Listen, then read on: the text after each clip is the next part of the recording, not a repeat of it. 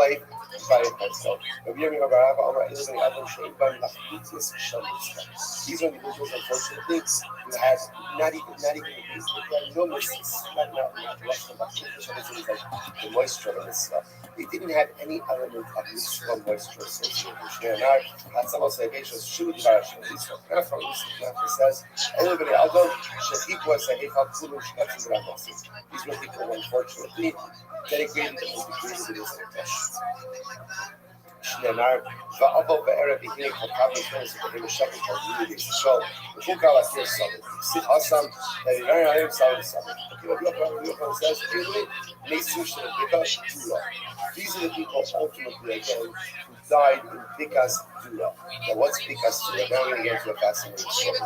These were Jews who were killed by the Nebuchadnezzar. Right? So remember again,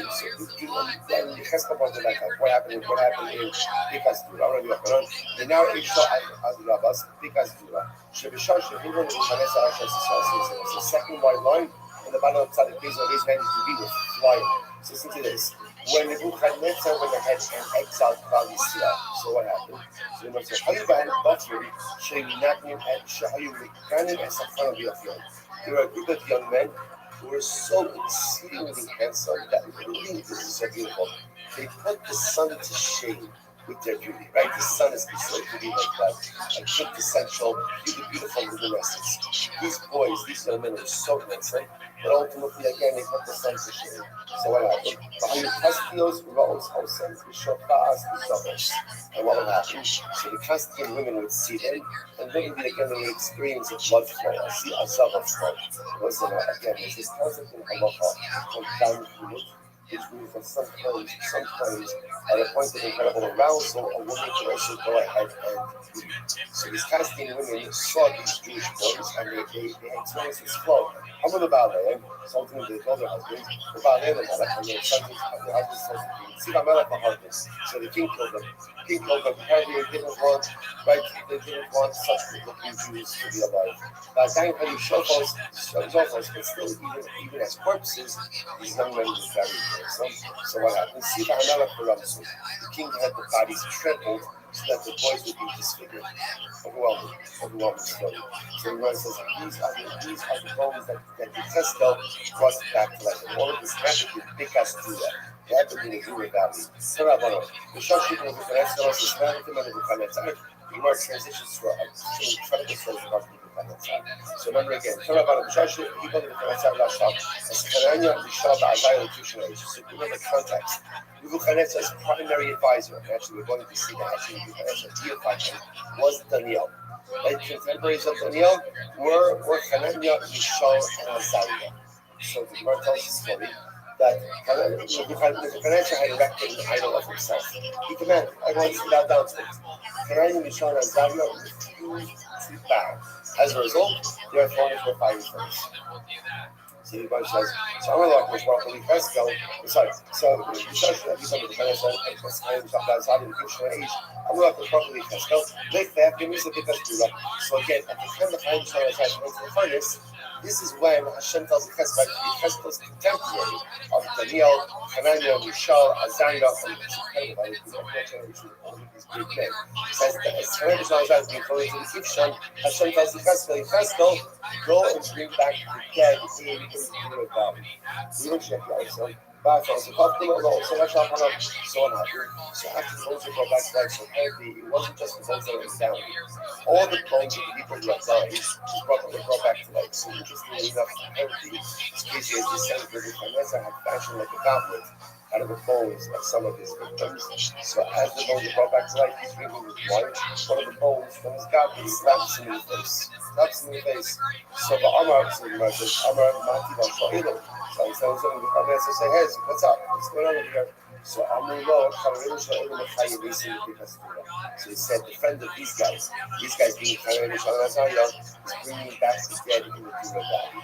Amar Asali Kaman Rabbi, it has no eternal Takifim, Lafisul Malchus, although he shall turn it in Jarvaga. Also in this moment, it's incredible. In this moment, so Nebuchadnezzar, begins to sing Shira to Hashem. It's pretty amazing.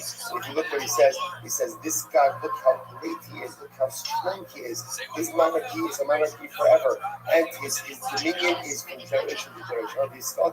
Already Scott, Yitzhak, Zod, and Shef, so literally again, molten gold should be poured into the mouth of Nebuchadnezzar. In other words, shut him up. Shut him up. Why? So money will come out of the situation. This is incredible. Had the mouth not come and struck him on the face, Nebuchadnezzar would have said more beautiful stuff.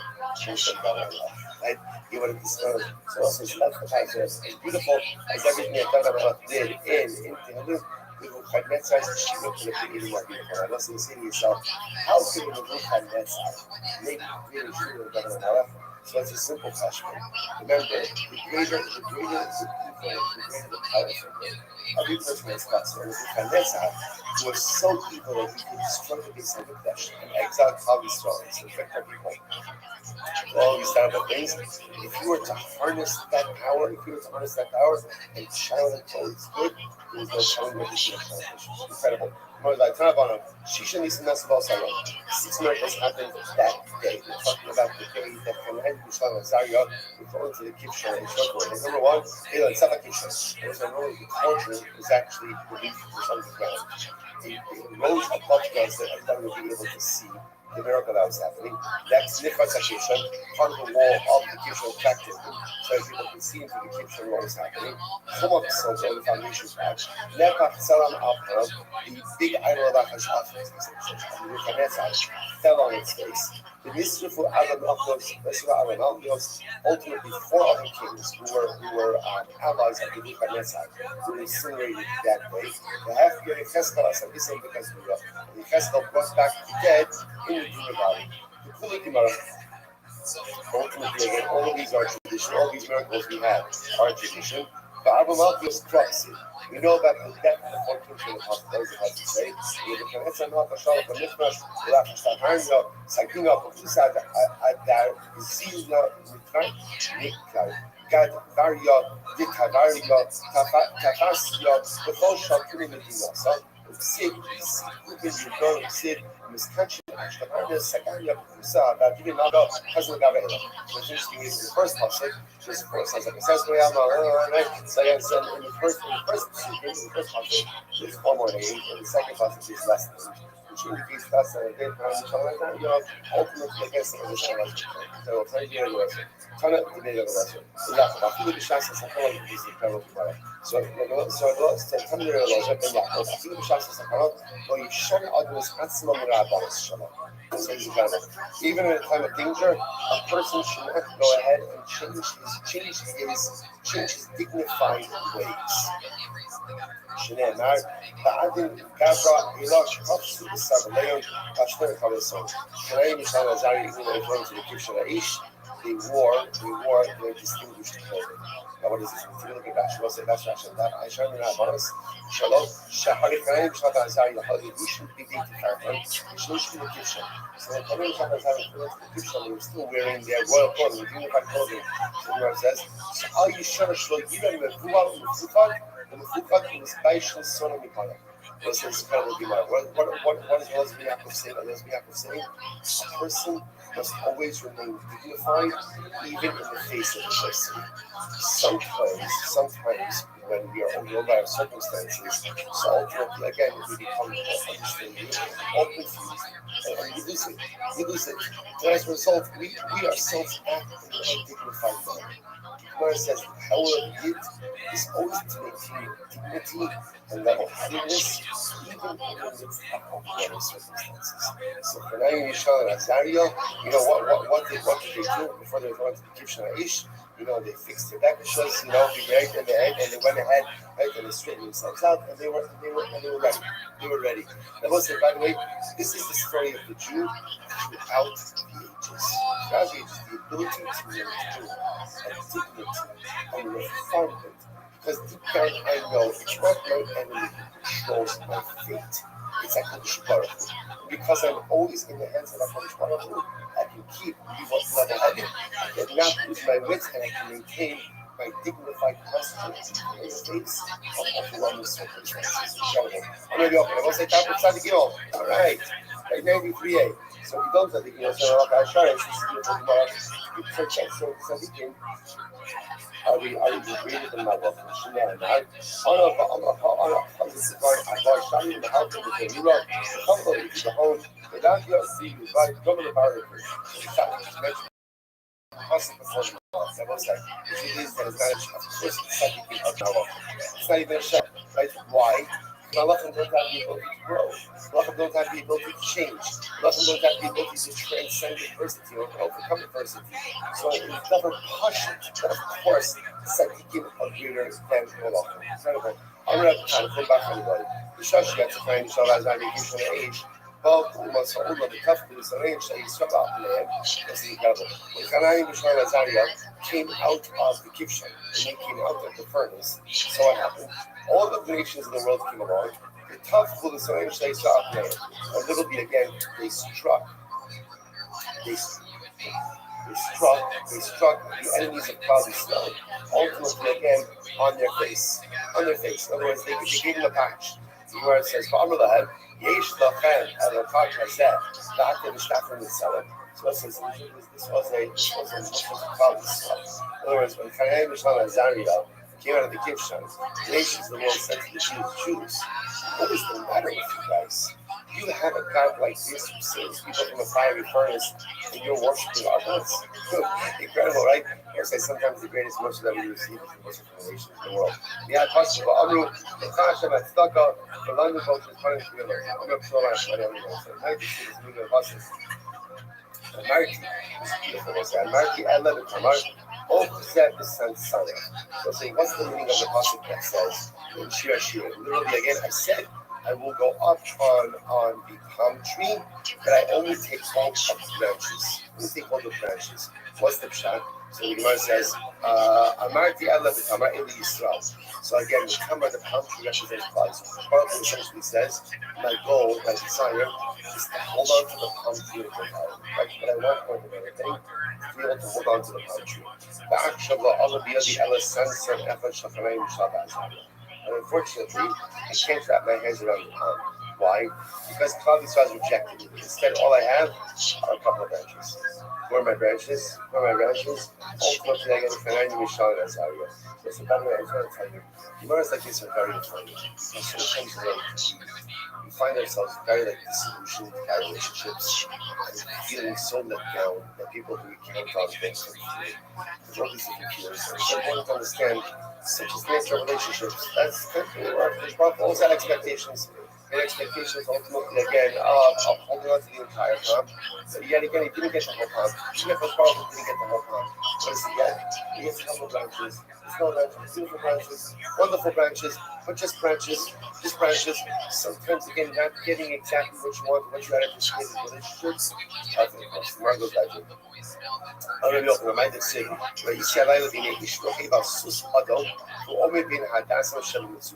what's the meaning of this story? Right? This is Nevuah, obviously. This is from Zechariah. I saw in my dream a man riding on a red horse. He was standing between the myrtles that were in the swamp. Now the truth is, it then goes on, right? It then goes on to say that afterwards I saw other red horses and white horses. So what does that mean? What is that's right. Now, he gets the problem His problem was ready. Was trying to see how mankind was behaving. And he was ready to go ahead and turn the entire world into destroy the world. The man was right on the horse. Who's the man? Hashem ish milchama Hashem shemo. Asus adam. What is with our red horse? First white line. Hashem is ready to turn the entire world into blood. And as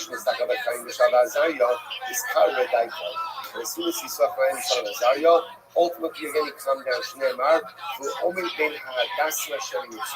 He's still amongst the middle branches and the small. What's the middle branches? The middle branches, those are tzaddikim, Shneimar, Omein es Hadassah. That's the the Sula Elababa, what's the swamp? The swamp is Baba Shemar, Homer the Sula, can't be in our Seka Ovish Mian, Logis Nasi, Shrokin Latin. So now, so outside, I do Nasa, Alababa, Shmamina, Susya, Fibra, Mari Lafama. By the way, so the red horses represent destruction, the white horses represent salvation. So good to know if you see white horses in your dreams, that is a good sign. Let's say just a tremendous mission has to be here. He was ready to go and destroy the world. Destroy the world. That's what changed his mind. What changed his mind was three people. Three people changed HaKadosh Baruch Hu's mind about the entire world. It's the same thing we think to ourselves that what we do as individuals doesn't matter. Come on, just one person. How much do I really matter? For us, we matter more than two others. More than we can ever imagine. Three men, by the way, I want to point out, excuse me for saying this, they weren't even the greatest people of their generation. Right? There wasn't Daniel, there wasn't Chesed, there were other people. But yet, again, they see the world. There's no telling what our actions could do for the world as a whole. Tremendous. That's what I think. So, for Rabbanon Lehecha, so Rabbanon Lehecha, it's great. After Chanayim Mishal Zayir, from medication, where did they go? Like, kind of like, what do you do after that? So where what is Disneyland? Like, where do you think this person what did you ask me? So fascinating. After that event, we never hear about them again. So where did they go? So the Gemara says, Amarav, the Ayin Haram is, they died. They died as a result of Ayin Hara. Ayin Hara, that was, what does this mean? They were the subject of so much attention, and their piety became the subject of so much attention that level of attention is not healthy. They died as a result of Ayin Hara. So the Gemara says, the Shmuel says, Berok Tavu. They drowned in spit and saliva. Now, what is that? We're supposed to say is an incredible marshal here. So the marshal says this doesn't make any sense. He says this is this. The fire should get a marshal. The idea is keep a share of it. Probably so. Also, most of this is outside very, very, very quickly. Remember the Gemara just said before that the Shemai Nishal Azariah came out. So the nations of the world, literally verbally beat up on the Jewish people and said, "What is the matter with you people? Why are you worshiping other gods when your God is so great?" So the Maharsha says, what does it mean that Shemai Nishal Azariah drowned in saliva? It meant that, so to speak, that the Jews were subject to the verbal abuse, theological verbal abuse of the Goyim. So, when people talk, so they slip a little bit. So the idea is that the Jews were being beaten up by the Umos Ha'olam, and they were being embarrassed. So what does it mean that Chaim Mishal Azariah died in the spit and the saliva? It means that even Chaim Mishal Azariah did something so beautiful and so spiritually low. What they did caused the embarrassment of Klal Yisrael. And because it caused the embarrassment, that's the saliva. The Umos Ha'olam spitting at Klal Yisrael, not spitting, but talking, giving the Muslim that embarrassment caused them to die. This is what's happening over here. What did they do? All they did was a willingness to see the lives of Hashem. But what they did ended up resulting in an embarrassment from Klal Yisrael. And when you embarrass Klal Yisrael, there's culpability, even if it's fundamentally and totally unintended. What do we see from here? How careful we have to be with each other. How careful we have to be how we talk to each other, how we relate to one another. How even against unintended embarrassment and hurt of another Jew has such dramatic consequences, overwhelming. So the Gemara says, Rabbi Yochanan says, no, all you have to stop enough from Russian, those are such dramatic narratives for you, right? So first of all, you say they died. Second, if you say, no, what are you talking about? They went there to Israel, right? They were trying there to Israel, and they had children. But the Gemara says, Rabbi says, Ba'ayin Haramisu, Rabbi Yeshua Barok, Allah is the rest of the one of the marriage. Shibuna Yeshua Shoya Gadol, Atok, Akali Yoshu Hashem, Ki of Vesima. So also the Gemara talks about the Yeshua Shoya Gadol, who lived at the time again of Chaim Mishal Azariah, I just married. And the pasuk relates that Yeshua Shoya Gadol is sitting there with his friends who did miracles. Who are his friends who did miracles? Adrian Manash Shnasan Lopez, Hayomer, said Hananya, Mishal Azariah. So what do you see from here? Mishal Azariah, after he prayed with the Kibshon, moved to Eretz Yisrael, got married and had families. Okay, but Daniel the Hefer also. By the way, where was Daniel? Where was Daniel? Right, Daniel was the most trusted advisor on the Nebuchadnezzar. He was the senior prophet of the time. Where was he when Hananiah and Azariah were being thrown into the kitchen age? Amarav, Lemithra, Nara, Lavdikari. So Nebuchadnezzar actually dispatched him to go and create a big river, like a big body of water into the area. Okay, he was on a like a civil engineering project. Ishmael was with us, Israel, that's Hasta, but he was there to begin to work out an import contract. Right, for Aspasta. Aspasta is like a type of animal food. To bring in Aspasta to Baba. He was there to bring Chazirim, to bring pigs from Alexandria. So apparently again, Alexandria, like of Egypt, had the best Chazirim, had the best pigs, and he had to negotiate the contract to bring those animals into Baba. Is that true? But Tanya, so this are okay. Our in part of the Chazir Yosef Alexandria, in Fontina Inshallah, is so short. No, I will say it's fascinating. Alexandria, they would only sell livestock after removing the uterus of the animal. Why? Because they did not want they did not want their animals to reproduce outside of Alexandria. They cornered the market. They cornered the market on a certain type of robust livestock. So in other words, they would sterilize the animal before they would go to take the animal out. So how was Daniel able to import these animals? So again, like a good Yiddish shikar. So what did he do? So says, Zutri Icy below that height. He brought very young ones, so no one had to have a meaning that he was mating them and trying to reproduce them. Okay, point is, he wasn't involved in all of this. There were three people involved to ensure that Daniel was not present when the story of Hananiah Mishael and Azariah happened. We'll see why in the story. Who were they? How the Sparrow put Daniel and Nebuchadnezzar. Sparrow put Amar, Yezel Daniel and Achot, to the name group is who says Nansa. So remember again, Daniel couldn't be there. Because if Daniel was there, Daniel also would have been thrown into the fiery furnace. Why? Because he too would not have bowed. The issue is then when they were saved, when they would have been saved, people would have attributed the salvation to the merit of Daniel and not the Hananiah and Azariah. And this was Hananiah, Mishael, and Azariah. This was their moment to shine. This was their moment to shine. And therefore, again, Daniel couldn't be there. Next, the Gemara says, but Daniel is the so the Kanye be Psile Elohim to fulfill by Daniel also said, you know what, I gotta get out of here. Because he also apparently had a premonition that he too would have gotten thrown into the furnace and did not want the downfall of Nebuchadnezzar's logical downfall to come to him. He also wanted it to come to Hananiah, Mishael, and Azariah. Nebuchadnezzar, Amar Yezel Daniel Lehacha, to Lolen Rukhalye Velekabenuah. So it's interesting enough, Nebuchadnezzar also sent Daniel away. Why? Nebuchadnezzar had a sense that this was coming to a head. He was going to ask Daniel to bow. Daniel wasn't going to bow, and then he would have to throw Daniel into the kitchen of Aish. He didn't want to do that. Why? Because he looked at Daniel as a god. And he did not want to throw his own God into the furnace. How do you know the Gemara says? I mean, I decided, like, how do you know that Nebuchadnezzar looked at Daniel as a God? It said, "I did not know Nebuchadnezzar not on a plane of the rest of the day." Finally, down to the ground.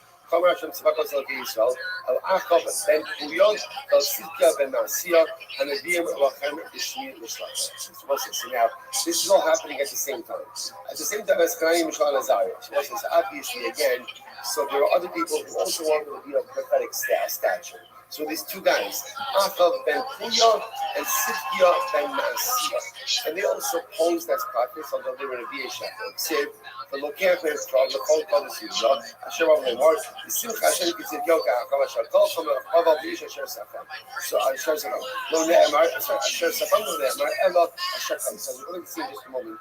These two false prophets, Achab and Sidkia, were also thrown into the furnace. Interestingly enough, they were singed. They weren't totally burned, but they were singed in the furnace. So the Gemara says, what happened over here? I'm Rabbi Yochanan. They were made like roasted grain. Roasted grain, not totally incinerated, but singed, burnt. So what did they do? What they did that was so bad, they caused them to be thrown into the furnace. It's my but also got it back to the Nebuchadnezzar. They went to the door of Nebuchadnezzar. Achab Amallah, Chomer Hashem Hashmiel Tzidkiah. Tzidkiah Amar, Chomer Hashem Hashmiel Achab. Interesting. So these two guys posing as prophets go to the daughter of Nebuchadnezzar. So Achab says, listen, daughter of Nebuchadnezzar, I'm a prophet of God. I come speaking the word of God. God has told me to instruct you. There was Tzidkiah propositions you. You should give yourself to him. Give yourself to him. And Sidkia goes over to her, I come to see with the word of God. When Achab petitions you, right, you should give yourself over to him. Okay? So the Gemara says, so Azla Amra La Lavia. So by the way, I still point out something amazing, which is interesting that you see the regard in which they hold the Jewish prophets, right? She doesn't say like, get out of here. Rather again, she says, okay, she takes this to her father. She's to her father. So Amra La Elohim Shal Elu El Svanu Ziyu. Look at this, it says Satan doesn't sound right, because the God of these people, he hates immorality. So the notion that he will instruct you, like to give yourself over to these men, doesn't make that much sense. So what happens? So look at this, she's going to do. Next time they come your way, send them to me. Send them to me. So sure enough again, when they come back, so I send them to the Bukhari. So I'm going to man, so man, the Bukhari says, and tell me, who gave you this message? I'm going to God. But the Bukhari says, listen guys, there's a little fact checking. I asked the Bukhari I asked the Rothschild about this supposed prophecy, and they told me fake news. They told me totally fake news, right? Never happened. So what's going on over here? Nami Nevi Kwasat. This is great. So Sikia and Rachel say, hold on a second. Why are Chaim Shalazari's words more important than ours? They're prophets and we're prophets. Okay, we're all Chavirim. So again, just because Chaim Shalazari is saying it's not true, doesn't mean it's not true. We're prophets also. So we don't God didn't speak to them, God spoke to us. I'm not beginning that Bikibu. So the Bukhari said, you know what? I have a good idea. Where I checked out Hanani Mishal Nazari's prophetic credentials was just a little fiery furnace test. So if you guys don't mind, it's exactly the same test. If you come out okay, great. Of course, then your word is gold. So Achab said, hold up there. I'm really, even it's not fair. They were saved because there were three of them. There's only two of us, Achab and Sidkia. So I'm a little, so the guy says, no problem. Phone a friend, right? Phone a friend. Like, no worries. Get your guy. You can choose anyone you want. Whoever you want for this museum. Go ahead. Absolutely no problem. Choose whoever you want to go with you to the fiery furnace. So this is crazy. I was like, they said, you know what? We choose Yoshua Kohen Gadol. Sabi they see Yoshua, not for suicide. So they said, okay, we're going to choose Yoshua Kohen Gadol. Listen, remember again, we just heard Yoshua Kohen Gadol. Wasn't Kohen Gadol at the time. Remember again, he was friends. He became friends with Rothschild. So Sidkia and Achab said, okay, we choose Yoshua Kohen Gadol. Let him come into the furnace with us. Fine. So we must have Yoshua Gadol Echlifi Mane. So what happened? So they threw into the furnace. Achab and Sidkia were burned. And Yoshua remained unscathed except his clothing. His clothing became singed. Okay, Shneimar by Anius Yoshua Kohen Gadol only the Malach Hashem. See, remember Hashem Allah Satan. Yigar Hashem B'chas. Yigar Hashem B'chas. V'amalei Yidanet Sidkia. At the might time are hanging behind Porta Nura. So again, so now the Vanessa seeks to be Yeshua. This is Yeshua. Obviously, I know. And so the Vanessa says, I understand why Achab and Sidkia were burned, because obviously again a false prophets. But my question is, my time are hanging behind Porta Nura. Yeshua, you're obviously righteous. But why is it that your clothing got a little state? In other words, Nebuchadnezzar's mind, if you were righteous, then what? You should escape the flames in totality. So why is it that you totally survived with that, but your clothing was singed? So the Gemara says, Nebuchadnezzar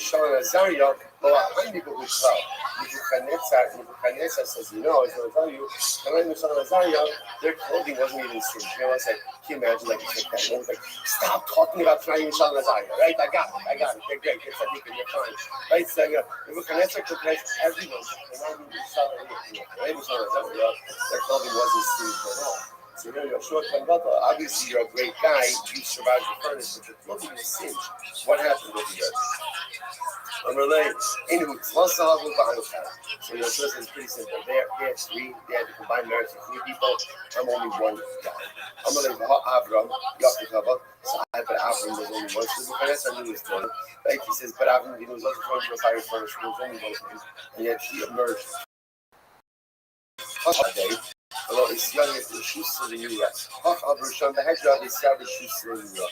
So ultimately, again, so Tushir Shottengold says, here's the difference. That ultimately Avram was thrown to the furnace by himself. Therefore, the fire had no rishus at all. I was thrown to the furnace with the shine.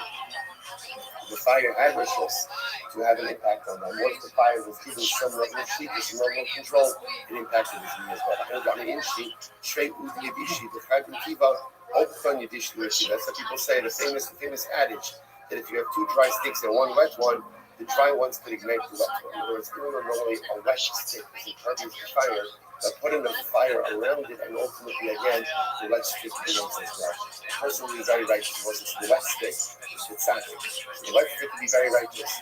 Surround the wet stick by enough shine, and unfortunately again it will show you the impact on the south as well. Incredible. The impact of us. So the verse is, by the way, my Tamirish, what's the real reason? So you might feel that that's not the real reason. Right? If you're struggling also, it's really a big subject, then at the end of the day, the fire should have impact on the all. Why did this fire impact? Say one of the most in Russian incredible. Because his sons behaved inappropriately. They were kind of like seeing the married women where they were not really allowed to marry. And you're sure the father said nothing. Failure to exercise parental right, paternal prerogative. Failure to enter absolute parental control is profound failure. She never be sure your love is to them himself. Yoshua was wearing soft clothes. If you got Yoshua was without him, sorry. I want to show you one of those in the Guna, follow me for that. Only time from George Barkafra, which is my text, was in the other passage. Sheesh has Orima in the Nasan, was in Gilas Ross. Rus goes to the field of Boaz, and literally again the passage says that Boaz gave her 6 barleys. 6 barleys. So what is my sheesh has what does it mean 6 barleys? Even if she's son man, if you literally gave her 6 barley kernels. So the must be Hidaka Shabbat Like Matana Sheesh Sorin. If Boaz just gave a per person 6 barley kernels, that doesn't make any sense. It looks like Tzaddik came on the days 93B. Ella, Sheikh Sin. Rather, we gave her 6 saw. That's a lot of barley. So if Hidaka Sheikh Sin, is a woman going to be able to carry back 6 saw of barley? Ella Ramaz, shall see the Shisha one of not taking the from the back of the Shish brothers.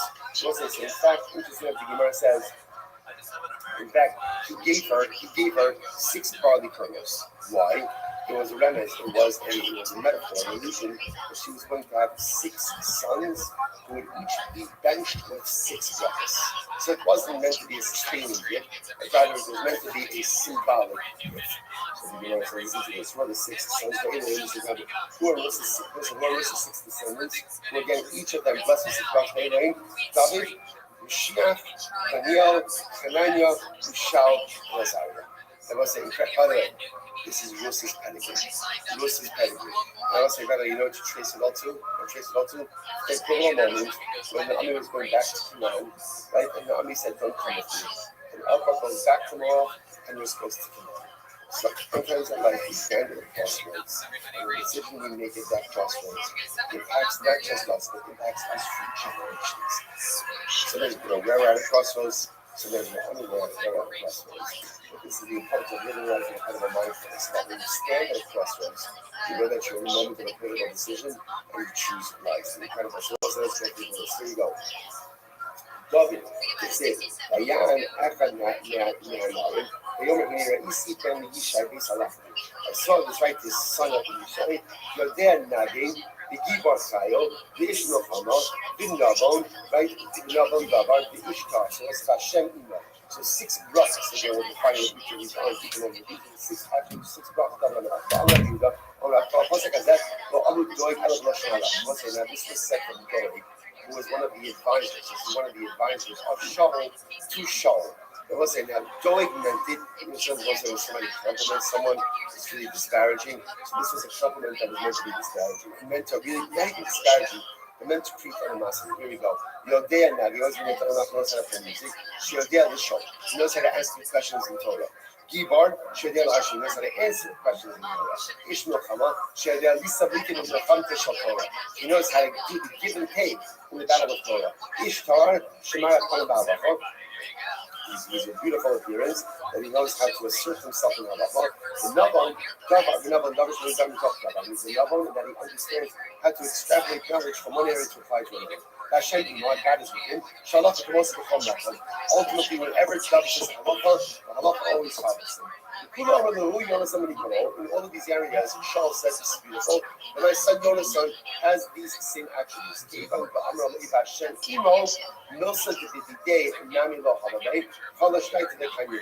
ultimately, again, when Doeg said Hashem Imo, Hashem doesn't mean that the halacha always follows David. David always has like an impeccable sense of truth.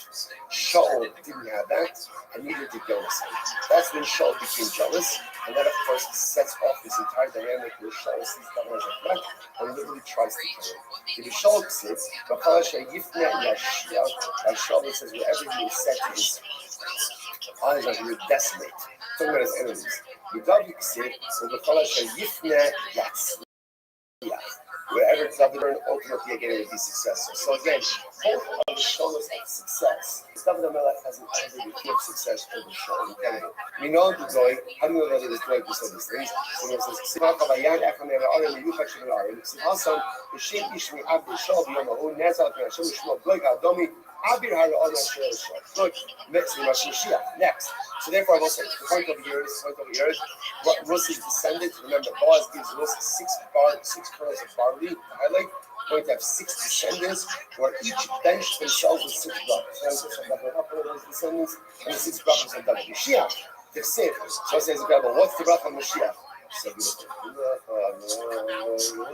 incredible. The Noach Allah Ruach Hashem.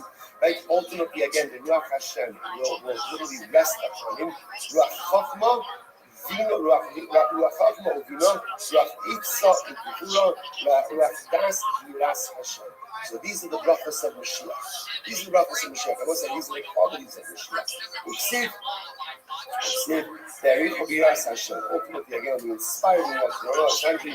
The Lami mitzvahs Yisurim purifying. This also teaches us ultimately again that Mashiach, I want to say, someone. Mashiach is someone who's going to be loaded with mitzvos and yisur and suffering. And we're going to say, what is the primary quality of Mashiach? The primary quality of Mashiach is the ability to maintain spiritual fidelity despite overwhelmingly difficult life circumstances. This is exactly what we said yesterday about ultimately, again, if you don't learn Torah at night, your house is consumed by fire. At the end of the day, right, the most important aspect we have in our Yiddishkeit is the ability to maintain fidelity and allegiance to the Torah, even in times of overwhelming adversity. That's the quality of Mashiach. Mashiach is someone who is loaded with mitzvahs, loaded with spirituality, but also loaded with incredible suffering. Rabbi says, Shemorach Barai. Mashiach is very interesting. Of course, you know what? We're going to stop over here for today. Right. I just want to point out. Good. I got it. We didn't finish with that. We didn't finish all the way. I will say, but now at least, you look normal. We look normal. I feel last time you look a little abnormal. There was a much more range. Tremendous. I could definitely try that. I'm really gonna tell people like I got something for sure.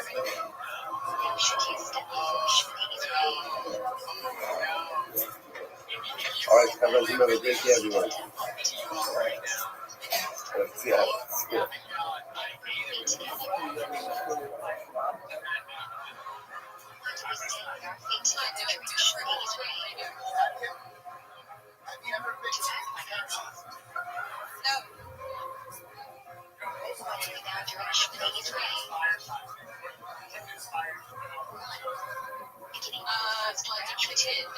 Fine, till I said good morning, I like the idea that Casey and Nancy did with Egypt, and I'm like, sure, it's like, I don't understand what's the all of case. our sponsors for this morning to thank our everyone coming from sponsor. This is declaration that is dedicated to all the friends I know left that was the good really?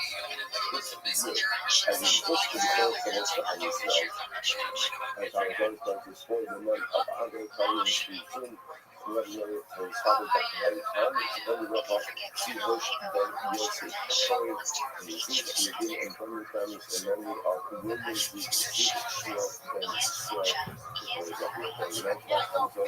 all of the Shah Samuel, the families in the family, all of our hostages home, and these soldiers will be successful. The whole not say anything. But so that's what us we have a lot to do today. Today's not is Sabbath day 92. We have to be up on Sabbath Aleph, we line up from the bottom. I'm going to introduce that. We have an incredible skin, one cover beautiful tomorrow ahead of us. You see exactly what I'm saying. In 8 years, give it an extra 6 months before the break through the season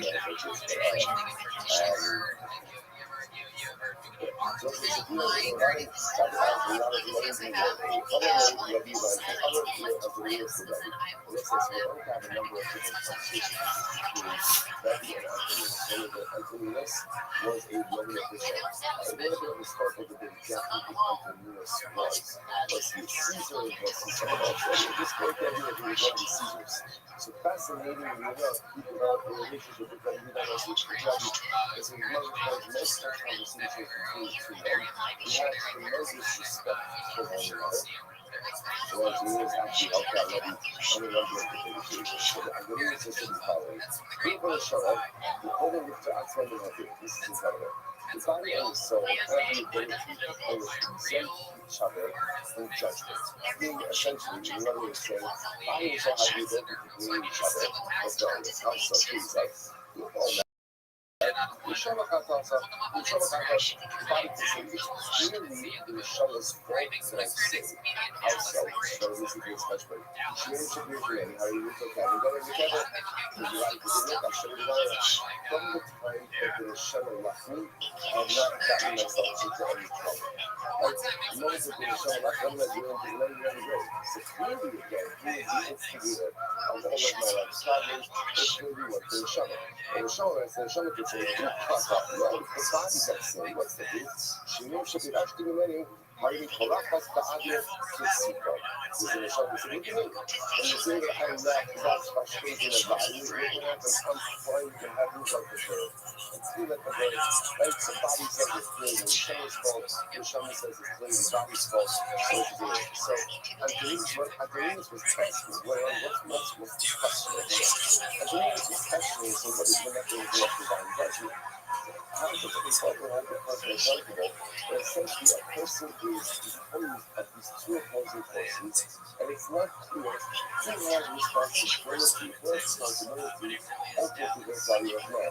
So this is the element until the Hamas will not know. So it's a little bit of Russia.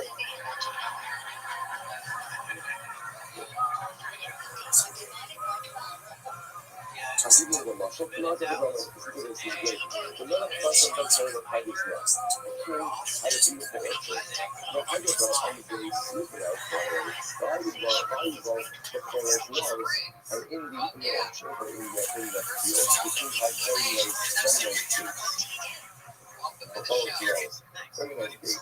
Both are very nice trees. But when she goes to the show, now the king took the two watchmen to watch over the field. At the field, at the sumo. One of them is crippled, one of them is blind. So I'm going to assume, okay, so I guess he got him playing this guy. You know, but I'm going to say, yes, usually the watchmen over the field. So he went, I'm going to let him go to sumo. So the crippled one said to the sumo, to the lion, the fellas knows anymore. I see that there's some really nice pigs in this field. God, so the crippled watchman says to the blind watchman, just give me, put me on your back, you use your legs and my eyes, and together, if you want to partake of the pigs, so sure enough, sure enough again, the crippled one on the back of the blind one, and then together they consume the pigs. The other dog tigers, sometime later, the owner of the field comes along, and he says, oh, look, the bonus low, so pigs. So some people did a pretty good job pursuing the pigs and eat a lot of things in the relatively slow amount of time or whatever for a long amount of time. So they only goes back to kind of where are my pigs? So I'm going to assume that usually was not also sometimes I'm going to assume that usually that right behind us one. I'm going to assume that usually leaders. So again, what happens? So the watchman do I library, I do a library. So the blind guy said, now when you're honey, I have sight. The crippled guy said, when you're honey, I have light. Clearly couldn't do me. So what does it all have to do? Yeah, I got the sword, but don't also grab. So the owner of the field, literally again, the crippled one on the back of the blind one, and flushed them and pointed. So yeah, as individuals, there's no liability. It has a joint view that you actually have to hypothetically. Making the shema, the result of the book, is done also exactly. So every sentence says that it was ready. The body by itself only and the soul by itself to work together to deny liability. So what does Hashem do? He brings the shema already, he throws it into the book, the non-also Catholic. And ultimately, again, he goes ahead he judges them as one of the Shema, Yikra al Shemayim Le'al, Ve'al Ha'aretz Imodin Ha'al. Yikra al Shemayim Le'al, who tells it as a Tabak, Zuni Shema, Ve'al Ha'aretz Imodin Ha'al, and he causes the coast of the earth to jump into the wicked, Ze'azah. So what's a really fascinating? So I'm pretty sure what it is. It really took a position. It's so good, what it says. It's the fact that what should the Shema be held liable? But essentially, also, it is. It's not the Shema that says. It's the book that says. So why would the Shema be held accountable for the sins of the body? This is what it says. That's the good stuff. What it says, because the Shema didn't like others. Stop. Because sometimes what happens is when the body gets all yelled up, with the sin, when the Shema's like, I'm out. That's not a bad thing for the Shema. I'm trying to say, I'm not this. I just like, I don't want to be a part of this. I don't want to be involved in this. And then the Shema represents itself. The lady says to the Shema, how dare you? How dare you? You excite yourself in the body struggling? Don't say if you're struggling, that's when you can beat them even more. That's the way you get fires up inside our brain, because you have to beat them even more.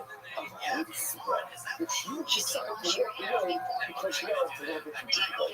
That's a whatever is why the Neshama is held responsible in the sins of the body as well. You shouldn't try harder to stop and back up. When the struggle is most acute, those are those feet back.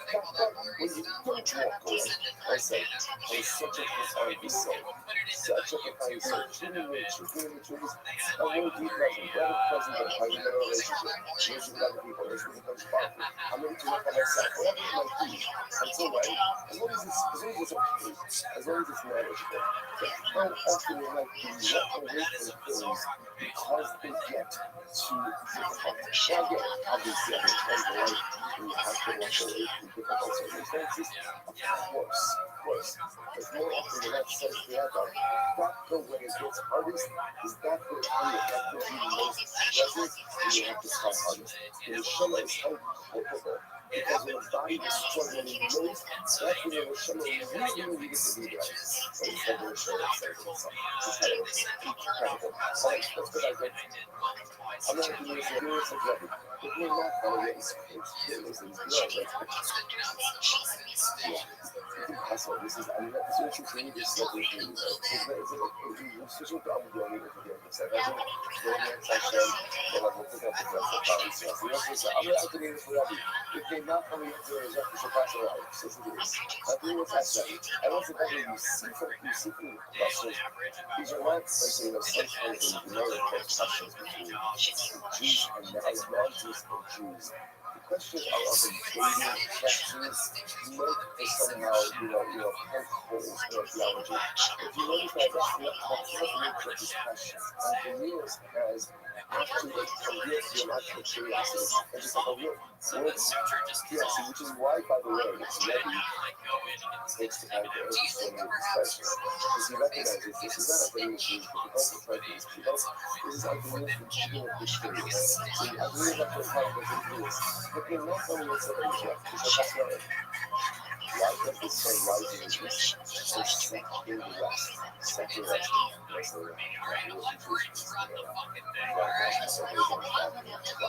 so if you ever hear you should that's how they come. The sun is glowing through those windows. These windows. I used to do I know it's the most beautiful thing you ever appreciate. And when we're busy the whole day off and things there, it's the whole day. You know, we should be sitting on there, for a little while, you'll see the sun coming up. You don't know, like that. You see it's in the air, it goes up really fast. Why is it that the sun comes up in the east and sets in the west? Anyway, so this usually, so that's your question. Anything else in your verse? I'm going to be helping you talk. Yeah, I'm happy on all of you. So in other words, in reverse, right? It goes virtually that's in reverse. Why does the sun rise in the west and set in the east? So anyway, let me ask you, what's your question? What's your question? I'm going to help you tell you this. I know here's my question. If there's not short class, then no, I'm just asking, why not just have the sun rising in the east and set in the east? Why does it have to rise in the east and set in the west? That's my question. Why does the sun just reverse to the other direction? I'm not always so beautiful. You can shalom with your Torah. In order that the sun should be shalom and should be shalom to the Rebbe Shalom. Now, what is that? So you can actually, it's actually on both sides. By the way, I don't think you're allowed to come in and do that, but even Rashi can get it together on one side. So that actually took over both sides. So Rashi is both sides of the case in the same book, this case is taken over as well. So look at Rashi, that comes over like the Indian Shalom, that comes firstly, Shashkin Be'erev, the Kivin Shemagaz, I know, and that has been Shepard of Rebbe Shafi. So it isn't Shkin is the last. Using this English model, so remember, the Kodesh HaKadosh, the Holy of Holies, is situated in the west and was part of the Beis. So that's what we're going to say that the Shekhinah was in the west. So therefore, the sun came up from comes and falls down the part of the Shekhinah in the west. And it sets, because when it goes down, representing dying. Now, the Shekhinah itself, so the sun itself bows to HaKadosh Baruch Hu at the end of every day. So it's especially you see, this is about the idea that people from the hill. So understand. So as English, once again, why not allow the sun to come like in the sky? So rise in the east, come to the sky, bow there. So not bow there. Yeah, bow there, and then just set. I think it's asking why does this happen if it's like over the east and west? I understand the east and west is from east towards west. Why does that go down all the way in the west? Let it just come to the sky, so to speak, that I'm talking about, is set right there. The question which the word says, you should hold them for every drop. Because of what goes to trap, that is the word of the beginning of action, you should hold them. You will try to come and not shift the code. Shift the shift from the outside of here and the inside. Research had done these shots, but always showing up. I should have already dropped, and not how you must I actually feel like here's what happens. If the sun is set in the sky, so it's what happens. The way the sun particle works is the sun goes down gradually. People know, right? The workers know that the workers there is coming to an travelers know that they only have a certain amount of twin-like left. If the sun were to set while it's in the sky, this would propel the workday. This would be a part of the workday. This would be a part of the travelers. It's like a part of order to allow people to work. In order to let people to travel, allows the sun to continue across the sky and set more gradually into the west. So the sun setting in the west will turn the people purpose. Number one, without touch powerful, and number two, allows the next one of the practice travelers miracles. So that's another tremendous missile principle. What does the Holy Powerful want to maximize power? What does that maximize his life for? Working and traveling. So the Holy Powerful wants more than anything for us is to work hard and to work for as long as possible and to maximize our hours of productivity. Otherwise, you could cause the sun just to set in the middle of the sky. The reason why the sun travels from east to west and sets gradually, the whole reason is to give us more hours in the day to work. To give us more hours in the travel and the location A and location B. Life is all about the travel, life is all about the journey, life is all about moving ourselves forward. And if we're trying to maximize as many as we want more than anything for us, this keyword. Because we want this keeping you all serious. We want this maximizing work rate. I don't know your career, like maybe you're in your career and your spiritual career. He wants us to truly, he wants us to stay in place. So he maximizes the way that the sun works. Incredible. Other things that we show in the studies that are technical questions. But when we say right away, when does Rabbi know this thing Shama coming to God? He started interesting that when he starts, that the news in Shama. When he is soul. He asks, when does a person receive their Shama? Nishas Kisida and Nishas Kisida. So I said, so Kisida is literally a very beautiful pregnancy. Now, Rashi points out what's going on in the beautiful glory of Sefer Yehuda, because the Gemara says that when the woman becomes pregnant, so the Malach takes the two parts. So it just sounds like literally again, to be excited to this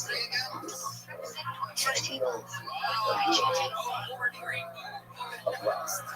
Okay, good. Fantastic. So the Malach takes the last and it brings it up and it brings it before 35. And he says, people do not care about what is this? That's called keep up. Keep up. This thing that we remember, because for the Malach is Hashem, what is this thing going to be? So after this Rebbe, this the way he goes to Shema. Is it at that moment that best, or maybe not when it kicks on to see literally again, is more of a form of the baby. Like the baby looks or the fetus looks like a baby. So you know, so anyway, the shots is zero. So what he said is from the point that the baby is more like one. So I read it. So I think this is the video says, actually, for people Shabbos are made especially young in the Mara. They're going to stop us. So the one who says, you can't do this. You should do it. This is you. And you can't do it. This is you. 3 days. You won't go back. Right? You so need to preserve the Lord. So I believe the saying was, everything that exists needs a preserver. So just like nature needs a soul. So how does the glass, so how does the fetus exist at any point in time without a Shama? It must be instead, it must be Allah Mishas Kikuda. Like the Lord says to Rabbi, it must be that the Shama comes in the fetus out of the kind of Zabah. So for the moment of inception. So I'm a Rabbi said, that is an unbearable news.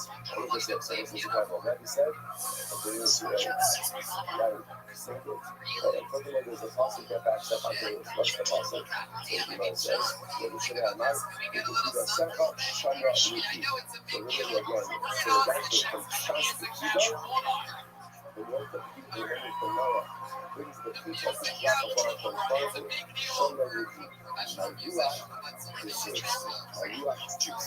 Which it was a sense to indicate that the Shama is given to the piece of the entity in its initial last one. Everything we talk about is when we talk about the Shama, I go about the Shama. So when it does a procedure, so you shall see or you shall see. So interestingly enough, so here the question is it entirely that the embryo, that the fetus is formed, the baby is formed, means that there's sinews, there's flesh, or the time the baby comes out of its mother, exits its mother. I'm actually, says, I'm sorry, I'm going to try to see it. So he says, I started, when the time that the fetus is formed in the world, ultimately, again, that's when it's eaten out. So I didn't think that makes sense. I mean, it's been dead, you might be able to. If that's the case, the fetus will kick its way out of its mother. Which also, so the uterus, so the baby had it, didn't tell you to have it, so you tell you to have it, it kicked it out of its mother. Which tells you something in this. What does need to hurt? What does need to hurt? You need to hurt contrast to good. Contrast to good. The entire essence of need to hurt is to root down boundaries. Like, so need to hurt is like, okay, I get that this is us, so I don't go. I don't know how to do this, I don't care. That's not how being Sahara. So here's an interesting idea. Being Sahara has a very profound use as well. Because if you somehow able to take that energy of yourself and channel it in the right way, then suddenly I have a heart inside of me that brings my boundaries and stop way to be the most incredible energy of the world. Everything is like how you harness that power. So again, I think this is a thing that we harness the example. We're going to keep its way of how it must be very easy to when it comes into this world. how many classes here? I'm going to be ready to say everyone down with the list. So let me watch the other people do this is right. You're absolutely right. But it must be that the new season when actually the nuclear Messiah and unfortunately again it is a tussle that supports the situation. And now the passage the passage says that really again sin and weak sin at the ocean should have put again. This is talking about pain. Competence and medical. That's things that local everything in the world sin factors lead to our well. So this is thing we got to hold to what thing. But the Tahara comes about and there's only one we can do in this world. The person that this is sold, but he's hopeful, it's interesting to see what we know is working with our lives. But what does the Tahara do? Tahara gets me to down and challenges. And again, if I can understand, if I can channel that, then what the profound engine for first one is the growth. I don't see where it's like the it's like the shit. It's like the context of the children. I want you to say what I'm saying. So probably either if you say, how do I do about that? But you see, as you guys, I have said, you say much of even, you could look at my way and every guy, so as I say, this is really not typical to see when I think that's it. So you might want to experience it. So one person seems to be people come back with all of the physical permissions. The other person seems to be people come back to you.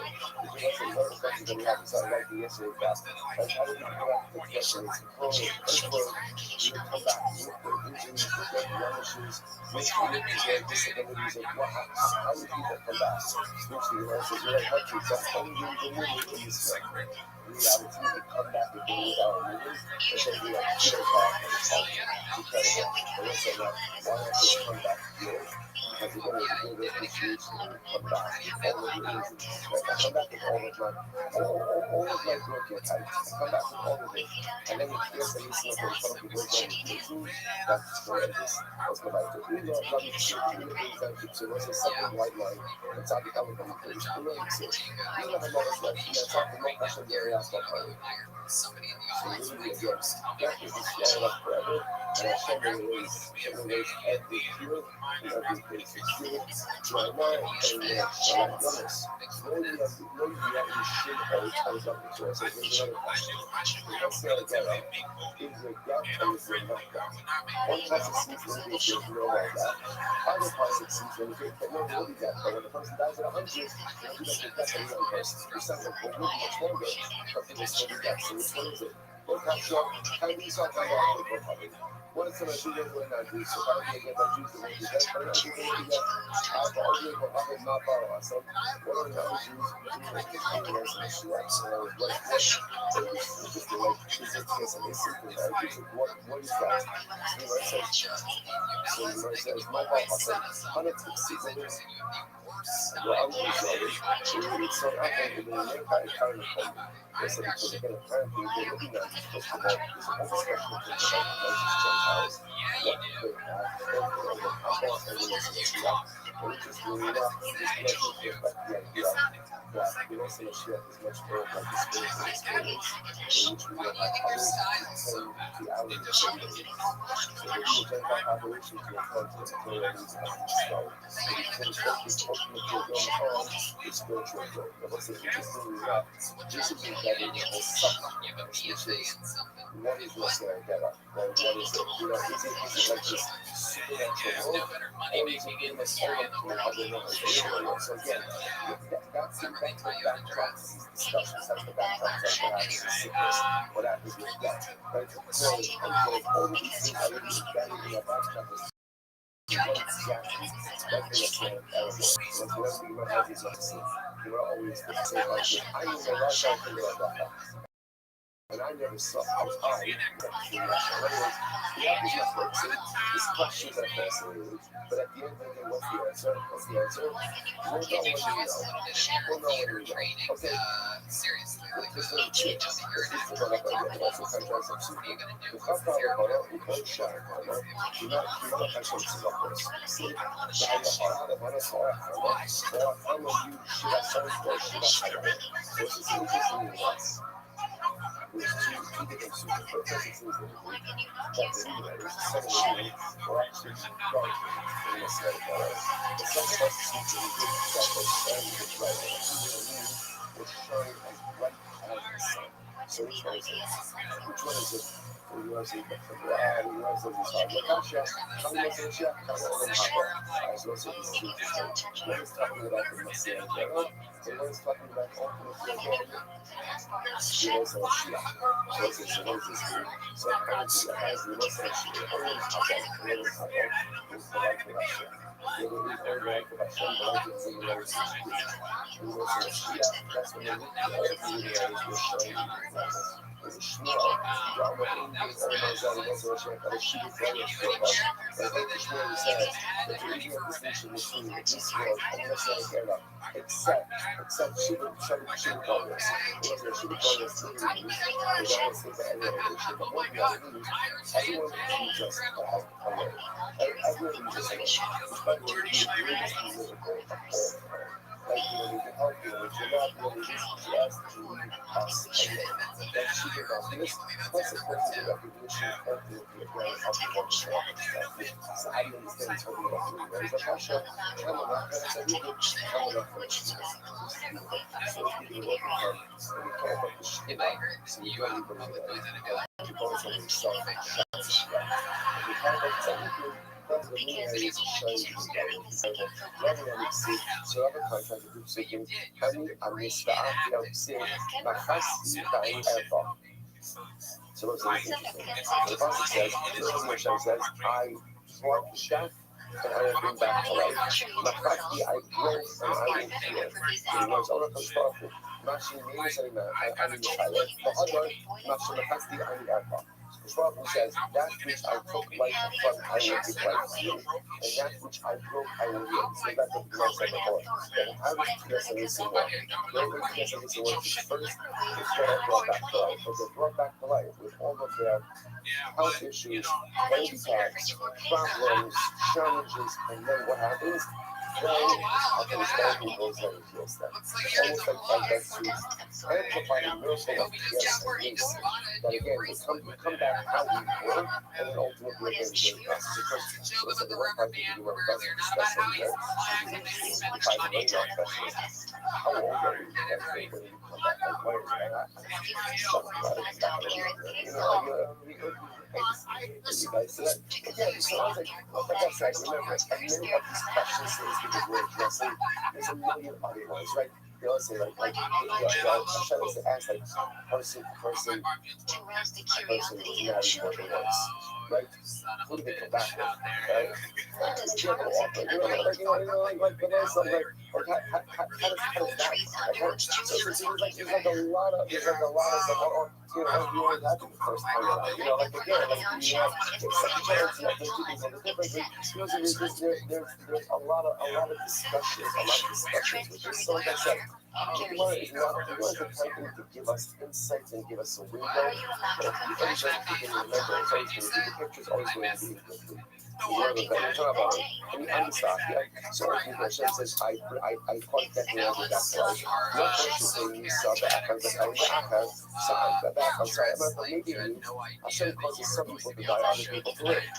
You might say, yeah, Shalom, no, if you see today, Shalom, Nachat, Kita, and the Achaz, everybody had into the Pasuk of the one, it says, Hashem says, literally, I broke and I will heal. None of these words for the Achaz, just like breaking and healing is talking about the same person.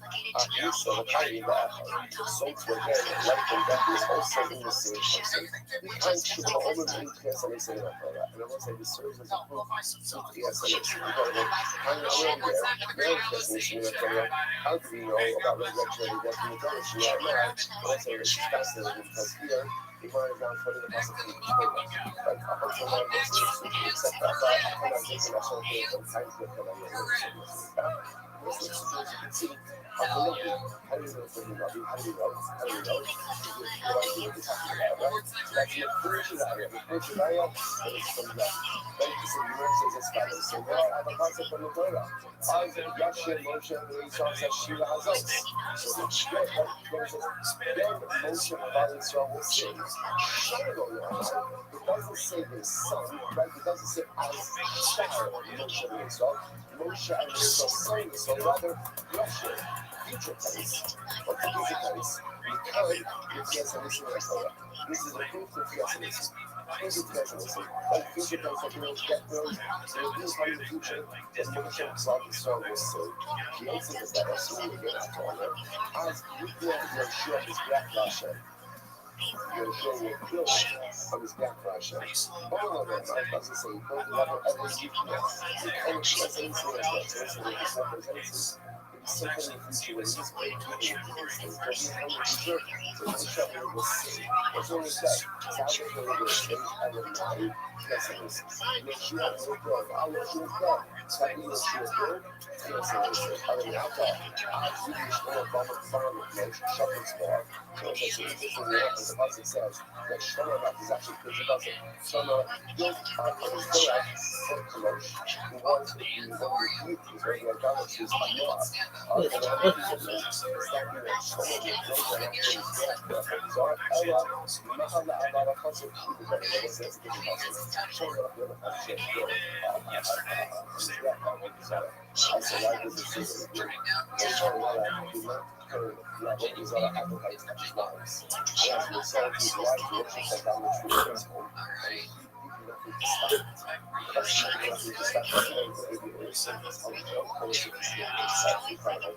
sure you're not just using the Torah from where you know about because there's a Torah says the Shlema Asher Yoshua Yisaka Oki Alaru Fasana. It's beautiful telling. So literally, there is one thing I know is dwelling the home. Oki Alaru Fasana. Right? We will go ahead and praise you. We love it. There was no problem there. Like, it doesn't say praise you present, and what does it say? And then what time is it from? Future tense. We will praise you. We will praise you. The time is in the Torah. So what's it say? What is this future praising? Future praising is the one that's in the same. Beautiful. Second, Rabbi Rothschild, beautiful. Rabbi Rothschild, on the right side, and Rabbi Rothschild, it says, Shiva, but it seems that it's probably in this way.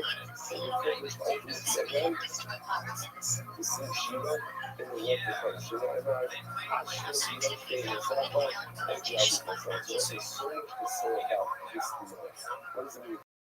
You see Shiva in this world, you see things like this world, ultimately, you see the translation on this piece of the Roman Haba, and it's just about the reason I say, the Roman Haba you have is a direct perfection of the organized that you create for yourself. There's another piece of this as well.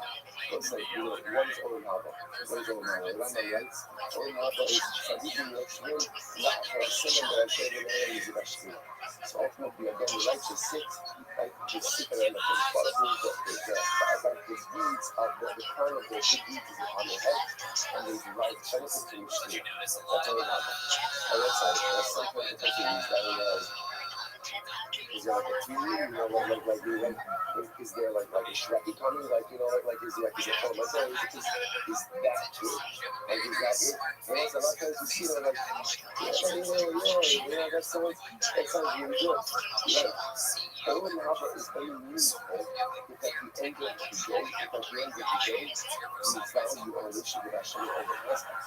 If a relationship with Hashem is not much higher in this world, then Olam Haba doesn't look all that appealing. Because all Olam Haba is connection to Hashem. So if that is something that I value in this world, and I strive for in this world, then Olam Haba is something amazing. But Olam Haba really is much more about all about the material, all about the enjoyment, all about the stuff, all about the activities, which are beautiful and important. But if that's pretty much what I've been all about, Olam Haba is a completely like a tremendous factor. So let's say it's interesting. Once we enjoy Olam Haba, the Olam Haba has to look a certain way. And that's the Gemara saying over here as well. If you see Shiva in this world, like the most cool word, if this life is about this life of astrology, the idea is that Olam Haba will be great. And if not, if Olam Haba really just about the material, it's just like the mundane, Olam Haba doesn't sound all that exciting to you. I'm going to keep Baba, I'm going to when I had kids, and they see me like, oh, Shema, when I was a girl, Shema, don't you talk about Mexico, you have to come down here. You learn that in my area, because it's like, it's okay. So once again, the voices of Tofaka, those of the review, of those who see you, like, they will go out and call that place and they will face you, future place. Once again, future place, not present. So we came out, I'm going to look at a secret kind of being, only Shiva Bakara and the subject in the future older than the being will say Shiva with one voice.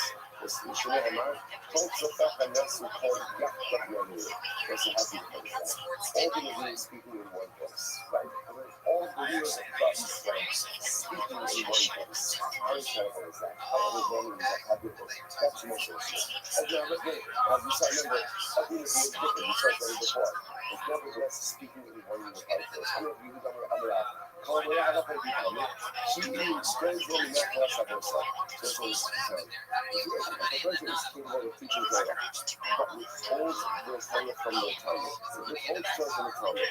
Everyone says, this could be a Rabbi, this could be a parent, this could be anyone, right? I have the ability to impart Torah on someone, but I don't do it. I withhold it, it's as if you're stealing that person's inheritance. You know, so again, I have the ability to convey Torah to someone, I don't convey it. It's as if I'm stealing their inheritance. So I'm not trying to know the Moshe, Moshe Kihilas Yaakov. Moshe Ki, Yechol Yisrael Mishesh Federation. So once you have a concept of first Torah, it's a Moshe. Moshe is an inheritance. It's our inheritance from the beginning of time. Mishesh's creation. Rashi points out there was in Mishesh's Federation. And the Rashi knows that the Sid, Federation Barak, is Shirachot Federation. So Rashi puts out in Torah. Federation Barak, the Shvit is a contraction. The Shvit gracious. Because of that, it was created first as an Ishmael created the world. The world was created for Torah, Torah was created for Klal Yisrael, and therefore again, if I withhold the Torah from someone, so I can give it to you, this is what I'm taking your inheritance. I'm not worried about Israel, I'm not sure if I see that. But I know how to be Talmud, with the Rabbi, withhold halakha from the Talmud. No, the Rabbi has an ability to teach a Talmud, and it doesn't teach Torah. Who should not even account us? Such a Rabbi is first given by fetuses in the world. Because Shema now, no they are by top of 7 days. No they are by. Because we're like, no they are on the ocean, the only fetuses Shema now, the only amounts. The only cover is person Shema not called, no cover by the they buy on the phone. Right, buy the social amount.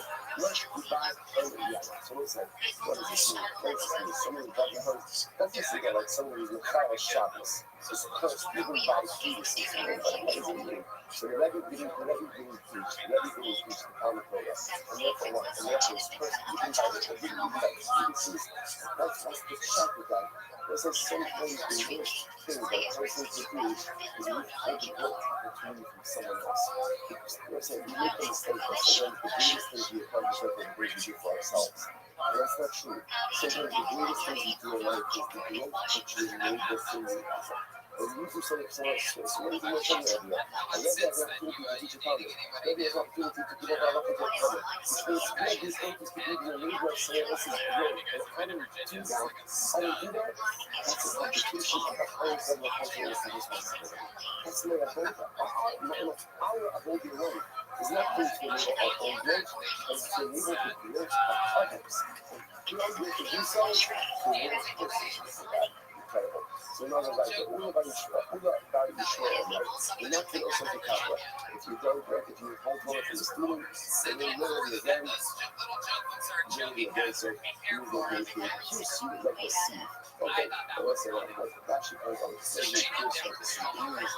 You forget your religion. Just like that, if you put something into a seed, the context perfect good. And Rabbi, he doesn't share his color with other people, loses his name. He doesn't share it, but what does that show? It shows that he thinks that his color is his. Color is not good, not people. It's like, nothing is hard. Like, nothing belongs to us, always in control. But everything that Hashem gives me, whether it's my money that he gives me ultimately to do good for others, or again, it's my Torah that he gives me to convey to others. That's the Torah that I right. And therefore, if I don't share my Torah with others, ultimately, I lose it. I lose it.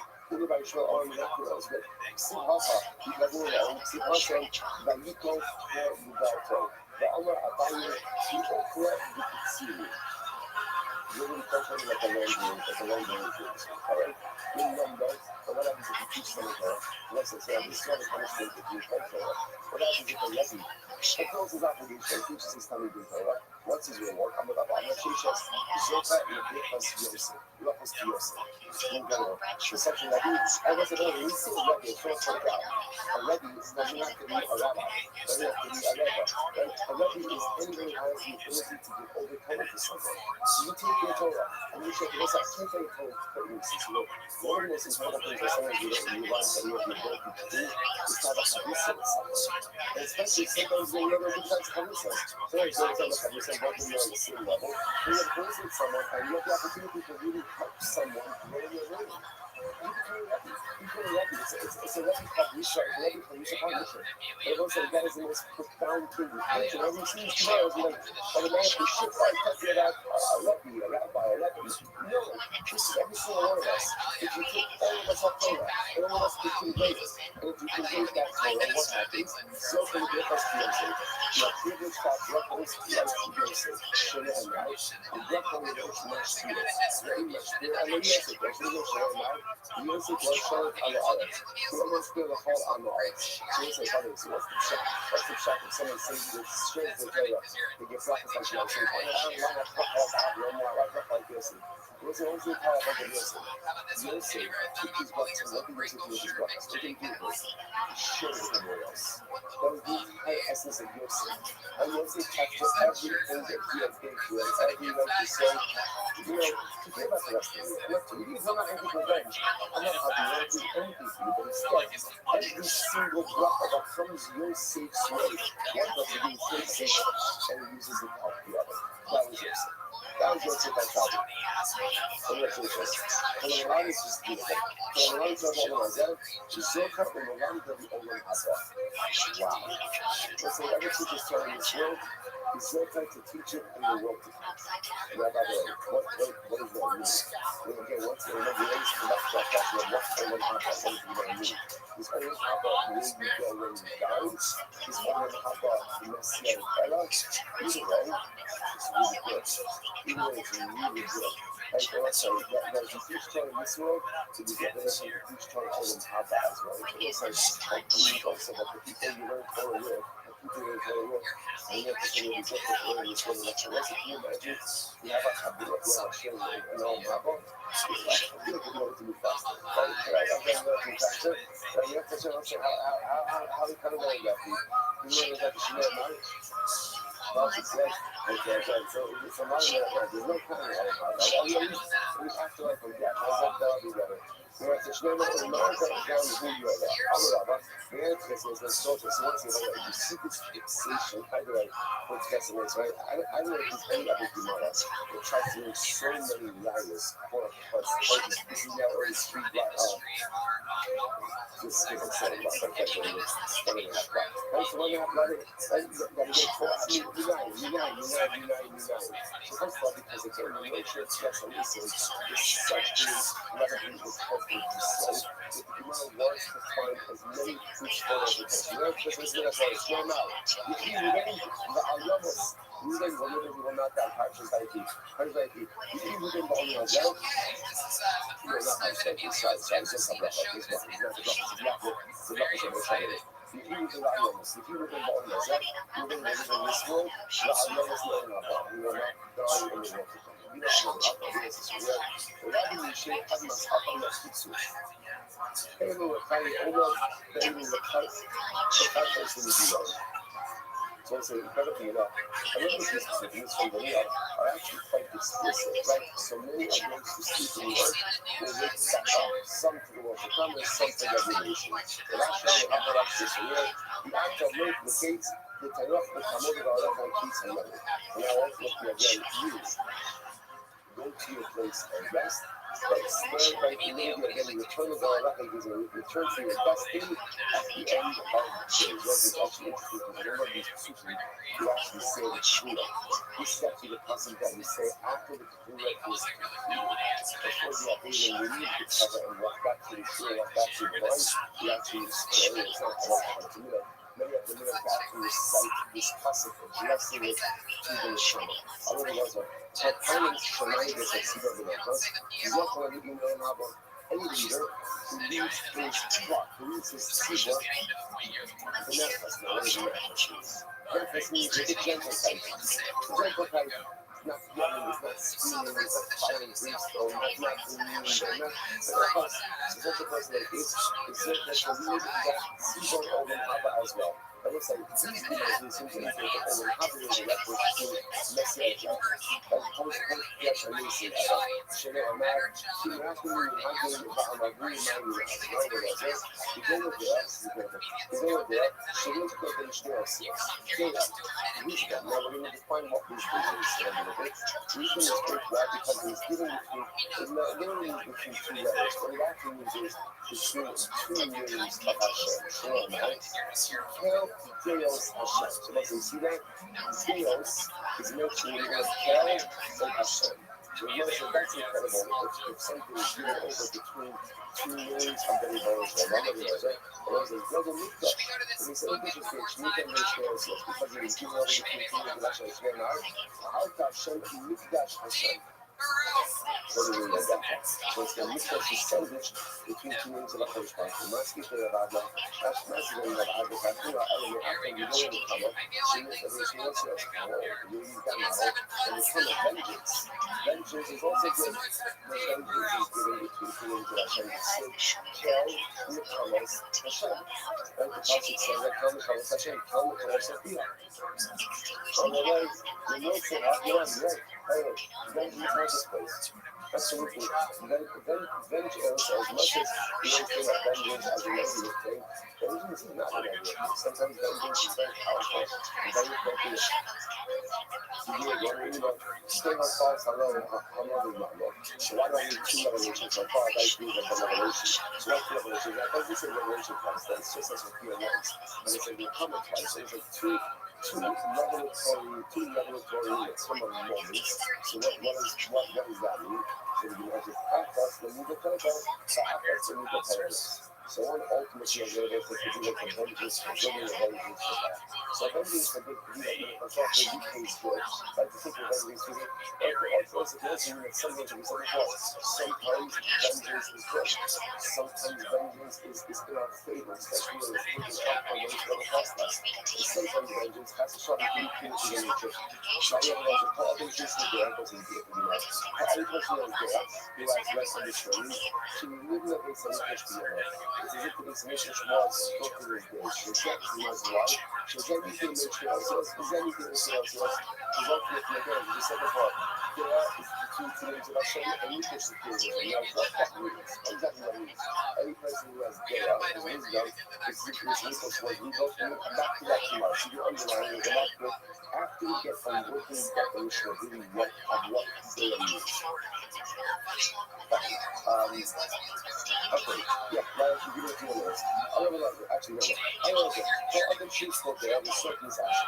Any person who has there, they become well to Shinema, but the past, how you do your money cover, your carbon, and other results, for other shit in there, also not going to help. Any person who doesn't have there, any person who doesn't have there, ultimately, again, you can't have that money. Shinema, you know, I'm being a suit, I feel no you have to know, I say, I'm not sure right? Confirmation people in Shinema, you still want to like, don't give what? Somebody doesn't have chaos, ultimately, again, that is what happens. So also, it's very interesting, it's you can't have compassion upon someone who doesn't have chaos. You can't go ahead and give your back to someone who doesn't have chaos. And I say, what's the shock of this? What's the shock? So it's like, what's the because of this wisdom. And I said, well, what is the thing that is just from the perspective? What is the quote to say of this? Like, what is like the most basic context? So it's interesting. Remember again, Hazal, right, knows that his breakfast. It speaks about Kabush the Esther. Hazal, maybe Hazal, what is Hazal with that? After claims the Adalas, the most impressive of gods, is the ability to match and the ability to distinguish between conditions. Before you get into all of the deeper layers of what wisdom actually means, what wisdom means in its most is I distinguish between conditions. I can distinguish between coming and trying. And I say that is something that every single person has the ability to do. Give me a prop on like I don't know that prop law is law theory. But okay, so prop law, those might be higher levels, and maybe now we can have the ability to access it. But to have gas, you become the person. You need to work out the what's wrong. And to make the right decisions in life, every single person has the ability to reach that perfection. And failure to do so, is only one person's fault. And that's mine. And that's what Chazal say. If somebody doesn't have dayah, they don't have to say it. Look at my friends. Why? Because they're hurting themselves. They're not a victim of anything. They're hurting themselves. Someone doesn't have dayah, don't give them bread. Right? Why? Because you are enabling an end lifestyle. And also, a person has to have a basic moral compass through which they know what's right and what's wrong. And if they don't have that, if you help them, you're enabling them to continue on that broken and that path. And also, the Gemara says over here, as I always say, any person who has dayah can remove having some push beyond that. Right? Ultimately, again, to listen to the end of the day, there's only really one thing I need in this way to be successful. I want to know what's kosher, what's trade, what's coming, what's Torah, what's kodesh, what's good, what's mutter, what's awesome, what's code, what's less. And as long as I have that, I'm good. The rest, I'll acquire what I want. And as long as I have dayah, I will be successful. But it's true. If I don't have dayah, number one, if I don't have dayah, it's my fault. Don't blame it on anyone else. If I don't have dayah, it's my fault. But failure to acquire it is the highest level of socialism in the public. To the point, you can't even help out a person like that, especially when you're living in a incredible and that's how you went to say, oh, you like that. I know that. How much did you really say like that? You should know that. That's why I did. If you give your black to someone who doesn't have you give them a sucker. Why? Because you are enabling someone. You are enabling someone to continue down the wrong path in life. שנאמר, רק נוכל להשיג ממזור ככה, ולתפות את המזור על ייסוד שנאמר, היה אבל ישחיה ויגיד את מזור, אבל לא מזור. However, she is there, so hopefully doesn't have there, won't look to the exile. Makes a lot of sense, right? You know what I'm saying? If I don't have it there, I don't have there, chances are I won't be able to build a solid life. I won't be able to build relationships, because if you don't know what's right and what's wrong, you can't build relationships. It's as simple as that. But listen, like there are people who refuse, not that they can't, they refuse to see right from wrong. And they make every single excuse why what they're doing is okay, even though it's really not. Clearly not, can't build relationships. Can't build a home, can't build a life. So to me, it's a self-program.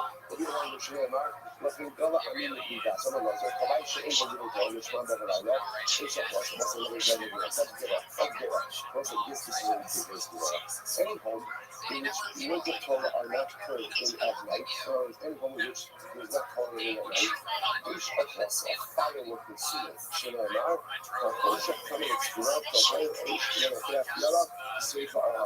ואם סביב העולם חכם, וכמובן שנאמר, וסביב השם חולה, those are some of the any home in which Torah is not learning at night, fire will consume it.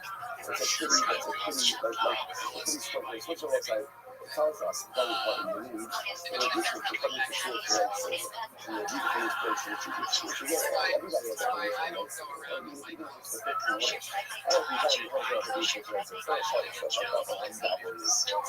You guys, $10 $5. Or you don't come with us, right? So that kind of makes sense. But what's it, but it's me, that's like a metro thing. I look at, I use Coastal Country as maybe for a little bit of that. Even if it's just for a couple of minutes. So it's a $1 okay, but in addition to that, it's like a little home. It's like that total in your house. Like, and it's so important for so many different reasons. A wife should see her husband learning Torah. Children should see their father learning Torah. The rest of my home is see me learning Torah. So what's the pshat when the Gemara says over here that any home in which Torah is not holy at night, silence teaching, it absolutely like this. Night is always the metaphor for difficulties. That's language always the metaphor for difficulties. That's the language like this. Whole bodies. Any reason Torah is not involved in life, right? So any home in which Torah is not holy at life, whether it's any home, when things become difficult, the Torah stops. The Torah stops. Like as soon as it becomes light, as soon as life becomes difficult, the first thing that kind of goes away is Torah. Just understand, ace of Russell. Fire, not literal fire. Fire is destructive. Destructive forces will consume. It's in difficult periods of life. The first thing that gets stopped is spirituality. Just understand the fire of the negative circumstances will consume that home. The state power of a home, the state power of anything in life, is rooted in its connection to riches. So even during the lightest periods of life, there is Torah in my home, there is Torah in my life, and I will be safe from the ravaging effects of even the most difficult of our circumstances. Conversely, if in the moment that difficulty set in, the first thing that goes is Torah, the first thing that stops is Torah, then Ishak Russell. In the fire of every single difficult circumstance, will ultimately consume me, consume my home, and consume all the circumstances. You have to stop over here. You have to stop over here. That's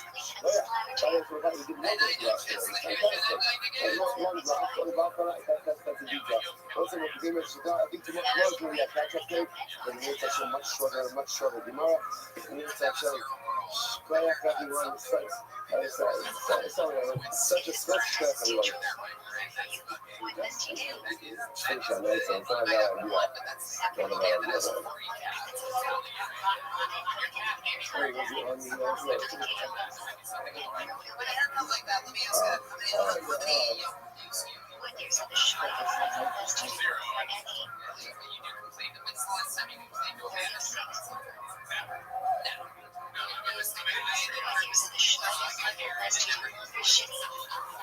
So interesting. Second, in 50 years, transfer the sanctity of the monster to a coin and throw it away.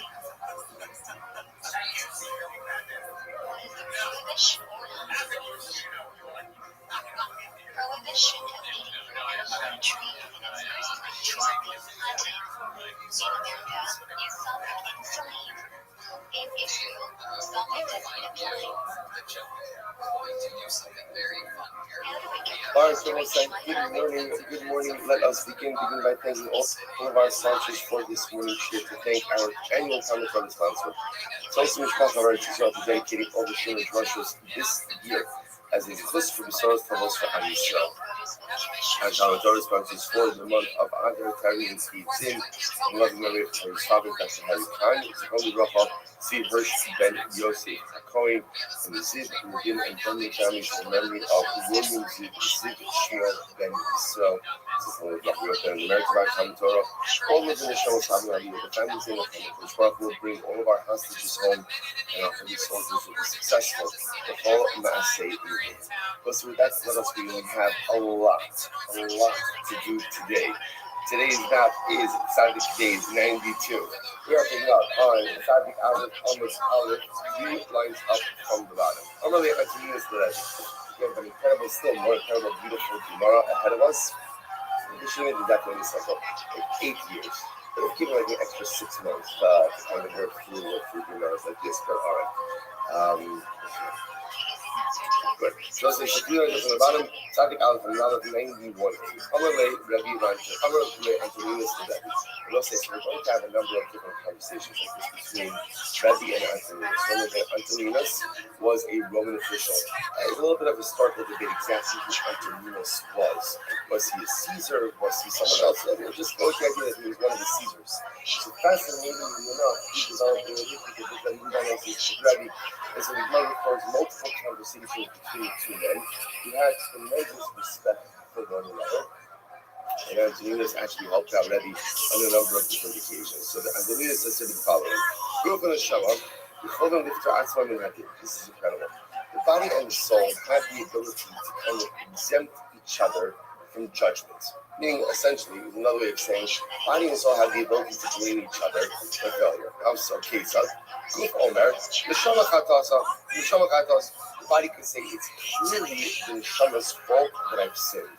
How so? So better listen to this especially. Shem Shapir Shemedi, how are you for Kevin? Go and recover. Because the body can say, look, I'll show you the Raya. From the time that the Neshama left me, I have not gotten myself into any trouble. Right? The moment that the Neshama left, what am I doing? Just laying here in the grave. So clearly, again, who is the instigator of all of my life's problems? It clearly was the Neshama. When the Neshama rests, the Neshama can say, Guf Chata. No, it's the body that's sinned. What's the proof? Shinim Shepirashti Mimenu, Harini Porachas Ba'avir Kitzipra. Because the Neshama can say, look at me. From the day that I left that Fashkent in the body, looking at him, I'm flying to heavens like a bird. I'm free like a bird.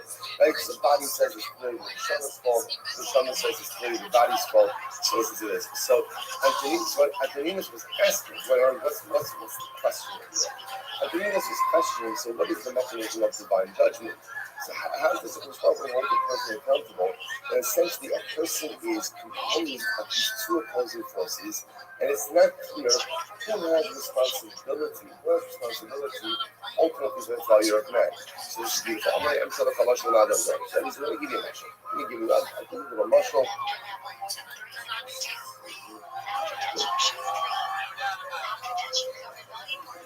I'll give you a little mashal. Come on, listen to this. This is great.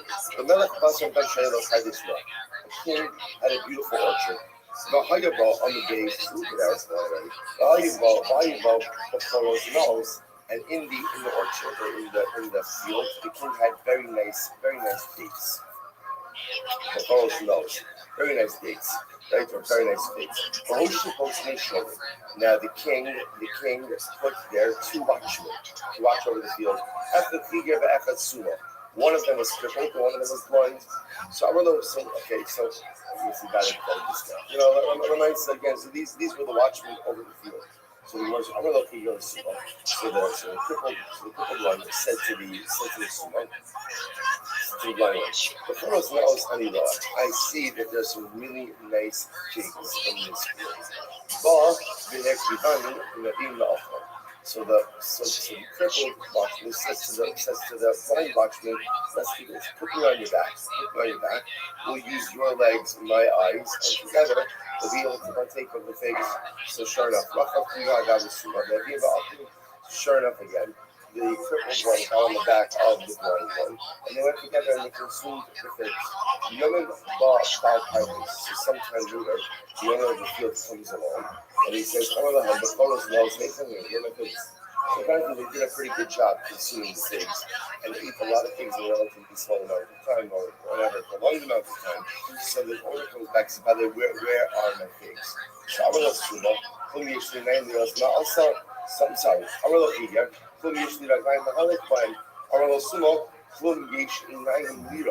so again, what happened? So the watchman denied liability. How do I liability?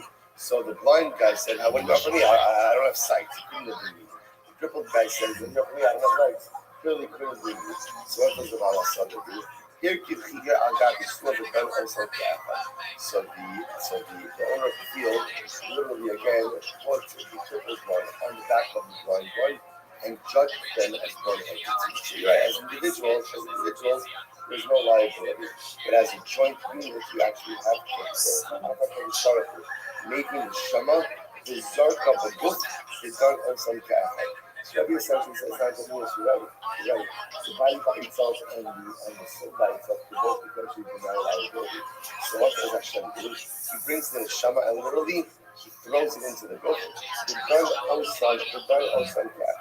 And ultimately, again, he goes ahead and he judges them as one entity. Yikra al Shemayim Me'al, Ve'al Ha'aretz Ladim Amo. Yikra al Shemayim Me'al, he calls it the heavens above, Zul Shema, Ve'al Ha'aretz Ladim Amo, and he causes the course of the earth to judgment together with it, Zehaduf. So what's really fascinating? So I'll tell you something amazing. I believe he's such a big issue.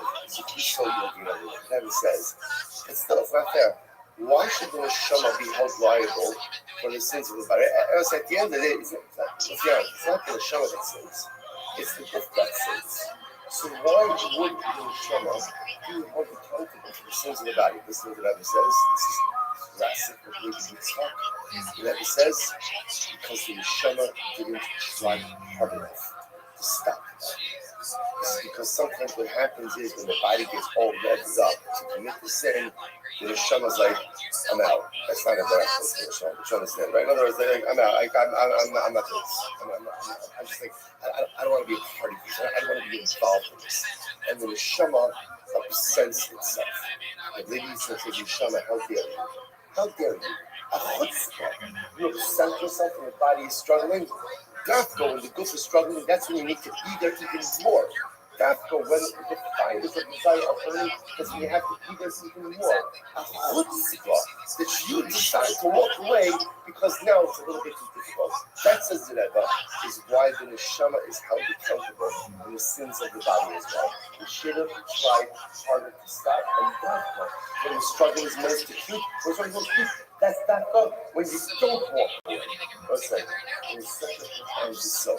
Such a profound soul. Human nature. Human nature is, I'm going to be present. I'm present in a relationship with other people, relationship with powerful. I'm ready to work on myself, whatever it might be.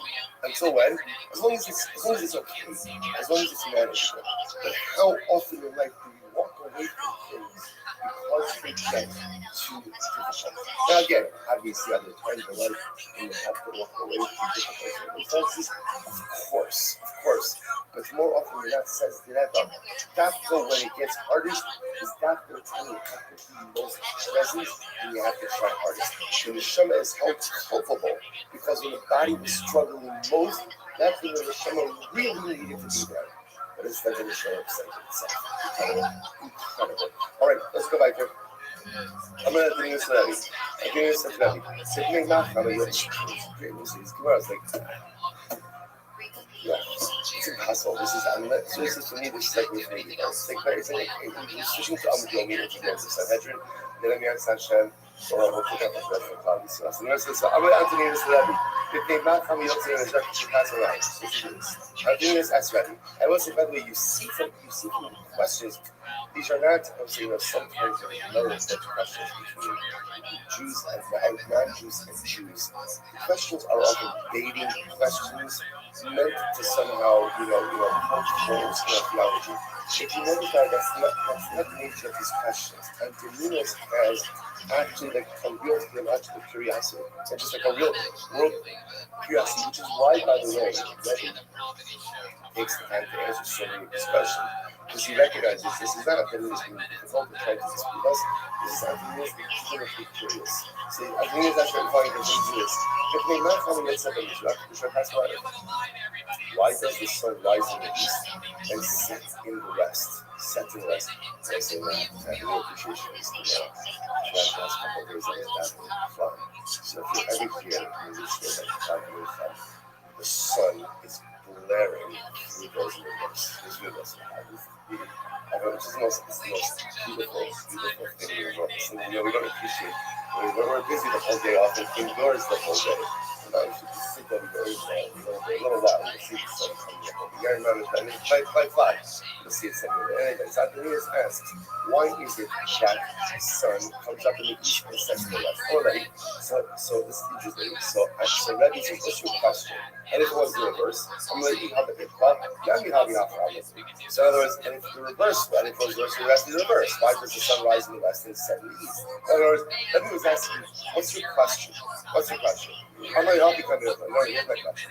If they mash up past the Nara, no, I'm just asking, why not just have the sun rise in the east and set in the east? Why does it have to rise in the east and set in the west? That's my question.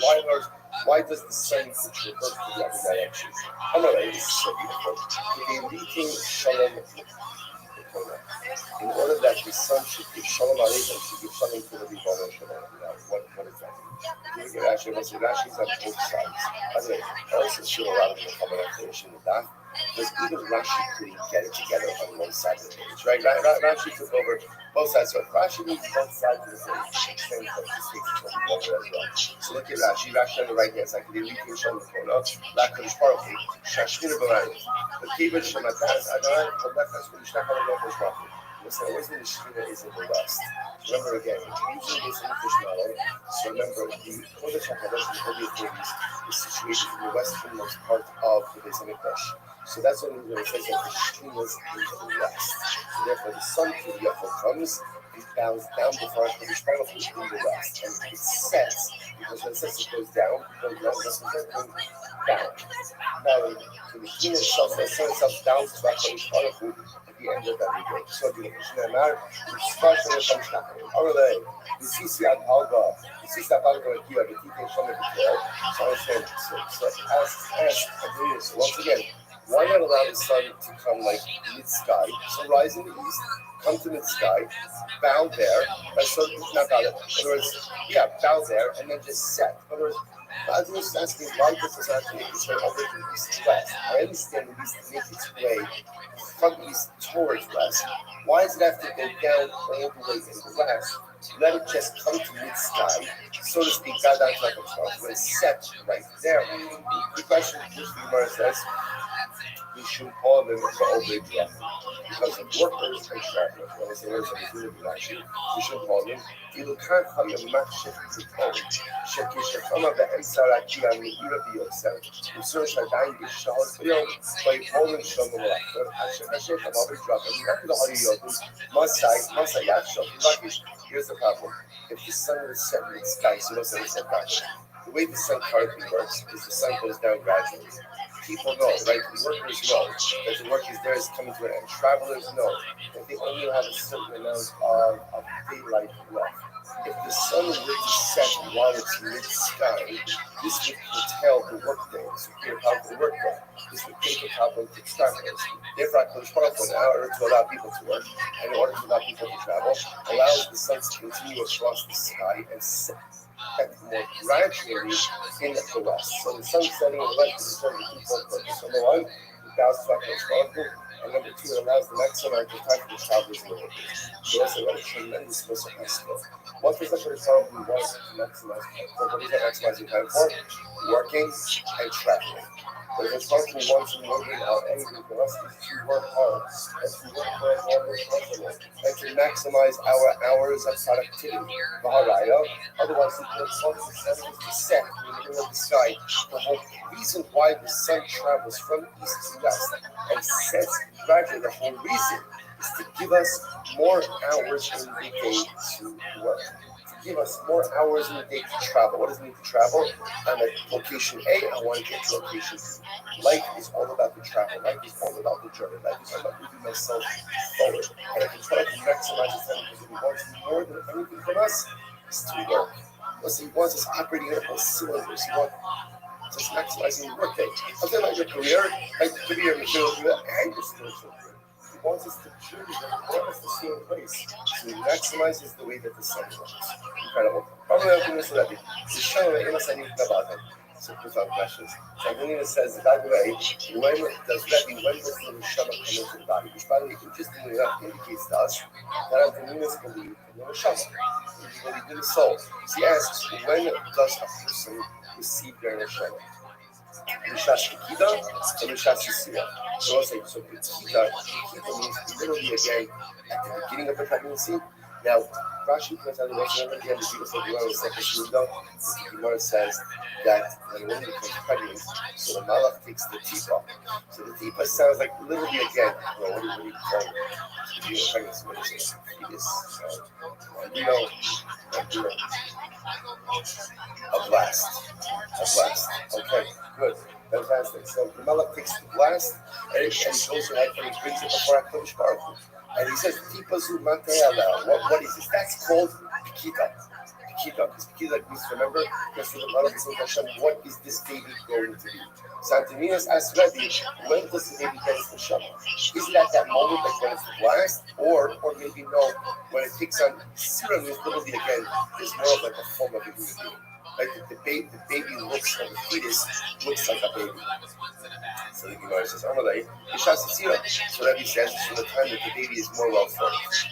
Okay, so Amalei, so Antonius says, this is what he says. After Katifa Shabasa, or Medrash Moshe Yevin Baramela, Bena Masrachas. So again, he says, it can't be This is, for example, a piece of meat, right? You can't leave a piece of meat out for 3 days and it won't go bad. You know, it needs salt, it needs a preservative in order to keep it.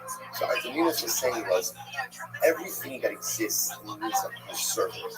So just like meat needs salt, so how does the blast, right? How does the fetus exist at any point in time without a neshama? It must be Allah Mishas Kiva. As the Nina says to Rabbi, it must be that the neshama comes into the fetus already from the time that it's about, from the moment of inception. So I'm the Rabbi said, never said I'm Daniel Antoninus. I'm going to say, so this is the Rabbi said, Antoninus, you got it. Right, single. Right, and furthermore, there's a pasuk that backs up Antoninus plus the pasuk. So the Gemara says, "Shnei Amar u'pekuda secha shamra ruchi." So literally again, so the darshan from Shas Pekida, the moment of Pekida, the moment of Mala, brings the tip of the trap of our Kadosh Baruch Hu, shamra ruchi. My ruach preserves, my ruach keeps me. Which also seems to indicate that the neshama is given to the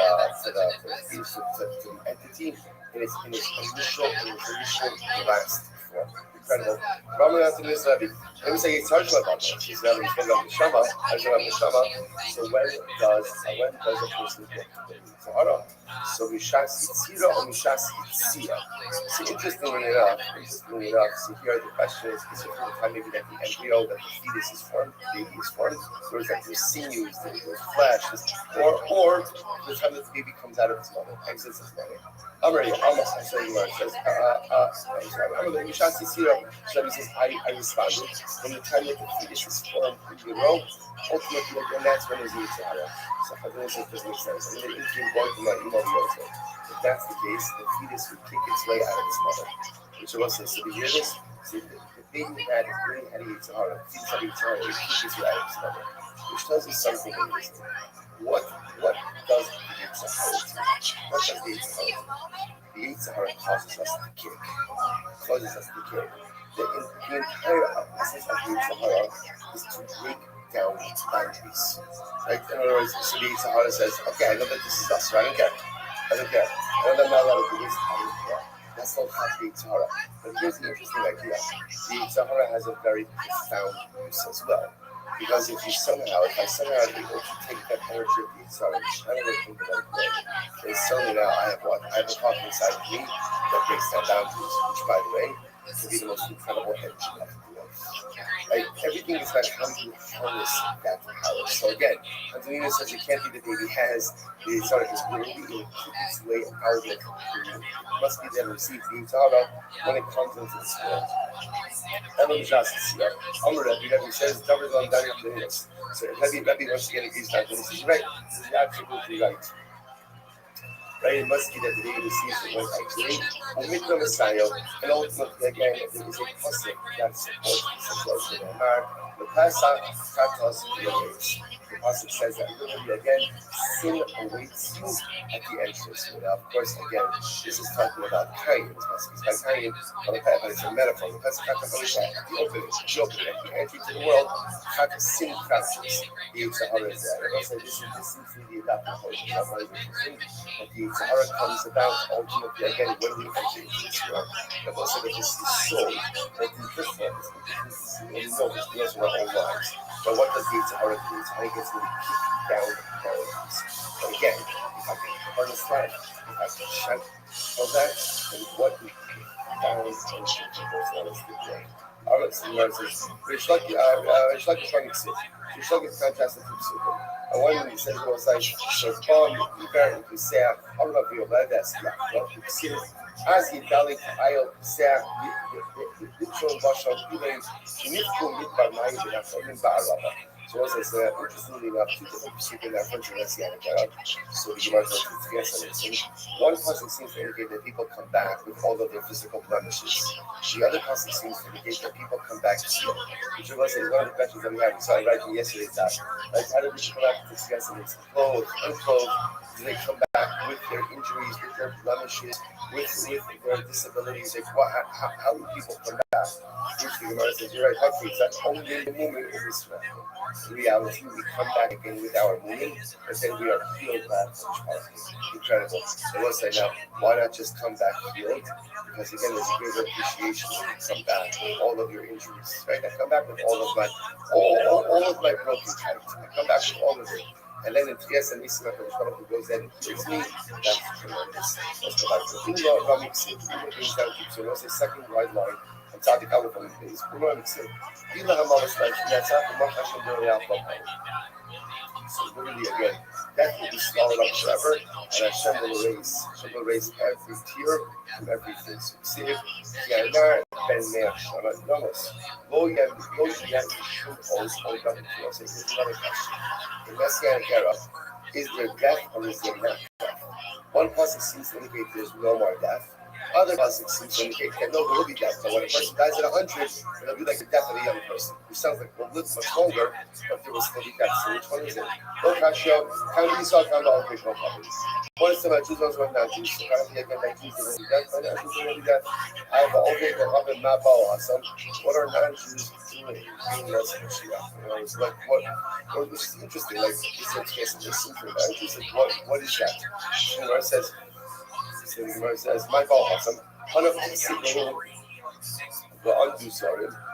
Some Achim to bring listen, because again, apparently they're looking at this. First of all, there's a whole discussion about non-Jewish Gentiles, what they have, both in Olam Haba and in Mashiach. But interestingly enough, this does reflect the idea that the Muslim Mashiach is much more of like a spiritual experience in which we will have others to tend to our material needs. So there'll be a Gentile population to attend to material needs of Israel. We'll be fully focused ultimately on the spiritual growth. Interestingly enough, this is that in the whole subject, which is what is the Messianic era? Like, what is it? You know, is it like this supernatural world?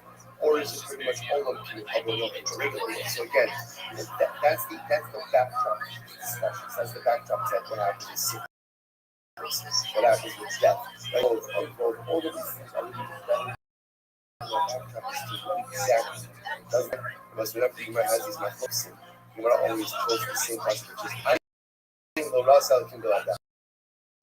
And I never saw it except, in other words, we have these methods. These questions are fascinating, but at the end of the day, what's the answer? What's the answer? We'll know when we know. We'll know when we know. Okay. This one is it. The Christian Barak also contracts the Shikhi. The Chachal Barak, who goes Shah, do not Hashem Tzibakos. See, the Haya Arha Barak Barak Hama, you Shiva Sain for Shiva Sayan. This is interesting enough. There's two different secrets. First one seems to indicate that the luminaries, the sun and the moon, will actually darken in the sky. The second one seems to indicate that they'll shine even brighter. Even the moon will shine as bright as the sun. So which one is it? Which one is it? The Gemara says it's called Lokasha, Kalimos Mashiach, Karodam Haba. So listen, this is interesting. One is talking about the Messianic era, and one is talking about ultimately again the emotional Mashiach. So let's say, so what does this mean? So apparently, the emotional Mashiach in Olam Haba, is the light of Hashem. Where there is only the light of Hashem, the light of the luminaries is the emotional Mashiach. That's when all of the luminaries will shine. Shmuel, the Amar Ingein Olam Zali was Mashiach, and the Shibud Balos Global. And according to Shmuel, he says that there is no distinction between this world and the Messianic era, except Shibud Balos. Because the Shibud Balos literally means we're not asleep by any other nation. But more than that, it means everyone leaves us the heck alone. Right? Everyone leaves us alone. Which, by the way, would be the greatest evil of all time. Like, we don't need your help, we don't need your love, we don't need this, just leave us alone. That's Shibud Balos. Plus, of course, there's a recognition ultimately again of the one who's not. So how do you understand this looking about the There is a Hasha, come about Sadiqim, come about Shkina. So to speak, in order to come, when you care about the Shkina, so you don't even have the emotion of himself shines bright. When you care about the Sadiqim, that's when the luminaries shine incredible. Rabbi Rabbi said, so Rabbi comes and keeps speaking, I mean, I'm Mr. Ashia said, Machatzti Ka'ani Ercha. So what's interesting? So the Pasuk says, literally Hashem says, I brought death and I will bring back to life. Machatzti, I broke and I will heal. So the words Arach Mitzvah, Mashi name is Ani Mechayev, but other Mashi Machatzti Ani Ercha. Trump says, that which I took life from, I will give life to, and that which I broke, I will heal. This goes back to what the Gemara said before. That how does Tchias and Nisim work? Where does Tchias and Nisim work? Is first, that are brought back to life. And they're brought back to life with all of their health issues, handicaps, problems, challenges, and then what happens? Then after the Baruch goes like Tchias. Almost like to amplify the miracle of Tchias and Nisim. That again, they come back how we were, and then ultimately again we bring us. Because instead of probably we don't discuss it here, which is interesting. By the way, how old are you? Like when you come back, like what is that? You know, like it would be nice. It would be nice. So that, again, so I was like I said, remember, many of these questions you're addressing, there's a million questions, right? They also like I try to ask like a person who's married more than once, right? Who do they come back with? Get a little awkward, like for myself, how does that work? Like, so there's like a lot of like, what if you only have it the first time around? Like again, like the second chance, the difference, like, there's a lot of discussion. So like I said, the Gemara is not attempting to give us insight and give us a window, but at the end of the day, remember, it's always going to be the hit, it's always going to be the champion. So the Gemara goes back, we're talking about it. And he understands, yeah. So ultimately Hashem says, I caused death when I bring back to life. Yochel Shetin Nisa Be'achar B'chaim Be'achar. Sorry, maybe it means Hashem causes some people to die, other people to live. It's in Mars exact Shalomoi. See today, Shalomar, Nachasti Ba'ani Erfa. Say for the end of the passage of the story, it says, Hashem says, literally, I broke and I will heal. Mama for the effort, just like breaking and healing is talking about the same person. So too again, life and death is also in the same person. And I will say this serves as a proof to yes, and it's incredible. I'm already there. How do we know about resurrection of the dead from the Torah? Also, this is fascinating because here, the Gemara is now quoting the passage from Torah. Right? Up until now, most of the Psukim, except for most of the Psukim, as you can see, are from nothing. How do we know the different Rabbi? How do we know? Because we have no idea what they're talking about, right? So that's the first Shiraya. The first Shiraya, that it's from nothing. Right? So the Gemara says as follows. So now I have a passage from the Torah. Az Yashir Moshe B'nei Yisrael Shira Hazos. So then, right? Then Moshe and Yisrael will sing. Shalom, right? It doesn't say they sung, right? It doesn't say as Shal Moshe and Yisrael. Moshe and Yisrael sung the song, rather Yashir, future tense. What's the future tense? Mikan, Tchias and Nisim in Torah. This is a proof to Tchias and Nisim. Proof to Tchias and Nisim. Like future tense, that there will be a time in the future that Moshe and Yisrael will sing. Yotzi the Rabbi, singing again, as Yifnei Yoshua Mizbeach Hashem. Yoshua will build a Mizbeach for Hashem. Banalonam, our doesn't say he built rather every Yifnei.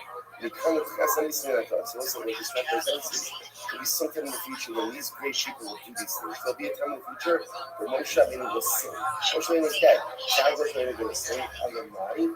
Yes, it is. Yoshua will build. Yoshua is dead. So after Yoshua build, Tchias and Nisim. Alamai. As Yidin Shlomo Bama L'Shlosh, Shlosh L'Shlosh. So also it's interestingly enough that the pasuk says that Shlomo Melech is actually a crazy pasuk. Shlomo Melech built an Mizbeach for Kamosh, who was one of the deities, one of the idolatries of Moab. Does that mean that Shlomo will build an actual Mizbeach for Avodah Zarah? Elo Ma'ala Ala Kosher Kili Bani. That's a different pasuk. Shlomo Melech never had Shlomo built a Mizbeach for Avodah Zarah. I said, why does it say this? And Shlomo Melech did not curb the Avodah Zarah appetites of his wives. and as a result, his wives worshipped idolatry in his home, and he did nothing to stop it. Because he did nothing to stop this errant behavior in his home, he's held accountable as if he did it himself. Incredible. All right, Shalom, lady. United Testament, Torah. From where do we know about Testament? Torah says the Shema, Ashrei, Yoshe, Sefa, Odi, Hallelujah, Seva. It's beautiful. Tell me. So literally, praiseworthy are those who dwell in your home. Odi, Hallelujah, Seva. Right? They will go ahead and praise you. The Gemara says, it doesn't say they praise you present, rather what does it say? Future tense. They will praise you. They will praise you. You can't cancel mission at all. So what is this future praising? Future praising is remember to cancel. Beautiful. Says the Rabbi showing you beautiful. I call him Mr. Rabbi says whoever says Shira, seems like in this world, will be privileged ultimately again to sing Shira in the world to come. So what's there so much to say about this Gemara? What does it mean if you say Shira in this world? You sing praise to the Father in this world. Ultimately, again, we're singing the first and say, one of those priests, and I was listening to what it means to us. The Olam Haba you have is a direct reflection of the Olam Hazad you create for yourself. There's another piece to this as well. Let's say, what is Olam Haba? What is Olam Haba? Rambam writes, Olam Haba is Tzadikim Yoshvim, Va'ataraseyim Barashem V'nanim Nizibashvim. So ultimately, again, the right to sit, like the super and the historical, the right to deeds of the crown of their good deeds is upon their head, and they derive benefit from the Shira. That's Olam Haba. Now, let's say, sometimes a person is saying, is there like a team, is there like a Shreki coming, is it full of liquor? Is that it? Is that it? A lot of times we see, that sounds really good. Right. Olam Haba is only meaningful if at the end of the day, you value a relationship with Hashem and Olam Haba. If a relationship with HaKadosh Baruch Hu is not my priority in this world, then Olam Haba doesn't work all that good. Because all Olam Haba is connection to Hashem. So if that is something that I value in this world, and I strive for in this world, then Olam Haba is something amazing. But if Olam Haba really is much more all about the material, and all about the enjoyment, and all about the stuff, and all about the acquisitions, which are people that are important, and if that's pretty much life and all out, Olam Haba is a big letdown. Tremendous letdown. So let's say, it's interesting. If you want to enjoy Olam Haba, but Olam Haba has to look a certain way. Well, that's the Gemara saying over here as well. If you see Shira in this world, right now, if your world, if this life is about connection to HaKadosh Baruch Hu, then at the end of it, Olam Haba will be great. But if not, Olam Haba really is just about the material, it's just about the mundane, Olam Haba doesn't sound all that exciting to you. I'm going to keep it out. I'm going to open it. Now, the case I need to minute Torah. Shneimar, we're going to put this into Torah. Shneimar, hold to back on us who call Yachta Yirani. Rinnu lo ne'amar el Yirani. The time with the case I need to minute Torah. So once again, the voices of Sofach are those of your reveal, of those who see you. Right? They will go ahead and call out Yirani. They will praise you, future tense. Once again, future tense is not present. So we keep it out. I'm going to open it. Asidim kol Nevi'im kulan omrim Shira B'Torah, it's so beautiful. In the future, all of the Nevi'im will say Shira with one voice. Shnei Amar, Kol Tzofach Anasu Kol Yachtav Yirani. We'll say, how beautiful is that? All the Nevi'im speaking in one voice, right? All the leaders of Klal Yisrael speaking in one voice. How incredible is that? How overwhelming is that? How beautiful. That's the most Mashiach. Again, as we saw, remember, every Nevi was different. We saw this already before. But nevertheless, speaking in one unified voice. Some of you who don't know he who goes home and not for us have also. If a person is capable of teaching Torah, but withhold their Torah from their Talmud, withhold Torah from the Talmud. Now let's say, this could be a Rabbi, this could be a parent, this could be anyone. Whereas I have the ability to impart Torah upon someone, but I don't do it. I withhold it. It's as if you're stealing that person's inheritance. It's not incredible. So let's say, so again, I have the ability to convey Torah to someone, I don't convey it, it's as if I'm stealing their inheritance. Shneimar Torah Tzivah Moshe Morosha Ki Hilas Yaakov. Morosha Ki L'chol Yisrael Mishesh Shnei Reish. So once you hear how you got the passage before Torah, it's a Morosha. Morosha is an inheritance. It's our inheritance from the beginning of time. From Sheshes, we made Rishis. Rashi points out the ones in Sheshes, no Rishis. So the Rashi points out the Sid, Rishis Bara, the Torah Rishis. Remember Rashi, first Rashi in Torah. Rishis Bara, in the beginning actually created, Rishis is a contraction. The Shviel Rishis. Because of that which was created first, after the Baruch created the world. The world was created for Torah. Torah was given to Klal Yisrael, and therefore again, if I withhold the Torah from someone who I can give it to, this is I'm taking their inheritance. I'm not sure about this now. I'm not sure if I see that. Talmudei Halacha Talmud, if a Rebbe withholds halacha from a Talmud. In other words, a Rebbe has an ability to teach a Talmud, and he doesn't fulfill this. Hafilu Ubrin Shlomayim Yom Talmud also. Such a Rebbe is cursed even by fetuses in utero. Shnei Amar, Monei Abar Tap of Tzadik Beis, Monei Abar, Ikavor La'om, Ve'im La'om El Ubrin La'om fetuses, Shnei Amar, Ula'om La'om Yamatz, Ve'im Kabo El Klala, Kabo is cursing, Shnei Amar, Ma'akol, Lo Kabo Kel, by Gilom. They bar Torah. So I bar the church in Amar, Lush bar Eli. So what does this mean? What does this mean? Someone who doesn't hurt, doesn't see that like someone who's Mechal Shabbos is cursed even by fetuses. So the Rebbe didn't teach. The Rebbe didn't teach the Talmud Torah. And therefore what? And therefore it's cursed even by the fetuses. What's the pshat with that? It says sometimes the worst thing that a person can do is withhold the growth opportunity from someone else. Let's say we make a mistake, and sometimes the greatest things we accomplish are the things we do for ourselves. And that's not true. Sometimes the greatest things you do in life is the growth that you enable in the other. When you do something for someone else, so what is we're talking about here? And Rabbi has an opportunity to teach a Talmud. Rabbi has an opportunity to give up our life to a Talmud, which means you have the ability to be the enabler of someone else's growth. And I don't do that, that's an abdication of the highest level of person responsibility. That's my avoid. Our avoid in life is not going to enable our own growth, but to enable the growth of others. And failure to do so, the world curses you for that. It's incredible. So the Gemara goes like, Ula bar Yishmael, you're not going to also be kappa. If you don't, right, if you hold Torah from the student, literally again, so it means they pierce you like a seed. Okay, I want to say that. What Rashi points out is what do you pierce like a seed? It means you forget your learning. Just like guys, if you put something into a seed, the contents focus you. A Rebbe who doesn't share his Torah with other people loses his learning. Because if he doesn't share it, what does that show? It shows that he thinks that his Torah is his. Torah is not yours. Nothing else in life. Nothing is mine. Nothing belongs to us. It was responsible. Everything that Hashem gives me, whether it's my money that He gives me ultimately to be good for others, or again, it's my Torah that He gives me to continue to others. That's the whole ability of life. And therefore, if I don't share my Torah with others, ultimately, I lose it. Ula bar Yishmael Omer min Akros, but Ksiv Hacha, Yikavur La'om, Ksiv Hasam, Vayikov for Vidalto. Va'amar Abaye, Yi'ochla Yikatsiri. Literally translated like a laundry, piece. All right. In Lumdo, and what happens if you teach someone Torah? Most of the time, this is all the punishment if you hold Torah. What happens if a Rebbe fulfills his obligation and teaches his family in Torah? What's his reward? Rashi says, Zoka Levichas Yosef. Levichas to Yosef. Incredible. So such a Rebbe, and what's a Rebbe? When we say a Rebbe, I just want to point out, a Rebbe doesn't have to be a rabbi, doesn't have to be a Rebbe. Right? A Rebbe is anyone who has the ability to be over Torah. So you take your Torah and you said, listen, I can't tell you how important this is. One of the most incredible things that sometimes you don't realize what you have the ability to do is to have a chavusa with someone.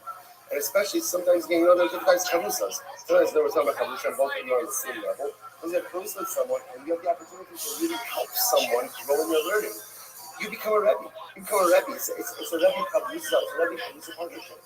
And I will say that is the most profound thing. We think whenever we see these Gemaras, we automatically shift. Oh, he's talking about a Rebbe, a rabbi, a Rebbe. No, this is every single one of us. If you take all of us have Torah, and all of us can convey it, and if you convey that Torah, what happens? So to the Grechas Yosef. You are privileged to have brachos like Yosef. Shene'emar, u'bracha l'nosh mashpir. Ve'im mashpir elo Yosef. That's English Shene'emar. Yosef was shod ala arat. Who am I to call Amaretz? So we'll say, Bade, so what's the pshat? What's the pshat if someone shares their Torah? They get brachas like Yosef. Why not bracha like Avram? Why bracha like Yosef? It was always the entire about of Yosef. Yosef took his brachas, and what did Yosef do with his brachas? What did he do with it? He shared it with everyone else. That was the entire essence of Yosef. Right? Yosef, after everything that he had been through, had every right to say, forget about the rest of you. If I'm not going to take revenge, I'm not helping you. I'm not doing anything for you. But instead, every single bracha that comes Yosef's way, what does he do? He takes it and he uses it to help the other. That was Yosef. That was Yosef outside. I'm going to finish this. This is beautiful. Zocha u'molam the olam haba. Wow. What's there ever teaches Torah in this world? Is Zocha to teach it in the world to come. Now, by the way, what does that mean? Remember, we always come back to our question of what's Olam Haba? What does it mean? Is Olam Haba where you go when you die? Is Olam Haba the Messianic era? Either way, it's really good. Either way, it's really good. Right, I will say that as we teach Torah in this world, it is not very to teach Torah Olam Haba as well. Which I will say, hopefully means also that the people you learn Torah with, the Merit Hashem will be Zohar to learn in this world the next few years. Can you imagine? We have our Chabura, we have our Shem in Olam Haba. I feel like we'll be able to move faster, right? I know we'll be able to move faster. But Merit Hashem, I'll say, how incredible would that be? So the Gemara goes like the Shnei Mar. Plus, it says, it's a malam there's no time in Olam Haba. At least in the afterlife of death, right? That'll be better. Gemara says, Shneimar Umar Gam Hu Yoda. Amarava. The United States is going to show us once again that you see this fixation. By the way, with Kessemes, right? I don't know if there's any other Gemara that tries to link so many writers for a Kess. Right? This is now already 3 blocks. Feels like 7 blocks. I can't remember. 1.5 blood. Right, so 1.5 blood in, right? That again, united. So first of all, because again, the notion of Tchias HaMesim is such an incredibly important episode that the Gemara wants to find as many proofs for it as we can. So now Tchias HaMesim is Rosh Ne'emar, Yechi Ruvain va'al Yomos. Ruvain he will not die. Harsh Zaychid. Yechi Ruvain ba'al Nuazeh. No, not Harsh. Sorry. So it's not Bracha. This Bracha. It's not the Bracha. It's Yaakov. It's the Bracha of Moshe. If you live in Al Yomos, if you live in Ba'al Mazeh, Reuven will live in this world. Al Yomos will not die. He will not die in the world to come. You know, Amar Alpha. Avina says from here, the Rabbi Mishir Admas Afar Yakitsu. Elu Lachai Olam. Elu Lachai also will be wrong. So it's incredibly enough. A number of these figures from Daniel are actually quite explicit, right? So many of those who sleep in the earth will wake back up. Some to the world to come and some for degradation. Rashi Arme Hafra Rashi is from here. The Atal Lake locates the Taroch, the Tamol of Arlecha and Kitz Hayam. And now ultimately again, you go to your place and rest. But stand right, literally again, return of Arlecha is a return for your destiny at the end of days. Well, it's actually interesting because one of these psukim we actually say the Kavura. This is actually the pasuk that we say after the Kavura is completed. Before the Abedim leave the Kever and walk back to the shore, walk back to the line, we actually, it's not halacha, but it's a minhag. Many have the minhag to actually recite this pasuk, addressing it to the neshama. I'll remember Lazar. Any leader who leads his flock, who leads his seedborn, the nafas. Now, what does the nafas mean? Nafas means with the gentle kite. The gentle kite, not yelling, he's not screaming, he's not fire and brimstone, not the nafas. So such a person like this is zocha to lead that seedborn olam haba as well. I will say these gemaras really seem to indicate that olam haba is a reference to messianic era, right? Post Tchias HaMesim era. Shnei Amar Kimrachim min Hagim va'amavui ma'imina. Remember, Lazar. Shenitna ben Shtei Osios. They are wisdom. Now we're going to define what wisdom is a little bit. Wisdom is great. Why? Because it was given between, it literally means between 2 letters. What it actually means is between 2 names of Hashem. Shenei Kel Deos Hashem. So once you see that, Deos is mentioned in the middle of Kel and Hashem.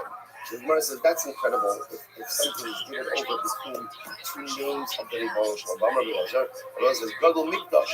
When he said Mikdash was great, Shnitan Dei Shnei Osim, because it was given over between 2 names of Hashem. Shnei Mar Pa'alta Hashem Mikdash Hashem. So it's saying Mikdash is sandwiched between two names of HaKadosh Baruch Hu. Maskif de Ravada, Maskif de Ravada, Kakino Ela Me'ata Gidola Nekama, Shinita Ben Sheosios. Oh, you're going to use that model. Then Nekama, vengeance. Vengeance is also great because vengeance is given between two names of Hashem. Sid, Kel, Nekamos, Hashem. Right? The Pasuk says, Kel Nekamos Hashem, Kel Nekamos Sophia. Amalei, the Milse, Hakinam, right? Vengeance has its place. Absolutely. Vengeance, as much as we always think of vengeance as a negative thing, vengeance is not a negative thing. Sometimes vengeance is very powerful and very appropriate.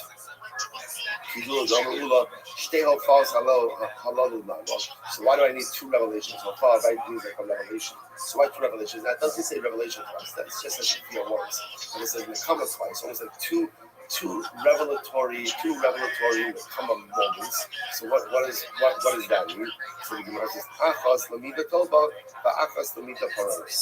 So one ultimately again about to be like a vengeance for good and a vengeance for bad. So a vengeance for good could be like a brush will repays good. Right? You take revenge means repay. Or it could also mean that sometimes, like we said before, sometimes vengeance is good. Sometimes vengeance is in our favor, especially when it's taken out on those who have oppressed us. And sometimes vengeance has a shalom to be punitive in nature. So I'm Rabbi Lazar, call Adam Sheish Vodea, because he's a beautiful Gemara. Call any person who has Dea, who has understanding, it's as if the base was built in his days. Why? Because ultimately, again, as we just said before, Dea is between two names of Hashem, and Mikdash is two names of Hashem. Now, what that means, what exactly that means? Any person who has Dea, wisdom, this is the place Mikdash was rebuilt. We're going to come back to that Gemara, so you can underline it. We'll go back to it after we get a working definition of really what Dea means. Fine. Okay, yeah, give it a few more minutes. Actually, wait. Call Adam Sheish Vodea, the Sof Misasha. Any person who has Dea will become wealthy. Shnei Amar, Ubitas Haridim Yemadu Kolhom, Yikardinam, Amar call Adam Shein Vodea, Aslu Rakim Abad. Any person who doesn't have Dea, ultimately, again, you can't have Rachmanas. Shnei Amar, Kilo Ambinasut, Hakim Lo Yirachamenu Oseo Biyot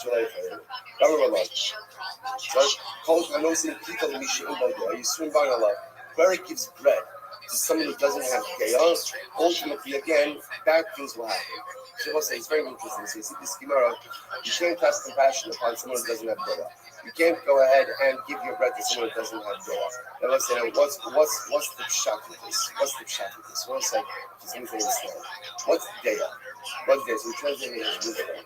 I will say, but what if you think about this just from a basic perspective, what is the core component of wisdom? Right? What is like the most basic aspect of wisdom? What's wisdom? So it's interesting. Remember again, Chazal, right? Remember Sakis Brachos. It speaks about Havdal and Shmira Esrei. Chazal said, where did Chazal put Havdal? Where does Havdal go? Atachonin la'adam das. The most basic concept of das is the ability to be marked and the ability to distinguish between Kodesh and God. Das in its most big. Before you get into all the detailed layers of what wisdom actually means, what wisdom means on its most core level is I can distinguish between right and wrong. I can distinguish between Kodesh and Chol. I can distinguish between Tamei and Torah. And I will say that is something that every single person has the ability to do. You know, to be a Chacham, right? Because remember again, there's Chachma, there's Bina, there's that. Okay, so Chachma, Bina, those might be higher levels, and maybe not every person has the ability to access them. But to have doubts, to be the kind of person who knows what's right and what's wrong, and to make the right decisions in life, every single person has the ability to meet that threshold. And failure to do so is only one person's fault, and that's mine. And that's like Chazal say, if somebody doesn't have Dea, don't have Rachmanas on them. Don't have Rachmanas on them. Why? Because they're hurting themselves. They're not a victim of anything. They're hurting themselves. If someone doesn't have Dea, don't give them bread. Right? Why? Because you are laboring in every lifestyle. The most a person has to have a basic moral compass through which they know what's right and what's wrong.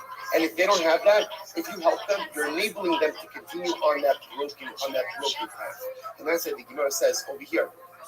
As I it says, any person who has daya, he will nibna beis hamikdash b'yamav. Right? Ultimately, again, because listen, at the end of the day, there's only really one thing I need in this world to be successful. Daya. I have to know what's kosher, what's trade, what's tamei, what's tahar, what's kodesh, what's kol, what's mutter, what's asr, what's tov, what's ra. And as long as I have that, I'm good. I'm good. The rest, I'll acquire or I won't. And as long as I have daya, I will be successful. Conversely, if I don't have daya, number one, if I don't have daya, it's my fault. Don't blame it on anyone else. If I don't have daya, it's my fault. The ability to acquire it is the highest level of personalistic competence. To the point, you can't even help out a person like that. Such an overwhelming and incredible Gemara. And that's why the Gemara says, sorry, there's like right. I'm not allowed to. Let's say people need shame about daya. So I'm not allowed. That's why again, if you give your bread to someone who doesn't have daya, you, the giver, will suffer. Why? Because you are enabling someone. You are enabling someone to continue down the wrong path in life. Shne'emar, lach lecha yashimu mazor tachtecha, ein tfuna bein mazor el yisur shne'emar, vayaref ha'vis chayav yehudas mazor b'amar v'lazar. Kol adam she'en bo deya, sofa gola. The person who doesn't have deya will ultimately be exiled. Makes a lot of sense. Why? You know what I'm saying? If I don't have deya, chances are I won't be able to build a solid life. I won't be able to build relationships. Because if you don't know what's right and what's wrong, you can't build relationships. It's as simple as that. Because like there are people who who refuse, not that they can't, they refuse to see right from wrong. They make every single excuse why what they're doing is okay, even though it's clearly not. Can't build relationships, can't build a home, can't build a life. That's what it means for self-gola. Self-gola, to be one of the Shnei Looking Gola Amin Zita. Someone else, Kabay Shein Bodi Beto, Nishma Baba I love, Kishon was, what's another kind of that's there. That's there. Most like this is ridiculous. Any home in which words of Torah are not heard at night, so any home in which there's not Torah learning at night, Ish Ofros, a fire will consume it. Shneimar, Chochoshech Tamarot Tzfunav, Tochoyo Ish, Monofeach Yara, Surid Ba'ohamot. Vein Surid Al Tam Chacham, Shizam Chol, Shneimar, Ubi Suidim Asher Hashem Korei, fire. So what does that mean? Any home in which Torah is not learning at night, fire will consume it. It's a pretty strong one. Switch almost like it tells us a very important need, in addition to coming to shul for night seder. And you'll read from this page, which again, everybody has an obligation for night seder, right? Even if it's for 15 minutes. Everybody has an obligation for night seder. It's not a shed, it's not like something on double is. It's a chiyuv, it's not a so you got Gal Yavar, one of the Chamuras, right? So you have to night seder, what's it? It's actually not joking around. Are you supposed to come to this service even if it's just for a couple of minutes? Start my money with this service. But in addition to that, the person also has to learn at home. The person has to have Torah in their house. Right? And it's so important for so many different reasons. A wife should see her husband learning Torah. Children should see their father learning Torah. The walls of my home should see me learning Torah. So what's the pshat when the Gemara says over here that any home in which Torah is not heard at night, fire consumes it? Perhaps it means like this. Night is always a metaphor for difficulties. Right? That's like Liza is always a metaphor for difficulties. Especially when reasons like this. Cold bias. She'ain divrei Torah nishma'im b'bala. Right? So any home in which Torah is not heard at night, whether it's any home where things become difficult, the Torah stops. The Torah stops. Like in other words, as soon as it becomes Laila, as soon as life becomes difficult, the first thing that kind of goes away is Torah. Just understand, Ish of Rasa. Fire, not literal fire. Fire is also destructive. Destructive forces will consume it. If during difficult periods in life, the first thing that gets stopped is spirituality, just understand the fire of the negative circumstances, wrong circumstances, will consume that truth. The staying power of a home, the staying power of anything in life, is rooted in its connection to the force.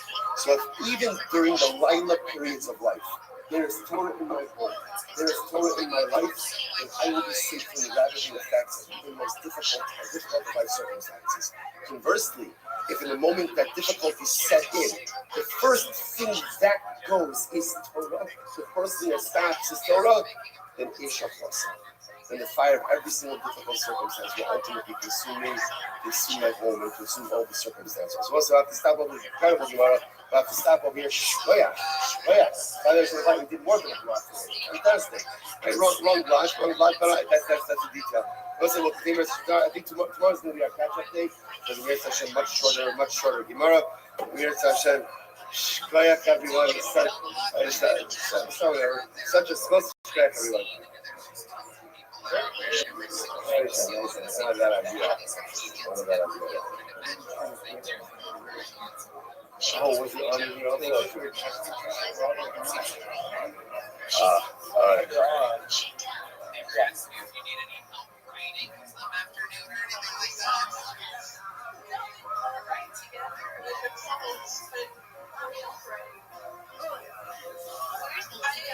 found someone yesterday because wait a second. Explain to us what you're talking about. She got a message on Instagram and they're like, oh, give me $50 to write me an explanation.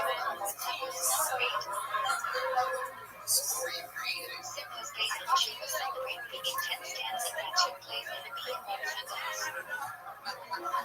All right, so being as she is, he's like the goal of our space race to think our sport. Action day, right? The difference was the right side to get to the other sugar touches this year. As he's fixed for the soul tennis on this far. And praise for the story of the Tazas. About him with Torah Kari and Steve Singh, I know that his father, Dr. Harry, planet C, which very good to uphold, and the Steve and his good and then his family's name was William T. See that very small before the story that we had to make back on the all the good songs I know, the family did, and the other thing is do 7 to 10 for these folks. So it's the next thing is those kind of hostages, and all of these things be successful. So I'm not seeing it. This is that let us begin. Days after started out of 91. We had a really steep climb here. But something like that, but we're doing it. We're not on. Something from days 90 beach, and now it's going to the top. So we are 2, 4, 6, 8, 9, 12, and our 12 lines down from the top. Beginning of the small time. So again, you see everything is at the top. But just remember again, when you see that time to come, some type of scriptural reason, it's yes and listen. Like for me, what this business is going to tell us. So when we ended up with last yesterday, there's a passage that says, in the Satan Shemimori as Shumas Hashem Yitzhak Yakov. You shall give Shumas to Aaron.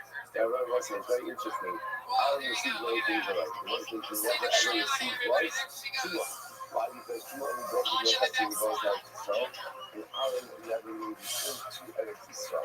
So at the end of the day, there is a lucky me. But ultimately, again, the big thing with the Aaron, so we were again lucky at the possibility that yes, and listen. So you know, it's like the beginning, you know, it's like you don't try to play Aaron. So you have to give Shumas to someone like Aaron, you know, not Aaron, Chavar, Akron, or Khalil. Just like Aaron is a Chavar, just like Aaron is a himself, and therefore knows how to go ahead and deal with Shumas in the appropriate way. To search it in general, you have to be Chavar Khalil. I'm going to show out my on the other side. The other saying this is when we're talking about Aaron, how do you can't do Shumas to a quantity of individuals? So then, we are working with the right message. Moses is saying, reading my yet support because Hashem.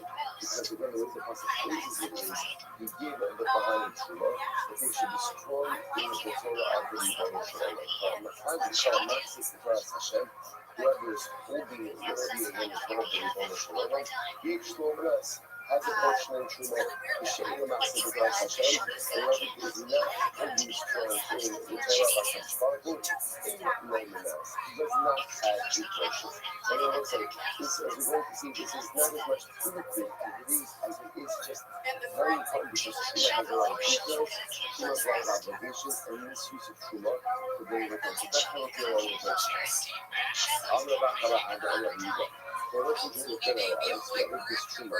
We're telling you to make sure here I reach. Because if she gives it to a lion, not only something very short or something very short, but you know, you just food in front of a lion. there's a suffix. Really tear it apart and eat it almost. After Amaret's suffix portion of the paragraph, suffix portion of the kiyah. So it's where again we do something, we do too much to acquire Amaret's a suffix. Really eat it in a state of ritual purity, really eat it in a state of ritual impurity. And we have to know the Torah says, Akvarim when you say. If one gives too much to acquire Amaret's, he's causing the death of that Torah. How is that? So she will not. The Mason or the economy, the Mason that this is a true one, is actually that kind of thing. We give short to a colleague who doesn't know how to deal with the appropriate symptom. It is a true one is causing death to that particular cause. So there are also the Yahweh, after a seal of a ashma. He was constantly divided to all the Shema, as you see also of a person of the so it's really fascinating about all of this is, and this is very interesting to teach how very instinctive you would think that giving too much of the brain causes an objective chesed.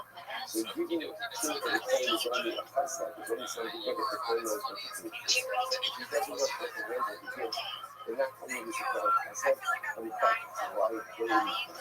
It's tremendously sober life as well.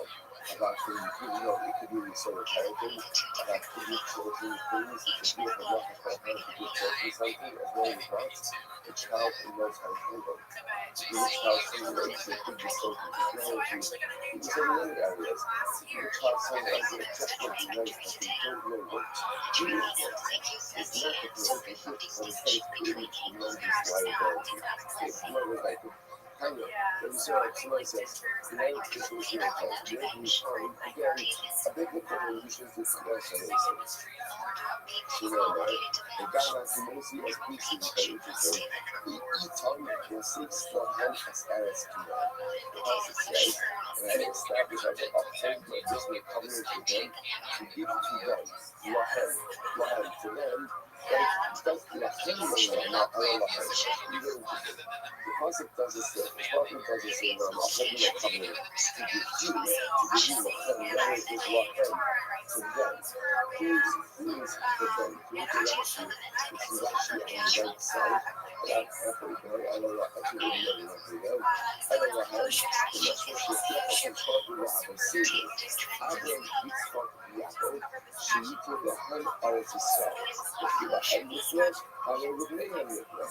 So the passage is the side of extremely through the concept that again, if I can talk with Rabbi and Yisrael, we will arrive at the time and we version of Lachem.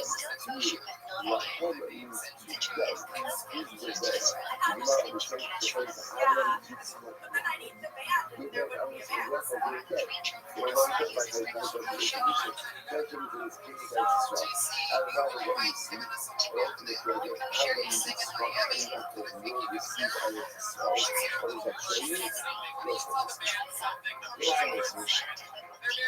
So the Gemara says, you're fine. You can't catch this little thing. Beautiful. Tiny little thing in the middle. This is serious. You mean it. I'm going to have to tell you some of the things that you're going to use. You're going to see you use this thing. But the one thing is that you're using the first and different levels of characters.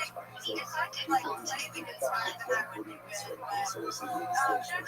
Sharing means something like that. So when you have something like that, you know, sharing is like the financing, the movement of the ones that do that to go, all of that, you know, so now, you know, you know, says, or we look good. So it's all the way to the, or to the, all the way to the, we'll see what happens. We're not talking about. So number one, what's the right one? Six, and I'm sure I'm going to shout. Every time I show you the mouth is that hard, they come.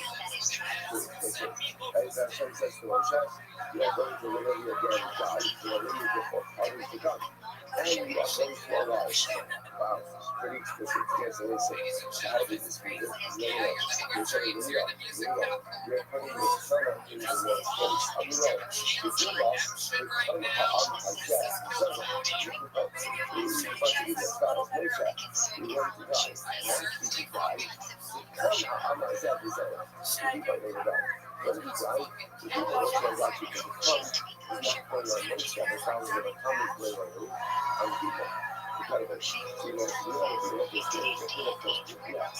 You know, what's the thing for Rabbi? Let's say that you yourself you got sleep, and you keep running short little high five. You can't always however the Arabs will find people. So that's the same as puzzle when you see this phrase. Okay, you see, Kakitsu, the learning, short little high five. Those who sleep in the dust will once again wake up. Kakitsu, the learning, the children's gesture. It's a pretty clear statement. The book it's in Sheffield Pastor. We have to pray to the pastor of the pastor. We can get pastor in that life that we have to like reading, so like that we try to value strategies. So we get the specific episode. Let's continue to say if you talk about Yarato, only for the organization, then we get 630 shillings. So that's also the pastor. Yes, the pastor goes up to see that she will live in that first. Represent 630 shillings.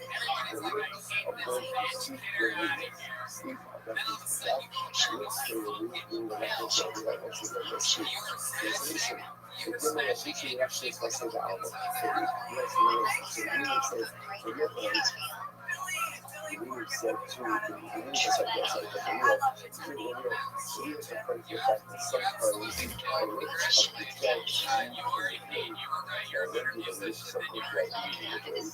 Because it's so beautiful. We should have been in the time. So we should never have a habitual of that in our life. It's so from the whenever it's a person dies, if someone says, "Oh, but Allah, I have this," what about Allah? The reason is when a person dies, if someone says, "Oh, but I feel in this world,"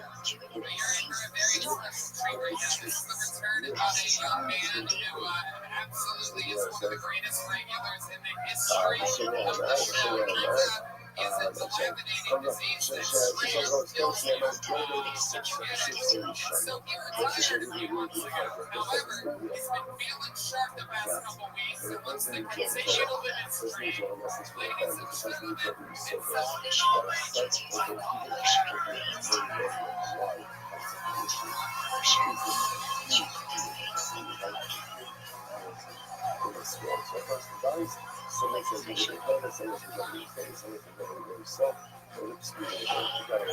Actually, that's something new, and you don't believe anything that we have said, and probably the real truth and over the following idea, all the following idea. Mishka, Hashem, Allah, Sehem, Masins, Lahem. So I'm going to put my stronger, and Hashem has spoken over to you.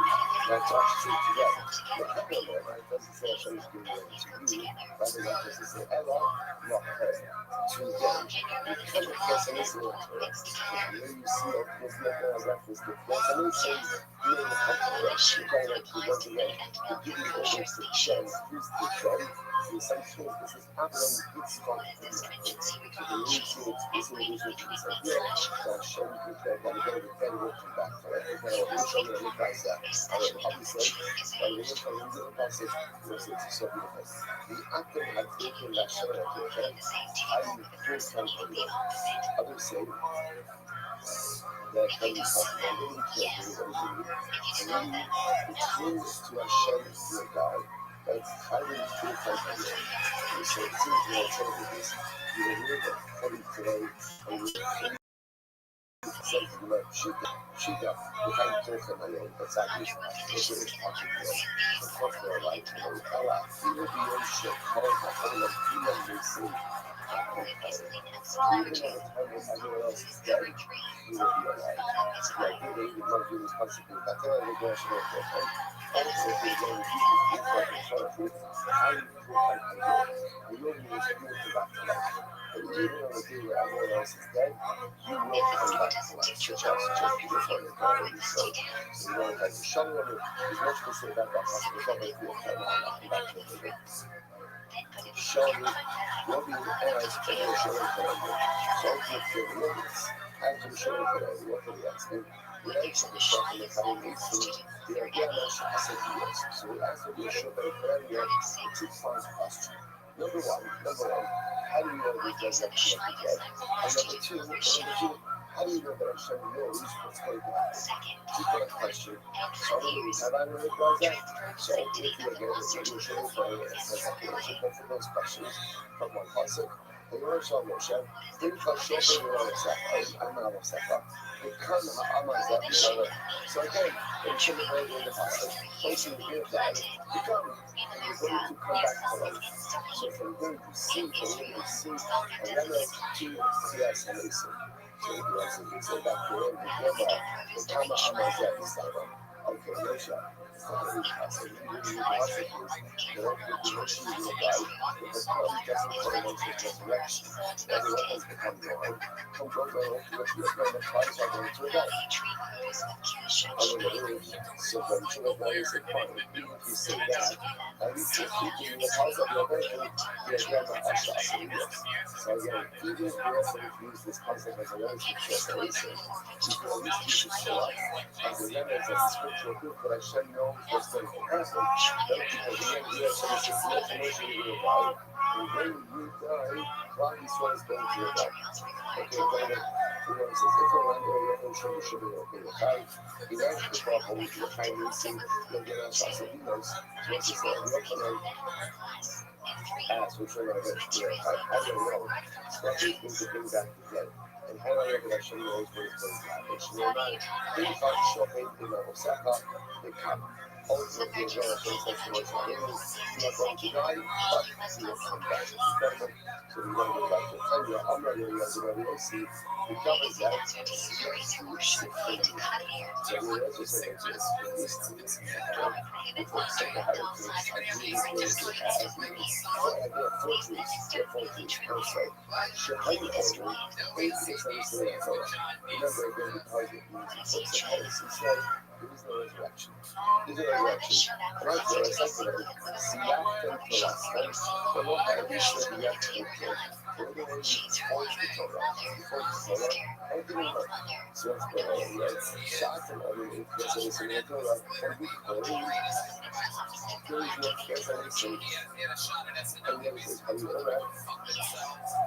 The currents of that Shani, Adonai. So what's the reason? Double washing of currents. Why is it double washing? Because it says, because Adonai. Adonai, so what's it? Because means that the sin of the cut off the least Adonai is the sin of the what is that? Lucky Adonai. That's not a person. When you see ultimately Yair for Yair first destination. So the verse is because set up the path. Next time only the couple of high. But when we go to high, we go to high the curse. That was the white person who put that in the curse. The curse in order to that. The curse we all about. To which we went to the public only then people told us to watch them around them. And we said that's the union would have said no, that's just a colloquial expression. Okay, keep that right. So what is what they say? Because it's probably not going to have so much as the other people. And if you understand the direction, because we cut off in this world, because they want to come. You know, we keep our own small. But look right now, as Hashem, we got the thing for some. As it says, last giving Hashem every cut off. The thing slow shall one of these are the three worlds. So the straight line is the three expressions of being cut off. So they are in there. So there's a limit of that. I love the limit of all of us, right? But we cut off in this world. Because it's the other level. So I'm saying, because of that, because we cut in the other one. And because we cut this, we go to the collection of the island. This is the first thing we can experience. Okay, in the ritual of the Akiva, I will not find my activity, but all the things you can ritual. What to do with the phrase of Abba boss, which is saying this is beautiful. Yako, I think as a tshuva, you might have thought that this will be cut off even if you get tshuva. So the Gemara says, Tamudoma Abba when is the sin cut off? Only when it's Abba when sin remains within him. However, the Gemara says, Lo'amarti, Ella is not Shabbat. Right how the sin is cut off is when the sin remains within him. So if the sin is done Shabbat, they all get it. Again, he is not. So really fascinating. So again, the point that you begin to see is, he wants to explain, what he wants to that says is, yes, I know. Listen, listen, now what we have is a series of biblical, I should say, biblical reasons targeting two different delusions, different things, different ideas. Beautiful. Let's go back to that first day. Shalom is the word. Shalom, Cleopatra, Malchus, February. Wow. Means Cleopatra. Being Cleopatra answers the following question of Rabbi. I'm not going to say probably just as you know, but some places that Cleopatra is queens, but Pharaoh is the kings. So this is not like a, this is the other, we can start to live Cleopatra as a particular person, but this was more of the right now trust as you see it, this is the chest. This is why you're not title than anything else. But anyway, so Cleopatra asks Rabbi, all right, you gotta become shaky. She said, I know that the dead will come back to life. I'm sorry, I know that the living will die. Listen, it's in their case of ours. I'm sorry, I know that the living will come back to life. So she's Cleopatra said, I listen to this, right? It's Cleopatra. I really see as mercy. Son of a, I know that the dead will come back to life. First of all, said we have seats in the year for Isa Kaharas. Because again, the Pasuk says that literally, there is sprout up from the city, which that is Jewish language, like the grass comes out of the earth. So in other words, it's interesting. This pasuk is actually not quoted in our previous conversations, but we're about to quote this pasuk. Quotes this pasuk from Jordan. And so I know that the devil will come back to life. So that's the Shaila. Ella, to shame Odin, Odin, shame. Fascinating. When the dead come back to life, they come back like boys, or do they come back with their children? Incredible. So I don't know. So the answer is back to the God. So Papa come in the Ika, you can come from the green of each child son. So the Gemara says, it's not Ika, she will put out a good one. So the Ika, but really, the green is buried. I would put it on the green. And you prayers, we time to see, it's just the seed, something else but the seed. And yet, Yotze, the common edition. When it comes out, there's many layers of prayer. Not one thing, many layers of prayer. But it means that the kernel itself is has many layers of plus, like different things on top of it. So you see, when you're going to start to see towards the unfold, ultimately, when it comes out with many layers, so we know that we didn't share all of it when we were sharing, but that we didn't ultimately again. You are buried in the clothing, Allah has covered us. Classic ultimately again is buried in clothing. But that means the traumas. So the fact that there's very strongly over there, so he will come out grow as well. There's such a question. You can say style is just a fascination question. But then again, I believe that like but how exactly does this work? When it gets out of the grave, what is it? So it's interesting. So it's people are like building these specific because for every year not for as a question. Like the trouble, like the photos you can have a whole money, so much like this one. And as time for it to building these rights, but the voting rights, voting represents accomplishment. So if you know what you actually really have to at the time, maybe it's because of this. How do you work? How do you work? How do you wrestle? And we get unemployed, but we like, we personally understand that you can how much you know. Like, oh, this is your resurrected life. Say how to really of your previous life. Are you born with the clothes? Or do you come back? And again, I have none as a total. I have none as a second. It's 2000, this doesn't actually continuation of my previous life. Then come back with my building, or then when I build is it a brand new life? Which are the years times? Resurrected life is a continuity of previous life. So it's like it's so fascinating because there's people who have that message that really brings us to maximize the life we have here in this world.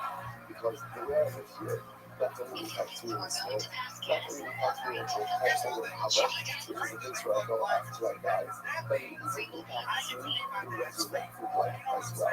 Everything I do in this world follows me in the multiple stages of which this part of my life. Such a profound Gemara. I'm going to say everybody knows. So Caesar, Caesar the Caesar the Guerrero. And we see the shock is higher. I heard that you guys say that he's got to come back to life. Okay, so he's interesting. He's supposed to be a basketball, supposed to be a basketball, but the really interesting is I just had some detailed questions about it. So you see what with the Caesar doesn't believe it. Caesar didn't really know. I don't think you guys say, and you see you guys say the shock is higher, then we'll come back to life. I don't think how that works.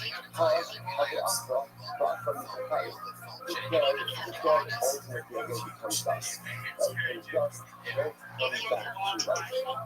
Dust then comes back to life. So you know, the talk about many ways. I'll give you a view very quick. Because I know how this works. Again, these are fascinating. So the seed, the river of the Caesar, central in the world, but really I got this. I got this. She wanted to answer this particular question. Okay. So she says, so I'm not she went to second line, I've got the late 1998, second line here. She went to each people, there are two people, to specialists, windows and stuff. Like, highly people. Each people with that is not considered to be able to I'm not going to share them with 50 places. To people 50 places. I think that's what one creates intelligence from water, and one creates intelligence from flow. So it's another issue. It's better. If you see the flow, something away, there's something away. Of course, there's a much cleaner feat to create intelligence from water than this creates from flow. I'm already alone. You know, it says, I was just, so I was even sure, I'm already, first of all, I'm already actually, I'm already just saying, there are 90 sound, you know, people that should do, so shame. Fashions people from water. Now, what is that mean water? So let's just use that access to the proper seed, which creates a deep, so it creates the light, the little light of the water, the light is kind of a kind of creates these things. You know, right? It's a creative piece of people because from water, but it's so tight. Yet everyone needs to speak because it's so tight. After the part of the things that have a creates light, ultimately a bit of water, so that I have a create light, some place for the water as well. In the short term, how the only is beautiful. How the only for the future was. Future was. Yes, I understand. Next is this Sha'amalan Guru plus everybody. I glass. No glass. No glass. Glass is made. You get black water. And usually, glass breaks. You get it done in the fashion. That's how the solution for short term on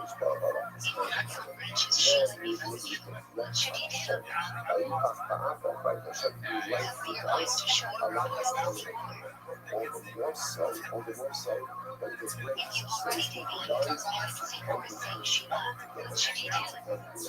I really have this, even though the other source also just that this joke. It's so much to say each of these good because each of these statements are tremendously important. But this aspects of our lives. But again, I don't know, so let's work on that side of something. For instance, I don't know if you know one so you have to think about it carefully. You say, hey, I'm used to say the shut behind it. You don't say that the shut behind it. You know, you go, oh, so I'm going to go and the very thing to dust. And the very thing to dust, I said, we can back to life. Oh, yeah, let me show you how much I know about life. Let me give you a question. Let me give you a question. The whole lot of stuff that I've done, show me about it. Let me give you a question. There is interviewing you. And she was being sexually surfaced. The thing is, the baby culture is going, the motivation, the God will do it all. We'll be about it. If they want it, we will break the big things and go palace, and then you'll figure it out. All three from yourself. About Hashem, the subject thing, we have to get to the palace. Remember, we have to sometimes the palace for us. Anyway, so the king says in seconds, how do you do also the nothing to use power? I want you to read the palace, because I want you to go to the place where there is water and there is grace. How you love and how you hate. So you can do You can't do it on anything else. So Paris on it. Please, that they will be a thing.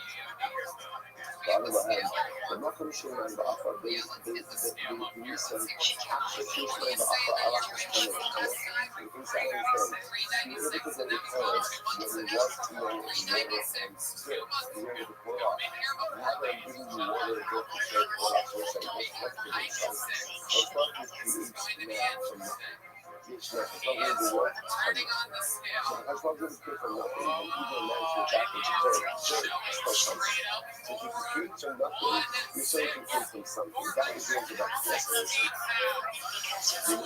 You have to money. And if you don't believe you have this idea of something turning into something else, say that if I go out into the value, eight half see this particular type of rolling, I know the texture of also the texture of it. So most of it, what I'm saying is that you got what you're talking about, because I'm talking about these rolls.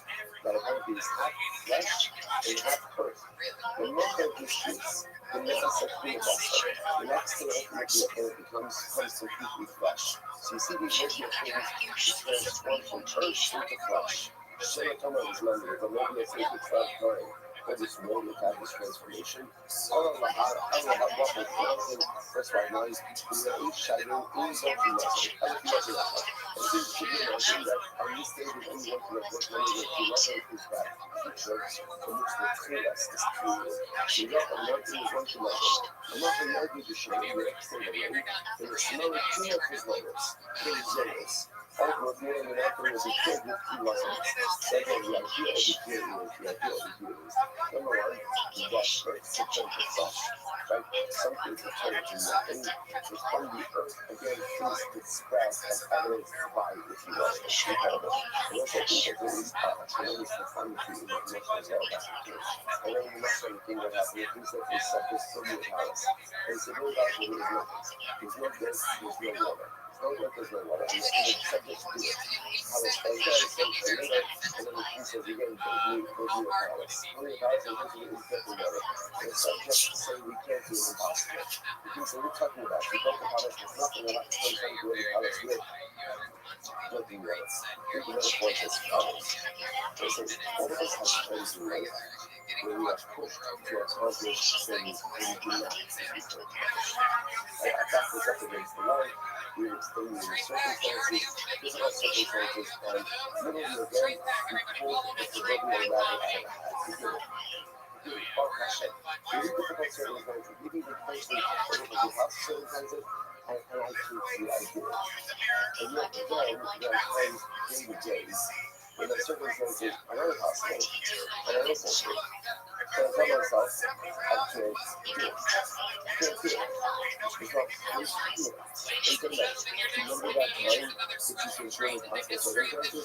Remember that incredibly stressful circumstance where it wasn't there to succeed in that, to do what you should do. If you could succeed in difficult, hopefully personal circumstances, if you could build the personalistic pillars, if you know water and know things, there are all this kind of a common day to day, when the circumstances are not difficult, you certainly people will come through. There are also all situations like this. There's really difficult situations. The things that we saw. I think it was all about situations like this. Really difficult circumstances. I don't really know how to do this. And I got through it. And I got through it. And I got through it. I succeeded. And I grew. And if I could do that thing in standard circumstances, then I certainly could perform in day-to-day life. If I could make things happen where there was no dirt, there was no water, the more so I could work at personalistic premise where there is dirt and there is no water. Incredibly research for life. You always like dirt. How many of them you know, if you have this, let's say, this is a great series of stories. You know, you take it away.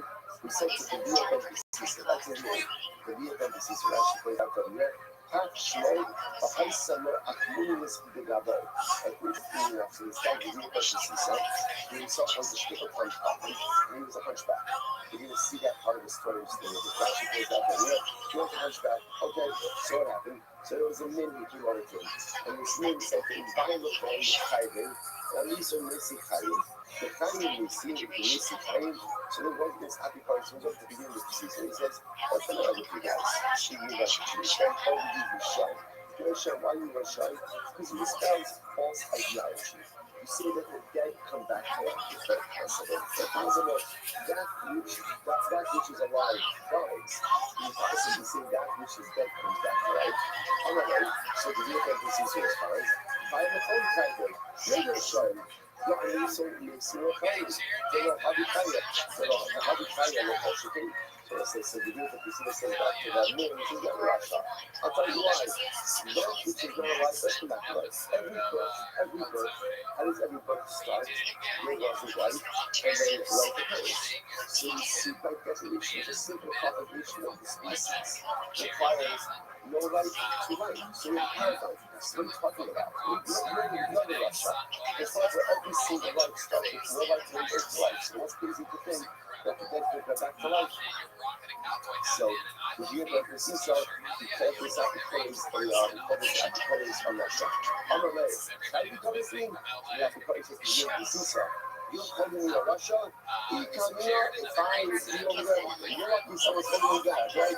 If I come over to you, but if you have the power cash, you lock yourself up. I would kick you so hard that I would kick out your hunchback. Right? That's what this is like this is right? People nothing means everything, right? You're lucky nobody's holding you back. I would kick you so hard, I would kick you straight like that. It's your thing on your back. So you get to see something right? And I tell security, you say no thing woman to grow, you start having people. Do it, man. You better do it. Absolutely. If you could do that, I would give you a star. Not only will I give you a star, but I will give you a handsome amount. That's okay. That's okay for that visit to the doctor. Incredible. Well, they're going to have a, that's our introduction to the vehicle of the seaside. The next number of studies we're doing with the vehicle of the seaside, right? And also we're going to see something fascinating about his personality. That's about the research, and it's 24th research. It's the appeal to Sunay Musician Shalai. So again, those are oppressors. Our oppressors left Yehuda and Yerushalayim. So the oppressors were talking us watch this. To Shabbat in Africa, not in Yerushalayim. When the people of Africa into the Romans, they didn't turn against the Jewish people. What was that called? Anyway, so let's say Alexander's most. So again, actually, before Alexander the Great, Alexander was the Great. Actually, not known. And the king before Alexander the Great, for the king's own father. So I'm not Eretz Canaan, what's the Jewish wife, Alexander. Like, how do you know Jews like Alexander? Because Jews named Alexander, which is the strangest thing. I don't mean an English one. I mean like a Hebrew name, Alexander. That which is very strange because considering it was not exactly a Yiddish name, and we like this thing, it's not technically. And again, this was but Jews was Alexander the Great. The name stuck. So the people of Africa come with a big Torah against the Jews. I don't know. Eretz Canaan Shabbat. What's the claim? In America, Canaan versus it's not like that. There's nothing new under the sun. Any other time has right? So before there was a home, like the next year of the year, right? Before there was any of these other mechanisms, traditionally there was always bringing their legal stories against the Jewish people to say we don't own the land. By the way, Africa is a pretty big place. Africa is a pretty big place. And it's a soil, not so big. Not so big. And you wonder again, what does Africa need with Israel? What do you need in the desert? This is the Dara Hakimonot. The Dara Hakimonot means we cannot leave from Israel alone. We cannot get a roadkill there that the Jews has it again. It hurts us to say because we like to think that the world has changed and we all love each other and we're going to send it together and love us and clearly again that illusion has been more given. But we see that that's no longer the case. And again, it's actually very funny. Since the world can't, for some reason, can't be so bad that Jews think something. All the military just to defend themselves and just to stand up for themselves. And so, yes, we come across again, the Quran is ours. What's clear? The sin, again, if you're right, we tell them, we get to know this. The sin, and that's Quran is do what's that.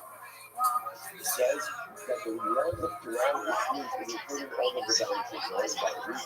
The Canaan, so therefore they look at Canaan as part of essentially Africa. They own the Africa. Canaan is included in this as well.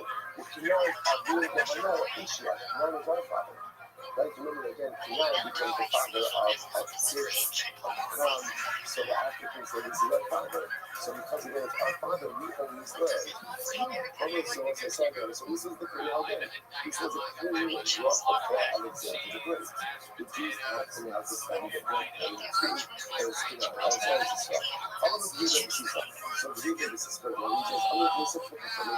To me, the issue is really father knows. Let me argue this case. I'm going to have to do it. Now watch this. Like, in the tree, I'm going to show you this example. So if I lose, the good thing is, there's really no harm because if you just say, give me a point, it was like, this is really strange. If you had done this yourself, there's nothing left in life that's going to make you change. It's like that, you got that way like that. Therefore, it says, if I lose the case, not a big deal, because whatever, if you just say, he wasn't really representing us, right? You just say, right, the applicant, they defeated the regular guy. So now me and I say, oh, so I win the case. I'm in the head, say, tell us emotion yourself. You don't have to attribute it to me, that what would it be attributed to Torah. Which you also, by the way, just you can perceive the beauty and the power and the personality of the view of the seesaw. That all of this was literally about Torah. This is not his powerful. The deep of the seesaw saw himself as the ambassador of the universe. If I lose, the rest is mine. And if I win, the win is the international. It's incredibly selfless. Okay, so that's all it's just all that we're going to know. Okay, so it gets finished with the Rabbi. He represents tribes of funded Alexander the Great. Anyway, American African is doing that. So it's the Africans. Where did the Greek from? I remember that time. They told me, just said it. I'm like, I'll be looking my eye. I don't think I've been on what the hell is she not? But no matter. I live in Canaan. I've been here around. Canaan is close. And Canaan should be his 38 brothers. That's the case. So again, Hebron is here. He said he was children of Canaan. Canaan is first. Canaan is above him. Hebron should come above the person. Hebron in the person. But the Hebron requires property. If the property belongs to, it doesn't matter who does the Hebron himself belong to. For no own, not only that, I shall come and show you more about it. So for the so again, you guys owe us back service, right? Because when the states are probably small and what, we have not been working 2 years. So not only do we have 29, but so we owe you and you owe us back for all of your delivery service. Okay? So I mean, South America, I see what you want. So our guns is the African do. Let's say what's your response? I mean, let's see what is much more to level. So it says that we're going to give us 3 days. Give us 3 days to come back to the answer. Not so it's not doing the kind of bug people that want to chill. So hopefully in research, but they see that times and everything. You're not talking to the Africans right away. And what happens, they need to start to share to US. It's our name to share to US. And that kind of Russian is really interesting. So again, really, that was something they do that. But again, they hide those things. They look at it and they left behind movies, fields, and movies, videos. Everybody says, well, it's a sharp, shut up. It's just review. So not only do problems for us succeed, but ultimately, while we sell, learn how to handle Hashem, have someone to sustain himself, even though it's new to you. So let's say, so again, let's start with this subject. It's not a story. What's the particular message? What's the two messages? Number one, the Jews should not be bashful or apologetic about what is ours. What is ours? We have very little in this world. And the little bit that we have is ours. And we should not be ashamed to defend it, and we should not be ashamed to assert our ownership over it. Nor should we be apologetic about the fact that it's ours is given to us, and did it not give it to others. So when the Jews are apologetic, so ultimately again, that weakness is exploited and punished different. when Jews are poor, when Jews are direct, and when Jews assert their sovereignty over that which is ours, that is when things come together. Number two, when we do things not for self-serving, egotistic, or egocentric purposes, but to do things for our friends' partners, that's when things work. To be a fantasy, so let's say I want to put something out by the way. Did you think about it? It's interesting to know that I can be a fantasy system like a whole shuffle. Right? Like, welcome tonight, welcome to the girl, like, the hair for this. It's like, like, kind of this, so because of us, like, it's not a conflict between Russia, it's not a conflict between Russia. Like, even other people come up with this. I don't know if you guys raise, but a very simple level. The group of the system is a very simple idea. It's not about me. It's not about me. This is about what is going on show. When you do things for the right purposes, specifically for the common purpose, things come together. Be unapologetic about what is ours, and number two, do things for the right purposes, and things come together. Next, look on the house. Another big one, let's go. What we can decide about them in Israel, if they have something like so let's get right Egyptians, what cultures. I said this is again, put the these things that like nations of the world bring illegal proceedings against the Jewish people. It's not true. It's not true. The Africans did it. The Africans did it. And so again, like who let the things in general. This passage still see how the world is so circuit, right? Who was at the forefront of the claims of genocide against the state of Israel? South Africa. Just the way you see certain things, they just are the way that they are. And while it's nice to think that the world changes, the real changes us. The world very much stays the same, especially with Egypt. So, to the next countries. Who else got for the Father Alexander the Great? Egypt. I like, I mean, all that. I mean, I shouldn't necessarily I'm not going to actually, to move on the president is actually hard to remember. So in Egyptians, like, what's up? It's actually pretty cool. Right? Because the plastic side, when the left side, the plastic side, we never know what comes up with the side. The plastic says, Hashem gave the favor of Kali's help in the arms of the Egyptians. I want you in. Now, I want you in literally means they borrow. Now, there's different ways to interpret that word. Some say they ask, but others say it means borrow. And it's just that thing coming with the book out with the idea that means borrow, which means Kali's borrows a whole lot of silver and gold from the Egyptians. Which the Egyptians say, so happy to have that to me. We'd like our stuff back. We'd like our stuff back. Okay? So the Gemara says, I'm going to give them to Sisa. So the give them to Sisa says, look at how treating the shoes made a problem. The Gemara says, so the give them to Sisa says, give me a favor, the rabbis, I'll deal with this. Give me the shoes, I'll deal with it. And you have to once again, I'll be I get sure I can accept them. So if I'm successful, I don't try to if the other people are the if we do things over you. So once again, it's not a big deal because people are just saying, I just got to see some, he's a head guy. He's just a regular guy. Like, in our new answer, after something highly successful, on the other hand, how less much that being successful. But ultimately, again, the glory will be given not to me, but the glory will be given ultimately again to our Heavenly Father. That's the rituals. I'm going to mind. Okay, so we're giving Sisa, shows that the race will be drinking the case with the Egyptians. Okay, I'm going to come up to the Egyptians, what's your eye? What's your proof? I'm going to add. So I get riches and told you by actually you borrow stuff on us. Okay, but I think about it, you know, I want to step down. So switch to the NCC. I'm like, I need to know how people look from there. I don't know what I want to do with the Torah. Shneimar, the Moshe Rabbeinu Yisrael, Hashem Mitzay, Moshe Shalom Ba'Abraham Yisrael.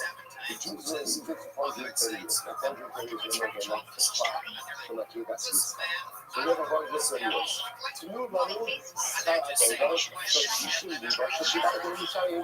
Moshe Ba'Abraham Yisrael. So here in the says, have no problem. If you want to make an accounting, have a little accounting. Just say you only need to go to the store that we buy. Okay, you also are packages for 600,000 men. You want for 430 days. not just, like for some clothes becomes obvious, like let's go, let's settle up. Let's settle up. That bridges of 430 years for half a million people, and we're happy to go ahead and settle up with you. So what happens? So I'm trying to look, right? I'm doing it. So I'm trying to look, so I can't get some sort of on the way, you learn social sharing. You get some days where you come back. You have some social sharing. You have some habits, right? Talk to them about the truth. Talk to them about the years of putting on the answer. You love the uniqueness of saying, teaching the fields, the primary teaching the fields, the baskets. You look behind the fields, like the lady field, lady beard, right? There's so much to say, so I don't think we can look to tell us this, which is a benefit. What's that? It's going to bring us a way. Why is it that that's happening? Like, I said that to you, right? I said, you know what, you know the answer. Like I said, just here's the difference. Here's the day when you're arguing for others. If you don't have an answer, you come back and you can say, I'm sorry, I don't answer. And you recognize that what you're doing is smoking mirrors.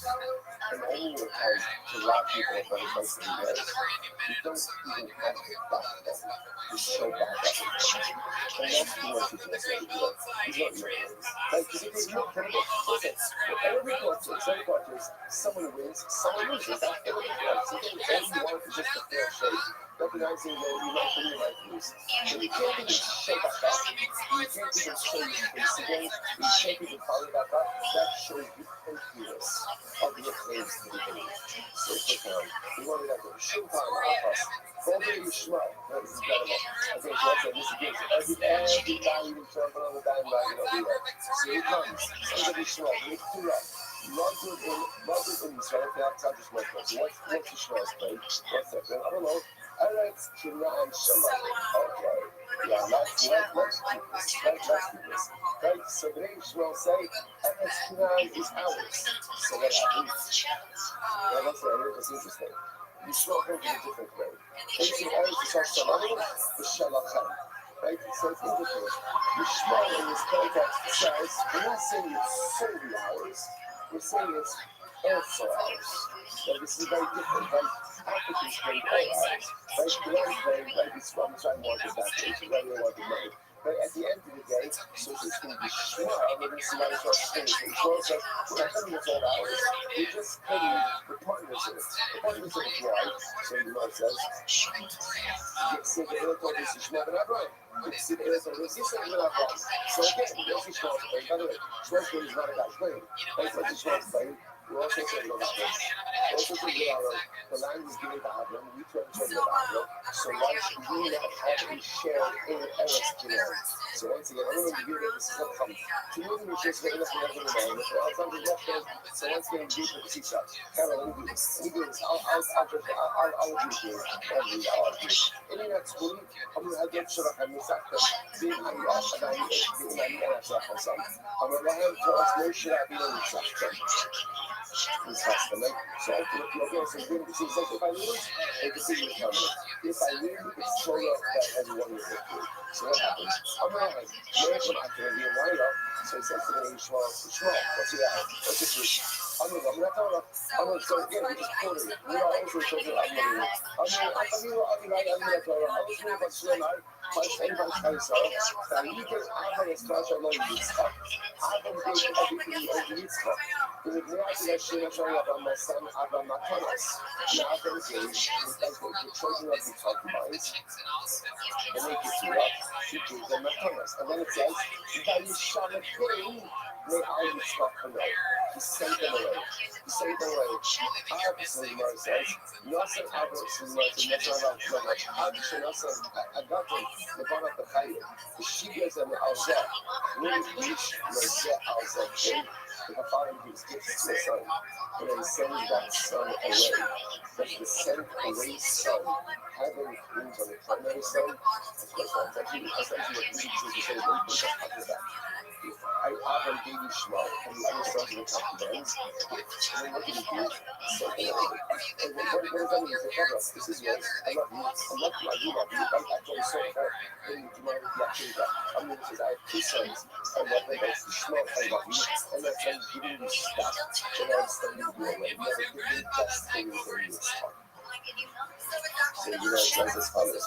My mother, one mother, one Shemasa, and Shem to them. And ultimately again we gave them sorcery. Even sorcery. So says you forget and interesting enough as I want to point out, it's fascinating that that story if you notice the conversation comes there.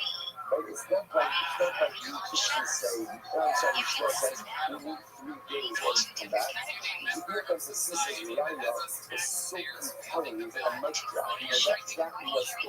That was the end of the story right then and there. Yes, your father is the son of Adam of Eden.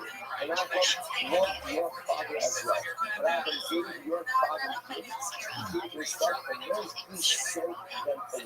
When a father sends a son away from me, he doesn't want the second son to have anything to do with the first son. Hashem did not want Yitzchak to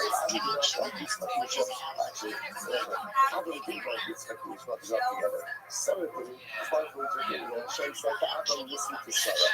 So therefore, again, the gift of Rishon says, you have no heir without Yishmael. You have Yishmael. You have, they left children of Israel. That's the end of the story. If you notice that it's the funny this was just say, Yishmael accepts it. There's no let us go back to it, and the story is over. Absolutely incredible. I guess you have to it's not being okay, we're fine. I'm going to stop very close today. Again, listen, yes, can you possibly go faster? You can't go fast. So when you're too much, you decide everywhere. I'll stop over here for today. Go ahead and pick up a America from the bottom of chapter 5 tomorrow. More incredible, dramatic, and overwhelming Gemara. Stop on you.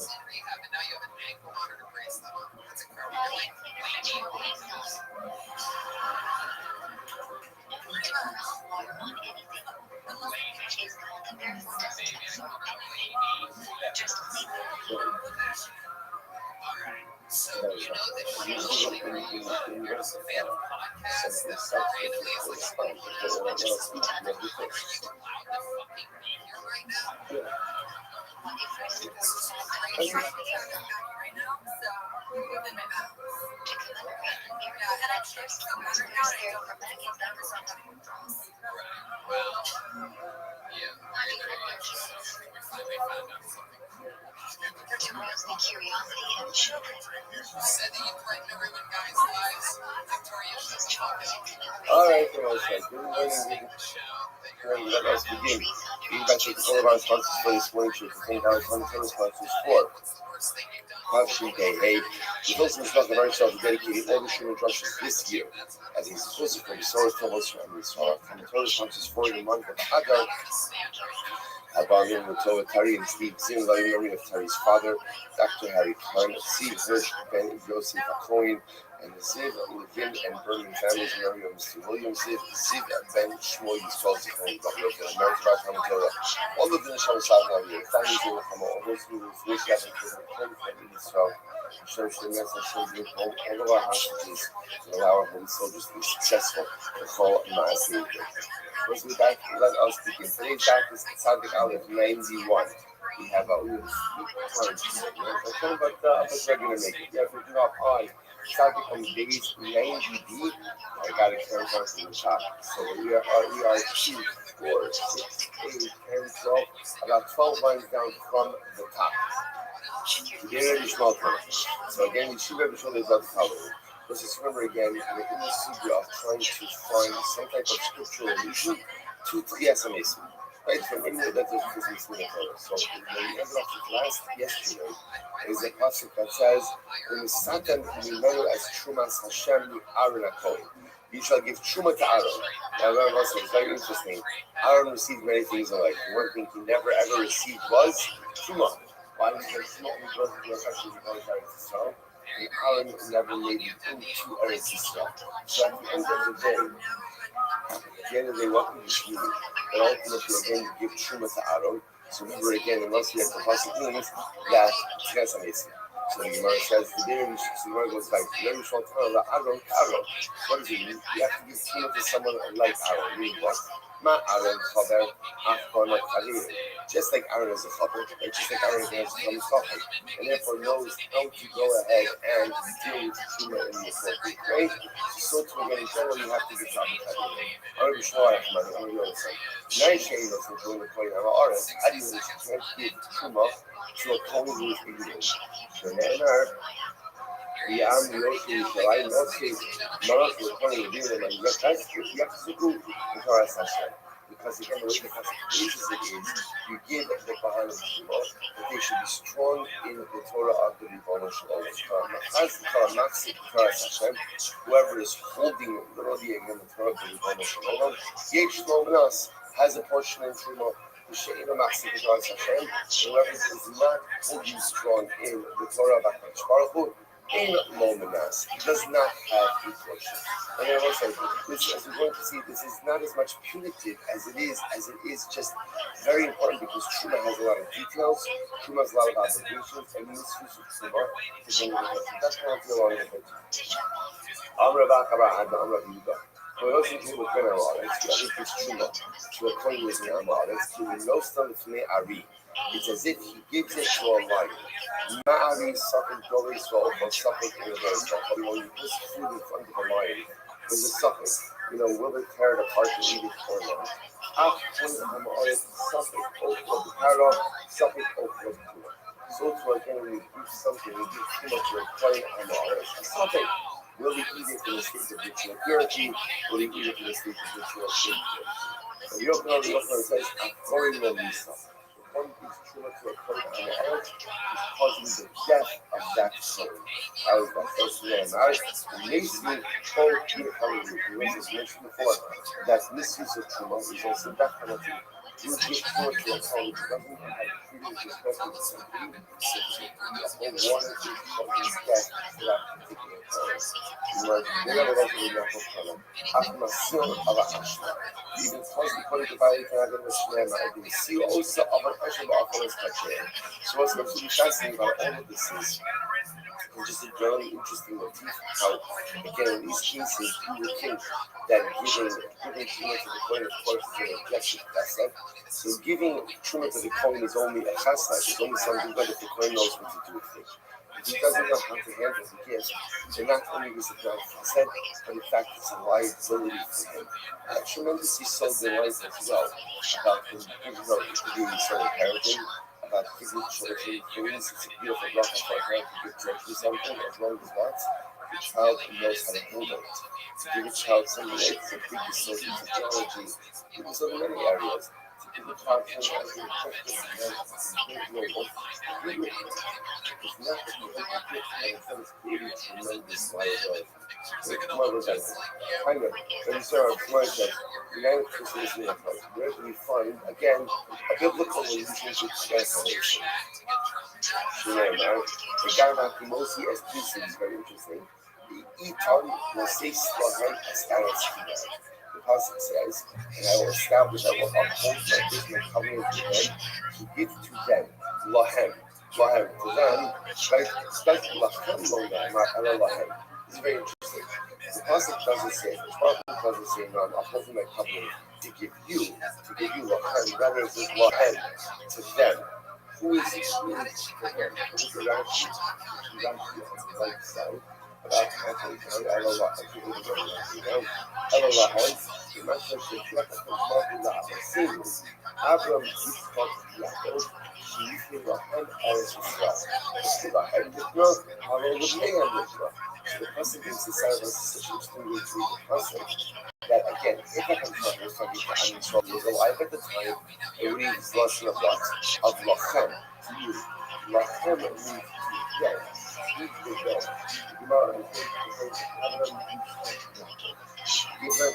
Yaakov, they're dead. They're long dead by the time of the I rather what do you see? But ultimately, again, Abraham is something that will receive our Israel. What does that show you? Yes, what I see. Yes, what I see. So the Gemara says, we get fine. The context was beautiful. Show me this will be listen to this. The meaning, I mean, it's like not because someone doesn't believe man truth. We're going to see these terms in courage, very but we're going to see that we really refer to different levels of heritage. I should say, people who have to don't believe in certain things. So it's a distinction. Some meanings of the Ramya. So meaning of the Ramya. You know, Shaka is right in the Mason. From where we have the Russian brings back the dead. However, we have Torah, we have Rabbi, we have Sufi. As Ramil says, I'm going to give you a proof from Torah, Rabbi, and Sufi.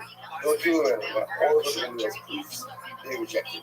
Let's see what happens. We have Torah. So number one, what's the value of that Torah? It's safe. I never show up Moshe. In showcase in Rabbi Zechar, the come. It's pretty explicit. As Hashem says to Moshe, you are going to literally again die. You are living with your forefathers to come. And you are going to arise. Wow, it's pretty explicit. You guys listen. So how do they disprove it? No. They said it was real. You're putting the comma in the wrong place. Below, the comma, the comma ha'am hazeh, sana. The reading the pasuk is as follows. Moshe, you're going to die. And after you die, become ha'amazeh sana. The people are going to die. When you die, the people worship idolatry. Become is not going on Moshe, but God will become is going on the people. Incredible. The most reality of this video rejected at first. Next, in our opinion, what's the proof from Rabbi? Let's say that you will set apart the best of the Talmud, and you two running with short men are fine. You tell Oros, Talaka, the Eretz will find people. So what's the same as puzzle? What do you see this phrase? Phrase you see, Kitsu, Verananu, Shofne, Afar.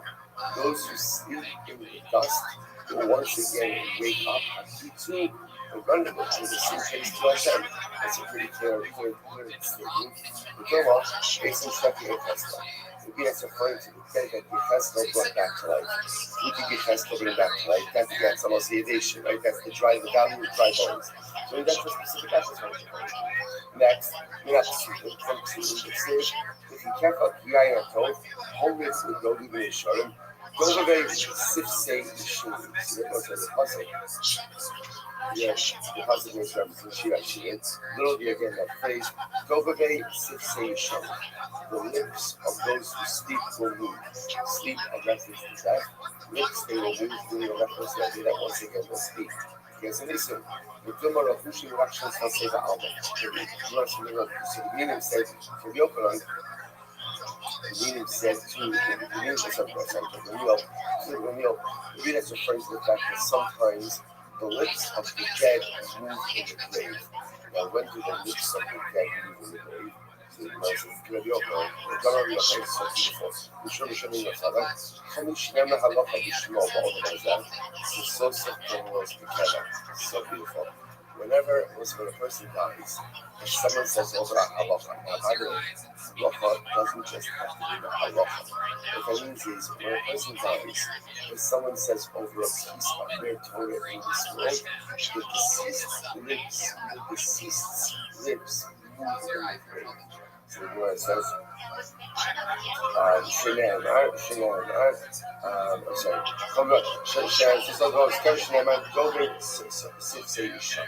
those is a really, really beautiful idea. First of all, this idea that when a person needs over Torah, a person needs over lessons for their families, a person needs over solos that are set over even after they have no longer alive by definition. It gives them a continued life, continued reality in this world. So a person dies, someone says over the Torah, someone says over the so let's move again. Incredible. I show how it was that. So the meaning, do not believe anything that everybody else said. Until everybody knows, give them over the following idea, all the following idea. Hashem Yishbah, Hashem Lavasechem, Vaseis Lahem. So the reference is strong again. That Hashem has sworn to give over to you. Now to actually say to them, Lachem Lachem, it doesn't say Hashem is giving over to you. Rather, what does it say? Ella Lachem, to them. Become a Tchesanis in the Torah. So from where you see ultimately again a reference to Tchesanis in men in the Torah. Incredible, because once again, you're giving over to them. Who's to them? The assumption is this is Avram Yitzchak and Yaakov. So from where you see this allusion to this idea that Hashem that again the 10 will come back. Incredible. Here's Shomei Amikra said. However, others say, we'll look at a different passage, I'm going to say it's so beautiful. The Atem had written Lashon Atem, Chaim Kulchem Hayom. Others say that from this passage, I'm going to translate what does it mean. And you cling to Hashem your God, that Chaim Kulchem Hayom. And so as soon as you translate this, you will live fully today, and you will see alive today. It's something about Shika, the kind of from a right, that's obvious. So much is talking today. So of course they're alive. Allah, you will be unsure, call Haolam, Imam Bisi, Atam Chayim. Even at a time when everyone else is dead, you will be alive. So the idea that we need much means possibly ultimately again, if you can choose like control through Chaim Kulchem Hayom. Hayom means you will come back to life. And even on the day where everyone else is dead, you will come back to life. Such a beautiful, incredible story. So we learn like the Shalom, there's much to say about that. That's the Shalom for your Shalom. Come back to it. Shalom, Robin asked of your Shalom calendar. Shalom to get Romans. As for the Shalom calendar, what did he ask him?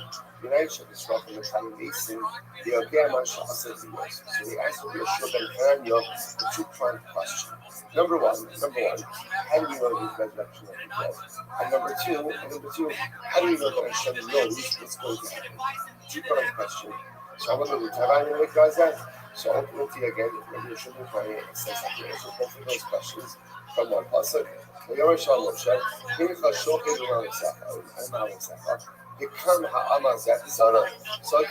you should be finding the pasuk, Moshe, you're going to die, you come, and you're going to come back to life. So from here you see, and then to yes, and you see. So the Gemara says, he said back to him, the Kama Amazat Sana. Okay, Moshe.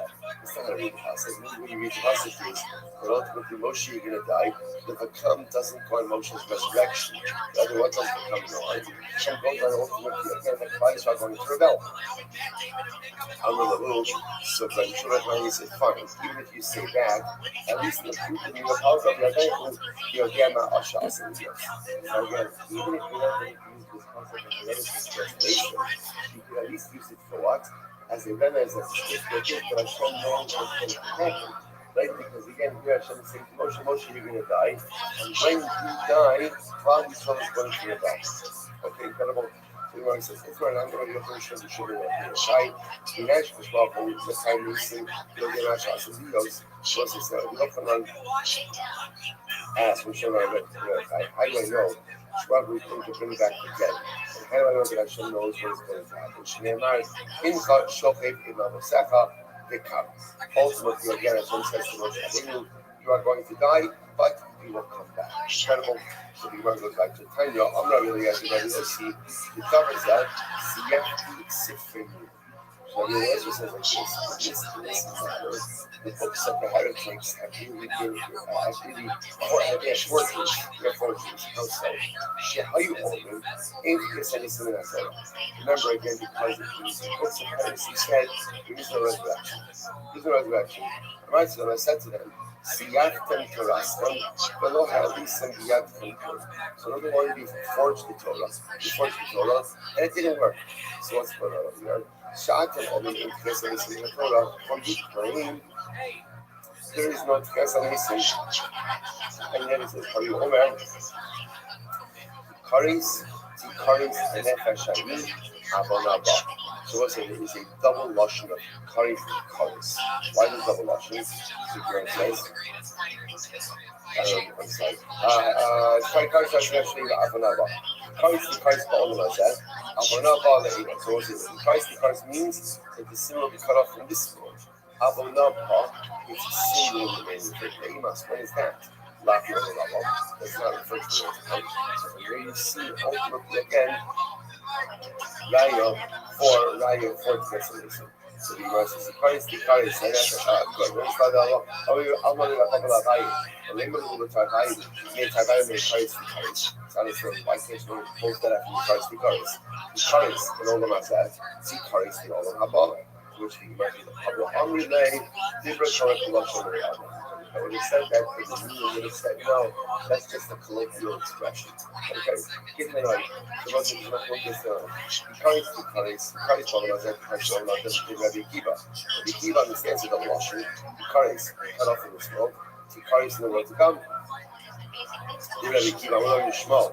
Hello, Kvar Ne'emar, Es Hashem, Umigadei Funifrisa. Once it says, he's blaspheming Hashem that he cut off. The Ishlosha Olam Yish are the three worlds. Then that means that there's three expressions of being cut off. There's going on over here. So there's the Nikva Driver, Elo, the Nikva Sir Olam Azad, will be cut off in this world. He carries the Olam Abba. He carries it, right? He carries the car from the world to come. And he carries the Kares, Dibra Torah Kavash Shamari Adlan. This is the first thing the Torah speaks. Okay? Ben Rabbi Shmuel ben Rabbi Akiva, Avona Ba Maya Akidi. The first thing Rabbi Akiva Rabbi Shmuel. What do you do with the phrase of Avona Ba? Look at this something this is beautiful. Yachva, Afilu Asa Tshuva, he might have thought that this will be cut off even if he did Tshuva. So the Gemara says, Amiloma Avona Ba. When is the sinner cut off? Only when it's Avona Ba. When the sin remains within him. However, the Gemara says, Lo Amarti, Ella Bisman Shavona Ba. Right time the sin is cut off is when the sin remains within him. But if the sin does Shuvah, then ultimately again she is dead. Incredible, what's that? So really fascinating. So again, the point that you begin to see is, we mentioned this here, there's no one concept that says there's amazing. What we have is a series of biblical, I should say Tanakh, is that right? Biblical allusions. Torah giving so many different allusions, different hints, different ideas. Beautiful. Let's go back to that finish there. Shalom, Shalom, Cleopatra. Well, Queen Cleopatra. Queen Cleopatra asked the following question of Rabbi. Amra was a couple of decisions like my shop was this that Cleopatra is the queen's, but Paro is the king's. So this is not like a, this is, or starting with more of the nuts, right now, trust us to see from different usages and shots. This is more of an archery title than anything else. But anyway, it's pretty cool. So Cleopatra asks Rabbi Amra, the Ghana of Hayish Shifri. Listen to this. She said, I know that the dead will come back to life. Sorry, I know that the living God. That's it. I'm sorry. I know that the living will come back to life. So Cleopatra said, I listen to this, right? Cleopatra, I believe in chaos and nation. Incredible. I know that the dead will come back to life. We have to me here, because again, the Prophet said that literally there is sprout forth from the city, which reference to Yerushalayim, like the grass comes out of the earth. So once again, I think this concept is actually not included in our previous conversations, but we have actually discussed it. We'll discuss it pretty clearly. Right, so I know that the dead will come back to life. So what's the Shalom? Ella is shame Odim Aruim, Odim B'Shem. Fascinating. When the dead come back to life, do they come back unclothed, or do they come back in their clothing? We gotta know. So Amar. So he marries back to Cleopatra. Kavachoma Mechita, maybe Kavachoma from a grain of wheat. Also, so the Gemara says, Umachita Shemikura Avila. So the Chita, right? The grain is buried unclothed. What does that mean? When you try to eat kernels, you're trying to see just the seed. There's nothing else but the seed. And yet, Yotza become a Lavushi. Then it comes out with many layers of clothing. Now, what does that mean when you layers of clothing? It means that again, the kernel itself is, it has many layers. It has a plus, it has different things on top of it. So you see from there again, just like the seed goes into the earth unclothed, ultimately again, it comes out with many layers. So the Gemara says, Tzadikim Shem part of the Shem, but Tzadikim ultimately again were buried with their clothing. Allah has covered the cover. Now Tzadik ultimately again is buried not that clothing, Tzadikim the trans, and Tzadik is buried with clothing all the more so he will come out clothed as well. So it's such a see. First of all, you just say sound is just like a fascination question. But then again, I believe in resurrection of the dead. And how exactly does this work? When the dead come out of the grave, what is it? And clothes. It's interesting also is very well because clothing is used for often in metaphor, which is like consciousness. Right? Because God is, right? The Holy Spirit like that kind of money, Shema says in Mishnah. And all times that your clothing be white. That your clothing be white. So clothing represents accomplishment. So good by all people, the answer is really asking was the following. When there is transformation, how do you come back? How are you reborn? Are you reborn like tabla rasa, like naked, unclothed, like new life, new person, mamish, like a new baby being born to cover and she or is your resurrected life somehow a continuity of your previous life? Are you born with your clothing? In other words, do you come back? And again, I have no nice clothing. I have no resource. So again, it's a fascinating question. Is resurrection a continuation of my previous life? So I come back with my clothing? Or again, am I born unclothed to do a brand new life? Which one in your response? Resurrected life is a continuity of previous life. So listen, it's so fascinating because what that does is it really urges us to maximize the life we have here in this world. Because the way I live here not only impacts me in this world, not only impacts me what we'll call Olam Haba, which is the place where I go after I die, but it even impacts me in resurrected life as well. Everything I do in this world follows me in the multiple stages and innovations of my life. Such a profound dilemma. I want to make use of everyone go.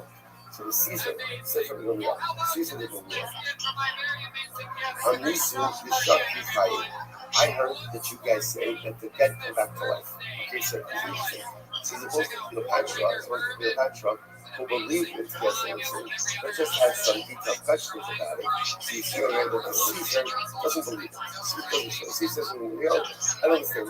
You guys say, at least you guys say, Yishak Yichayim. Then we'll come back to life. I don't understand how that works. The dead ultimately again become dust, right? And dust can turn back to life. Dust can come back to life. So the Gemara says, top 91a. Others will do darkly. Shot gave down the height. Again, these things are fascinating. So the daughter of the Caesar said to Romeo, I got this. Right? She wanted to answer this particular question. Okay, so she says, so my argument. She goes to the second line, talking about for age 91A, second line. She goes to each people. There are two people, two fashionists, creators of stuff. Right? How many people? Yesh Bigirenu, right? Rashi says that they know to me, they create utensils. People create utensils. After Yosemite, one creates utensils from water, and one creates utensils from clay. So Isa Mehemishuba, better. Look to see what was the way, look at their way. Represent much greater create utensils from water than with create from clay. Although in my mind, you know, I was just so I think Shubak Amalek, this is where I'm a lot of Amalek, she says in a mind side, you know, people call Shabim, so Hashem fashions people from water. Now, what does that mean, water? It's a reference to Zerah, to the proper seed, which creates a struggle to create human life from literally mining from water, and Allah has come with a karma which proves in this. In other words, right, it's a greater feat to create utensils from water than it is from clay. And everybody agrees to create utensils from clay. But the struggle goes ahead and creates life, ultimately again from water, so we go ahead and create life from clay, from dirt as well. The name of Yishmael Tana, Kavachomer Miklis Utis is beautiful. And you can Kavachomer from the creation of glass. Creation of glass, it's gas and listen. Matris Utis, Sha'amalon, Ruach, Basavadam. How is glass made? You blow glass. Glass is made through the breath of man. And Nishbaru, Yeshlan Takana. And even if glass breaks, you could melt it down and you could refashion it. Thus said the Baruch Baruch Hu Shalach Kodesh Baruch Allah has come to man who is made with the breath of Hashem. Vayipach Ba'apah, right? Hashem threw life into us.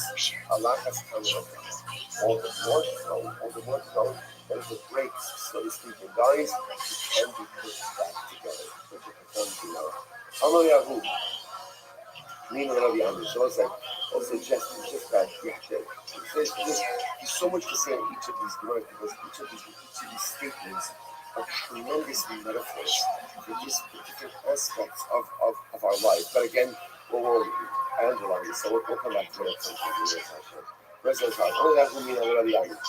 was a particular unbeliever, who said to Ariani, Amisu, you say the Shakti Chai, you guys say that the dead come back to life. Whereas the Baha Havu Afra, Baha Havu Kakaye, and the dead turn to dust. And how can dust possibly come back to life? Oh, I'm sure it's not mushroom. Let me give you a mushroom. Let me give you a mushroom. Remember that first time I done? So I'll give you a mushroom.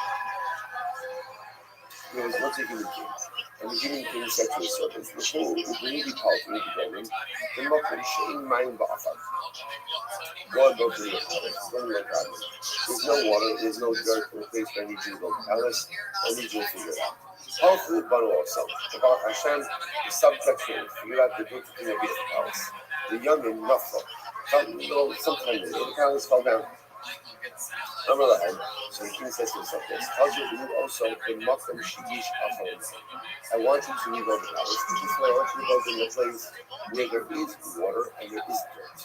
On low, aim on your phone. The subject says you can't do it. You can't do it or unable to do it.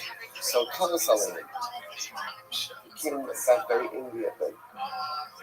The Makam Shimain Ba'afar brings to the Nisem, Aksha Shishmain Ba'afar Allah has come of the it seems to understand. You were able to go to palace when there was no water and dirt. You were able to pull it off. Now that I'm giving you water and dirt, you can't pull it off. So it's like what's to himself. As far as creates man from nothing. Each man is not really the world from nothing.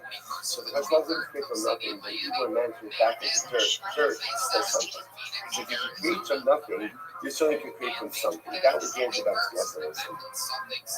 In the Iyatem Amin, but if you don't believe that this idea of something turning into something else, say that this does go out of the valley, or a see this particular type of rodent, Shalom, that's the process of the Khatiyatam. So let's say this man is just an example about what they're talking about, what they're talking about in these rodents.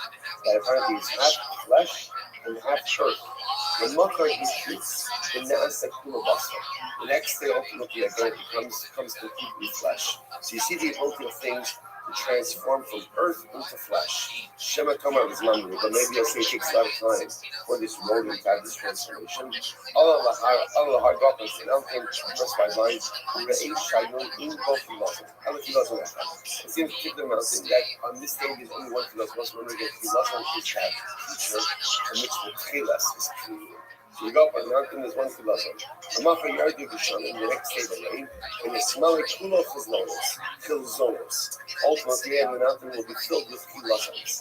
So again, the idea over here is number one, that earth could turn to flesh, that something could turn to nothing, and from the earth, again, things could sprout as evidenced by the philosophy. It's incredible. And also, I think that there is a tremendous profundity in that Mashal as well about the king. I remember the Mashal of the king, what happened, he said to his subjects, build me a palace. And he said, build a house where there is nothing. There's no dirt, there's no water. There's no dirt, there's no water. And the subjects do it.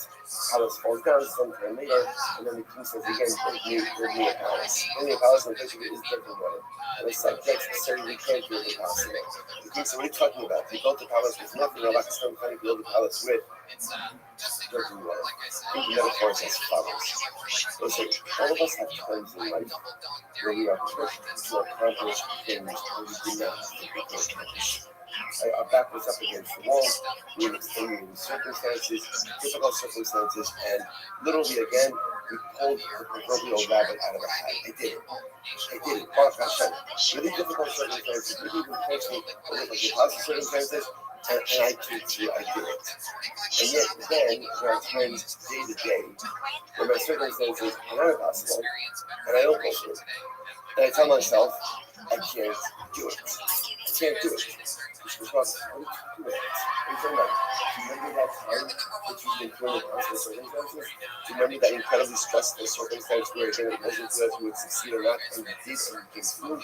If you could succeed in difficult, virtually impossible circumstances, if you could build a personalistic palace with no water and no dirt, then Allah has term of account day to day, when circumstances are not difficult, you certainly can come through. And also, we all have situations like this. We're really difficult situations. We don't have situations. This is a piece of. I think almost all of us have situations like this. It's really difficult circumstances. And I said to myself, I don't know what to do this. And I got through it. Not only did I get through it, but I succeeded and I grew. And if I can do that in these extenuating circumstances in life, then I'm saying to perform in day-to-day life. If I can make things happen where there was no dirt, there was no water, the more so I can hold the personalistic house where there is dirt and there is no water. Incredible use for life. You know what goes back to? Only I will know to be good at this is a great series of stories. There's a particular name. We said to Rabbi ben Sisa, that's his name. Rabbi ben Sisa, actually points out over here. Kach Shmo, Bahaisamo Akmumius Bigabo. Interestingly enough, so this guy, Rabbi ben Sisa, who himself was a typical hunchback, and he was a hunchback. We're going to see that part of the story just a little bit. Rashi points out over here. He was a hunchback. Okay, so what happened? So there was a min who came over to him. And this min said to him, "Buy the phone, Chayim.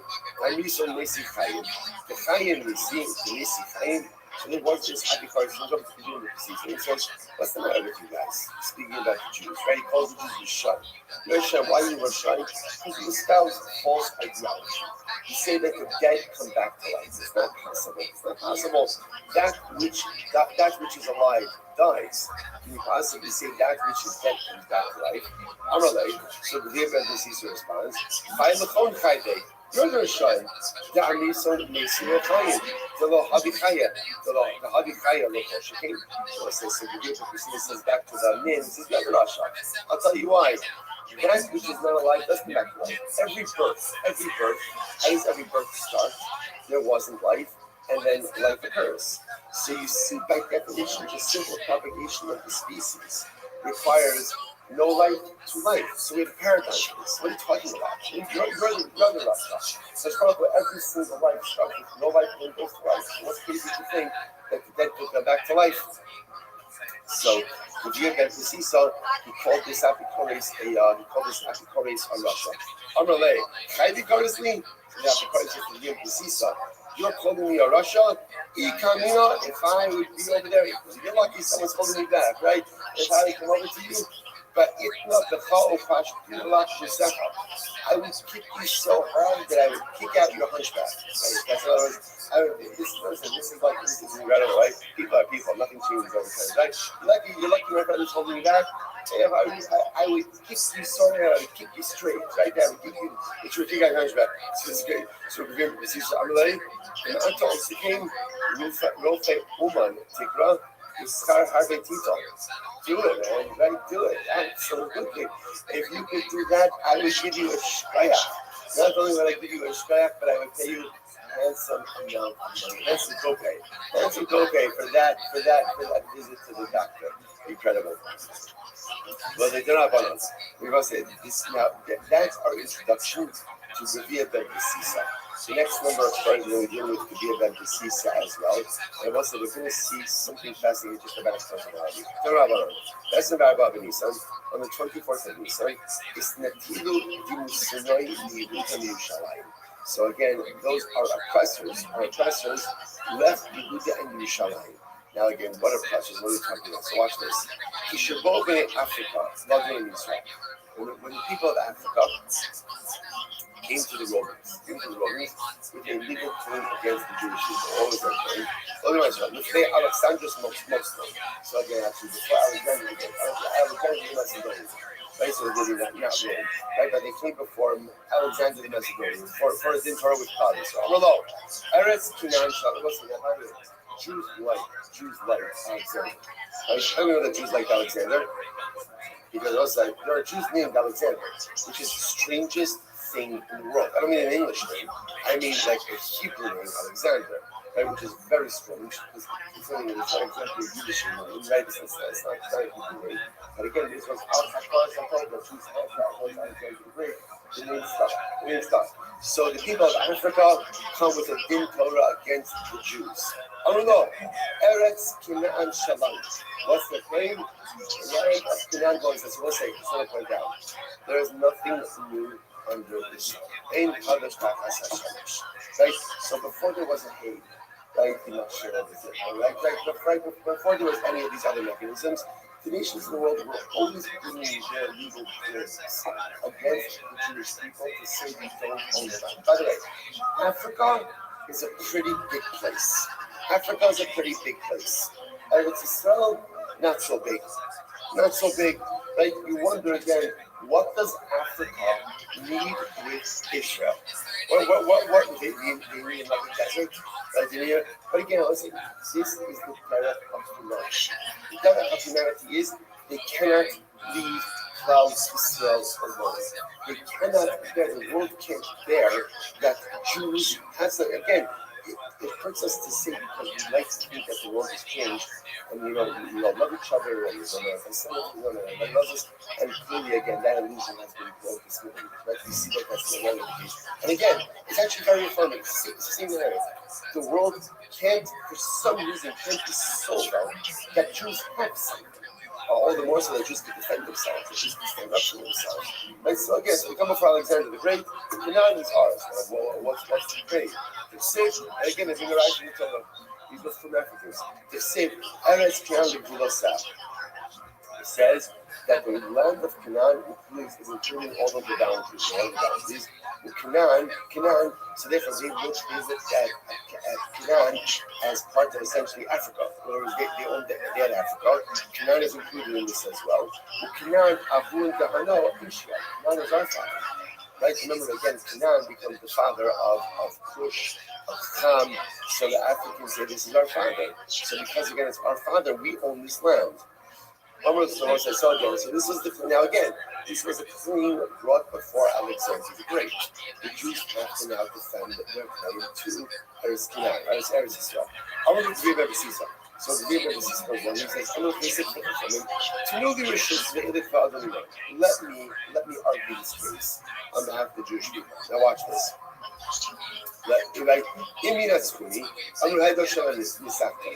if I lose, the good thing is there's really no harm because they could just say, part of the Rothschild, which is something discouraging. The year that Esau was not recognized as one of the ranking sages.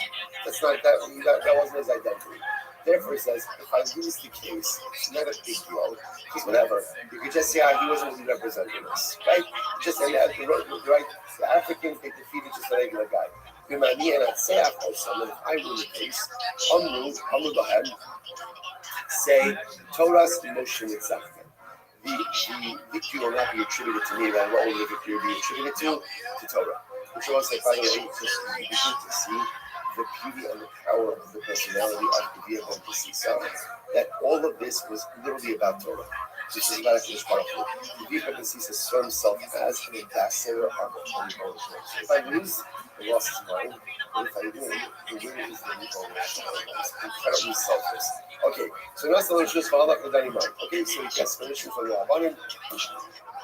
He represents Christ or funded Alexander the Great. Go ahead. So he says to the Africans, where are you bringing it from? There's no Torah, we just said it. I'll also bring it right from the Torah. What's the pasuk? Shneimar. Hayomer, Arur Kinan, Eved Avot Yela Echad. Kinan is cursed, and Kinan should be a slave to his brothers. If that's the case, Eved should so again. Hebron was here. He said you're the children of Kinan. Kinan is cursed. Kinan are Avodim. Eved Shekona Avodim Nefasim. Eved will be Nefasim will be. If an Eved acquires property, who does the property belong to? For that matter, who does the Eved himself belong to? Below, not only that, Elishari Kamishon Lo Abadatanu. So furthermore, again, you guys owe us back wages, back service. Why? Because we're the slaves to Cloud Israel. And what? You have not been working for years. So not only do you not own land, right, but we own you, and you owe us back wages, back payments for all of your delivery service. Okay, so what happened? Amulahan, Alexander Malka, Zila Chila. So Alexander says we have to give his new. What say you? You know what's your response? I'm not sure what is much what she. So they said to Alexander, give us 3 days. Give us 3 days to come back with an answer. No, so it's not gave them the time, but given a month of Shiva. So ultimately in the search, but they could not find an answer. The Yad Baku, so the Africans went away. And what happened? The Niku said the same Kishin to us, the Kamen Kishin to us. The last time I wasn't here was interesting. So apparently again, they were living in Canaan. Right there, they were living there. But again, they had no plans. They recognized they had no plans, so they left. They ran away. And they left behind leading fields and leading vineyards. And the Gemara says, Va'osa Shana Shvius Hasa. What was the Shmitiya? What was the Shmitiya? So not only did Klal Yisrael succeed, but ultimately Klal Yisrael went ahead and Baruch Hashem had somewhere to sustain themselves even during the Shmitiya. So let's say, so again, what's the message with this? It's a fascinating story. What's the takeaway message? First, there's 2 messages. Number one, that Jews should not be bashful or apologetic about what is ours. What is ours? We have very little in this world, and the little bit that we have is ours, and we should not be ashamed to defend it, and we should not be ashamed to assert our ownership over it, nor should we be apologetic about the fact that the Rothschild gave it to us and did not give it to others. When the Jews are apologetic, so ultimately again that weakness is exploited and pounced upon. When Jews are proud, when Jews are direct, and when Jews assert their sovereignty over that which is ours, that is when things come together. Number 2, when you do things not for self-serving, egotistic, or egocentric purposes, but you do things for our that's when things work. Your view of empathy, so I want to put something out, by the way. If you think about it, it's interesting to note that like the view of empathy came from the whole shepherd, right? Welcome to my Gezorah, like my parents of this. It says in the Rabbi, it says from this year, it says in the Avanazar, he doesn't know his. He goes to puzzle. Like it's not a complicated question. Why couldn't other people come up with this? I don't know what the answer is, but on a very simple level, because we've done to see something very simple like this. It's not about me. This is not about me. This is about getting on this. When you do things for the right purposes, specifically for the common collective Baruch, things come together. Be unapologetic about what is ours, and when you do things for the right purposes, and things come together. Next. Another thing to us, fascinating. So once again, now the Egyptians brought a court case. Let's say this is literally again, we think it's new things that like nations of the world bring legal proceedings against the Jewish people. It's not true. It's not true. The Africans did it. They will say again, like who led the things of Genesis. Just fascinating to see how the world was so circular. Like who was at the forefront of the claims of genocide against the state of Israel, South Africa. Or just pointing out, just to see certain things. They just are the way that they are. And while it's for those to think that the world changes, it really does. The only thing that changes is us. The world very much stays the same, especially its interests of Israel. So, well, next court case. Who else not before Alexander the Great? Egypt. Anulom, Hari Omer, Ari Omer, Bashan Masamaskina Amadene, Shadashilum. So the Egyptians come up, and it was like, it's actually a pretty good claim, right? So the Pasuk says, when we left Mitzrayim, the Pasuk says, in your video, I'm not coming up to this, the Pasuk says, Hashem gave the favor of Klal Yisrael in the eyes of the Egyptians by Yashirim. Now, by Yashirim literally means they borrowed. Now, there's different ways to interpret that word. Some say they asked, right? Others say it means borrow. Now, the Egyptians are clearly coming with the idea that it means borrow, which means Klal Yisrael borrowed a whole lot of silver and gold from the Egyptians, which the Egyptians say, so happy to have it to you, right? We'd like our stuff back. Okay? So the Gemara says, Amar Gviv Ben Pesisa. So Gviv Ben Pesisa says that Chachamim clearly Rishus Ve'elek Ba'adoni Moed. Look at Alexander. So Gviv Ben Pesisa says, do me a favor. Says to the rabbis, I'll deal with this. Give me Rishus, I'll deal with it. And you have to bring once again, Amru Lahan, I go Shelach and Mitzachim. So if I'm successful, I'm sorry, if they are victorious. If they win the case over me, so the next again, it's not a big deal because people would just say, this guy can give me Pesisa, he's a hedger. He's just a regular guy. Like the Imani and Atziachos, but if I'm successful, Amru Lahan, Torah's Moshe Rabbeinu Nitzach. Then ultimately again, the glory will be given not to me, because the glory will be given ultimately again to Rabbi Torah. That's what shows Malachim Danaman. Okay, so the Sisa shows up today's thing, he adjudicates the case with the Egyptians. Okay, I will Me'echem Atmavi Raya, Egyptians, what's your raya? What's your proof? I'm a Torah. Amrulahem. So again, the Egyptians, we told you, by Yashi Luz, we borrowed stuff from us. So okay, you know you want to step back. So give them says Amrulahem, Afani lo avi lachanaya el minasara. I'll also bring your proof from the Torah. Shenei Moshe Bnei Yisrael, Asher Yeshiv Mitzrayim, Shloshim Shana Ba'arba Me'el Shana. The Jews were in Egypt for 430 years. For 430 years, remember again, from Exodus. So they're for 400 years. Tinu lanu schar avoda shashishim riba shashivatim mitzrayim shloshim ba'arba me'el shana. So since it's covered, no problem. If you want to make an accounting, having to make an accounting, you say we owe you the gold and silver that we borrowed. Okay, you also owe us back wages for 600,000 men who worked for 430 years. Let's be some friends become here. Right, let's go. Let's settle up. Let's settle up back wages for 430 years for 500,000 people, and we're happy to go ahead and settle up with you. So what happens? Some of them Alexander Moko, answer the Chuba. Alexander says to the Egyptians, what do you have to say? To new one is my Shloshim. So give us 3 days, we can come back. So that's on Shloshim. That's on Lahem Islam. So ultimately, again, they searched for 3 days, they couldn't find an answer. Nigash, Genichus Sadosein, Kishin Zuros, Mikane, Kishin Maturos, Ubashtu. They left behind the fields, right? The laden fields, laden vineyards. But also Shana Shvius I saw, and it was a Shemitah year. The parallel says the Jews had benefits. I just want to point out something interesting. Why is it that both the Africans and the Egyptians went away? Right? Why don't you come back? Be a man. Right? And say, you know what? We don't have an answer. I will say, here's the difference. At the end of the day, when you're arguing for MS, if you don't have an answer, you come back and you can say, you're right, I'm sorry, I don't have an answer. When you recognize that what you're doing is smoking mirrors, and only an attempt to rob people of what is rightfully theirs, you don't really have the backbone to show back up in church. And that's what we're teaching us over here. These weren't real codes, right? Because if they're real, then again, listen, in every court case, someone wins, someone loses. That's the way it works. Again, all you want is just a fair shake, recognizing you might win, you might lose. And you can't even show back up, and you can't even show your face again, and you can't even follow back up. That shows the emptiness of what claims to begin with. So profound. They wrote it like that. Shumpam, Achas, Bobene Yishma. That's incredible. Okay, so I'll say this is good. So everybody is jumping on the bandwagon over here. So who comes? Sons of Yishma, the Miktura. Lodun in Yisrael, now try to smoke. So what's Yishmael's claim? What's their claim? Hello, Eretz Kinaan Shalom.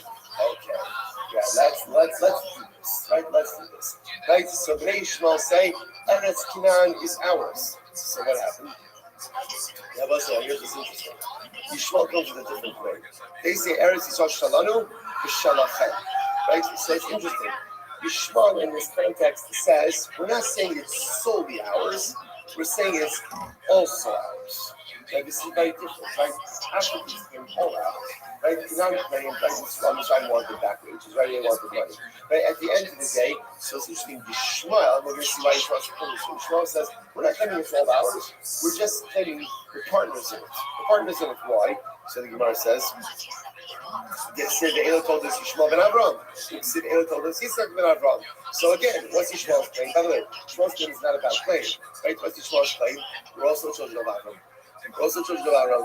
The land is given to Avram. We were the children of Avram. So why should we not have a share in Eretz Canaan? So once again, I don't know if we gave it a to know the Rishos Ve'elach Ve'adin Imayim, but Alexander's not known. So once again, you gave it to Sisa. Pharaoh, let me do this. I'll judge it. I'll adjudicate it. Not adjudicate. I'll argue it. I mean, that's funny. I'm going to have Dr. Shabbat and Yitzhak Bim Ani Son. Amar Toras Moshe Rabbeinu Yitzhak. Right? So ultimately, again, so he says, if I lose, they defeat me. If I win, it's Torah that has won the victory. So what happened? So he says to the Shmuel, what's your ayah? What's your proof? So again, we just quoted it. We are also children of Avinu. I was reading about Shneimar, and Parsh Haisar. Avram gave everything he owed to Yitzchak.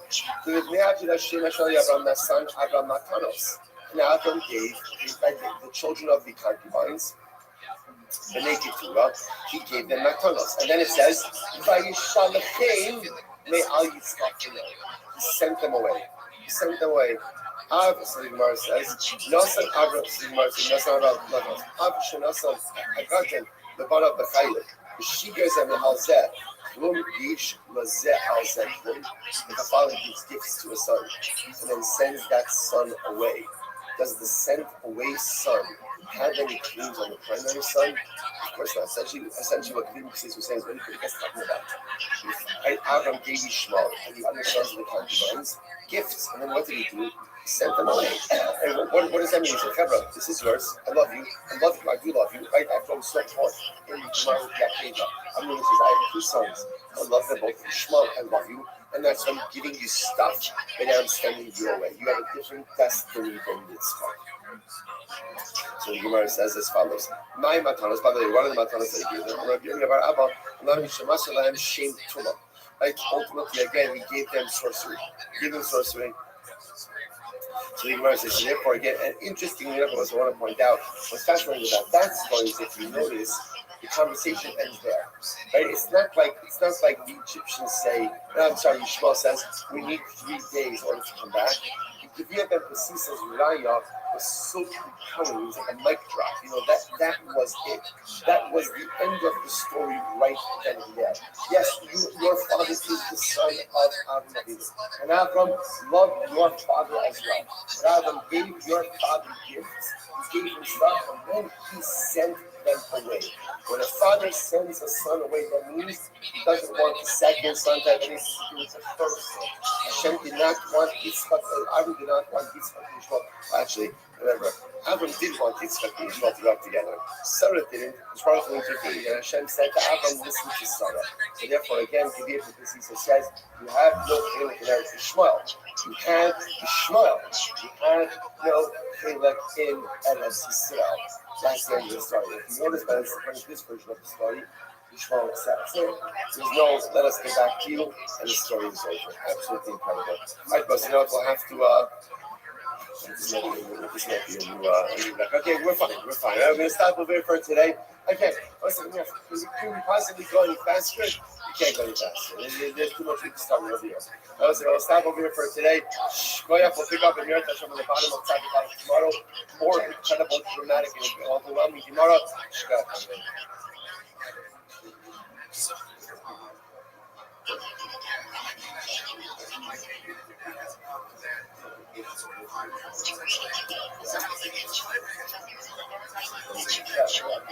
Right.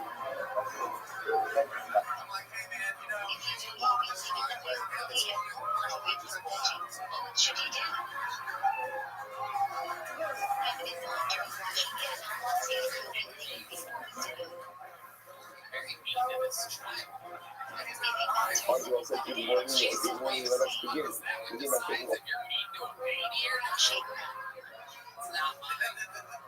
One of our sponsors, hopefully, is going to begin. Our annual 100 sponsor. For a top sheet, right? text Mishpacha by itself and dedicated every single instructions this year, and the sister says Thomas for all by yourself. From the Thomas Council Sport and month of Advent, about the Torvish Helmets in June, Rabbi Many praise Father of the High Court, Steve Rich, Ben Yosef Hakoy, and Zeke and Nicole and Vernon Collins and many of Mr. William J. Zeb, Shua, and the Sons for the Rabbi of the Rothschild Controller. All of the Rothschild Controller, the Chinese and for all those who will do up. Should have a really colorful and from the 12 to share to some new house to get home, and I hope something should be successful for and not safe. As with that, let us begin. We have an incredible and beautiful God ahead of us today. We thank His Sabbath and we have to do our prayer. Thank us on the days, even on these 14 months up from the line. Snatch a little of the story of the Akita. So we're going to try to say, I'm going to do as beautiful.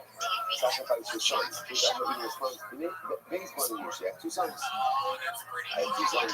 As if you talk, your only son. This one is the single son. This one is the single son. Each of my children again have their singularity. I shall have God, the one who you love. How I will with you, I love them both. Oh, it's that one that will do all right there. I don't really say, you think I don't love you slow? You think I don't love you slow? The father loves his son, even if the son doesn't do exactly what the father wants. That's his father.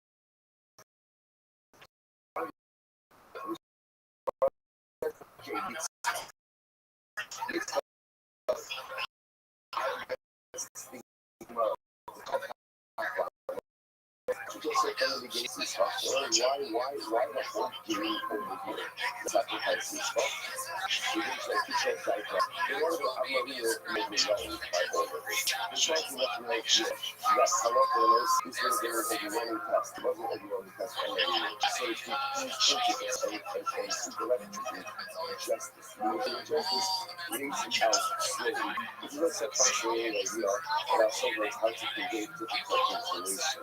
Sometimes it's not just about blurring it out. It's not just about saying, but again, sometimes a person has to be able to ease into another reality because keep yourself on balance. Once it's not what happens. Some of you are going to be to the idea. It also shows, by the way, how even I'm going to see this a little bit more.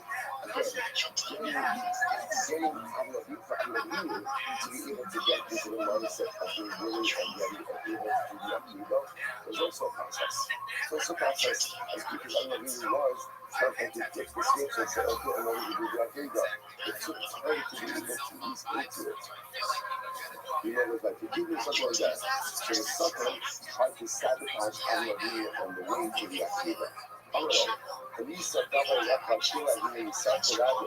Yeah, that up was not such a two is lower. The other power enough of the way. So there is the pilot as you enter the project. I think the part of the first day of it. And Lisa double up of strong. So the second says to Amaria is happening.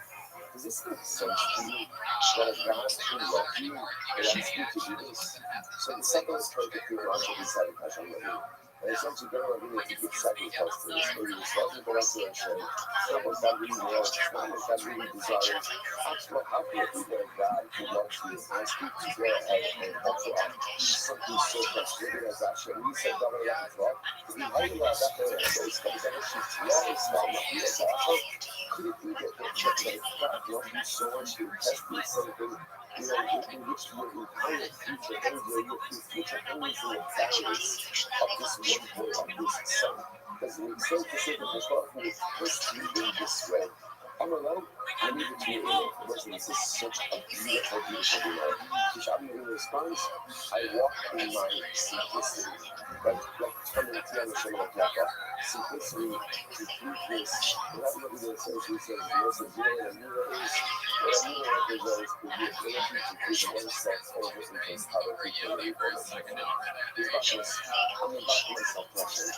I'm about myself getting pleasure. So if I get me with just this suffering, it's kind of that way.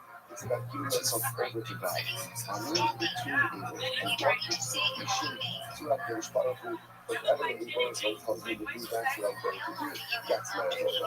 If I go, oh no, how about the US folks? Yes, so it's like I see that's what I do. Well, maybe you'll do that. Maybe you're tonight, maybe you're feeling heaven, because maybe you foolish. Maybe you will open up your belly, one knee, Honorable, Zachariah, Nibu Rakiyahu. Is there anyone that could take care of part of the other as videos? So that's what he says, is, you know what? Sometimes you can't explain anything. You just can't explain anything. But there's one interesting thing about everyone, which is people who have it are never put at a disadvantage. Might look strange, might be strange, might be unexplainable, but at the end of the day, those who have it, so I love you, but is anyone who's looking at me and who's like the other than this? Has there ever been a person who's like, this is like, such a, this conversation is probably the essence of every person within me that express some kind of concern. Just the difference is that whether the suffering is being out of the world, and whether I'm going to take this conversation in his mind. And on one hand, he's people that God loves you, so this to you, and what's the answer to that? The answer to that is, I don't understand it, these guys. I don't know if I just give myself over to the Lord. This practice, that's what it means, give myself over to God. I believe in things like this is what is happening. Maybe a misunderstanding. The God means that what God wants you. Change again, another response. The end of the day, those who put themselves in the open embrace that responsibility. Those who give themselves over in the that responsibility will never be lost. It may hurt, it may be difficult, it may be overwhelming, but they'll never be lost. Even because of the custom we are right. So once the cycle starts, that really is meant to be listening to. I don't know, you know, God shall not be a part of Harvey. The son of love, that he looks like real love. It's interesting. Only something says to Avram, something says to Avram, you know, I don't know what it was. Because I heard from the hundreds, at the end of the day, God wasn't going to ask me to sacrifice his son. It was, at the end of the day, he's going to end up offering up a sheep and not his son. So that's an interesting, there's a pretty good in the story. But he's going to be the one who will come to me.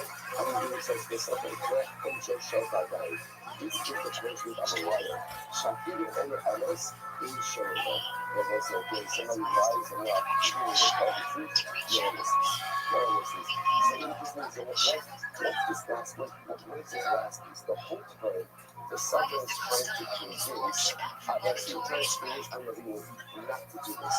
Right? And then the last piece after the fact we know that they got it. You have to sacrifice these things. It's going to be fine. What's the check? The check was he was trying to go to the sky. He was trying to say, I'm going to that. It's such a good test. He's not going to leave anyway. So he was trying, he couldn't stop him. So he could take away the reward for food. He could take away the illegal component. If I'm looking at essentially something, I don't listen to you. I don't listen to you. So whatever you say, I got to be zero meaning to you. Because at the end of the day, I'm going to listen to the person that a liar is words you never trust. It's incredible. Incredible. Incredible diaper. I'm going to be sure that it's fun. So it's ultimately again, but as an act of suffering, it's suffering, it's having a conversation out of the so you show up, it's having a conversation with Yitzchak. I need that really help. It's not for Yitzchak. You think you're so good.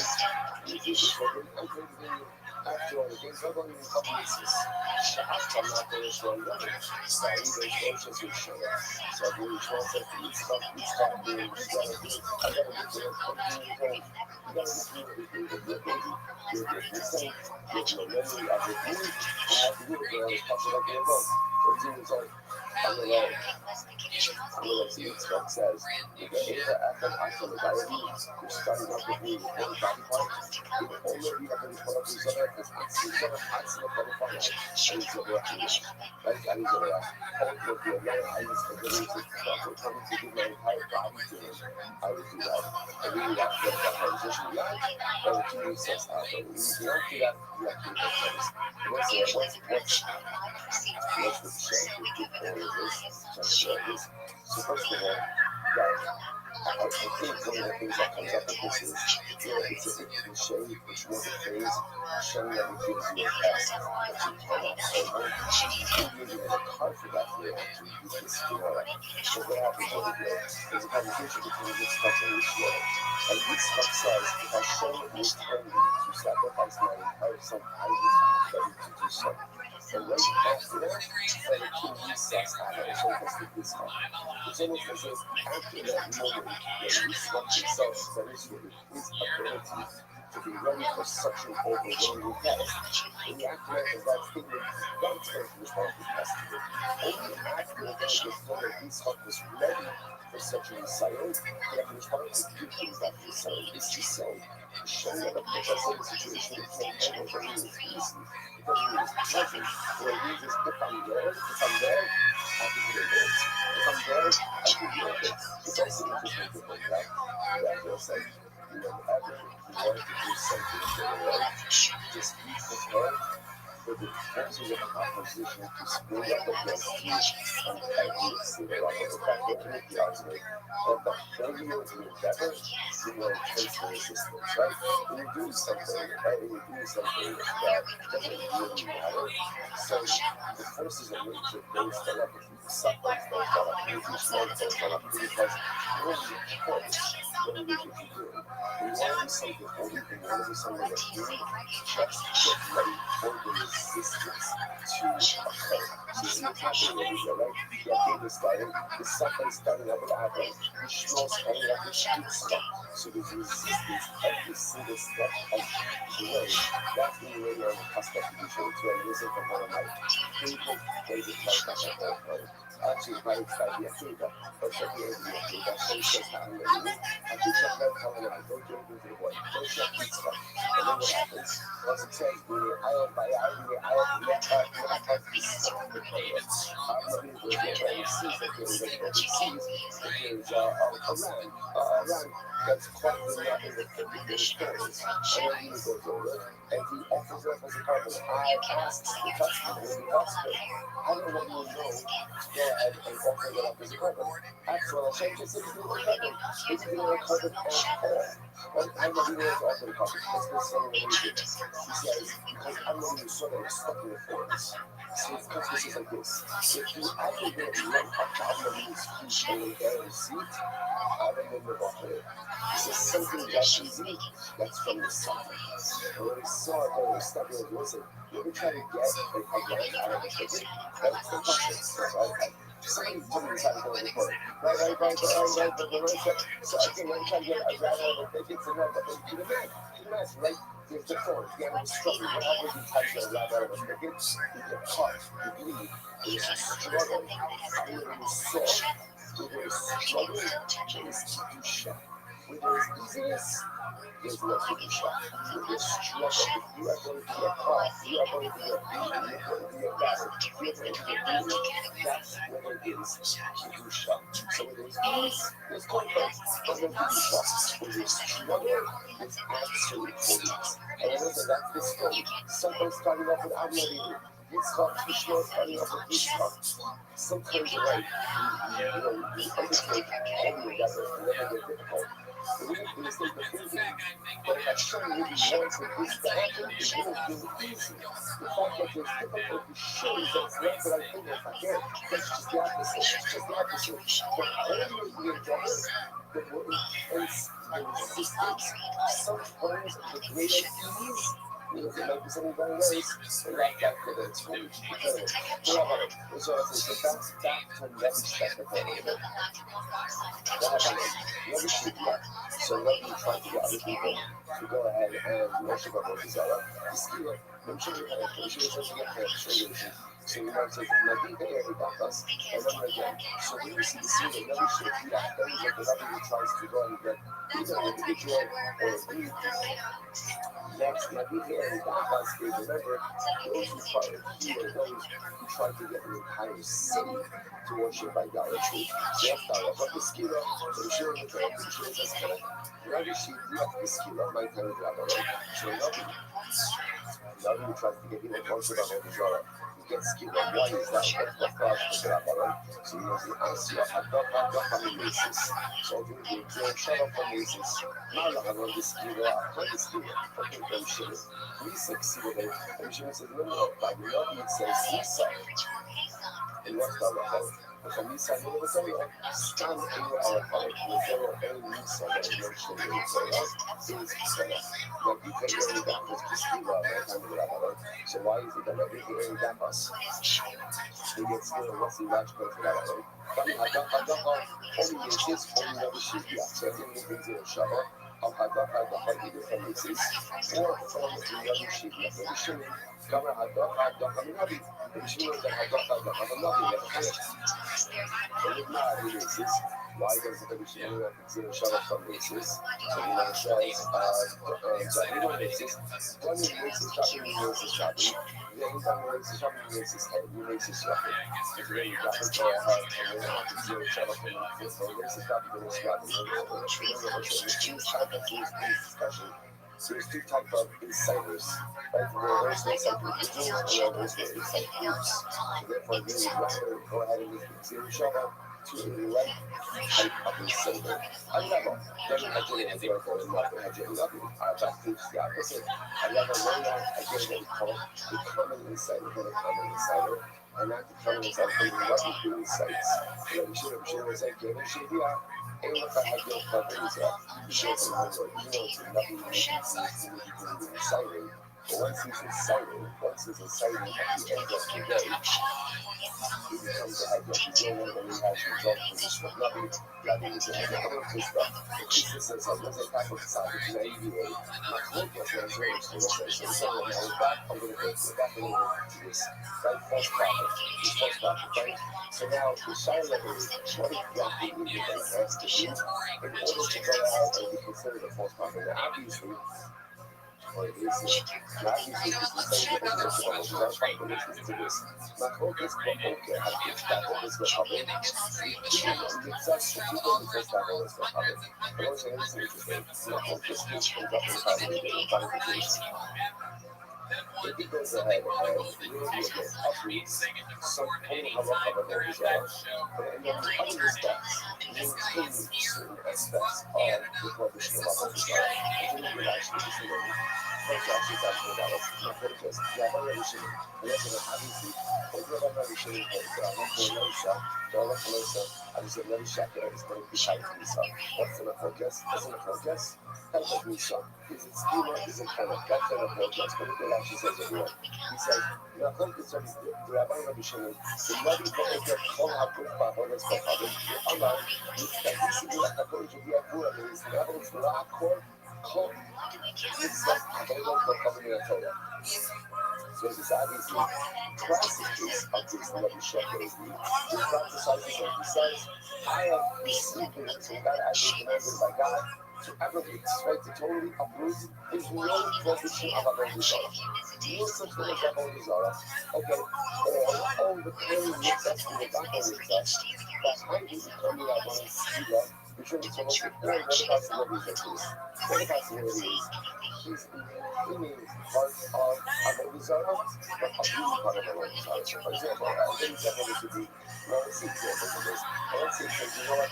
You're not allowed to offer a cover to Avodah Zarah, but you are allowed to carry down someone else. That would be an example of he's maintaining part of the prohibition, but a really part of the prohibition. So that's what gets in the focus. So again, obviously, what about that one and let me show you what we're going to put it up. My focus is about the type of this. Like one of them, yeah, the only thing that is the Torah says, the Torah says, that the nothing really tries to do is fucking that you didn't have that. You know that means even if he just tries to get you off part of the Torah, in other words, that he's upholding part of the prohibition of the Torah, and he's leaving another part of it. Listen to this. About okay, how good the Shabbat is, maybe I heard of her. This is interesting. But let's say someone goes over and becomes one of these guys. Nothing to do with that whole desire. Whoever comes on and says, you know what? I got a prophecy from God. The prohibition of shackles no longer applies. No desire. He just uprooting another mitzvah. Uprooting another mitzvah. Everywhere he's correct. Still again. but that's because he's a false prophet and corrupting the word of God. And when we in that situation, we put the right back there. The key mitzvahs, the bigger mitzvahs, we shall use to Yaakov prophet.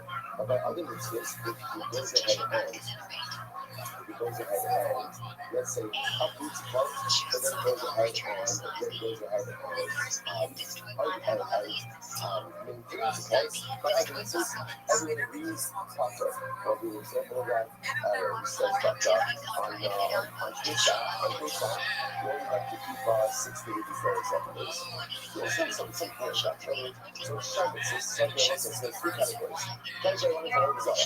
Whenever a false prophet comes along, and either uproots the entire tradition of all Zara, or even if he uproots part of it, that's one of the focus for the Shem and the Rabbanon. It's kind of bizarre. Is it Skira? Is it kind of? That's category one. Category two, uprooting another mitzvah, not all these others entirety. Say another mitzvah, another mitzvah doesn't apply. Everyone agrees. Category three, interesting. Category three is in another mitzvah. He uproots part of it, maintains part of it. Interesting. Let's not up over there. Pater. Pater doesn't mean that it's fine. Right? Pater just means that baby is not going to do that. So you guys are messing up on your own. So even if you're going second, now that has that, you know, possibly the US code is because of Maybe I also look at the numbers. You guys saw that Anna should have given the tears of the society. This is kind of another second post the month that's second. That possibility. Now that that's right because you can remember, he's going ahead, he's even if the shot that should go to the final, all that that's Zoom expense, I say. It's your first survival parameters. For Zoom expense, your success site, prohibition, was a great experiment. The survey that people with enough lessons with other parts of the Torah, which is going to do that. What's going on here? Here's how I come up on this book, I'm going to say, I've always been having a Jewish kind of stuff. And everyone did something about idolatry. And I said, is there any positive commandment associated with idolatry? Which we know that, but I'm sure there is. So if you want to twist that, then it past that. There's a positive commandment. What's the positive commandment? It's supposed to break apart the state of the office of our own design. So I'm going to have that. Also, the Hamina of that, the other thing. I'm going to say like this. She made me so sorry. She made me so sorry. So she might have got this like gay child, you know, and I was like, oh, so I'm just continuing that person. There's that shame to follow, and you guys are starting to be shut. But I also really the opportunity is in your hobbies second issue. And on the job, I'm about to take these ideas trying to do it for the best. You know, this, I cannot stop this shit. At 5:40, there's a mission, but this is true. It's very thank you so much for the connection. And this is the best. And the great is always in the way that it's the best ways for the customers to use. Thank you very much. I will say.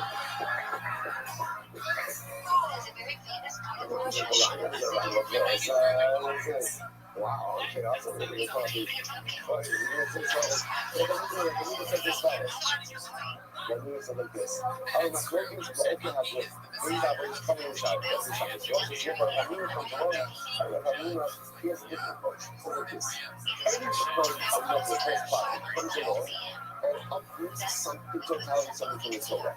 Whether that is our desire or any other mitzvah. So in this case, again, let me show you coming out and say, this mitzvah or this whatever it is, no longer applies. So he's uprooting it for its totality. Any time that happens, you know what it says? Maybe I'm looking at that. Everything is the key mitzvahs, the detailed mitzvahs that makes the love it. The point I'm going to have that, the mitzvahs that. This is so good. So I want to know. And here's the list. The God was the categories. First one, consolidates like this. Uprooting of the mitzvah, whether it's idolatry or the other mitzvah, punch like that. Furthermore, when it comes to idolatry, whether you go ahead and you have to part of idolatry or all idolatry, punch like that. About here, you accept this is the Shabbos is the Yaakov Pater. So when you Pater, if you uproot or confirm some part of other mitzvahs, like what you said before, you can something going like Tuesdays and Thursdays for not the last couple of weeks. So that would be an example of uprooting part, and then that's you Pater. You Pater. Then I'm going to look at otherwise. Understanding that for going in a Torah, that is Rabbi prophesied this in order to very uproot some element of the Torah. And again, also once again, the Rabbi said we're going to grant this to each of the Torah of Zara or anything else. The Rabbi comes along and says, a particular mitzvah, a particular Avera, no longer applies. Okay? Or a particular battle, I'm saying that I or a fight. Fine. What kind of mitzvahs for the battle mitzvahs? Let's say in emphasizes to uphold part of the mitzvah and to engage part of the mitzvah. And Shimon told that. And Shimon says that you're talking. The Rabbanis come down to the only Ayur Israel, who are not like a Torah, they got what I have a desire. Even if you partially uphold it, partially do it, ultimately again you're going to be tired. You might be tired. If you just remember an example of that is, let's say it says, on Mondays you're allowed to worship Avodah Zarah, the rest of the week you can't, you're still allowed to worship Avodah. A buying is someone like that, this stuff, you try to work this. So if I was in now you have essentially three different versions about how we're going to focus on the thing. So I want to get this, let's just go through it. So I want to get this stuff, and you can't touch it this way. You get for the church, which is a guy discussion, you like with this, the outside. Never all seems the same. I never said that you have a year. And it's also very new, struggle with the year, and ultimately again goes out and interprets the year. Here we go. Rabbi is on the this one, that's the great sister. So I want to get this stuff, and in fact, this is a discussion with this. I'm just not really go. I'm just not really like that. Or I'll give that for the time. Yes, when Rabbi comes along, and that means he mixes up from the Torah. Now, what's the definition of uprooting? In totality. You see a particular mitzvah that's with the question, you have a doesn't apply. Now you're talking about Avodah Zarah or Shine mitzvahs. Now what it is, people are called the Tanakh. Everyone agrees, how much I can buy it? The tiny mitzvahs will back with mitzvahs. What happens if the Rabbi comes along by mitzvah and says, we have one part of it, we do each part of it. Rabbi Shimon called that, Rabbi Shimon says that's the concept. That's by Shine mitzvahs. Shine mitzvahs. What do you Rabbanon? And so to Rabbanon like this, the Rabbanon is no problem. When it comes to idolatry, I feel I don't need to I'm not going to do that. But I'm not going to come to idolatry, even if the false prophet is partially upholding it and partially redeeming it. As you earn things that you guys do, when you mess it up over Zara, whether it's full negation, partial negation, or it's stuff. I want to use this stuff. Not to use them, not to use them. That's not progress. I don't want to face a skill. Good, that's about it. Rabbi saw the Gavamuna, that's the Gavamuna. One of the Gavamuna. And it's just to go to the Gavamuna. And it's not the right for Gavamuna Torah. Days. I want to stop daily shine. It says, how you like this, and like this, like, okay, that's not the thing, it comes to us with something in the Torah. Right? Communication. Whether it's about the result of something else, how you do yourself. What's the result? What's the result? You know, because the result, not focus. Then it pushes you up. Fine. The timing results in the bottom of the the shinies. What happens if another comes along? The other mitzvahs, the Bible is and you have both part of the mitzvah and each part of the mitzvah. What's that? That's why she didn't talk that. She didn't say this is okay. But we have it. We have it. The Bible is the fun. So it comes to idolatry. After you were over, I know to see that I'm not up to you all. Idolatry, the impression of this is going to be liability. What's the liability? My kid is like, and my kid is like, that's enough focus. Okay. So what's interesting to look at is so really what it comes down to is the focus is really about the nature of the patient, not as much about the nature of the halacha. Essentially, here's what everyone is agreeing with. If another comes along and tries to go out and uproot idolatry, whether he's going on uprooting idolatry as holding his love of his art, or his partial engagement, partial holding, tight. Right, what is it like? Okay, so that's my focus. That's my focus. Next case. Another comes along and tries to uproot the keeping any mitzvah in totality. What's halacha? Challah. Next case. Another comes along and tries to partially uproot and partially negates another mitzvah in Torah. What's halacha? What's halacha? Pater. Another comes and tries to uproot partially uproot and partially destroy Avodah Zarah. Everyone agrees, value. The mathematics in these cases is what you get down to. But again, I think the parallels are going to be fascinating. Good. I'm going to run the call, the woman of Rabbi, Torah, Shema.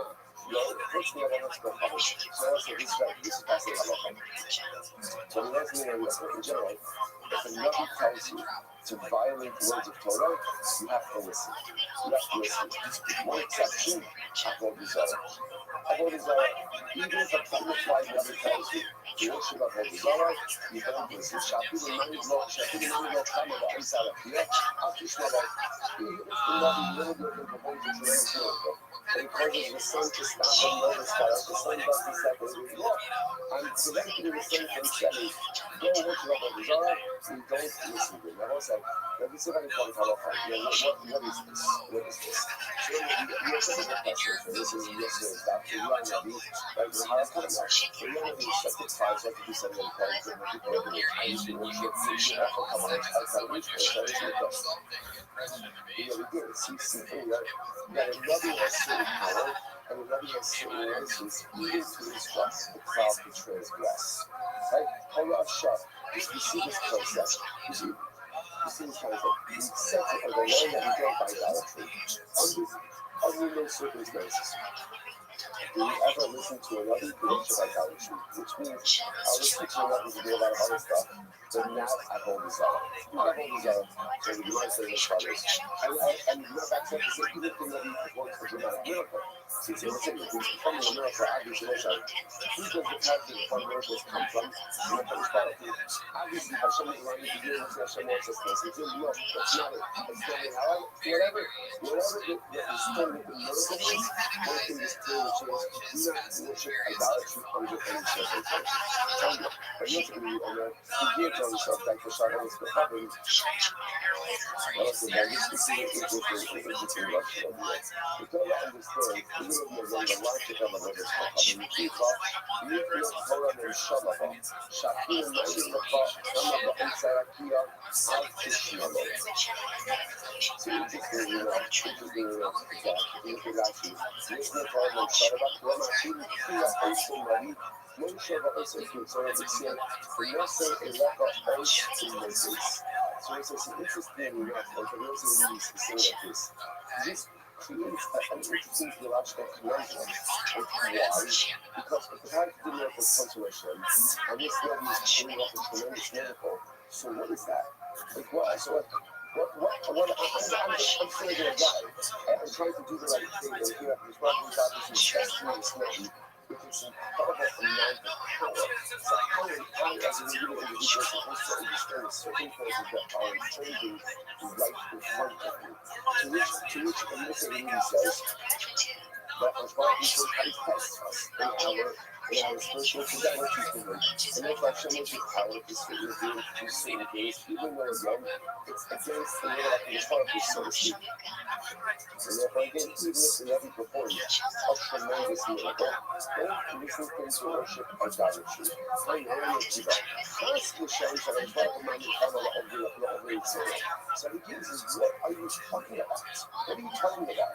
How can you imagine for a moment that Hashem will give power over nature to someone who is defined? He says, how would that even work? What are you talking about?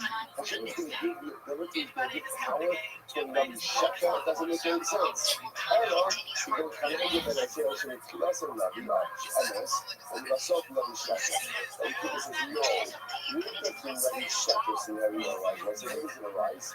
Unfortunately, good Rabbi went bad. Good Rabbi went bad. So it happens. It happens, right? Sometimes good Rabbi go bad. You have someone who has his credentials as a bona fide Rabbi, right? And what happens in church, he uses his way. And also, even correct, he was in this one, he says, I'm coming back, I'm going to be stuck. You're not believing yourself into the day that you died. You can be a Rabbi. Just because you're a Rabbi doesn't mean that you can't use your way. And as soon as it's not the case of a Rabbi Shaka, so the Rabbi Shaka is someone who everyone knows. He's proven himself through the miracles. Because once upon a time, you're going to kill God. And then what happens? He loses his way. He's not performing any miracles now, right? But he's got credibility because he has a good Rabbi. Even if the other guy comes around and tells you, Gabriel, the angels spoke to me, there's a Lord, and he said, let's worship idolatry, what do you do? And even if this is the kind of Rabbi, the one who was a good Rabbi, kept the sun from setting, he still goes to it. listen to it. Like when people say, there's really a false prophet, but let me be open before letting you know. Okay, last part, only last part. Let's go to the last verse, one again. But the last part, right fast forward to the introduction, what's your punishment? Straight up. So the Michigan said that interesting enough, if you're even zooming, you testify that they don't get protected straight. They got one of the death, they get killed. So this hurt, so this death, like the way we teach to the adultery. So what's behind the reason? I'm not academic because the sign of yes or yes is not normal. But si c'est l'occasion de la société, because it says that it is only we have to do to the idiot what they inspire to do to their brother. So you have to why. If you should call him Hamizon, shall we go up? You are made of body to your survive. So in general, there is a little Hamizon works in what kind of punishment is it? Reciprocal punishment. Wherever the Indian wanted to visit a point of family is exactly the punishment that they themselves get. Now listen to this. He was guilty behind. That's going to do this way. And then they'll never say about it. So what happens? Now we know a fast going to this adultery. She is put to death with Sofa. Now we know that her boy, the man who did she commit adultery, does need to get straight, right? Because it was someone that you punishment her. Zoning in the real, in the truth, but that is resolving.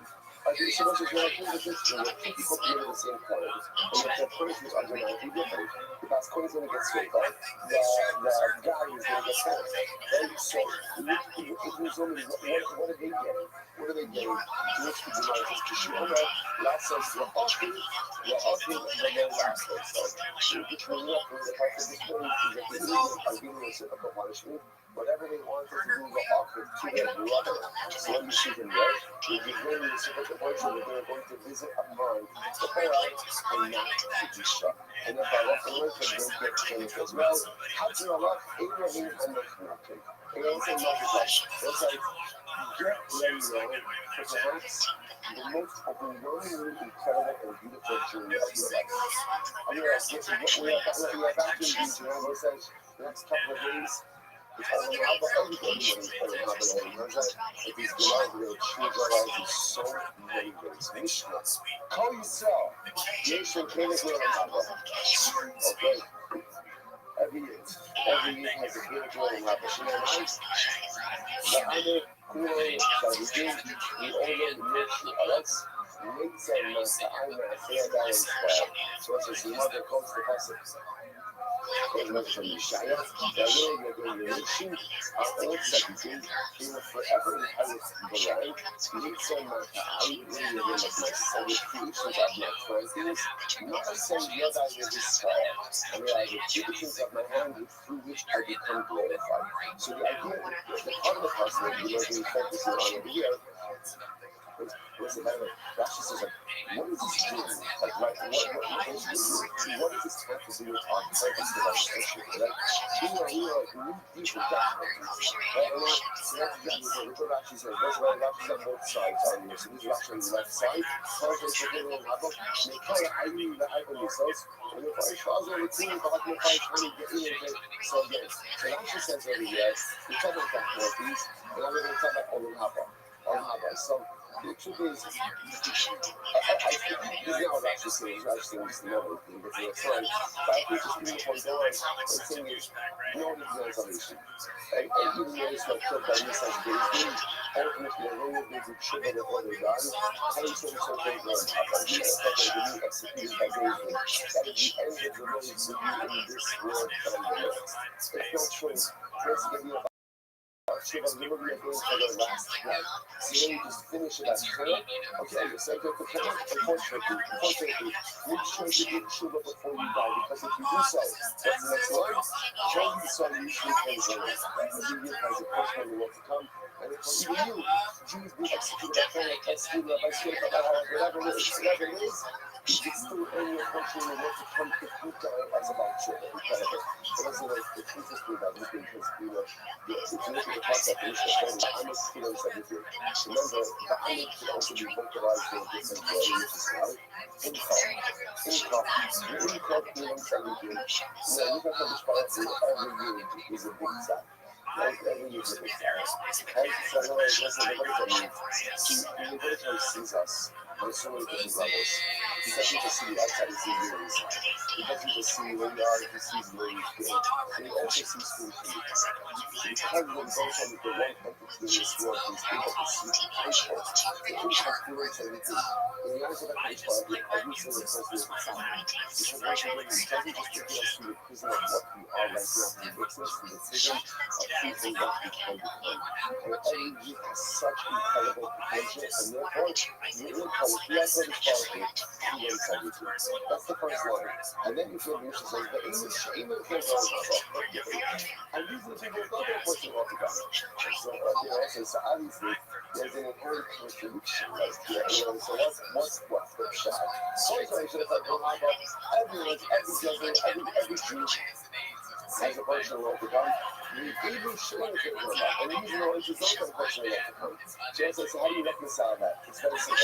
It's very simple. What's the difference between the first line and the second line? Call Yisrael. If you are a member of Club Yisrael, if you identify as part of Christ, in other words, if you get yourself within the cloud, you have a portion in your life.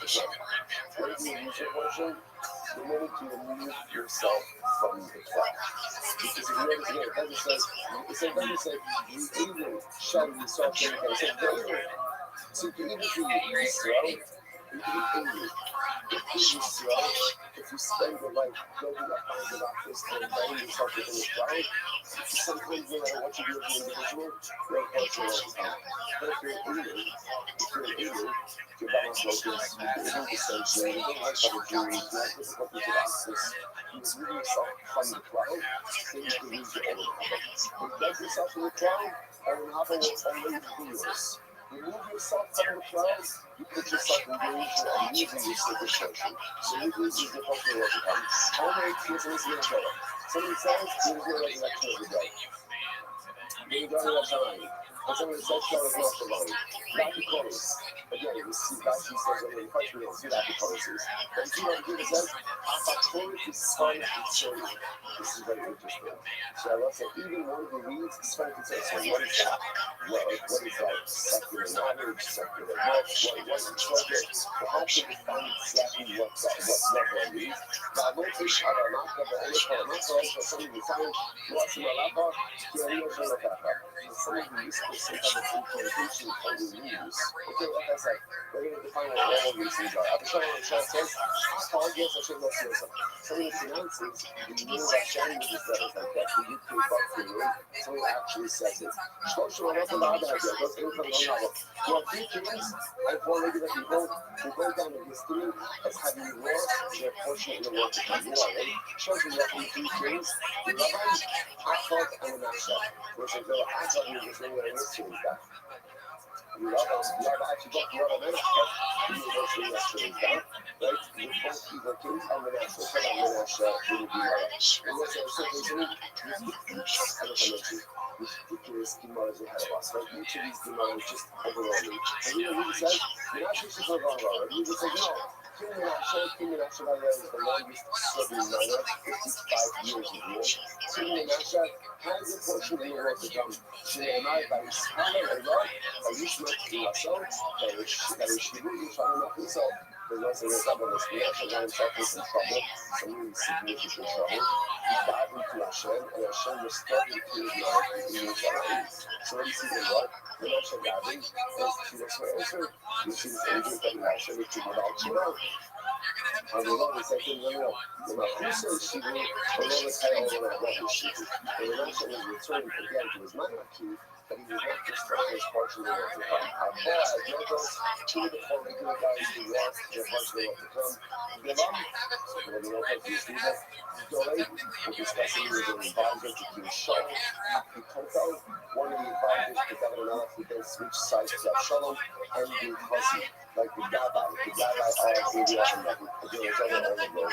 This is what it says. The Kolkak Lama, I'm jumping right into this. Why is it that someone goes out and denies resurrection? That's someone denies the resurrection. Why is it that he does not have a portion in the world to come? So the deal is, by the way, this as an aside, just as an aside, I don't know if anything's on the board. In my focus about what the phrase Olam Haba refers to. What is that? Is that like the afterlife? Is that when you die? Like that's where you go? Is that the messianic and post-resurrection era? So there's a lot of discussion over there as well. We're just going to go with the idea right now for our purposes today, although we're going to say right now, we're going to switch to the fruit crop on this, depending on the contracts. But the nice thing for right now, we're just going to go with the Olam Haba, this is how we classically use it. So the culture of things where you go after you die. That's what you got to do, guys. Like eternal impact. Eternal life. Now, again, what happened? What the case between Olam Haba and Messianic resurrection? I have no idea. Like I said, let's see someone usually this in the but that's all he said. Mark says, I don't care, because of why the non-resurrection uses the Olam Haba, which Mark says, yeah, the people, says, it's all about Rama. Trying to pick up the pessimism. See, he rejects the pessimism. The people, well, yeah, okay, the pessimism. But also, you see what's going on.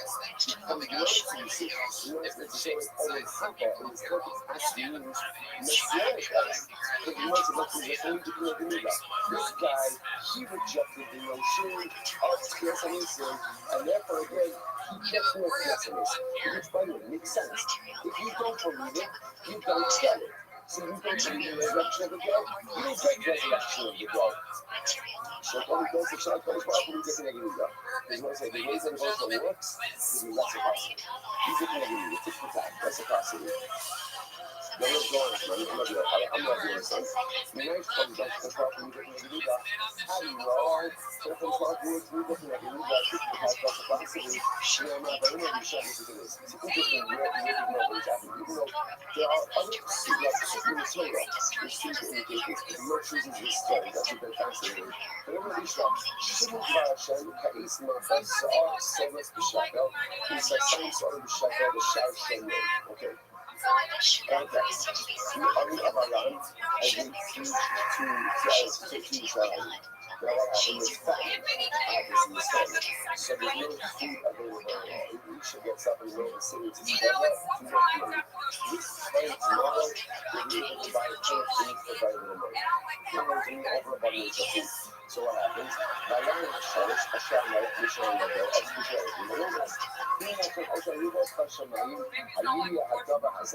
So one of the commanding officers of the army says to Elisha, that's ridiculous. Even if Hashem opened up all of the windows in Shemayim, it's such a thing. It's not about what the officer is saying. There's no food there. There's nothing there.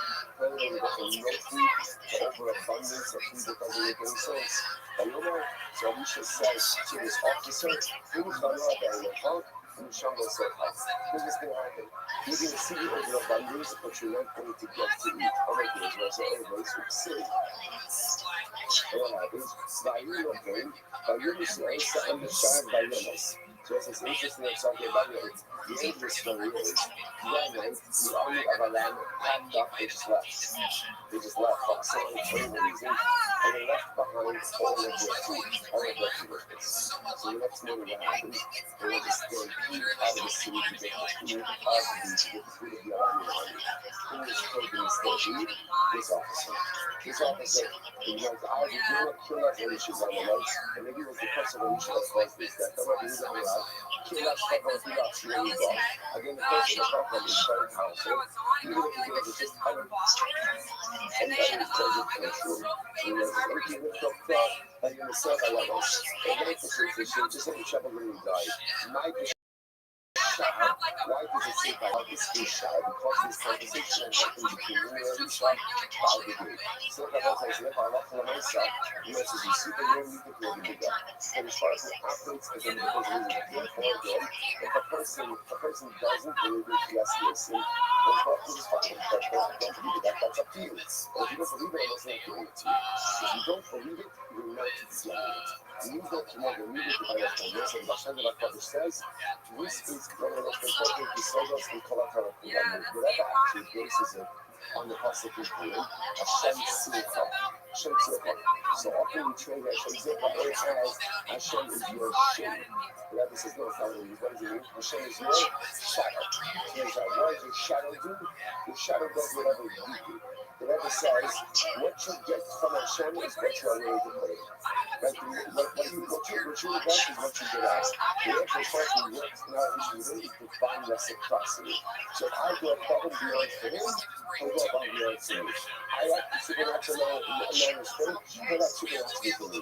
I push myself beyond the realm of that which is expected of me, then won't do the same thing. Again, it's very important. But again, if I'm the kind of person that I'll check the boxes, I'll do what I have to do to maintain a good, like just no, I don't want to try to do so.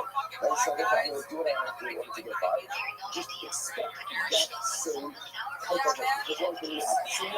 So again, the time and projected in the framework of beauty of the Judaism, so you're going to expect mediocre divine response.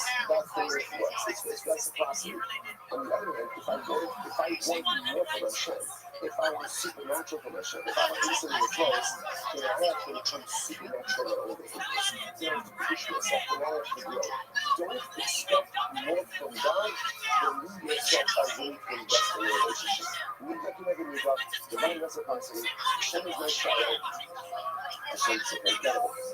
So, I'm not doing it. Now it's because in Torah says it's fascinating. From what we see, the scripture allusion to presence. Great cases of everything. By the way, this begs the general question of like, all of this stuff, yes, it mentions Mashiach or Abba, why is it not mentioned which was being done? Right? The Rabbi is busy after you giving a card, right? Mashiach includes as one of you giving a card, yes, and they see both of the principles of faith. Okay, so that's what it is, Rambam. So what's the shock? Something that's so clever, so such a non-mention, it's also a foundation, it's very so beautifully. It's very simple. Judaism is a life-centric religion. Judaism does not focus on life. The Torah doesn't see about the afterlife. Why? Because that's not where our focus needs to be. Torah doesn't mean to cover, by the way. It doesn't really speak about the Shia. Why? It's fascinating. That's not where our focus needs to be. Where does our focus need to be? Maximizing this life. Maximizing this moment right now, not studying to exclusive. Like the Lamanzi, that's our central knowledge. This is an observation. The first says that is notice. There's a great dry side. The fundamental distinction between what you'll see in virtually every church and every shul. Fundamental distinction is cemeteries.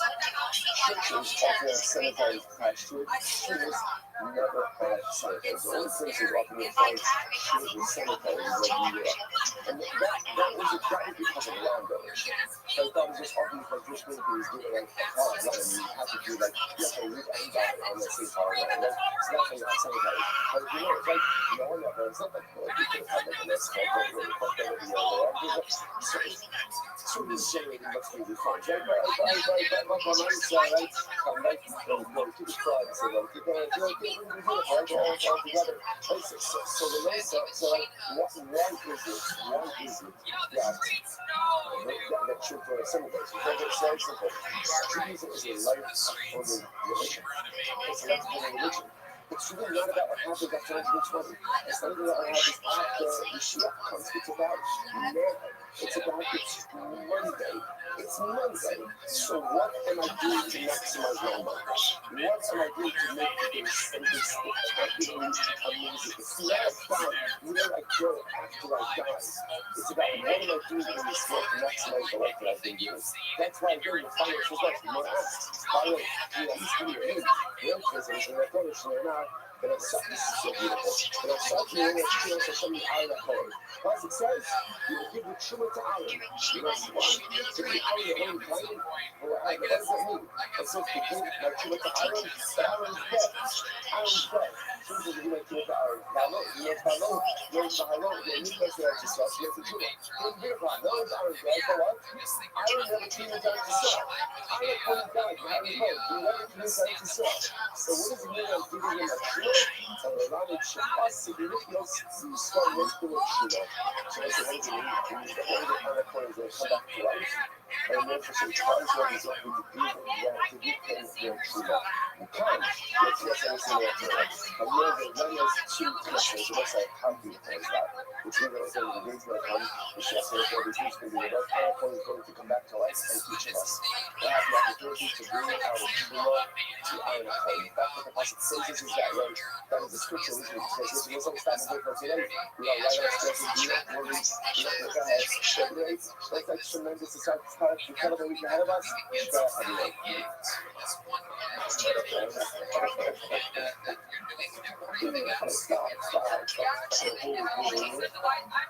If you want to ask for it, it doesn't matter. Should you skip?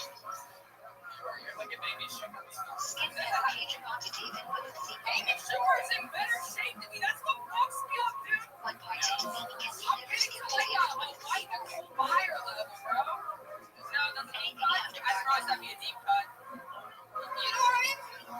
If you're completely devoted and you cannot start trying is free if you cannot be done in All time. right, well, thank you. Good morning. Let us begin.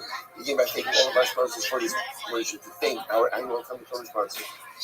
For Takshin Pei, the Totzim Mishpach of Israel, dedicating all the Shemit Russians this year, and this list of the Sarah's fellows for all of our Israel. And the Torah sponsors for the month of Adar, Abba Lunar Tovas, Terry and Steve Zinn, the loving memory of Terry's father, Dr. Harry Kahn, Steve Hirsch, Ben Yosef Akohen, the Ziv, Levin, and Berman families in memory of Mr. William Ziv, Zed, Shmuel, Ben Yisrael, Rabbi, and Merit of our Talmud Torah, all of the Israel family, the families in the Torah, all those who need Refuah, should have us with us calling for these soldiers, not to school, to bring our messages home, and all these soldiers should be successful for not saying because with that, let us begin.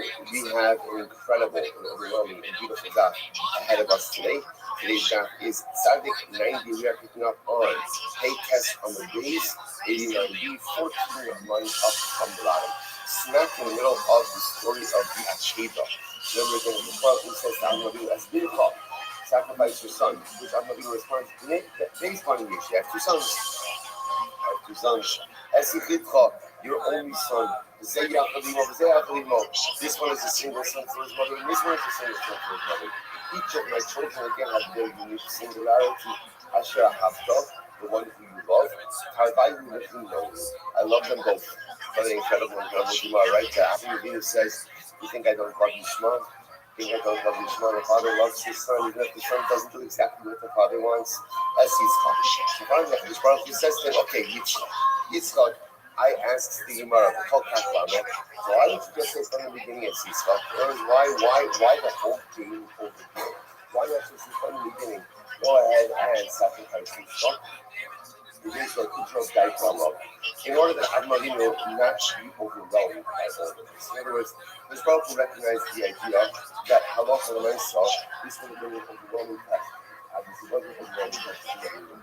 This Baruch, in order for Avmarino to, so to speak, ease into this and intellectually ingest this, emotionally ingest this, raise it out slowly. Which is also a fascinating idea about sometimes how to convey difficult information. Sometimes it's not just about blurting it out. It's not just about saying, but again, sometimes a person has to be able to ease into a brand new reality. Incredible. Kid was stuck on that. So let's just see what happens. Somebody was on his way to the idea. It also shows, by the way, how even Avmarino, we'll see this a little bit more, again, getting Avmarino to be able to get into the mindset of being willing and ready and able to do the Akida was also a process. It's also a process, as cute as Avmarino was, it's not like he flipped the switch and said, okay, I'm ready to do the Akida. It took time to be able to ease into it. Remember that the kid was something like that. So the sucker tried to sabotage Avmarino on the way to the Akida. However, and he said, Davar Lecha Kila, he started adding, the Adan Lecha, Texa Kosher Kuin, Molo, to add the Torah Lecha, right? So again, what's the Ikka part of at the end of the pasuk is the Ikka part of the instruction in the pasuk. And Nisa Davar Lecha Tla. So the sucker says to Avmarino is, Avram, does this make sense to you that a God who loves you would ask you to do this? So the Satan is trying to feel logically sabotage on Rabbi. And essentially get Rabbi to give sacrifice to this. Maybe this wasn't the lesson I'm sharing. It's not what God really wants. It's not what God really desires. After all, how could it be that a God who loves you asks you to go ahead and offer up something so precious? And he said, Davar Lecha Tla. He hired law that so some Davar Shitla is now Mashiach. Could it be that if God loved you so much to test you something, in which your entire future hangs, your future hangs in the balance of this one boy, of this son? Does it make sense to say that Hashemah will test you in this way? Amalo, I need to read it because it's such a beautiful, beautiful Gemara. So Shabbat Nabi responds, I walk in my simplicity, right? Like Tamim Tiam Shalom Kafa, simplicity, completeness. What Rabbi essentially says, you know what Amina is? What Amina represents is the ability to give oneself over to totality to the Ribbon Shalom. It's about this. I'm about to myself question. I'm about myself to this world. So therefore, Gabriel says to Satan, it's not about that. It's about giving myself over to God.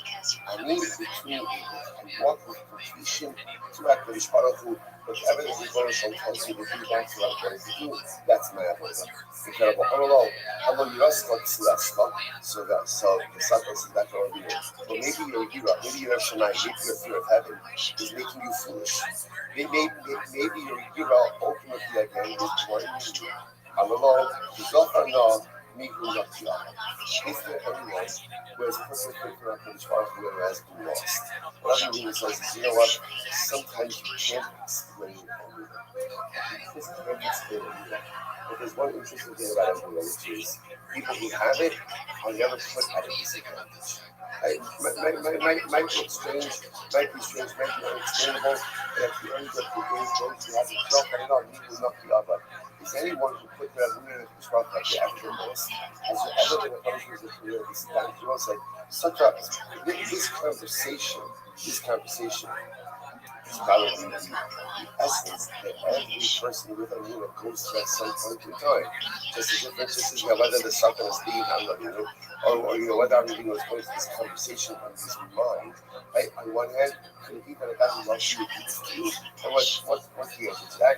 I don't understand what it's about. And therefore I just give myself over to the Rebbe Shalom. This spot is just, that's what it means, to give myself over to Hashem. I've been on the voice of this, maybe a misunderstanding the will of God, maybe it's not what God wants you, to which again, I'm not going to respond. At the end of the day, those who put themselves in grace like responsibility, those who give themselves over to the they'll never be lost. It may hurt, it may be difficult, it may be overwhelming, but they'll never be lost. Even because of there is no kashmir. So once the Sultan saw that Hamadi was not listening to him, Amalei, Leilai, Gavan, Love, כך שמעתי מאחורי הפרגון, עשה לי עולם ואין יצחק לי עולם. So interesting. Then the Satan says to Avram, by the way, Avram, don't worry too much, because I heard from behind you, at the end of the day, God's only going to ask you to sacrifice Yitzchak. Good news. At the end of the day, you're going to end up offering up a sheep and not Yitzchak. So what's the interesting thing that happens at the end of the story? That is indeed what ended up happening. Yet, Amalor, Hamidun says to himself, this is the punishment of a liar. Shatidu Omer Emes in Shalom. That was again, somebody lies enough, even when they tell the truth, no one listens. No one listens. So interesting. So what's this last one? What is this last piece? The whole time, the Satan is trying to convince he's trying to convince Hamavinu not to do this. Right? And then the last, his last ditch effort is don't worry about it. Don't worry about it.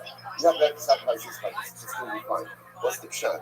The pshat was he was trying to take away the schar from Achievement. But he was trying to say, I'm going to die. That's such a good test. He's not going to have to do it anyway. So he's trying to stop him. Take away the reward for doing it. Take away the anula component. Which I'm not going to say, essentially, Satan, I don't listen to you. I don't listen to you. So whatever you say has absolutely zero meaning to me. Because at the end of the day, again, this is the punishment of a liar. His words are never trustworthy. Incredible. Incredible. So we want to go back to it. I'm going to go Yishmael and Yitzchak. So ultimately, again, but as the app is stressing, as the Satan is having a conversation with me. So Yishmael is having a conversation with Yitzchak. And you go to Yitzchak. Yishmael says, Yitzchak, you think you're so great. You think you're so great. I'm forgiving you. After all, again, go to Yitzchak mitzvahs. שעה קטנה בין 8 ימים, ואני בין 13 שנה. So again, Yishmael says to Yitzchak, you got a bris. I got a bris when I was 13 years old. You got a bris when you were 8 days old. You're a baby. You had no consent. You have no memory of it. Me, I had to do it when I was partial like an adult. 13 years old. I don't know. Yitzchak says, "Whoever Echad Ata Legaradi is starting up with me with one body part, in Omer Vila Kamisarab Yisavech is Yisavech Atzma Kalafanai, and Yisavech Miyat." Right? And Yisavech. Ultimately, again, I used to come to his sister 12 would tell me to give my entire body to him. I would do that. And we would actually have that conversation. Yad, the king needs us out there. The answer to that, the actually comes. Listen, what's the pshat with all of this? So first of all, that I think one of the things that comes up with this is, it's a bit cliche, but you know the phrase, Hashem never gives you a test that you cannot handle. I think maybe the makar for that may actually be this Gemara. But what happens over here is a conversation between Yitzchak and Yishmael. And Yitzchak says, if Hashem would tell me to sacrifice my entire self, I would be ready to do so. And right after that, Elohim Nisas Abraham says to Yitzchak. It's almost as if after that moment when Yitzchak himself demonstrated his ability to be ready for such an overwhelming test, in the aftermath of that statement, that's when it respond to the test. Only after again it was clear that Yitzchak was ready for such a Nisayon, that he responded to keep him back to the This is so. Hashem never puts us in a situation we can't handle. It doesn't mean it's easy. It doesn't mean it's pleasant. What it means is if I'm there, I can handle it too. If I'm there, I can deal with it. It's also interesting to point out that was like, whenever you want to do something good in life, just be prepared for the forces of opposition to spring up against you on every single level. In fact, let's make the argument that the holier the endeavor, the more intense the resistance, right? When you're doing something, that doesn't really matter, so the forces of nature don't start up with you, the suckers don't start up with you, the schmalls don't start up with you, because no one really cares what it is that you're doing. When you want to do something holy, when you want to do something that's beauty, just get ready for the resistance to occur. So see what's happening here, right? Yaakov is starting, the Satan starting up with Abraham, the Shmuel starting up with Yitzchak. So there's resistance every single step of the way. That's when you know you're on the cusp of future. It's reminiscent of one of my favorite parts of all time. Actually, by Yaakov, what's at the end of Yaakov? That's what it says, don't go into the void, don't check Yitzchak. And then what happens? Once it says, Rabbi goes over and sees that there is a ram that's caught in the thicket in thorns. And Rabbi goes over and he offers it up as a present. Asks the customer, and the customer, how did Rabbi know to go ahead and offer it up as a present? After all, I said he didn't want to cover it. Maybe he didn't want to cover it at all. I'm not being able to offer the coverage. She says, because I'm not even saw that it was stuck in the thorns. So it's cuts says like this. If the ayah would have run up to Avraham Avinu's feet and laid down in his seat, Avraham wouldn't have offered it. He says something that easy, that's from the sucker. And when he saw it, it was stuck in the listen, you ever try to get a ram out of a thicket? Right? It's not possible. It's not right. Somebody told me this happens before. Right. But the right said, so okay, you ever try to get a ram out of a thicket? No, but you can imagine, right? There's the thorn, the animal's struggling. What happens if you try to get a ram out of a thicket? You get cut, you bleed, there's struggle. I mean, when you saw where there is struggle, there is kedusha. Where there is easiness, there's no kedusha. Where there's struggle, you are going to get cut, you are going to get beaten, you are going to get battered, you are going to get bruised. That's where there is kedusha. So where there's ease, there's comfort, but no kedusha. Where there's struggle, there's absolute holiness. And I will say that's the story. Satan starting up with Avraham Avinu, Yitzchak, Ishmael starting up with Yitzchak. Sometimes in life, we undertake holy endeavors, and then they get difficult. But we make the mistake of thinking that if Hashem really wanted this to happen, it would have been easy. The fact that there's difficulty shows that it's not that I think it's here. It's just the opposite. It's just the opposite. The holier the endeavor, the more intense the resistance. Sometimes the greater ease means it might be something very nice, but not that good that it's holy. Incredible. So let's sit back to Navi Shekha for a little bit. Then Abanon, Navi Shitya, so Navi tried to get other people to go ahead and worship Avodah Zarah. Still, the Rishon says you get triangulation. So the Gemara says, Madicha Eri Dafas. Remember again, so when you see the scene of Navi Shitya, that means like a Navi who tries to go ahead and get either an individual or a group. Next, Madicha Eri Dafas is, remember, those who try to see or those who tried to get an entire city to worship idolatry. What's that? But the skill we show on the phone, the Shem says, Navi Shitya, the skill of my time, so Navi tries to get people to worship Avodah Zarah. He gets skill. Why is that? What's logical to that? You must ask your Hadacha Mimesis. So ultimately, the exam Shavah from Mesis. Mala Havan the skill, Afghan skill. Okay, by Shemit, Nisa skill. The Shemit says, no. By the Navi it says Nisa. And what's the other? From Nisa, one of the Torah, Stam Inga Elachayim. In general, any Nisa that is mentioned in the Torah is Madicha Eri Dafas Skiva, my time of Rabbi. So why is it that Madicha Eri Dafas? They get skill. What's the logical to Rabbi? Kami Hadacha, Omi Mesis, Omi Navi Shitya. So again, they get zero Shabbat of Hadacha, either from Mesis or from the Navi Shitya. The Shimon, Kama Hadacha Minavi. The Shimon is that Hadacha from Navi. Never finish. The Ligma Adi Mesis. Why doesn't Rabbi Shimon not get zero Shabbat from Mesis? The Gemara says, you know Mesis. Don't you Mesis Shabbat, Mesis Shabbat. They ain't done in Mesis Shabbat, Mesis Shabbat. Because again, we'd rather go ahead and learn how to zero Shabbat from Mesis Shabbat than Mesis Shabbat. Remember, in this context, in this discussion, there's two types of insiders, right? There are those who incite individuals, and there are those who incite groups. So therefore, again, we'd rather go ahead and make zero Shabbat to like type of insiders. I'd rather come in and I do nothing. The opposite. I'd rather learn how again what we call the common insider from a common insider, and not the common insider from a lovely insiders. You should say to him, even though it's a Navi, maybe doing the inciting, but once he's inciting at the end of the day, he becomes a Hagel. He's no longer he has the exalted position of Navi, rather he's a Hagel. Don't have Krista. The Krista says, what's a type of side? 98. Machlokes, that is really true. So in general, now we're back a little bit to this, right? False prophet. These false prophets, right? So now the Shaila is, what exactly is it that he has to do in order to go ahead and be considered a false prophet? Now, obviously, you can say the definition of what is fine, but let's listen to this. Machlokes ba'oker hakuf this gohavim. The key makes us the visual makes us tackle this gohavim. And once again, this is interesting. Machlokes case comes up in the following situation. If he goes ahead and literally again uproots some total halacha of Avodah Zarah, but then in other respects maintains certain aspects of the prohibition of Avodah Zarah. Take a look at Rashi just a moment.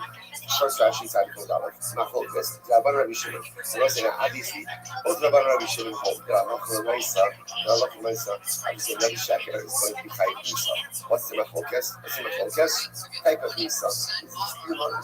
That's the Machlokes. What Rashi says over here. He says, Machlokes Rabban Rabbi Shimon. The Navi ba'oker kol hakuf ba'avodas gohavim. The Amar nitzadisi b'rach hakodesh v'yadvura v'nisnavos la'akor kol mitzvahs avodas gohavim in Torah.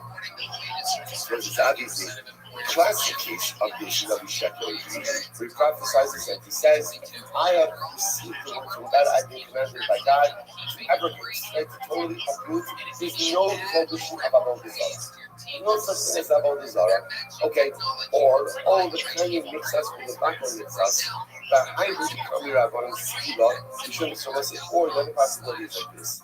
The other possibility is he's maintaining part of Avodah Zarah, but uprooting part of Avodah Zarah. So, for example, a good example of this would be, well, we'll see examples of this. Well, let's say he says, you know what, you're not allowed to offer a carbon to Avodah Zarah, but you are allowed to bow down to Avodah Zarah. So that would be an example of he's maintaining part of the prohibition, but uprooting part of the prohibition.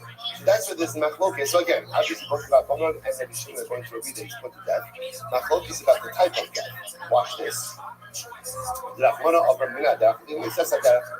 Torah says, that the Navi will try to do you from the derech, min haderech. Min haderech means even if he just tries to get you off part of the derech. In other words, that he's upholding part of the prohibition of Avodah Zarah and negating another part of it. Listen to this.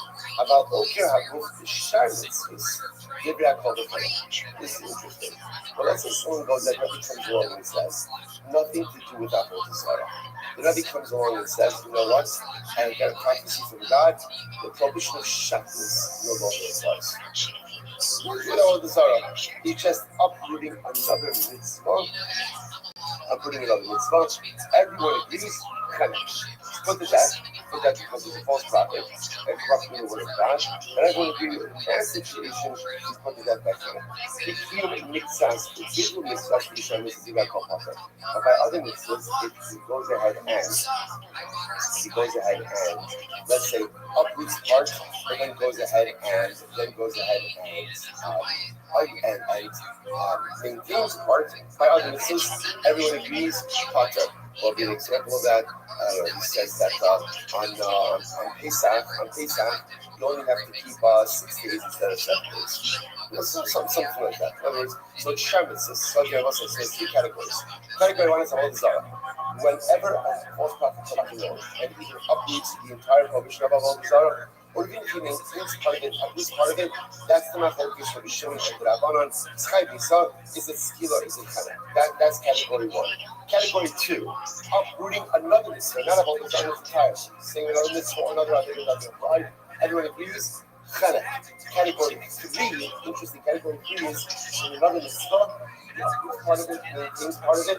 Interesting enough, what's that love over there? Pater. Pater doesn't mean that it's following. Pater just means that he is death. The massive Rabbi Munir is 1 second. Malachas, now, the most that the Gemara is quoting is the pasuk. The pasuk. You must keep Sarah Allah Shalom. This is talking about the Navi Shekel, the false prophet. False prophet. Now the Gemara is dissecting that pasuk a little bit. Lalachas, because you can remember, he's going ahead, trying to, he's steering you from the path that Hashem told you to follow. Lalachas, Zumitzvah Saseh. This is the first positive commandment. Ba, Zumitzvah, Lo Saseh. Prohibition. What does it sound like? It sounds like that people can love you, blesses with other parts of the Torah, you should study for that. What's going on here? These are like Kabbalah's Kachavim say, Kabbalah's Kachavim Leitim Mishkach stuff. And if you want to think he's talking about idolatry, it looks like, is there any positive commandments associated with idolatry? Which you guys are funny you should ask. There is. Check more of this stuff in the text.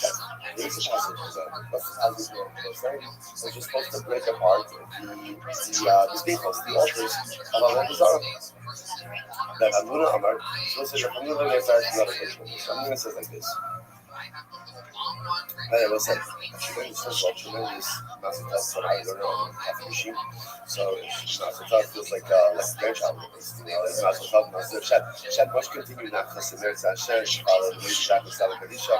But I realize that really is an opportunity. This is not how we second machine. On the job, Rabbi, thank you very much for introducing us. Tremendous. I could not start the shit. 5:49 this morning. There was a Zoom period this message, which is strange. But then we saw Baruch Hashem the promotion, and it gives us some thanks. Thank you really for all of this, for the late nights, the early mornings, and the coffee is delicious. Thank you so much. I will say, I never got around before. Wow, okay, also regular coffee. Fine, you know, so solid. Rabbi Munir says as follows. Rabbi Munir says like this. Our machlokes, Ba'oker HaGuf. Being Babel is coming in child. Rabbi Shachar. So also, Rabbi Munir comes along, and Rabbi Munir, he has a different approach. He says like this. Every time a false prophet comes along and uproots the totality of something from the Torah, whether that is Avodah Zarah or any other mitzvah. So in this case, again, Rabbi Shachar comes along and he's saying, this mitzvah or this aver, whatever it is, no longer applies. So he's uprooting it in its totality. Anytime that happens, Gemara says, The Gittel mitzvah established the Chavim, Rachmana Amar Min Adach, the mitzvah established. We'll say, so again, so listen to this. There are multiple categories. First of all, he consolidates two categories like this. Uprooting of a mitzvah, whether it's idolatry or any other mitzvah, prohibited. Punishable like that. Furthermore, when it comes to idolatry, whether you go ahead and do part of idolatry or all of idolatry, punishable by death. How about here mixas, little mixas, shar mitzvahs, divyakol pater. So when you do pater, if you uproot and confirm some part of other mitzvahs, right? Like you said before, you can wear shotnis on Tuesdays and Thursdays, but not the rest of it. So that would be an example of uprooting part and confirming part. In that context, the pater. Listen to this. So listen to this.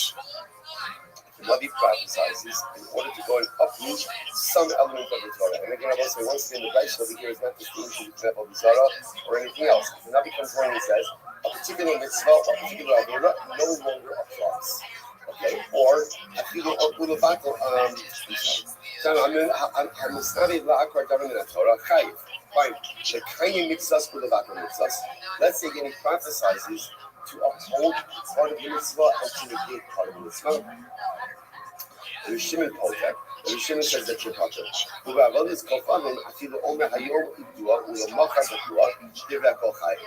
a Bolgazara, even if you partially uphold it, partially negate it, ultimately again you're going to be chayiv. You're going to be chayiv. This is the other example of that is, let's say it says, on Mondays you're allowed to worship a Bolgazara, the rest of the week you can't, there's still liability for that.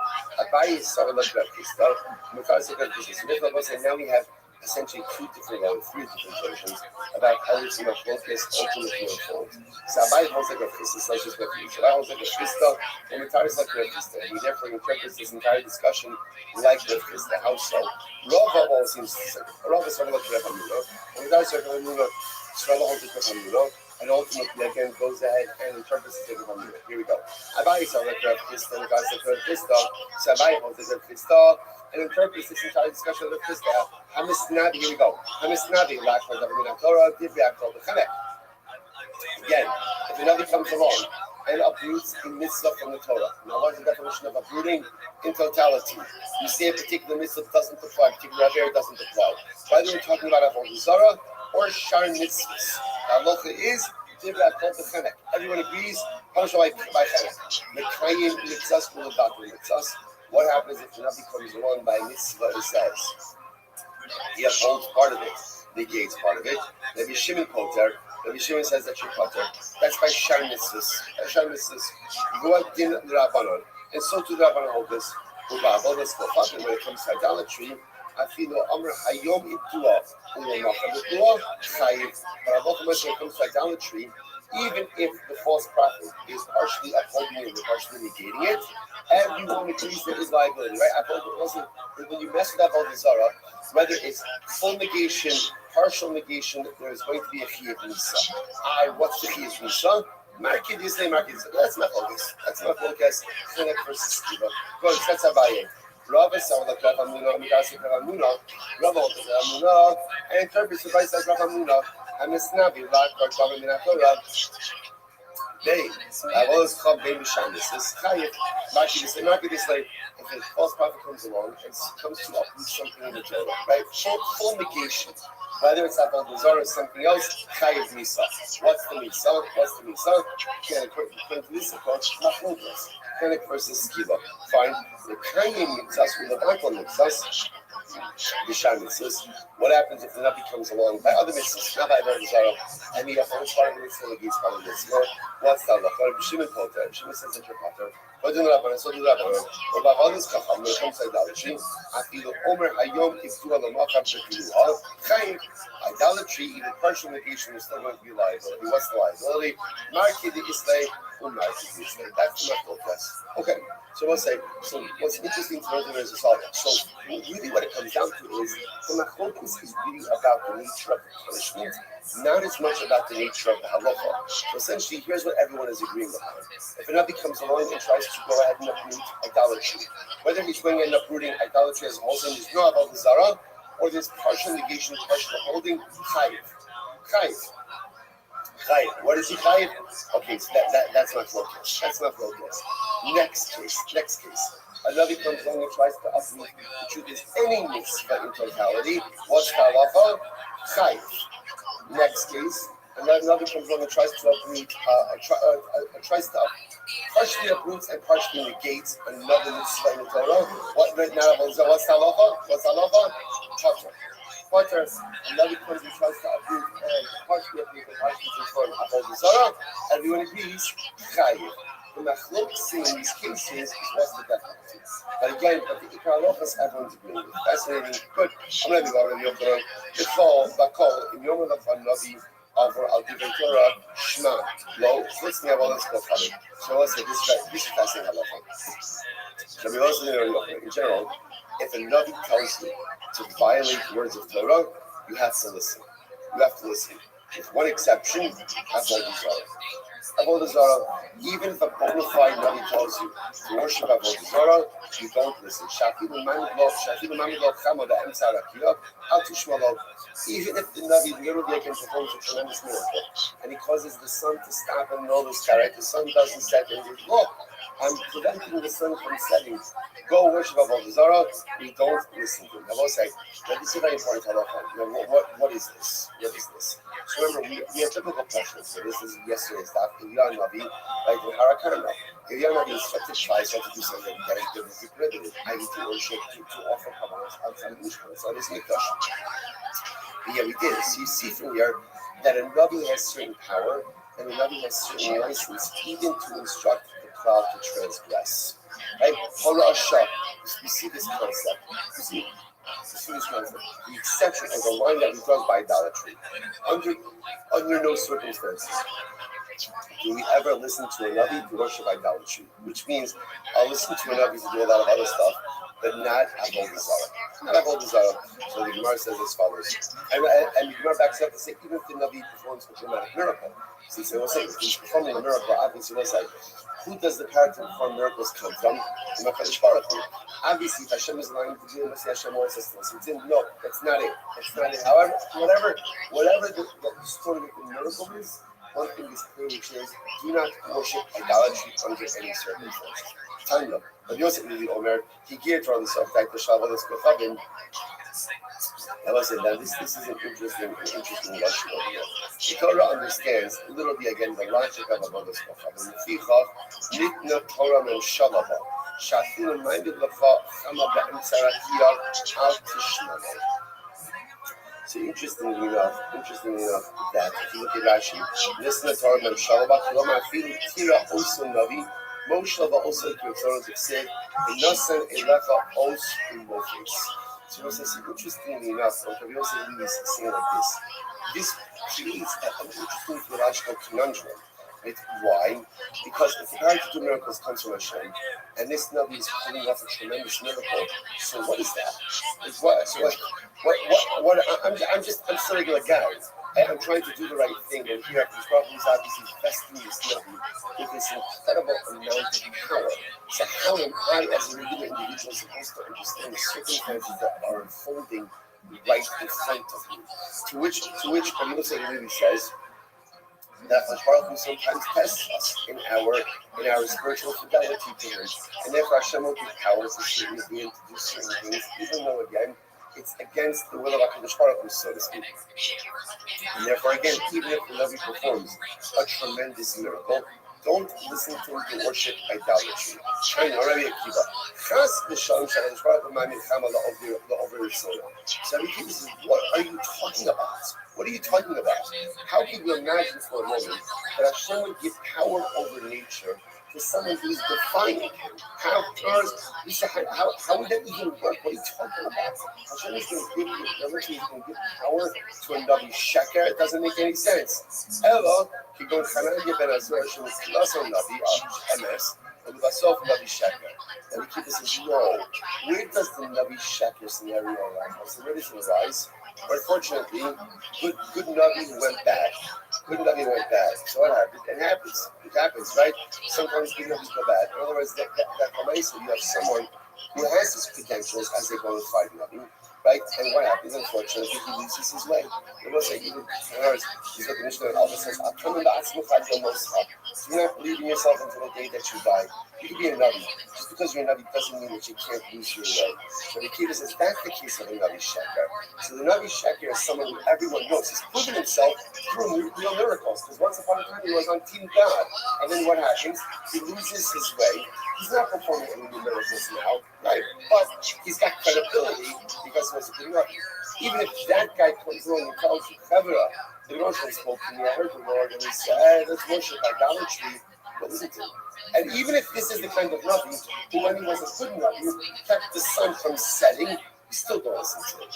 Still listen to it. Rabbi Akiva says there's no way a false prophet would ever be able to perform any miracles. Okay, last part, John last going. You know how many years? What's the number of years of last going? Remember again. The Bas Kohen. What's your like Bas Kohen what's your punishment? Straight up. So the Mishnah said they had interesting enough. Even so many testify about her, they don't get what death with straight. No matter what do they get? They get henna. So does her adultery, right? The man who is committing adultery. The person behind me, the video knows him. Amrav Achav Ikov, the sign of Yossi, when this says, Mantal Romar, Basisin Lo Kasher Zonom, Lasos the Achiv. The Pasuk says, for Ibn Zolim, you have to do to the Ibn what they conspire to do to their brother. So the Gemara says, why? The Fisher call Hamizominim, Shelatorah, Zomain, Upalin, Kiyotzivan. In general, you're going to listen, the way Eden Zomin works is what kind of punishment is it? Reciprocal punishment. Whenever the Eden wanted to visit upon the defendant, is exactly the punishment that they themselves get. Now listen to this. He was Yosefahim, Bas Kohen, Kibis Revain, Bolabis Revain. So what happens? Now we know a Bas Kohen finished adultery. She is put to death with Srefa. Now we know that her Boel, the man with whom she commits adultery, doesn't get Srefa, right? Because again, the Torah hands down that you need punishment to her. The Zolamin, in Yodea, in Lohokshu, or that they do Zolamin. I think supposed to now prove the thing. You have two people committed the same crime, but yet their punishments are dramatically different. The Bas Kohen is going to get straight on, the guy is going to get Xanax, right? So, which what are they getting? What are they getting? To which the Gemara says, Kishu Omer, Lasos La'achiv, V'lo La'asos. So, interestingly enough, the way the pasuk is phrased is that the Eden are given their typical punishment. Whatever they wanted to do, La'achiv, to their brother. So, what do you see from here? They give them the typical punishment that they were going to visit upon the Boel and not the Isha. And therefore, Allah said they get Chenek as well. Hajr Allah, Elohim, and Nechim. And I will say Mazel Tov. I will say, get ready now for perhaps the most overwhelmingly incredible and beautiful dream of your life. I mean, like, what we are about to engage in, I will say, the next couple of days, every morning, Olam Haba, these Gemaras are going to change our lives in so many ways. Mishnah, call yourself. Yesh L'Chelik Olam Haba. Okay. Every year has the Chelik Olam Haba. Shnei Amar, Va'ameh Kulam Tzadikim, V'Olam Yershu Aretz, Neitzer Nata'ai Ma'aseh Adal Esbar. So also, it's the more very close to the pasuk. Those ones from Yeshaya, that literally again your nation are all tzaddikim. They will forever inherit the land. Neitzer Nata'ai, literally again like my the creations of my plantings. Ma'aseh Yodai V'Yisrael. And they are the creations of my hand through which I become glorified. So the idea, the part of the puzzle that we might be focusing on over here was, by the way, Rashi says, like, what is this doing? Like, right, what does this have to do with our context of our discussion, right? We were like knee deep in death penalties, right? And now, so that's exactly what Rashi says. Most of the Rashi's on both sides on here. So this is Rashi on the left side.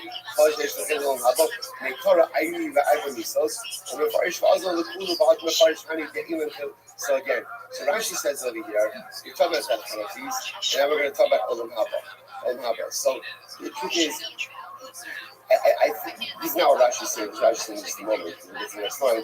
But I think just before we go on, what he's saying is, no one is beyond salvation. Right? And even those who are killed by Misha's Bezdin, ultimately, as long as they do tshuva before they die, Kol Yisrael Yisrael can't go on. You might have thought that you're being executed by Bezdin. That is the end of the road for you in this world and the next. It's not true. First, going to be about tshuva, literally again until their last breath. So here we just finish about Chenek. Okay, it's like to Chenek. Unfortunately, make sure to do tshuva before you die, because if you do so, what's the next line? Chol Yisrael Yisrael Chenek. Who did as a punishment in the world to come, and therefore even you, Jews being executed by Chenek, by Skila, by Streifa, by Herod, whatever it is, you can still earn your portion in the world to come if you die as a Baal Tshuva. Incredible. So let's say, it's interesting, by the way. It's interesting because, if you look at the passage that the Mishnah quoted, Ba'amich Kulam Tzadikim. Remember, Ba'amich can also be vocalized in a different way, which is how? Imcha. The Imcha Kulam Tzadikim. With HaKadosh Baruch Hu, every year is a big tzaddik. Right? Every year is a big tzaddik. Right? So another is also, what does that mean? See, the Rothschild sees us on so many different levels. He doesn't just see the outside, he sees the inside. He doesn't just see where we are, he sees where we've been. And he also sees who we can become. So because the Rothschild is the one entity in this world, he is able to see potential. The impossible tzaddikim. In the eyes of HaKadosh Baruch Hu, every single person is a tzaddik. Because once again, he doesn't just look at us through the prism of what we are right now, he looks at us through the prism of who and what we can become. And every yid has such incredible potential, and therefore, that's the first line. And then if the Mishnah says, the English, okay. And these are the people who don't have a portion of what to come. So, so obviously, there's an inherent contradiction. Right? So what's the pshat? Everyone has, every Brazil, every Jew has a portion of what to come. And these are the ones who don't have a portion of what to come. So I'll say, so how do you reconcile that? It's very simple. What's the distinction between the first and the second line? Chol Yisrael. If you are a member of Klal Yisrael, if you identify as part of Klal, in other words, if you embed yourself within the crowd, you have a portion in the world. When do you lose your portion? The moment you remove yourself from the crowd. Because if you notice again, it doesn't say V'elu shal Yisrael Shem Lechem. It says V'elu. So you can either be Yisrael, or you can be Elu. If you're Yisrael, if you spend your life building up kinds of actions and embedding yourself within the crowd, sometimes no matter what you do as an individual, you have a portion of what to come. And if you're an Elu, you're balanced like this, if you're eating dissension, you don't like other Jews, you have difficulties with actors, you remove yourself from the cloud, then you can lose your Olam Haba.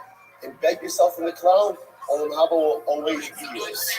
Remove yourself from the cloud, you put yourself in danger of losing your sacred portion. So who loses their portion of what to come? Homer is missing the Torah. Someone says there is no resurrection of the dead. They don't have shine. And someone says Torah is not divine. Apikoris. Again, we'll see Rashi says in the first we don't see that apikoris. Rabbi Kiva says, Apikori bisfar nachisoni. This is very interesting. So let's say even one who reads is trying to say, what is that? What is that? Secular knowledge, secular books, what so again, we'll have to define exactly what that means.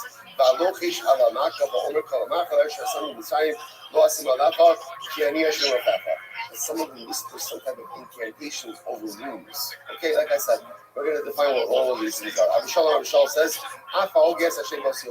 someone pronounces the name of Hashem with his letters, like that's the Yud name. Someone actually says it. There are 3 kings and 4 regular people who go down in history as having lost their portion in the world to come. Who are they? The 3 kings, the Rabbi, Athod, and Menashe. Listen, for the Athod we were referring to yesterday. The Rabbi actually both Rabbi and Menashe. We may make the yesterday. Right? Both evil kings and Menashe. We'll talk about Menashe in the Gemara. We're going to say, so something like I mentioned, ridiculous Gemara they had to ask. Right? Each of these Gemara is just overwhelming. And who really says, Menashe should tell Allah. Right? Who says, no, King Menashe by the end of the longest 55 years of war. King Menashe has a portion in the world to come. Shneimar by Yischalel Elad, by Yishmas Lilasol, by Yeshivu Yerushalayim Achlisol. There's also going to talk about this. Menashe got himself in some trouble, some really significant trouble. He died into Hashem, and Hashem restored him to his monarchy in Yerushalayim. So what do you see there? Menashe Rabin, and his tefillos were answered, which seems to indicate that Menashe became about Tshuva. They said to him, no. When Menashe was returned again to his monarchy, but he was not restored to his portion of what to come. Arba had Yodos, who were the four regular guys who lost their portion of what to come. Bilam, maybe no person Yeshiva. Doeg was discussing with the advisor to King Shaul. Achitofel, one of the advisors to David Melech, who then switched sides to Avshalom, and the Chazi, like the Gabbai of Eliyahu and David. Again, we're talking about all of those. First Gemara says, the Kol Kaf Lama. Gemara is jumping right into this. Why is it that someone who goes out and denies resurrection, that's someone who denies the resurrection, why is it that he does not have a portion in the world to come? So the Gemara says, I will say, by the way, just as an aside, and again, we'll get into this one before, there's machlokas about what the phrase olam haba refers to. What is that? Is that like the afterlife? Is that when you die? Like that's where you go? Is that messianic, like post-resurrection era? So there's a lot of discussion over there as well. We're just going to go with the idea right now for our purposes today. Like I'm just running right now. We're going to switch, we're going to flip-flop on this depending on the context. But for myself, for right now, we'll just go with the idea that only now I think is how we classically use it. Your portion of what comes where you go after you die. That's where you go after you die, right? Eternal, what we call eternal life. Now again, what happens? What's the interface between Olam Haba and Messianic resurrection? At night.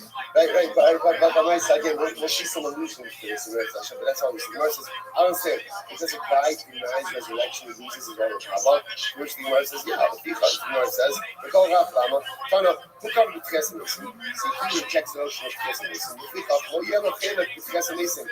I must say that here you see, interestingly enough, from the Gemara's usage, the Gemara's concept of Olam Haba in this context actually means Messianic era. Because the Gemara says, like, there's a comedic negamida. This guy, he rejected the notion of Tchias HaMesim, and therefore, again, he gets no Tchias HaMesim, which, by the way, makes sense. If you don't believe it, you don't get it. If you don't believe in the resurrection of the dead, you don't get resurrection of the dead. That's only goes to Shach HaMesim, we get Negamida. Because also, the way that emotion works is the reciprocity. We get Negamida, tit for tat, reciprocity. I'm Rabbi Yonasan.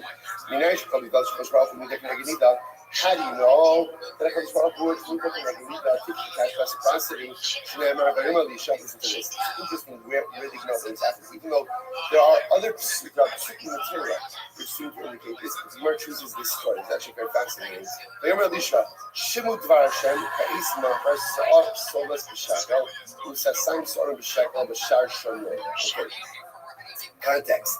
The army of Aram has laid siege to Yerushalayim. Now what happened? There's famine. Obviously there's famine. So there's no food available.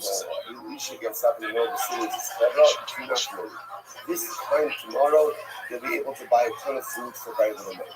In other words, there'll be overabundance of food. So what happens? Vayaran HaShalish, Asher Melech, Nishar Yado, as Israel came. Vayomer, Kini Asher Osa Rugos Bashamayim, Ayiyah Hadavar Hazeh. So one of the commanding officers of the army essentially says to Elisha, that's ridiculous. Even if Hashem opened up all of the windows in Shemayim, could such a thing occur? What the officer was saying is there's no food here. There's no food here. Then we're going to go from no food to overabundance of food that doesn't make any sense. So Elisha says to this officer, here's what's going to happen. You're going to see the overabundance, but you're not going to get to eat. Oh my days, what happens?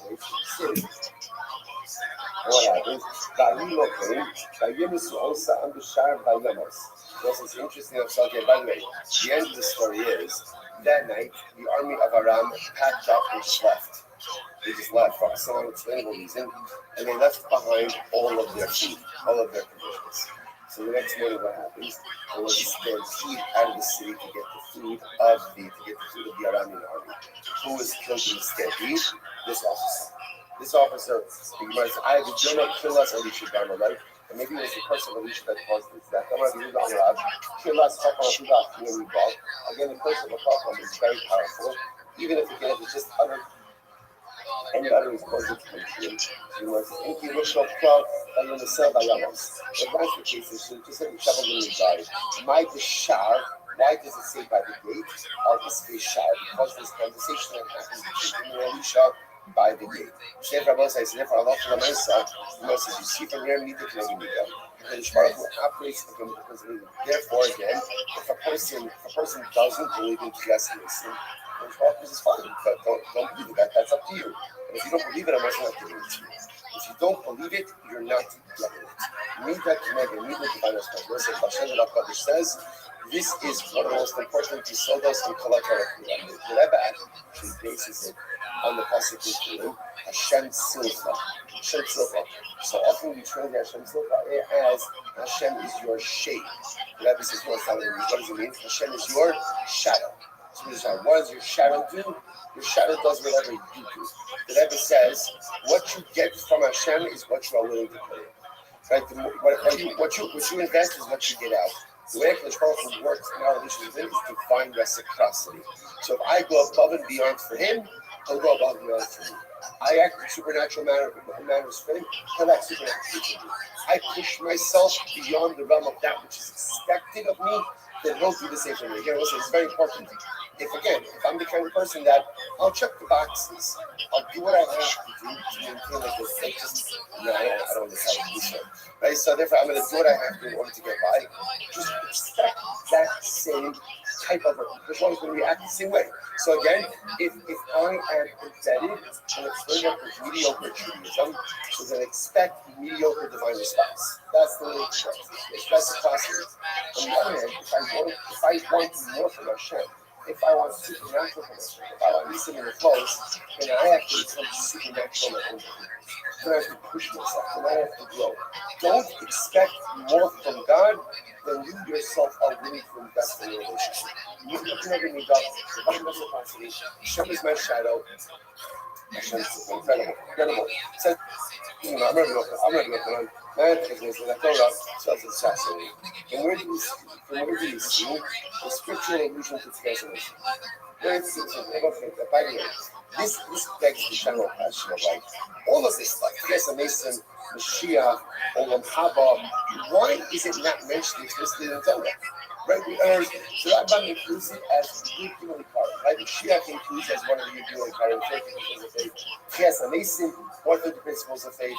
Okay, so not everybody agrees to Rambam. It's Rambam. So what's the pshat? Something that is so clever, so central, not mentioned. So beautifully. It's very simple. Judaism is a life-centric religion. Judaism does not focus on right. The Torah doesn't speak about the afterlife. Why? Because that's not what our focus needs to be. The Torah doesn't. It's incredible, by the way. The Torah doesn't even speak about Mashiach. Why? It's fascinating. That's not where our focus needs to be. Where does our focus need to be? Maximizing this life. Maximizing this moment right now. Now, that's what Hirsch makes an amazing observation. If Hirsch says, by the way, if you notice, it was like if you ever drive by, the fundamental distinction between what you'll see in virtually every church and every shul. Fundamental distinction is cemeteries. Churches often have cemeteries attached to it. Shuls never had cemeteries. The only places often you'll find shuls with cemeteries is like Europe. And that was because of landowners. Like that was just often because Christianity was given a plot of land, and you had to live and die on that same plot of land, right? So that's why you have cemeteries. But if you notice, like no one ever, it's not like you could have the next portrait of the year, right? So sort of generating much needed funds, right? But Kiddush clubs and the parents, it's really beautiful, right? All together. So the Mesa, why is it that should go to cemetery? So it's very simple. Judaism is a life-affirming religion. It's a life-affirming religion. It's really not about what happens after 120. It's not even about what happens after Mashiach comes. It's about now. It's Monday. It's Monday. So what am I doing to maximize my day? What am I doing to make this something spectacularly amazing? It's not about where I go after I die. It's about what am I doing to this maximize the life that I do. That's why again the final response is more asks. By the way, at least give me a hint. Right? When I thought this is so beautiful. And I start meaning as Truma Hashem the Aaron HaKohen. Plus it says you will give the Truma to Aaron. You must why? Is Aaron the only claim? Well, what does that mean? I'm supposed to give my truma to Aaron, but Aaron's dead. Aaron's dead. She was to give my truma to Aaron. Hello, she was hello. Then to hello, the Nichnas there to sell. She was the truma. Here's a bigger problem. Not only is Aaron dead, but what? Aaron never came inside to sell. Aaron at point died. Aaron both. He never came inside to sell. So what does it mean that I'm giving him a truma? And allowing us to do this plus to sell most of the truma. So what does it mean? It means that one day Aaron is going to come back to life. And the Hashem Klal will be zocheh to give him their truma. We can let Tchias HaNeshama. And here's a remez to Tchias HaNeshama. So how beautiful is that? Which means that the day is going to come. The Tchias HaNeshama is going to be revolved. Aaron is going to come back to life, and each of us will have the opportunity to bring our truma to Aaron. The fact that the pasuk phrases is that way, that is a scriptural issue. Because this was so stop here for today. We are right on schedule. Do not worry. Do not look ahead. We're great. Outside tremendous, this incredible week ahead of us.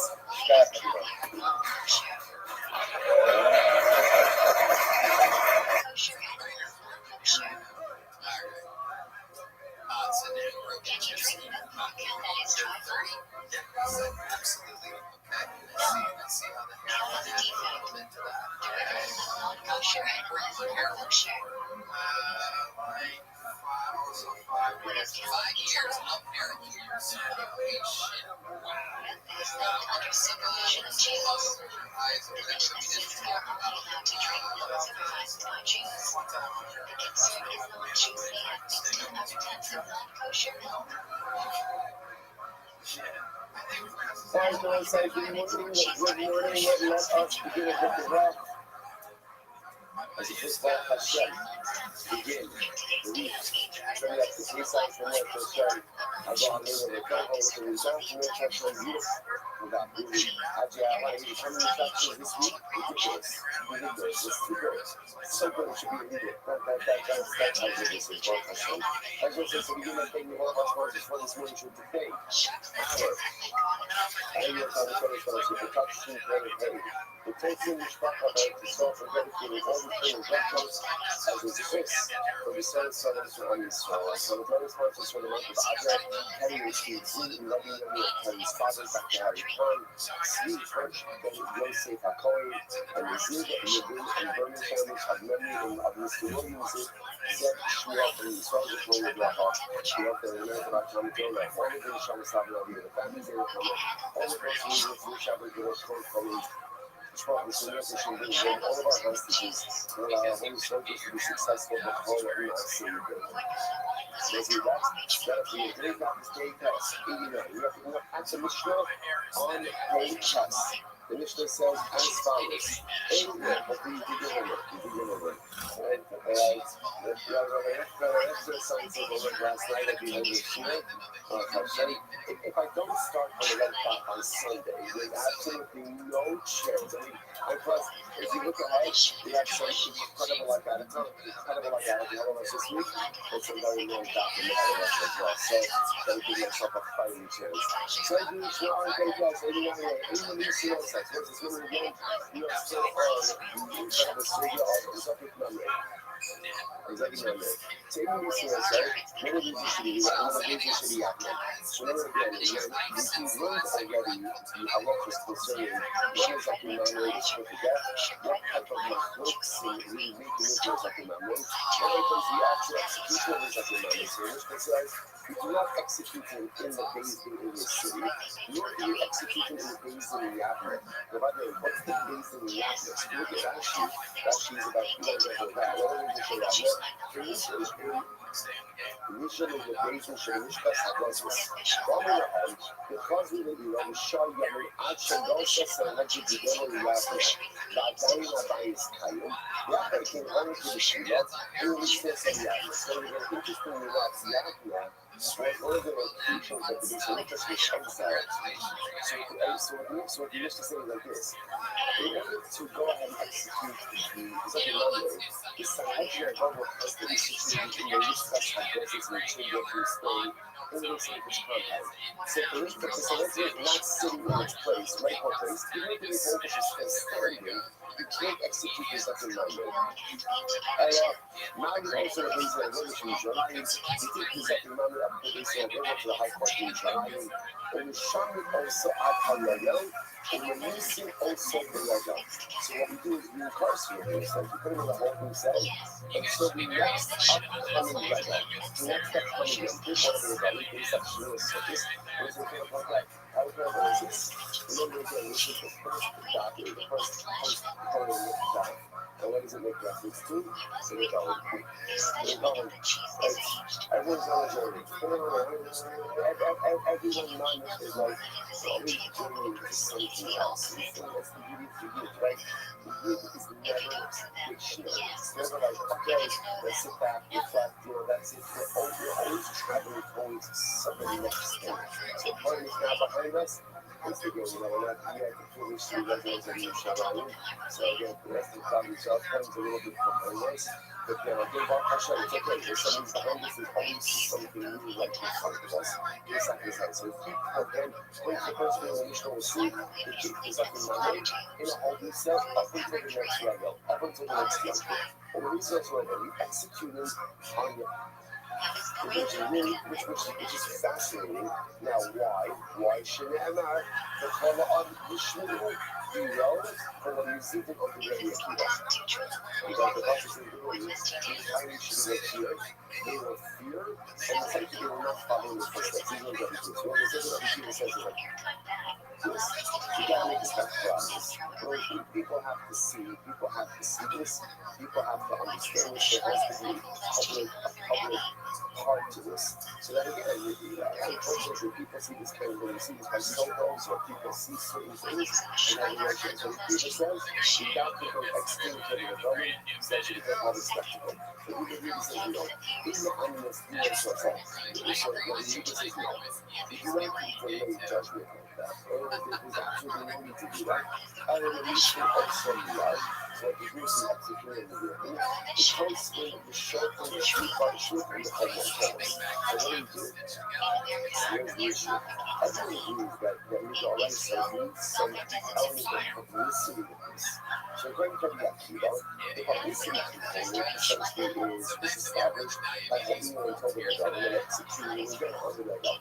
But we just said no, we don't do that. It's an ignorance that we need. We don't corrupt judgment. If somebody liable to that corruption, we execute it. We're not going to go ahead and extension essentially for months at a time. Rather, go ahead and execute it.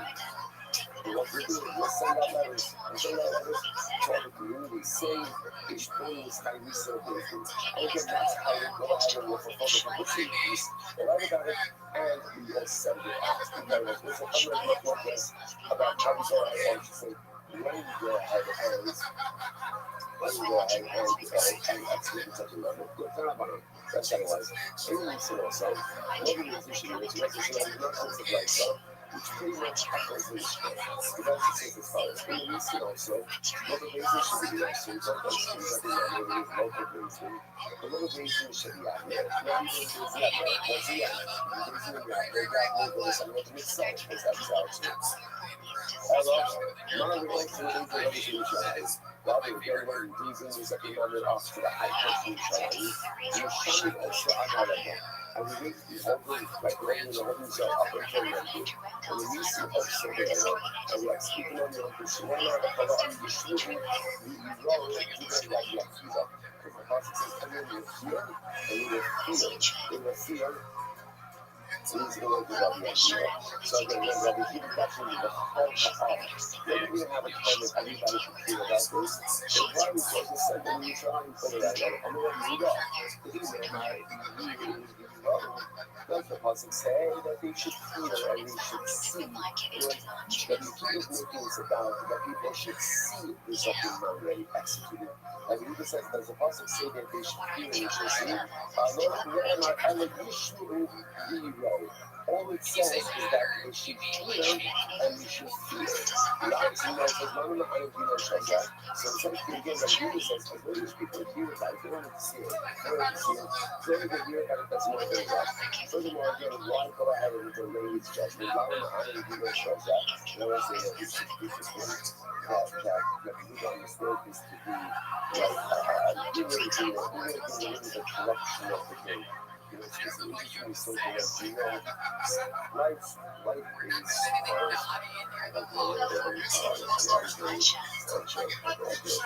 you know, like every child has stuff that their parents will always say over and over and over. So that was a bit of a joke of the mantra. All those try to come in kids is whatever is going on in life, you need it to just do it. You know, again, you spend so much time getting upset about things that don't go our way, and looking things that don't go our way, and trying to panic, you know? Just lean into it. Sometimes I don't practice so much that I think when I get parts of it, just lean into it and just go. You're going to be great, you're going to be fine, you're going to figure it out. So it's interesting, sometimes the greatest anxiety in life is when you know that something negative is going to happen, but it's not happening now. I'm like, oh, you're waiting for this to happen. I know it's going to happen. I know it's going to happen. So sometimes I'm like, you know how soon it's going to turn out. That's my own anxiety. But then, I know what is going to happen. So it's always going to be this is not introduced to this person. Bad habits. You know, this is the executing second on, right? So you got to execute it. You got to execute it. But why would you delay it? What's the purpose? What it seems like he's fulfilling? Yeah. People you have to execute someone. You have to execute the black notice.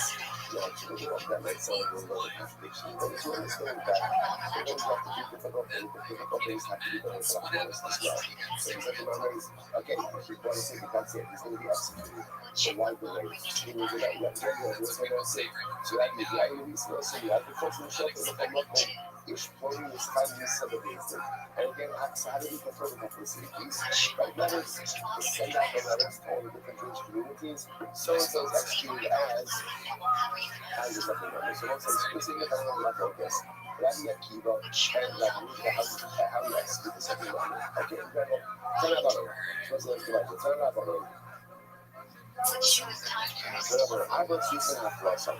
Now, it's interesting there, so because clearly, what you see this like in memory is, it's not just that he executed, but there is this thing of this publicity to it. That people have to see, people have to know what it is that's happening. You know, so by the way, there are four other situations, or four situations where in general, it's not just enough to execute, but a public announcement has to be made. Who are they? Number one, God exists, Jesus is the one who goes and recites others to worship the Holy Spirit. That's Torah in there, right? Exactly right, and Abraham Solomon. Interesting. All of these four we have for us in the United States. Rashi says that we have Raza, 40 years for Israel, and Sha'aba de Razul, and the Union as Hakim. So really, everyone else, so-and-so is executed because of the era, and all of this is done in order to create the public exam. When people shouldn't follow suit, you know what I said? Couldn't sit the Koran, the Holy Israel. So ultimately, again, I'm sorry, the Koran. So like all of these situations, because the Koran, the entire nation, will see. Interestingly enough, according to Rabbi, the Koran Israel, the Koran the local Amor Cousin Sugasa, which was Sahatu Sasai, which is interestingly enough by the zoning, the Russian is behind each other. Those who are left over, like those who are new, why doesn't the Jews the same expense in Russian or Filipino as Kola Amor Cousin Israel? What reason? The reason is because at Aegis, not everyone is fit for Aegis. Aegis is always more limited to a why. And then I said, let's say you get to the person again, that's the same the Aegis, right? What's the difference between so because English itself is not open to the general public, therefore the public admonition of the consult doesn't have to be there, or is not as sweeping as the other circumstances. Okay, the general said, he's a person on the show. So you think about it, somebody going to hold this or what not. Wait. Mishnah. Rabbi Shepherd, Rabbi Shepherd was the next guy's telling so Rabbi Shepherd was Rabbi, right? So what is he? And it's not emotional Shama, emotional Ne'emana. So it says, what's Rabbi Shepherd? So again, there are a couple of different examples of this. Number one, a person who prophesied something that he did not hear, okay, or something that was not said to him. That was an interesting word, but it wasn't very wonderful. So let's say again, I'm still around with my friend that Jewish, and a lot of stuff's happening at Jewish, right? So what happens? My friend gets Nubu at Jewish, but many people think they get Nubu at Jewish, right? So she finds eight Jewish, suddenly again, the prophesied in the one father said. So again, so what happens? When it's getting next to you, we didn't get to Nubu. Now it happens to be it's the shooting of Nubu, right? Just number one is, I prophesy something that the prophet did not say. Just number two, and those are things my friend that you grew up, I heard that. I heard you up, and I say it over. That's not my prophecy to give. That's not my prophecy to give.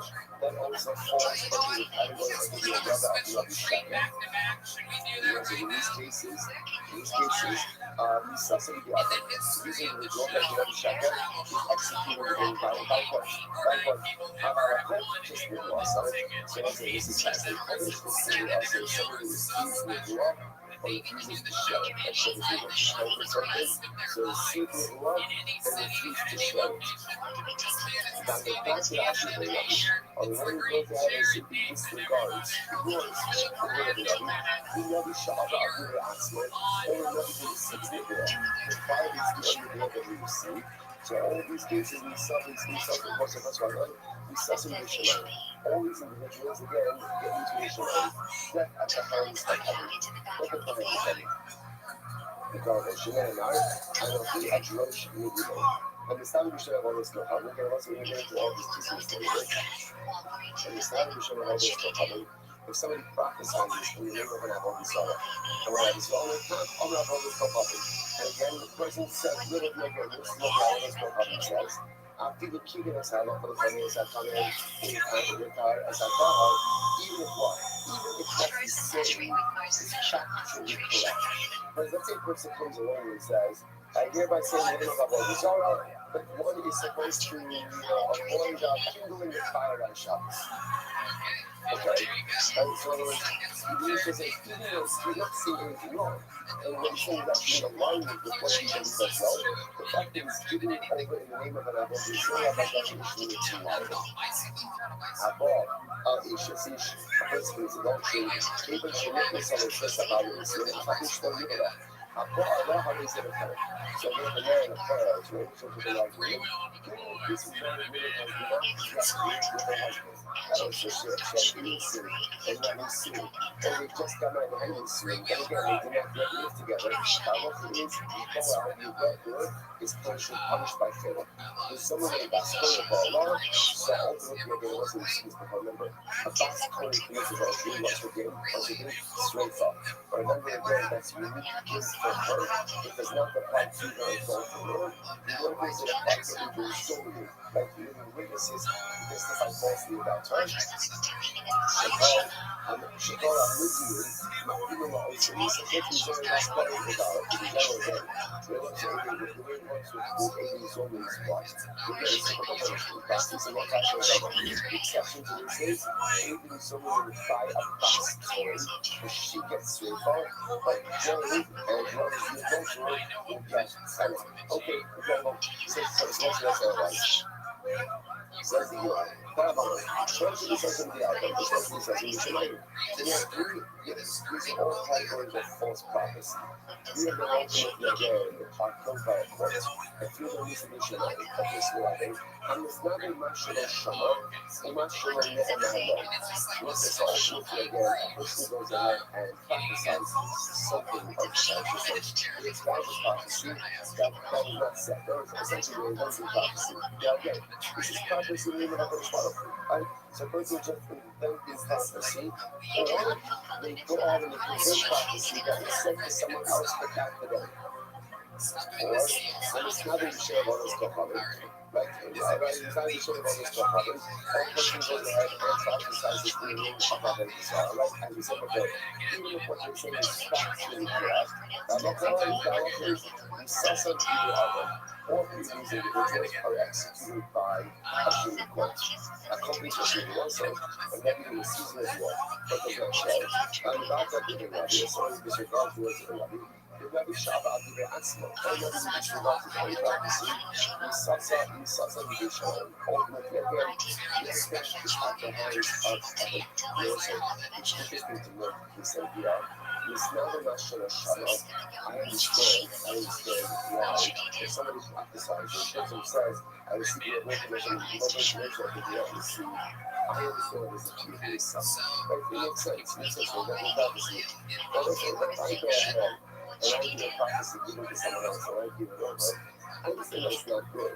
Why is it a few things like what's I'm not looking at the information is factual, the information is correct. But no, okay, this is a concept. Let's see why we can actually not to see what's wrong with this. You know what I'm saying? The worst idea of concept between and rights is trying to be someone else. If you don't see the thing, you are holding it, you are going to be someone else. You are holding to become the best version of you.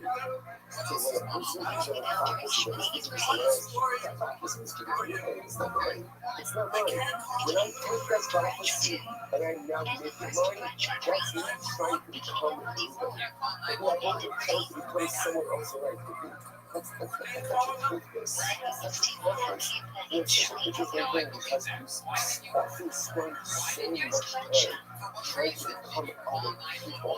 You see other people who can represent that type of model of success, and they're like, I want to be that guy. I want to be that guy. Now, again, there's something to be learned from that individual. So if you talk about what you follow up, I might have to learn from every person. But my goal is never to become someone else. So this notion when you take the idea that is given to someone else and you make it your own, that is the highest fundamental level of personalistic application. But again, my goal is to be unique and to be the best version of me. You pick someone else's reward and you make it your own. I mean, sorry. I mean, what are you doing? That's not a life. Because what's the answer before you guys die? You're always trying to become someone else. And because there's always someone better. There's always someone more successful. There's always someone that is spending life trying to be like other people. So that is spending life trying to become the best version of you. Incredible. Oh, that's not like the sexual life. Yeah, you're not getting.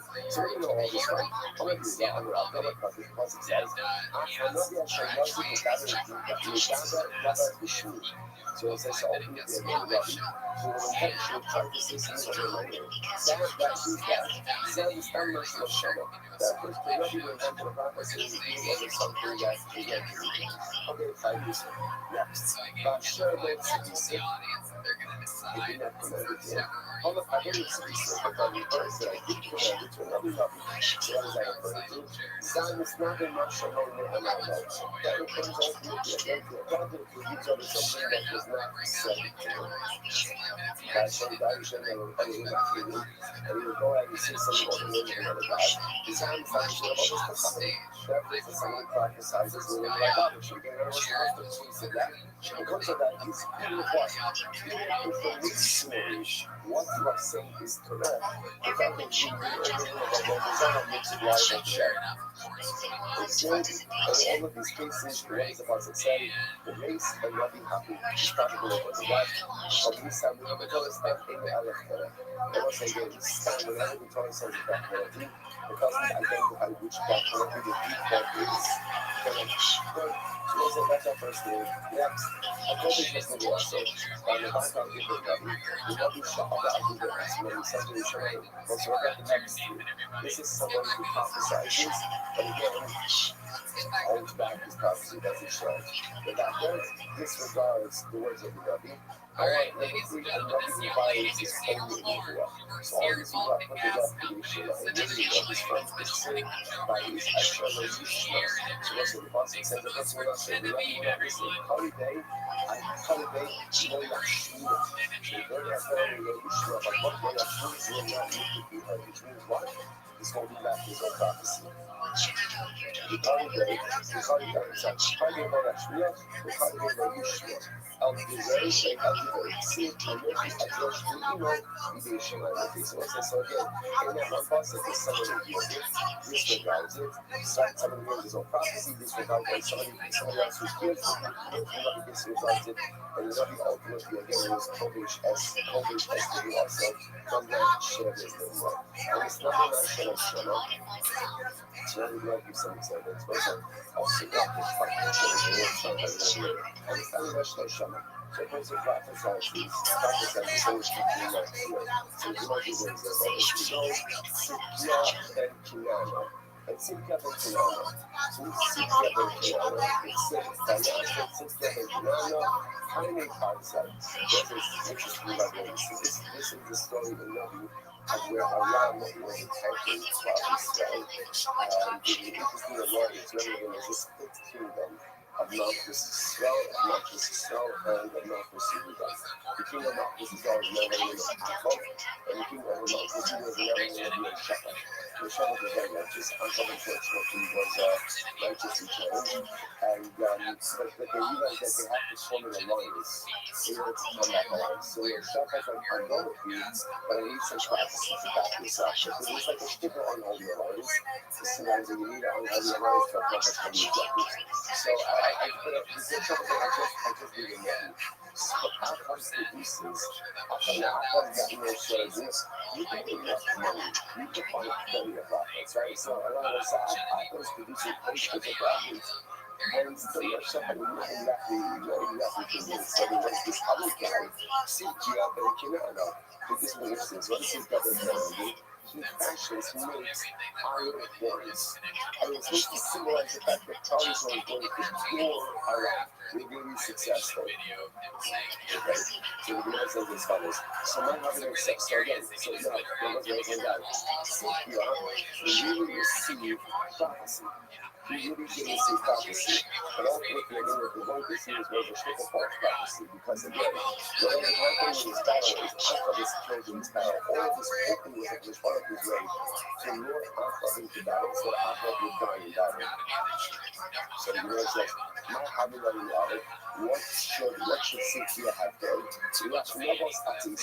This is a wild story. So Sikya was deceived by a spirit. Who is a spirit? The spirit of Nabos. First, like that name sounds familiar. Remember, Nabos had a beautiful vineyard, but Achab was very much wealthy, so that the Nabos wouldn't sell. So Achab has a wife by the name of Isabel. Isabel convinced her husband Achab to bring Nabos up on false charges and have him executed. Nabos was executed, and ultimately Achab takes the vineyard. Achab takes the vineyard. So what happened? So the spirit of Nabos came back and kind of appeared to Sikya, working with both parties of what's actually Shbarahim, in order to get Achab to go out to balance with Achab before in battle. Okay, we have to fix it.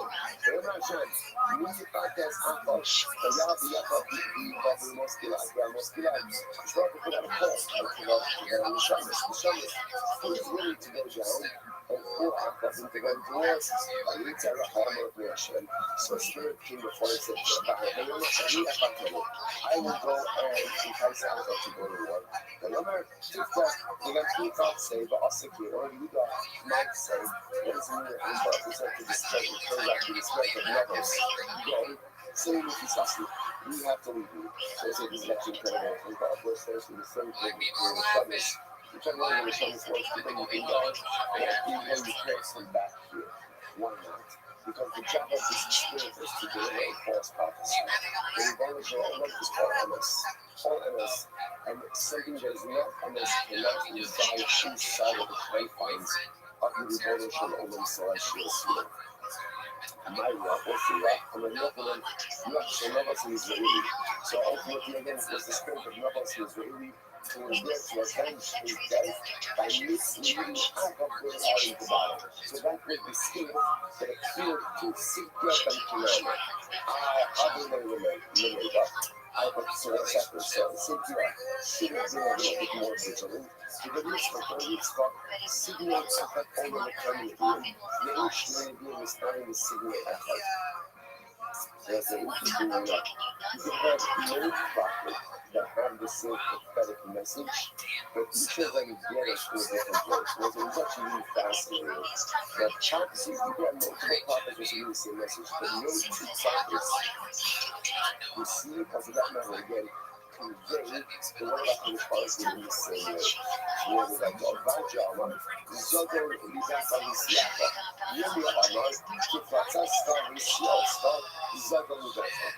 So again, just examples of really conveying the same general concept, but each of them receiving it and conveying it in a slightly different way. Right? So it's actually a very beautiful idea, because if you think about it, what's the ideal? The ideal represents almost like the highest level of each of like there's party. So what did you say? No two people can have the same relationship. Two people can receive basically the same message, but the way that message is received and the way that message is conveyed varies from person to person. It really profoundly so. Each person is true by Yahuwah. So it's true by every element of our relationship with Allah. No two Jews have the same relationship as God. They have the same kind of business, the same halachos, the same children. But at the end of the day, when you relate to God, when you interact with God, it should be how that was powerful. Varies even slightly. The other message varies between one view and the next. Incredible. So remember goes back to God says, Sahani, Ka'ami Kulu Ka'adabi, Shmani no Kulu Ka'ami. So ultimately, it's a situation of your life. Now, what should it be of your life? So I have had hundreds of prophets that are saying the same thing. You meet hundreds of people saying the same thing, that's a red flag. That's exactly the same thing. That's a prophetic red flag. It's saying you should realize there's something going on over here. The Lord says, you don't know how to let the idea of the idea of these stuff. So what's happening? Maybe Cynthia didn't know this thing was released. Maybe Cynthia didn't know the prophets can't have the same prophecy. Maybe he just didn't know this halacha. The Lord says, Yo Shabbat Halahasam, the Ka'amim. Yes, Yo Shabbat, Ha'ain, Paul, Nabi. Yo Shabbat was there. And Yo Shabbat knew this. That's why Yo Shabbat, even if I'm up to these pages of the being, Yo Shabbat said, there's something wrong over here. There's something wrong over here. Because everyone is saying the same exact thing. So listen, it's not like that happens down the street. So not only is it incredible lesson in terms of like our original response, but how about interact and relate and have a deeper connection with Hashem. Also, it's say a fun stuff. It's like sometimes we think that like what's the if he tells me real fun stuff. And then imagine if you sing together saying the same exact thing that goes on over there. Here's what it says, that's terrible. That's terrible. I want hundreds of Jews saying the same thing. You know what I want? I want hundreds of Jews saying different things, and then all of them sitting in the same room together and being mad and being wonderful. That's actus. That's actus. When you have this very skewed view of actus. That actus means like unanimity. Where everyone's on the same page. So like, never happened, never happened. I said it in many ways. Like, what does Rashi say about Sinai? I'm sitting in the Isha Hut, or Leda Hut, 1 people with 1 heart, whatever you say. It never says Isha Hut the day after. It doesn't say 1 people with 1 opinion. It's 1 people with 1 heart. 1 people with 1 heart. So it says,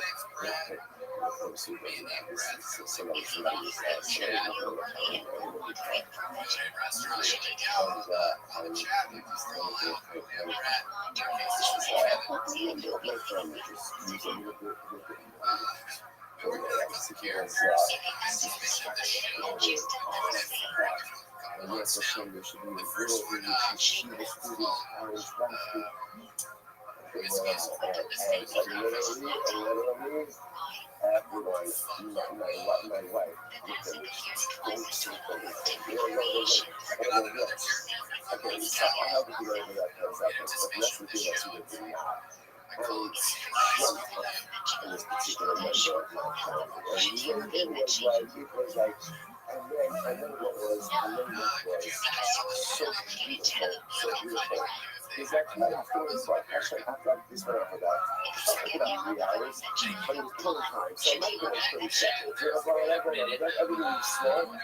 Also, you know, was the other was that, you know, the end, like, the way it ended is I don't know, like, I don't remember all the events, but somehow it started like that, and then about 3 seconds, 3 minutes, whatever it was, it was just a circle of grown men holding each other softly. Like I said, I don't know exactly what happened, right? But when I say, isn't that what it's about? Isn't that what it's about? It's about the ability to hug people, even if you vehemently disagree with them. It's about the ability to love people, even though you think they're absolutely unequivocally wrong and have missed the mark every single step of the way. But you think that what they are saying is the most uninformed, unintelligent, incorrect thing in the world, but I love you. But I love you. So when you see hundreds of people saying the same thing of us, you know, and we like to surround ourselves by people who say the same thing to us, it's so boring. It's so like, people live like in an echo chamber. And the echo chamber, that's not right, and it's only have cloudy stuff. The beauty of Christ, what says, there's a lot of Jews, a lot of opinions, and yes, a lot of them are uninformed, and a lot of them are incorrect, and a lot of them are just to work. People who see us pushing for all the correct opinions, right, shoot us in positions in life, and now you're totally free. Right, but the mindset, so what happens, when you see hundreds of people all saying the same thing, that's not it. Something's off there. You're in a room with a bunch of people who are all saying different stuff, that's cloudy stuff. And this is that moment when you can embrace, even after a vociferous argument. All right, good night, so we're going to like it. And then ladies look behind you. So what happens? So my Shopper says, I need someone to do it.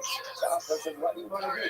Look at all these hundreds of guys that are here. So the Gemara says, Amalei, Catholic and Lion is Abba. I learned this from my father. Simeon Echad only the Chama Levim. The ancient Levim started the Simeon Echad. So ultimately, that's what he learned. What I learned is this. You could have prophets all espousing the same message.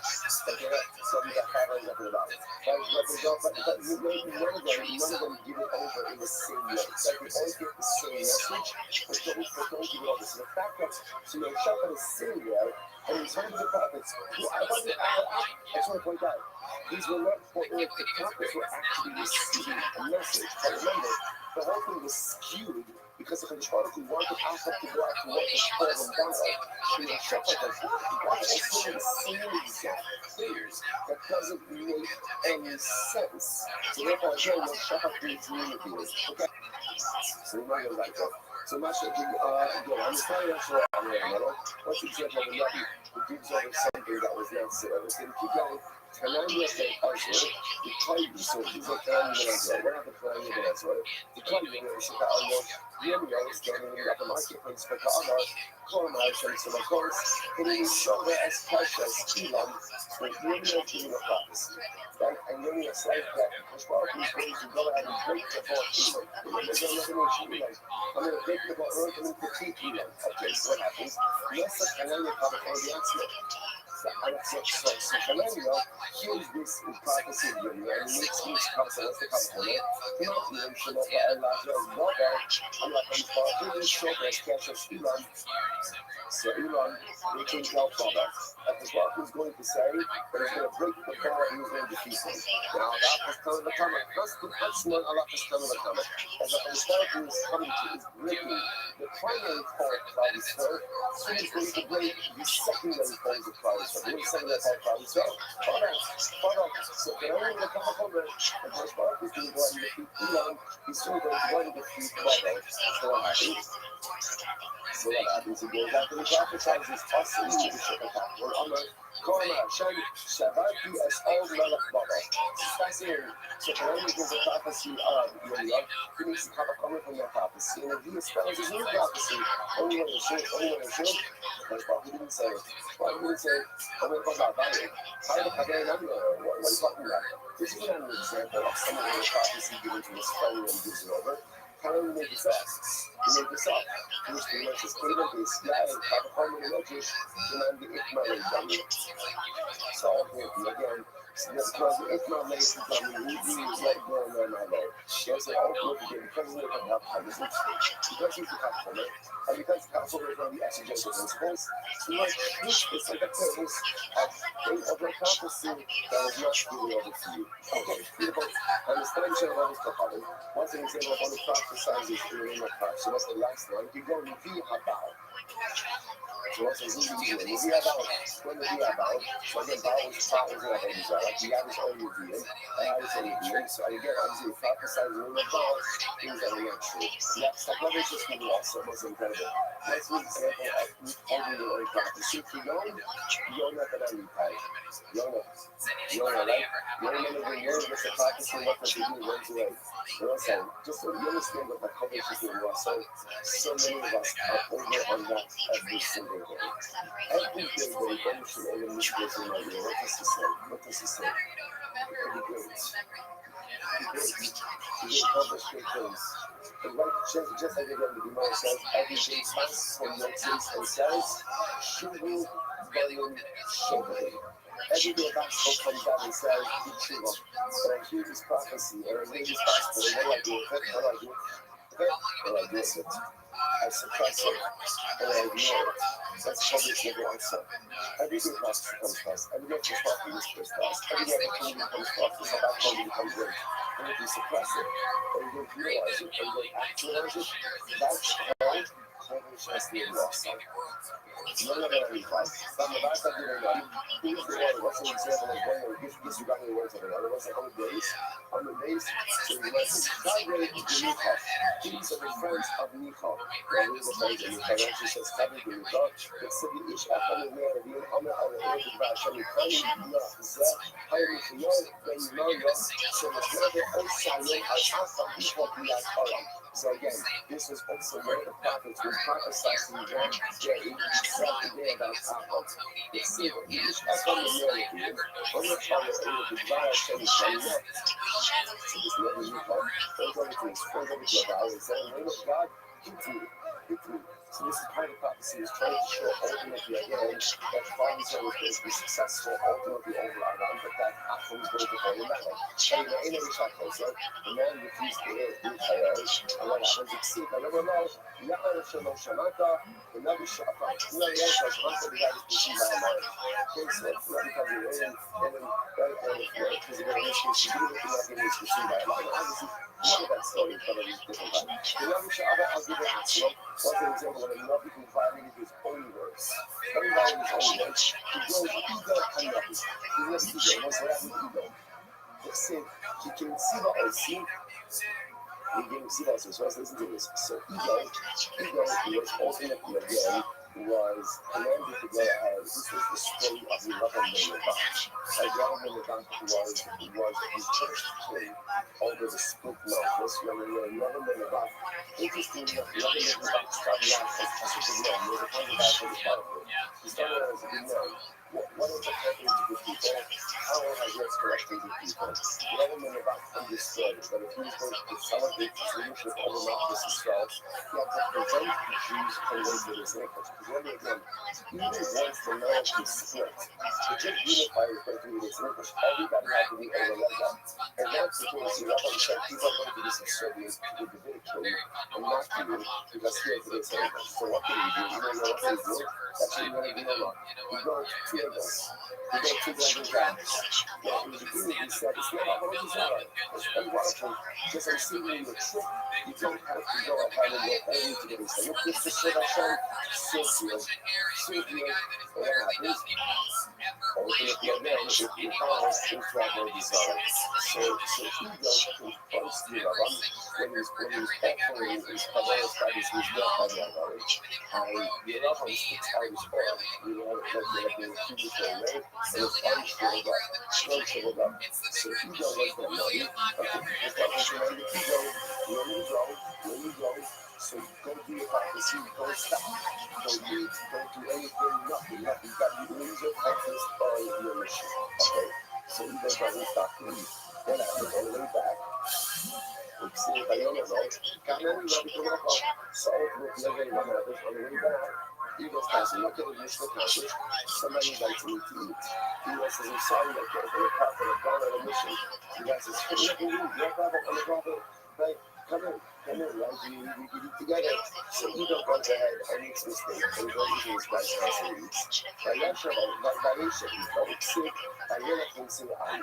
What happens when ego left after his meal, he was pursued by a lion. He was devoured by a lion, ultimately again, for violating his own will, violating his own will. Which is also that is also such a story. This story is such a profound metaphor. The metaphor is how we do that. If you want to accomplish something in life, then what do you have to understand? That be focused. That be focused. So that you Rothschild got this in the shot as Jesus. He said, what's Jesus? He said, why do you need Jesus? Jesus is necessary. You don't always appreciate this because more often than not, the reason you're accomplishing life is why? Why? I'll do this. I don't know that. So I'll tell you why. Because you get distracted. Because you get distracted. I'm on task. I'm on task. I get distracted. It's not so cool. I have to do this. I have to do this. I have to do everything. I'm like, just get distracted. I'm sorry. I'm off. So I felt like the whole use of this resource is when you start something, just get it done. Just get it done. Don't get distracted. Because when you get distracted, that's usually when you're not going to go and accomplish. So it's really incredible. So what they never see over here, this story, it's an actual story, it's not a metaphorical, it's an actual story. The metaphor process is so bad because you don't never listen, don't go eat, don't get distracted. But again, you just stay focused on your cause. And you get distracted. And what happens when you get distracted? You get consumed by the lion. The metaphor, what that means is, once you get distracted, that's it. That's it. You need to imagine. And by the way, you know this. Once you get distracted, even if you get that podcast, what happens? It's not the same. It's not the same. You lost the momentum. You see how this is projected even by learning. What by learning, there's this saying of learning to seekers. And you heard these level of seekers, to learn for a certain amount of time, undistracted. But 5 minutes of learning to seekers is better than 45 minutes of distracted learning. It's just what it was. Because what happens, like, I'm learning and I'm here, I'm learning and I'm here, I'm learning and I'm this, and this, balance. And at the end of the day, what did you get? You got 5 minutes here, 5 minutes here, 5 minutes here, 5 minutes there. And sometimes it's simple, it's a shame. It's not always a shame. The ultimate message, be in it. Be in it. It doesn't take 5 minutes. Be in it. Because the moment you get distracted is the moment you get pursued by a lion. Such an incredible story. Tell me kind of thing like this stuff. I could have just been so good. So listen to this. First thing goes out and the conscious prophecy, he gets noticed. I'm away. Mind the upper Sunday, the album of lucky. And what's saying this is a community discussion. This means one of these dates out of the basket should be noticed. Now what's wrong with eating dates out of the basket? The answer is nothing. Nothing. So it's an expression of smart writing out there. It's an expression that seems like what do you see wrong? Let's say here, you know what I asked you over here about what a person did wrong with your prophecy. What you asked me is how is anyone going to know? Right? So like, so you have nothing A, right? So nothing A becomes his prophecy. Okay, exactly because anyone know that he helped his prophecy. So you must say, my month's today. Please give me a nice swab. I'm going to buy this. How do you see? I'm sorry. I'm going to buy how do you see? So I'm going to buy the sick to the last section of King Java. So he's going to know his fellow prophecies. What's what he said before. But this is interesting that how this prophecy works is it's often given to more than one person. Again, each person gets it differently, and each person conveys it differently, but it's given to more than one. So because of that, if you have another unique prophecy, apparently other people know about it, and they'll know a particular level do not share.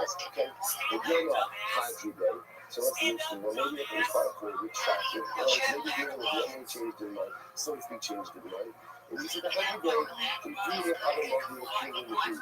Again, it's possible sometimes changes the voice, and if you were to do that, then what? He would inform the group of the deal as well. The high yoga. How'd you get below? One second. I noticed that yoga, after this prophet changed his mind, and he didn't tell yoga. He didn't tell yoga. Like yoga, remember again, yoga finds I'll give everybody else the problem of destroying the day. The problem did not go ahead and give any advice warning. Please be nice as no. The other way Kara, moving their purpose on me. This is very important. The rest of the young said, behold, I'm going alone. Excuse me, the moving their purpose. Now, what is their purpose? What is it? Turned over. Even though they just know, it's 40 days from now. Everything is going to dramatically change in this way. The change could be because it all become ridiculous about a children, or the change could be the same thing this way. So the enormous words itself was the actual possibility for two circumstances. Otherwise, either Yaga, either Toga, either Ra. Again, it doesn't open the door. Again, I'm not saying in general about a place like that. Part of the reason ultimately why we need, why do we sit here and make this up, is the fact that the story of Shiva. It's also that the story we never thought about how life is like this open-ended possibility. And not just in a way, I thought I remember when I thought, what does it mean? It means what you make of it. It means what you make of it. As much as it's not the world, what we're going to do, how we're going to do it, but for us, our lives are this open-ended, choose-your-own adventure type of mess. In the other 40 days, the city layer is going to be overturned. Is it good or is it bad? It's up to you. If your life is going to be, who is going to be personally become, it's up to you. So once I saw ultimately again, one is more information about it. We love yoga, English. So once I saw here, that's interesting. Now, if the Rabbi says something, and I don't know if he's lucky, right? So someone says, like, sing the name of God, right? This, right? So how do I know that he's a Rabbi? But I have to answer, and that wasn't him. You know, but else, he's a sign. He's a sign. Obviously, once again, you gotta prove, like, the Rabbi credentials, right? So you can't just go with his own train now. You gotta prove it in some way. So he goes, Micha, the Lord of Zeros, and the Micha didn't give us. He didn't give a sign. And you people understand that we are not refusing to this, we're not heeding these Israel. Therefore, the next section is not different. As I said, the Rabbi doesn't have to give an oath every single time he says in the Torah. God never said why. So it's a Rabbi is a mix-up. What is mix-up? It's a Rabbi. You know, okay, so if we know the Rabbi obviously going to listen to his word, listen to this. You know, came out this, you notice this. As in Bahara Maria, they put somebody Yitzchak. Again, why did Yitzchak listen to his father? Right, but again, the Rabbi Maria said to Yitzchak, I'm going to shock you. Yitzchak should have said, Yitzchak should have said, you almost lost it. That's what he should have said. That's what he should have said. So why does Yitzchak listen to his father? Because he knew his father was a prophet. Right? See, that's just, and Yitzchak is that. That's what it, maybe I'm holding a conversation with God. That has to listen to the same thing when you are, it's going to be God speaking in metaphorical terms. But if you notice that there's no different terms, like there's no doubt about it. Adam says it, and Yitzchak listens. Why? Because Adam was Yitzchak. Adam was another, Yitzchak was another. Furthermore, again, other examples of this. In another Arakanda, like his son Kelly, the Abdish with the courts. What's it? This was the ultimate showdown between Uriel and then Medea. Remember the story? Like it goes, everybody goes off, Uriel goes to altar, and Medea goes to altar. And there's a theological showdown. The other brings fire and down from heaven. First is the true God. Is the true God. So what happens? So again, the Rabbi says, we are about find out the last series of all kinds of crazy stuff. Right? Submissions. Puts a lot of water on top of his altar, right? Above his altar, and all of that, what does he do? Tefillah, fire comes out and heaven consumes everything. This is beautiful. It is all on top of it.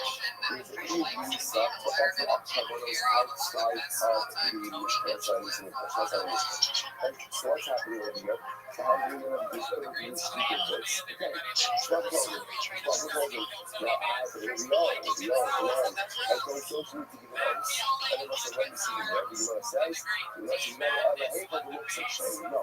Works of prophet understand this is prophetic credentials. So you don't even have to give an understanding of what's the better. You know what's supposed to be that story is, right? So that you know what happened in the next pair? Next pair? While we started worshiping Baal. Again, this is no longer this is three statements. I must say I can Muslim Ashkenazi. How long a word is straddled the place for? But I must say this also gives rise to a very important issue, which is miracles don't work. Miracles don't create a miracle. Miracles don't create a miracle. Again, listen, this passage by also, Christ also saying that I see that. And what happened? They don't know that. Miracles don't work. What I say? How many missiles are fired from Iran? Like how many missiles are fired from Iran? And not one hit. So you think again, cars are on the ground, massive sugar movement, actors everywhere. Miracles don't work. Miracles like fireworks. Now what happens if you don't like fireworks? What happens? There's so many comes back to the 4th of July parties. You know what? That's my thing. That's like, well, you know what? I am just going to be a better person. Whatever it is, a better citizen, whatever it is, right? You know what happens with fireworks? You watch it, it's entertaining. You go, like, you see all the videos from the missiles from Iran. It's entertaining. What happened? People just go like, they say, change doesn't come from miracles. Change comes from hard work. Change comes from effort.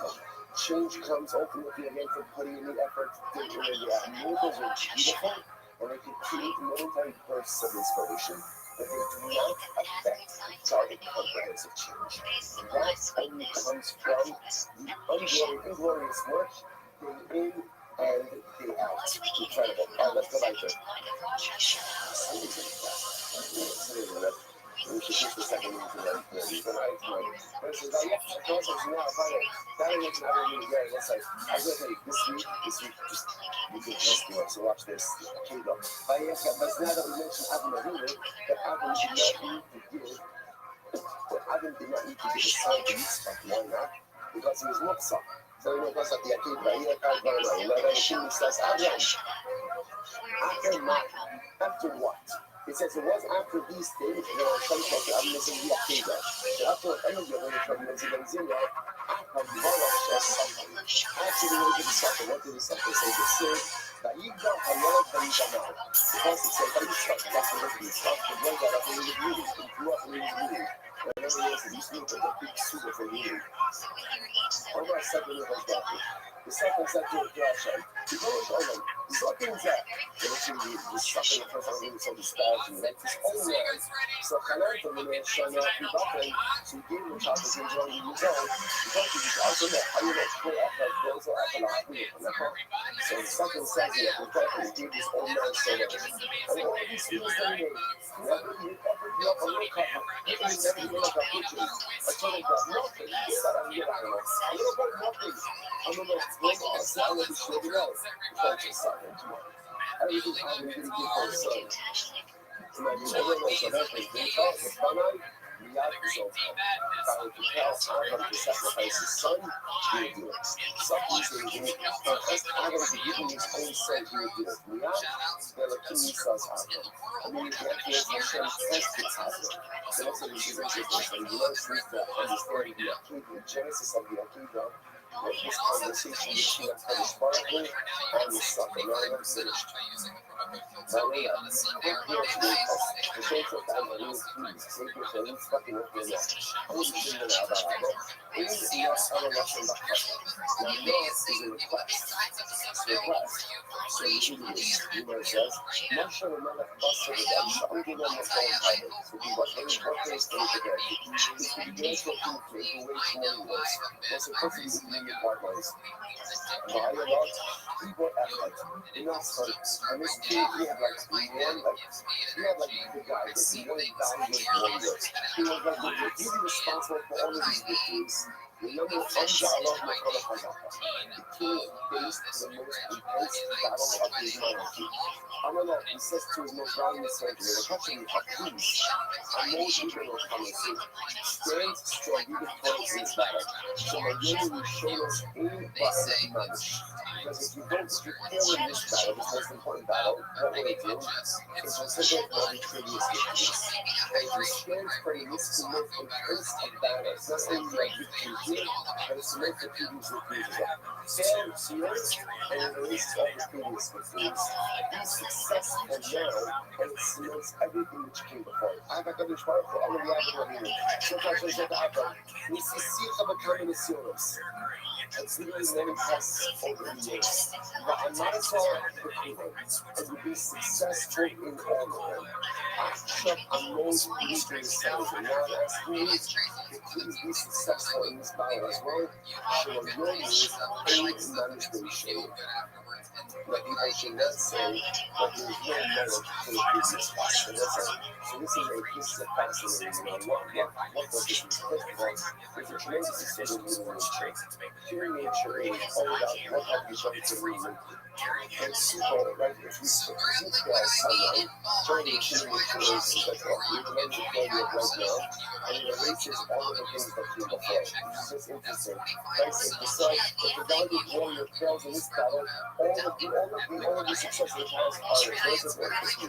Those of what kind of community. There's a beautiful idea of sustenance. The second way, 14, he says, 7 reasons, he says, and be a son of service. He was left on the view. Discouraged to Korah, co-coach creates in the Israel, with the Skaba Akara of the Son. With every single one of the years of service, what he did is, he embedded another power in the DNA of himself, and the DNA of Father.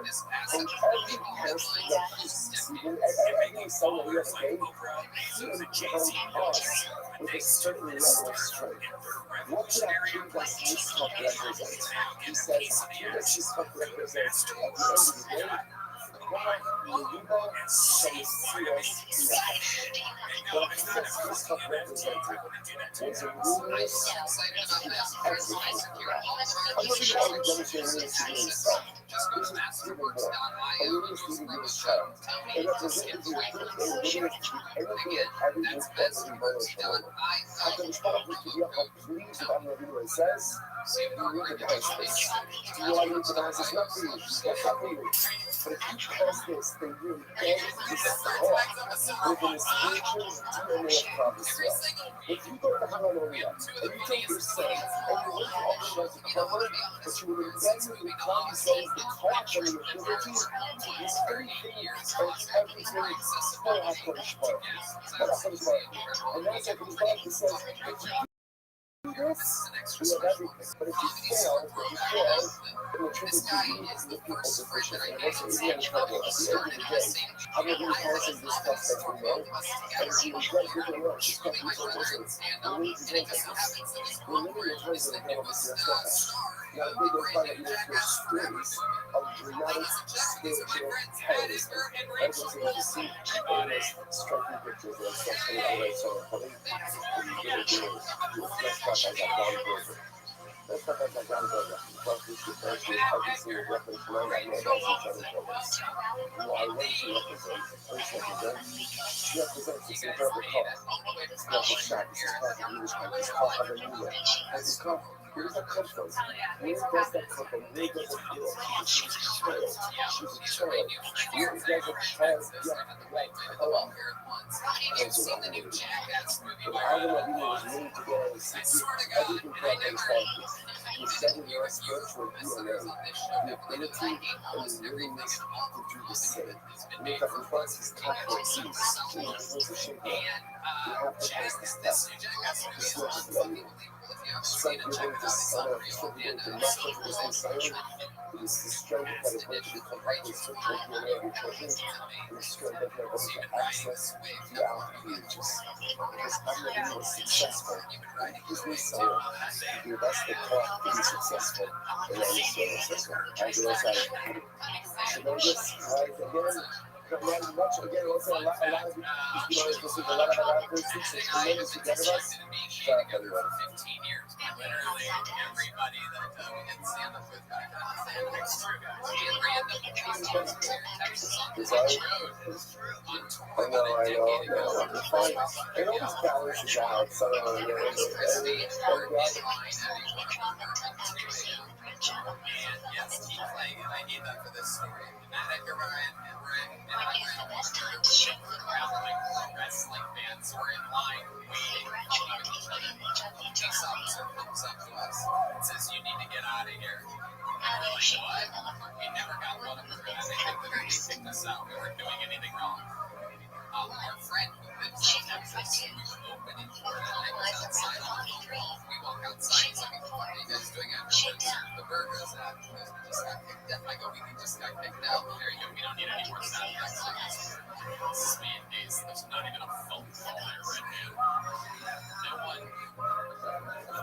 all right, folks, good morning. Good morning. Let us begin a good Vav.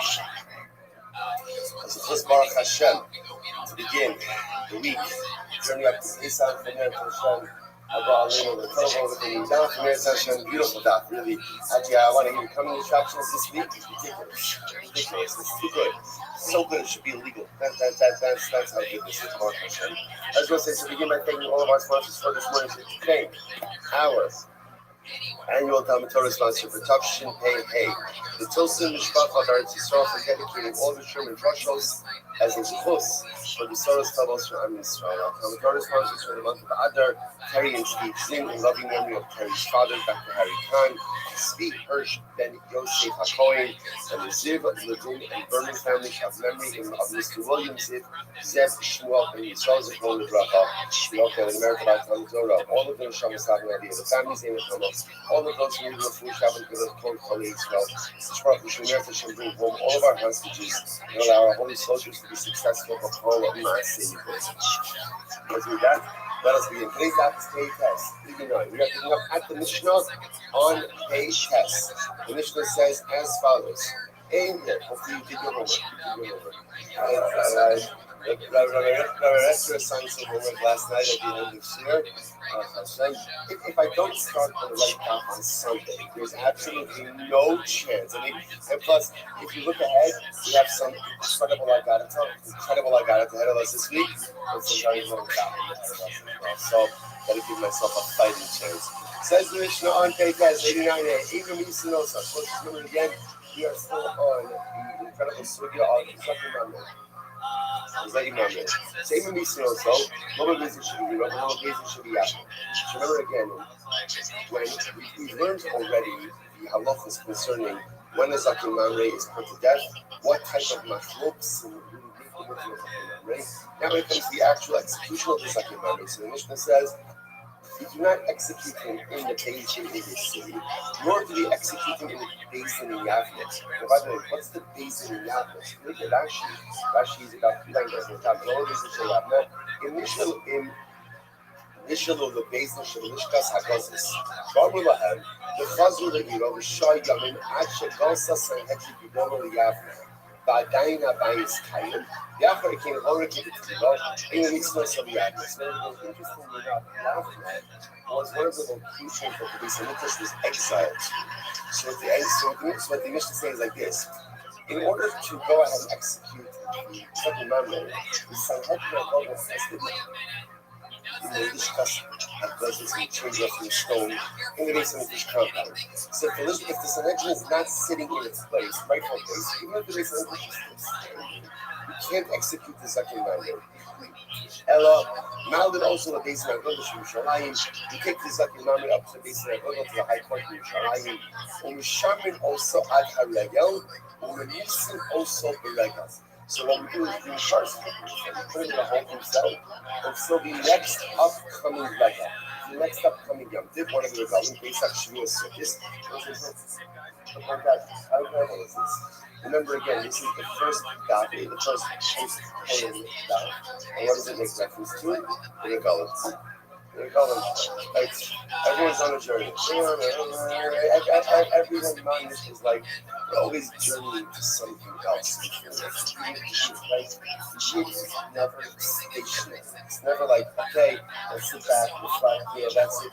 We're always traveling towards something next thing. So Purim is now behind us. It's the game, we're not yet privileged to be residents of Yerushalayim. So again, for the rest of the Club itself comes a little bit behind us. But now again, Baruch Hashem, it's okay. When something's behind us, there's always something new right in front of us.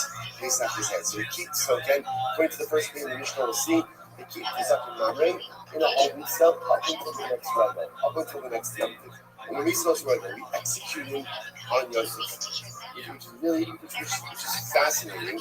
Now, why? Why Shine'emar, the Chala'ad Yishmu, V'iro, V'lo Yisukun on the Rabbi Akiva. Because the pasuk says literally, the entire nation will fear. They will fear, and essentially they will not follow in this perspective. This is what Rabbi Akiva says. Rabbi Akiva says it like this: you gotta make stuff class. People have to see. People have to see this. People have to understand this. There has to be a public part to this. So that again, unfortunately, people see this way. When you see this by social, so people see certain things. It has a notion. So Rabbi Akiva says, we got to those extreme to the rebellion, so that should become a public spectacle. Rabbi Akiva says no. Ima annes dino shazam. So Rabbi Akiva says no. You do not delay judgment. In other words, there's absolutely no need to do that. Missing also miyad. So what you do is you execute immediately. Because in the shulchan shluchim the fund of Thomas. And what do we do? So here's the issue. Everyone agrees that we go right, so you lose some element of publicity in this. So according to Rabbi Akiva, the publicity component essentially is established by holding you until the rebellion and executing you again on the regular. Now, this says no, we don't do that. We say, Ima Anya Satim means we do not corrupt the judgment. Somebody violates that penalty, you execute him. In other words, we're not going to go ahead and hold him potentially for months at a time. Rather, go ahead and execute him. So what we'll do is we'll send out letters. To all the community saying, Ishponing the sky and again, that's how we'll go ahead and we'll fulfill the publicity piece. We'll write about it and we will send it out. Incredible. So we're going to focus about how we go ahead when we go ahead and execute the judgment number. Let's analyze.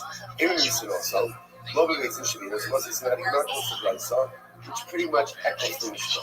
The Rabbi says as follows: in the Nisan also, lower basin should be enough, so we don't execute the judgment number in the local basin. The lower basin should be Yavne, not even in the basin Yavne. Once again, the basin in Yavne is what the Sanhedrin itself was exiled to. Ella, Malin also the basin of the Yerushalayim. Rather, again, when we bring the judgment number up to the high court of Yerushalayim, we shaman also at Harayim, and we wait to hold the holding cell up until Yom Tov. And we listen also Harayim, and we execute them on Yom Tov. Shnema b'chalam yishmuhu v'iro divrei Rabbi Akiva. As the pasuk says, everyone will hear and they will fear. They will fear. These are the words of Rabbi Akiva. So again, remember, Rabbi Akiva is actually the Chol Ha'am. When are you going to have a time when everybody can hear about this? When Klal Yisrael is assembled in Yerushalayim for the regal, Amar Yehuda, does the pasuk say that they should fear and they should see? Because Rabbi Akiva is making this about that people should see the Zakim Mamre executed. Rabbi Yehuda says, does the pasuk say that they should fear and they should see? All it says is that they should hear and they should fear. Gemara says, so essentially, again, Rabbi Yehuda says, as long as people hear about it, they don't need to see it. They don't need to see it. As long as they hear about it, that's more than enough. Furthermore, again, why go ahead and delay his judgment? And I will say, well, it's interesting that Rabbi Yehuda understands this to be like an innovating within the corruption of the day. It's interesting, it's something that, life is, like a little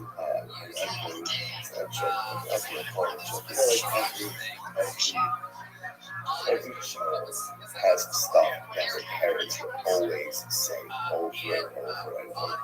So my parents will like always trying to come in here is whatever is going on in life, do into it. Just do into it.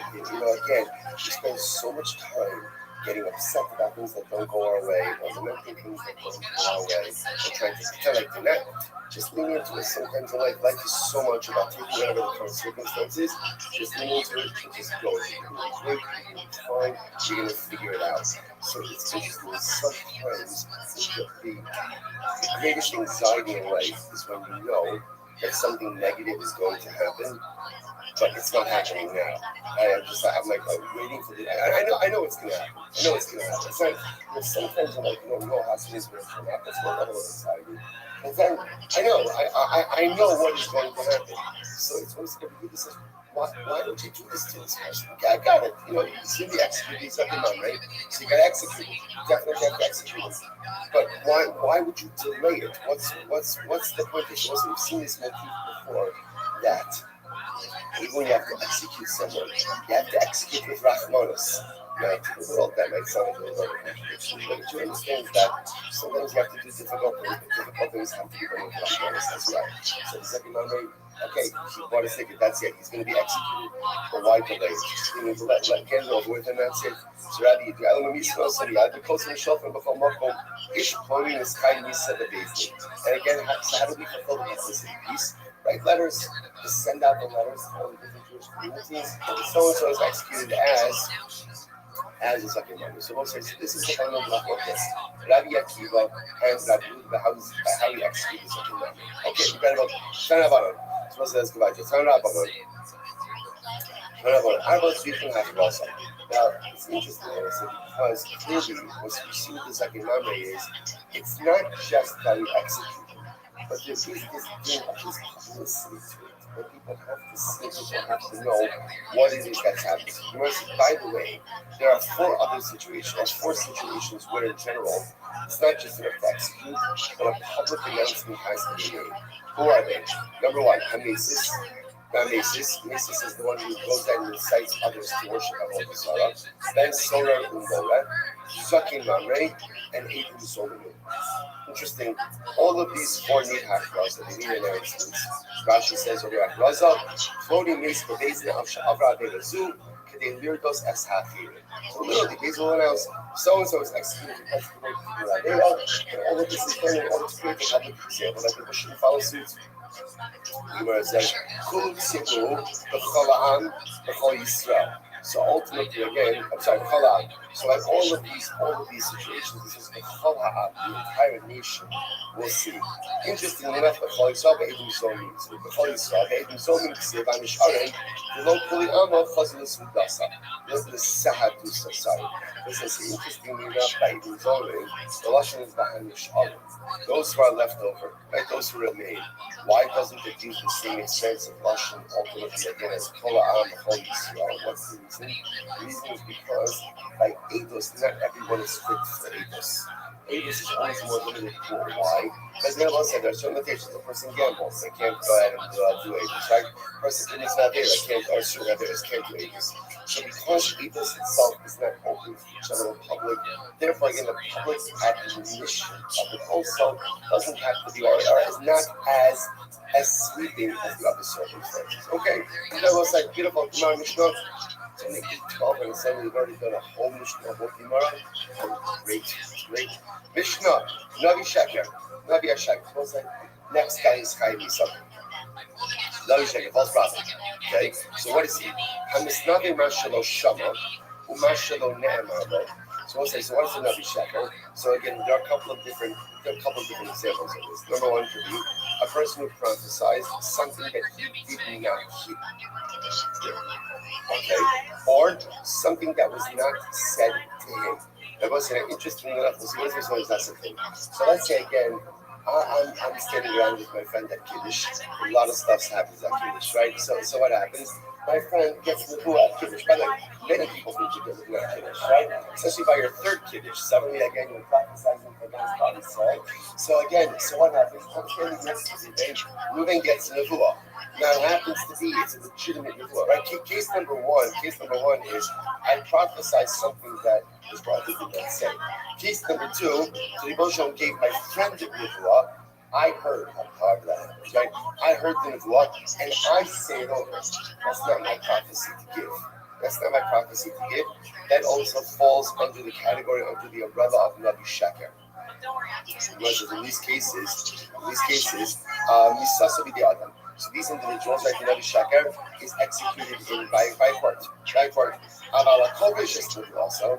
So let's say this is fascinating. Kovish is also someone who receives Nebuah and refuses to share it. Like Kovish is like something. So receive Nebuah and refuse to share it. Then the factor of the Rabbi, or one who goes ahead and simply disregards, ignores the word of the Rabbi, the Navi Sha'avra Adire Atzmo, or a Navi who receives Nebuah, but violates the only word that he received. So all of these cases, all these individuals, again, get into the Shemayim. Death at the hands of heaven. Death at the hands of heaven. Incredible. Shneemar, Anochi et Rosh Mihimo. I'm starting to show all this stuff. I'm going to get into all these pieces a little bit. I'm starting to show all this stuff.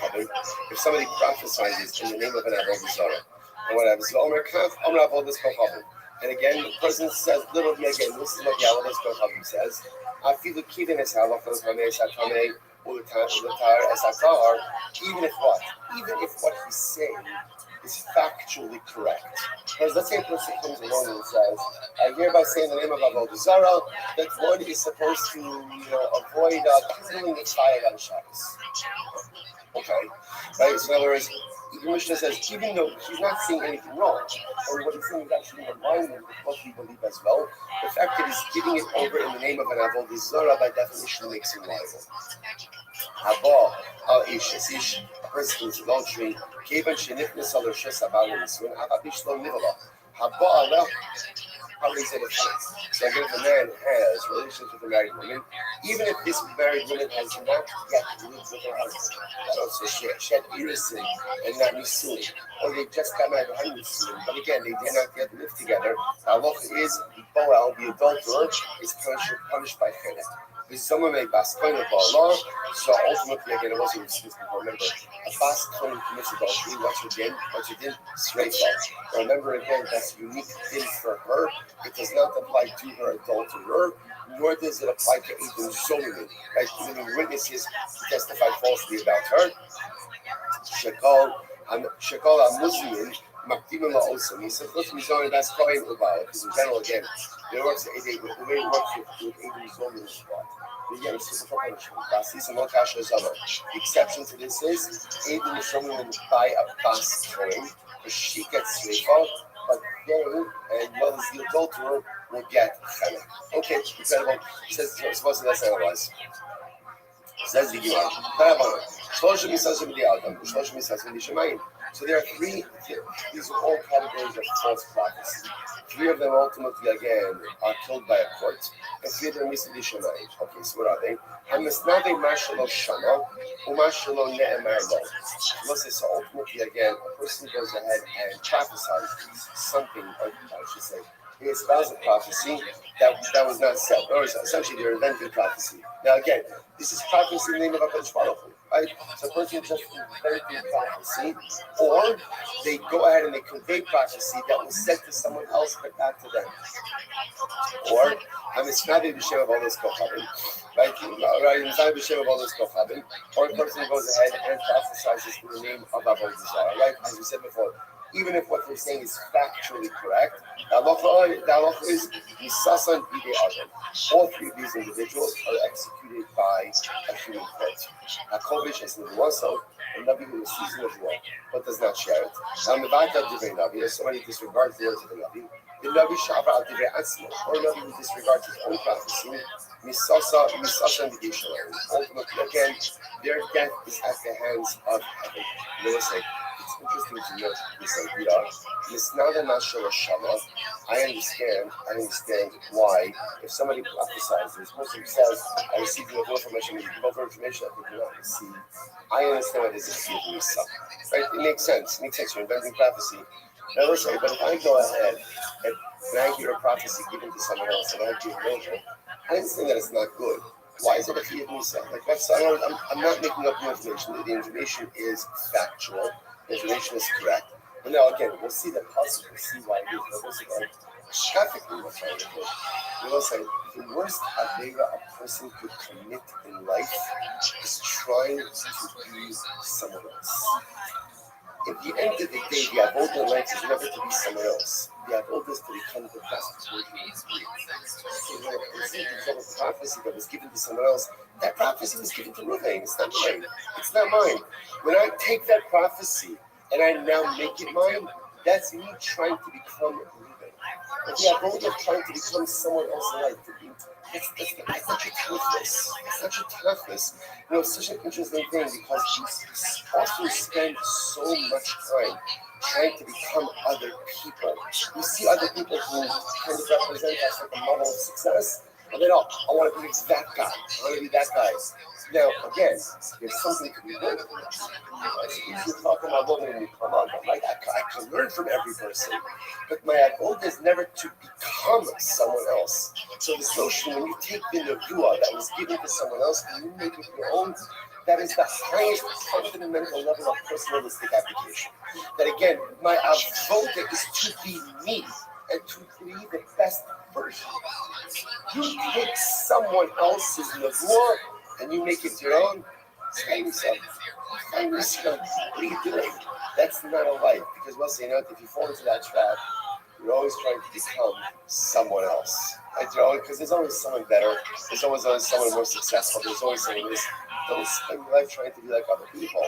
Rather, spend your life trying to become the best version of you. Incredible. All right, let's go back. It says the Gemara. Good. So where do we know all this from? I'm going to do it says,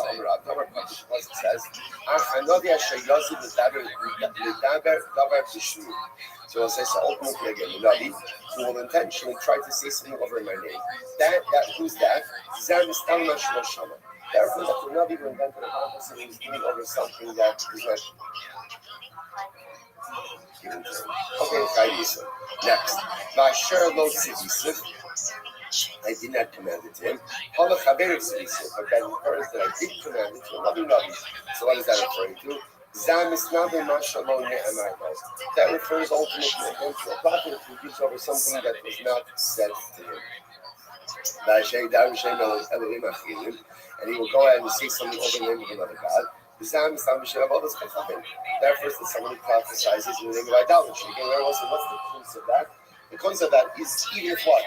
Even if informationally what you are saying is correct, the fact that it's being used over the name of Avodah Zarah makes it liable to death. And in all of these cases, what does the pasuk say? Umeis and Navi Habu. This prophet will go to death. From Nisamura B'Torah Stam in Eleferet. I will say again, Stam, whenever the Torah says a death penalty, it doesn't identify which death penalty. The default is kind of good. So we'll say that's our first thing. Next, Hakovish is also. The Navi Sha'abra Al Divrei Asmam Nisazmi Shamayim. So what about the next three? This is someone who prophesizes, but again, holds back his prophecy, doesn't share. The Vater disregards the words of the Navi. Or number three, a Navi who violates his own Nevuah. So all these people are put to death creation. And where do we know this from? It said, Ba'ish Asher Lo Yishma. So what's it? It says the person will not listen. The Navi will not listen. Karibay Lo Yashmiya. So the Quran has not only Lo Yishma, but what? Lo Yashmiya, he will not make it be heard. Which means what? He's holding back his own prophecy. The Karibay Lo Yashmiya, the Karibay Lo Yishma. El Divrei. See, Anoki Adrosh Ni'imo Yideshana. So again, in that one pasuk is someone who hears it, disregards it. Someone who hears his own prophecy, disregards it, and somebody else who hears the words of the Navi, disregards it, and the Navi ultimately again who is Kovish as who also does not share his wisdom. And this Navi Mashal of Shama. So now I think you want to give some examples. Okay, fine. We'll found that a little bit later. Understanding Mashal Shama. So a person prophesizes saying he did not hear. So the Gemara gives an example. Let's keep going. Sidkia ben Kinano. Like Sidkia ben Kinano. Who's Sidkia ben Kinano? Dichsev Vayas lo Sidkia ben Kinano Karne Barzal. So this is interesting, by the way. So this is the story in Navi of where Aram was attacking Israel. And it was an interesting alliance. Remember again, there's a split kingdom of Malchus Israel, and of Malchus Yehuda. The king of Malchus Israel is now by the name of Achov, and the king over Malchus Yehuda was another name of Yoshaphat. Yoshaphat was very righteous. Achav, unfortunately, was righteously challenged, and but they realized that they had to form an alliance in order to combat that alliance. So Yoshaphat's like, I'll go with you, but I need some prophecy to back this up, because it's like a shtickle unholy alliance. Sometimes you need an unholy alliance to accomplish holy objectives. So Yoshaphat's like, I just need enough. So Achav produces. Acha's got no shortage. You can't enough money. You can find plenty of profits, right? So in other words, Achav's producing constant profits, and still Yoshaphat is not exactly convinced. So there was this other guy, Sidkia ben Kenana, who did something interesting. So what does Sidkia ben Kenana do? He makes iron horns, and it was supposed to symbolize the fact that Klal Yisrael was going to door around. They were going to be successful. Okay, so the Gemara says as follows. So my habit, so again, so now there was what I that Sidkia really received prophecy. He really did receive prophecy. But ultimately, again, what we're going to see was a triple false prophecy, because again, what ends up happening in this battle is Achav is killed in this battle. All of this whole thing was a Baruch's way to lure Achav into battle so that Achav would die in battle. So the Gemara says, "My what should Sidkia have done?" This is a wild story. So Sidkia was deceived by a spirit. Whose spirit? The spirit of Navos. Listen, if that name sounds familiar, remember Navos had a beautiful vineyard that Achav very much wanted, so that the Navos wouldn't sell. So Achav has a wife by the name of Izel. Izel convinced her husband Achav to essentially bring Navos up on false charges and have him executed. Navos was executed, and ultimately Achav takes the vineyard. So what happened? So the spirit of Navos came back and kind of appeared to Sidkia, making it look like it was HaKadosh Baruch Hu, in order to get Achav to go out and battle so that Achav would fall in battle. Okay, that's it. Ve'omer Hashem, mi yifates Achav, v'yal v'yakov v'yishal v'moskilat. Baruch Hu put out a call, like to the Neshamas. Who is willing to go down and fool Achav into going to war? So a spirit came before him and said, I will go and entice Achav to go to war. Or Yehuda might say, what does the meaning of this? Baruch Hu said to the spirit, which turns out to be the spirit of Navos, go, say to Mephisasi, you have to leave me. So this is actually incredible. If Baruch Hu essentially was saying to the Neshamas, whichever one of the Neshamas wants to go, you can go, but after you go, you can't come back here. Why not? Because the job of this spirit was to deliver a false prophecy. The Ribono Shel Olam is all MS. And it's something that is not MS, cannot reside inside of the confines of the Ribono Shel Olam celestial sphere. My Ruach was the Ruach, Ruach Shel Navos Israeli. So ultimately, again, it was the spirit of Navos Israeli who was there to avenge his death by misleading Achav going out into battle. So that was the spirit that appeared to Sidkia ben Kenana. So 1 second. So Sidkia should have been a little bit more vigilant. Signon Echad Ola Lekanim Vein Shnei Neviim Mistareh Signon Echad. So that's interesting enough. You can have many prophets that have the same prophetic message, but each of them get it in a different way. It's actually really fascinating. That prophecy, you can have multiple prophets receiving the same message, but no two prophets receive, or for that matter, again, convey the word of HaKadosh Baruch Hu in the same way. So remember, like, Ovaja Amar, Zodon Bidacha Hisiacha. Yirmiyah Amar, Tiflatzaska Hisiorska, Zodon Bidacha. So again, just examples of Nevi'im conveying the same general concept, but each of them receiving it and conveying it in a slightly different way. It's actually a very beautiful idea, because if you think about it, what's the Nevuah represents almost like the highest level of relationship with HaKadosh Baruch Hu. So what is the Gemara saying? No two people can have the same relationship. Two people can receive basically the same message, but the way that message is received and the way that message is conveyed varies from person to person. And profound you say, which of course is not true by Nevuah, but it's true by element of our relationship with HaKadosh Baruch Hu. No two Jews have the same Mishkan, the same type of mitzvahs, the same halachas, the same shulchan aruch, and at the end of the day, the way we relate to God, the way we interact with God, the way we how we HaKadosh Baruch Hu varies, maybe slightly, but nevertheless there's a variance between one Jew and the next. Incredible. So the Gemara goes weiter. The Gemara says, "Bahani v'yika'ami kulu ka'adadi shmanu no konfal." So ultimately, yes, Tzidkiah should have realized. Now, what should Tzidkiah have realized? So Apple had hundreds of prophets that were saying the same thing. When you have hundreds of people saying the same thing, that's a red flag. That's exactly the same thing. That's a prophetic red flag. It should have realized there's something going on over here. The Gemara says, so one second, maybe Tzidkiah didn't know the same abilities. Maybe Tzidkiah didn't know the prophets claim to have the same prophecy. Maybe he just didn't know this halacha. Which the Gemara says, Yoshafat hava hasam v'kamra lahu. Yitzira yomer Yoshafat ha'ein ho navi. Yoshafat was there.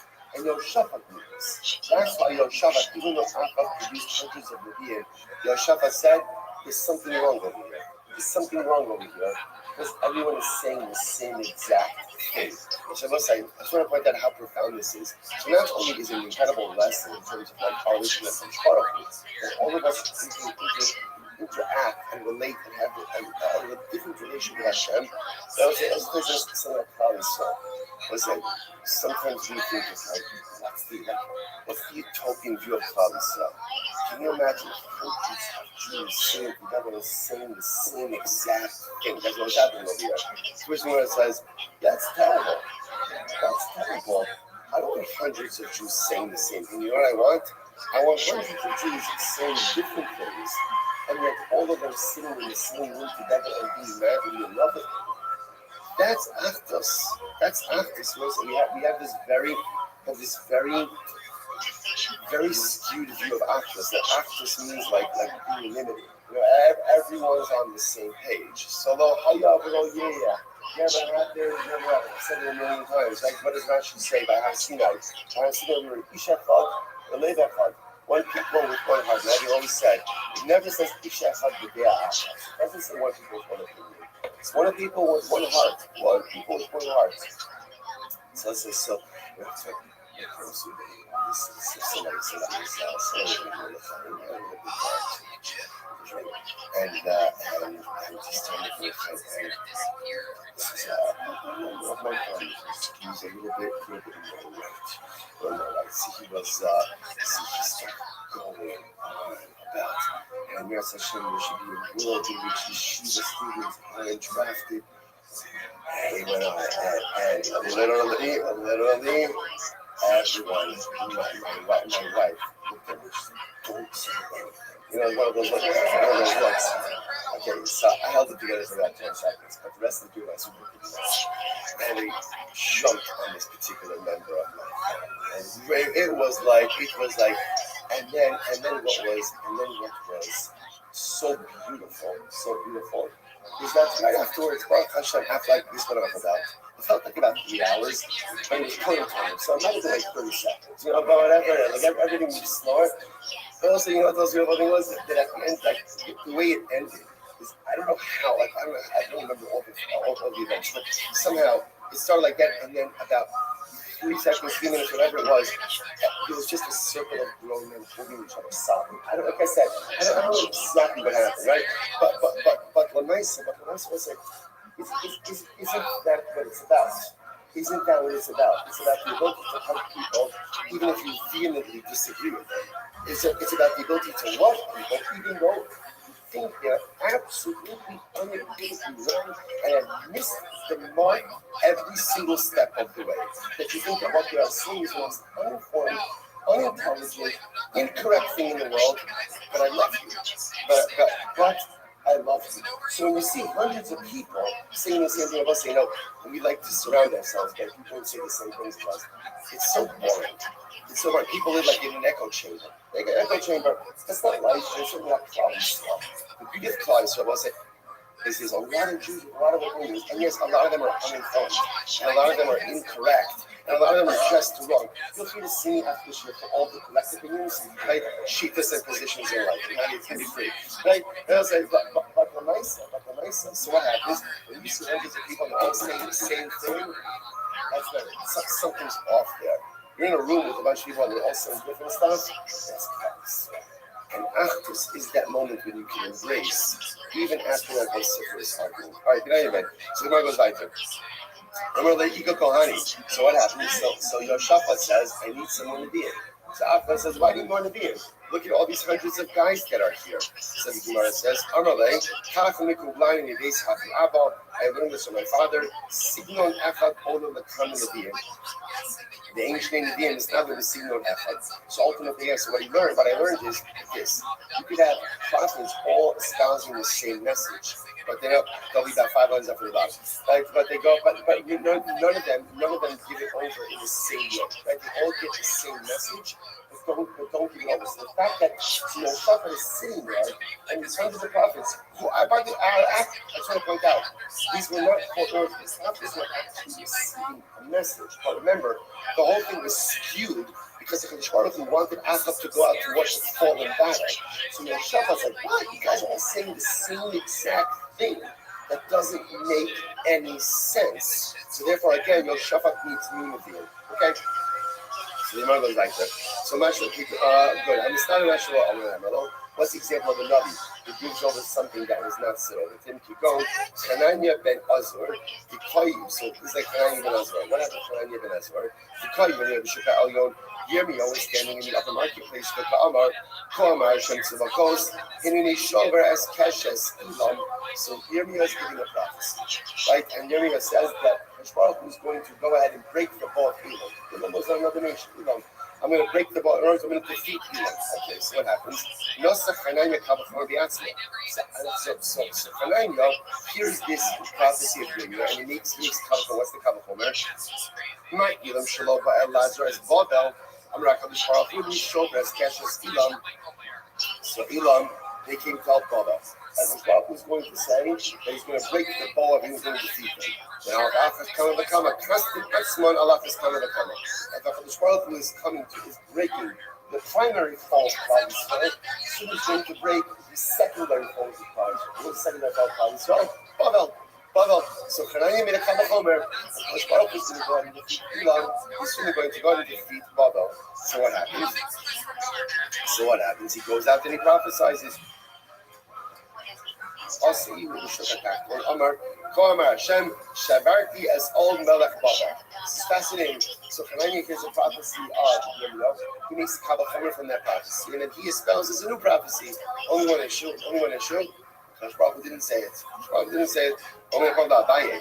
What are you talking about? This is not an example of someone who had a prophecy given to his friend and this is over. Hananiah made this up. To which the Gemara says, "Kevan this Yair Kavachomer the Medrash Keman the Itmar Le Dami." So ultimately, again, Keman the Itmar Le Dami Udi Lo Nemar Lo.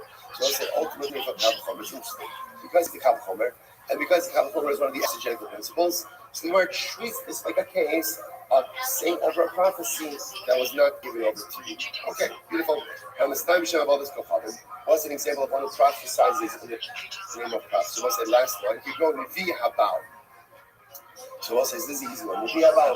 For Nevi Habal. So again, Baal was not a Mizrah, right? He had his own Nevi'im. And again, actually prophesied in the name of Baal things that were not true. Next, Hagovish is Nevuah. What's incredible? What's an example of withholding your own prophecy? Kigon, Yonah ben Amitai. Yonah, right? Yonah remembers when Yonah gets a prophecy, what does he do? He runs away. Listen, just you understand that the Hagovish is Nevuah. So many of us are over on that every single day.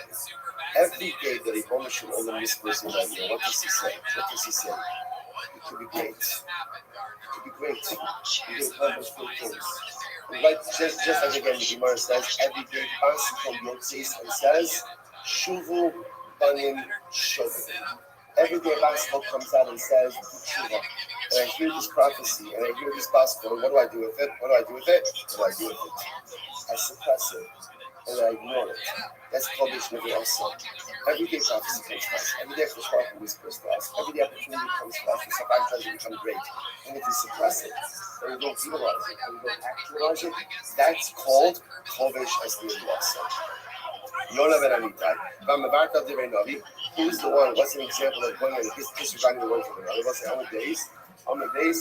So the Gemara says, Chavrei B'Micha. These are the friends of Micha. Now, who are the friends of Micha? Rashi says, Chavrei B'Micha. The city Ish Echad Meir V'Yim Amr Al Re'eu B'Gar Hashem Mikani Ya Zeh Hayom Michayo Ben Yimal Ya Shem Esnave Osa Yom Al Ach Al Icha B'Yad Haram. So again, this was also one of the prophets who was prophesying that day. Like a day about apples. It says, "Ish Acham Meir Amr Al Re'eu B'Gar Hashem Mikani Ya." Let me goes over to a guy and say, in the name of God, hit me. So this is part of the prophecy. He's trying to show ultimately again that Klal Yisrael is going to be successful ultimately over Aram, but that Achim is going to fall in battle. So now he refused to hit Michael, and what happens? It's said, the guy is consumed by a lion. Okay, so if Rabbi tells you to hit him right angle from the because again, in this case, he didn't hit the Navi and he was consumed by a lion. Obviously, more of that story, but at a different time. The Navi Sha'ava al-Divrei Atzmo was an example of a Navi who violated his own words. Navi violated his own words. Keep going, Ido Hanavi. He's not Ido. What's what happened with Ido? He said, he came Siva Osi. He came Siva Osi. So let's listen to this. So Ido was ultimately again was commanded to go ahead. This was the story of Rabbi ben Nevat. Like Rabbi ben Nevat was the first king over the split Malchus. Remember, Rabbi ben Nevat. Interestingly enough, Rabbi ben Nevat started out as a good man. He was appointed by a Baruch. He started out as a good man. What ends up happening to good people? Power has led corrupting good people. Rabbi ben Nevat understood that if he was going to consolidate his rulership over Malchus Israel, he had to prevent the Jews from going to the English. Because remember again, even once the monarchy split, the great unifier is going to be the English. Everybody had to be under Rabbi. If that's the case, Rabbi said people are going to be subservient to the Davidic king and not to me because he has the base of English. So what did he do? Remember again, what did he do? Actually, he built 2 eagles. He built 2 golden calves. Now, in the beginning, he said, it's not about this Arab. Just I'm saving you a trip. You don't have to go ahead and go all the way to the base. And to serve Hashem, serve here. But what happens? Ultimately, again, it evolved into Avodah Zarah. So Ido confronts Yeravam when he's offering his kavanos by his death, and Yeravam sticks out his hand, like in an accusatory way, and his arm shriveled up. So Ido was that Navi. Just want to command Ido, when you go, so go do your prophecy, don't stop. Don't eat, don't do anything, nothing. You got to be laser focused on your mission. Okay? So you doesn't stop to eat. What happens on the way back? It says by Yomer though, so ultimately again what happens on the way back, he goes past him. That's it, mission accomplished. Somebody invites him to eat. He says, I'm sorry, I can't, I'm a prophet, I'm down on a mission. God says, you're not going to believe, you're a prophet, I'm a prophet. Right? Come in, we eat together. So Edom goes ahead and makes mistakes, and he goes into this guy's house and eats. What happens when Edom left after his meal? He was consumed by a lion. He was devoured by a lion, ultimately again for violating his own word. Which I will say, by the way, is also such a story. The story is such a profound metaphor. It was Cheshbon telling Edom, if you want to accomplish something in life, then what do you have to understand? You have to be focused. You have to be focused on it. Karl speaks about this in Shara Jesus. He says, what's Jesus? He says, why do you need Jesus?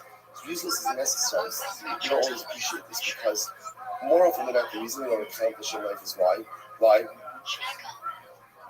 Oh, I think there's a little here and there. Okay, I'll tell you why. Because we get distracted. Right? I'm on task, and I get distracted. This happens all the time. I have this, everything in life. Just get distracted. It's telling me, I'm off. So that I'm trying to the whole use of this resource is When you start something, just get it done. Just get it done. Don't get distracted because the moment you get distracted, that's usually when you're not going to go in the character. So it's really incredible. So with another single over here, this story is, I mean, it's an actor's story, but I'm going to call it it's actor's story. The benefit of this so about the process. You have a mission, don't go to eat. Don't get distracted. Don't try to just stay focused on your task. When ego gets distracted, and what happens when you get distracted? You get consumed by the line. And metaphorically, what that means is, once you get distracted, that's it. That's it. You lose your momentum. And by the way, you know this. Once you get distracted, even if you get back on task, what happens? What happens? It's not the same.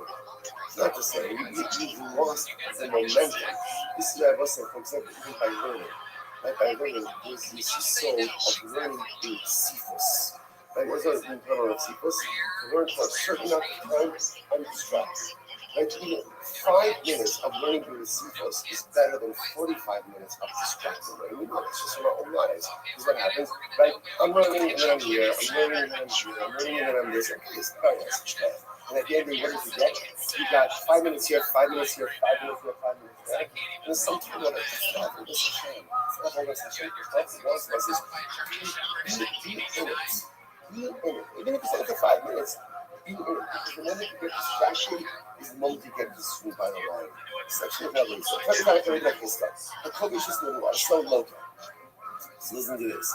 Person goes ahead and withholds his prophecy, he gets malchus. Gets malchus. Amalei, man be'afal tamei ba'arbala lucky. I must say that this is a Talmudic expression, which literally means one who eats dates out of a basket should get malchus. Now, what's wrong with eating dates out of a basket? The answer is nothing. Nothing. So it's an expression. It's much better than I know. Right?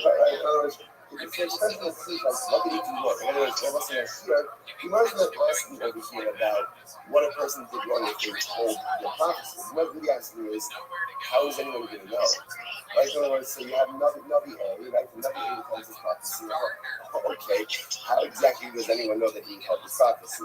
So we must say, Man Nasri, who's giving him Asra? On Rabbi is covering the deeds. I'm sorry. I'm Rabbi. How do you believe?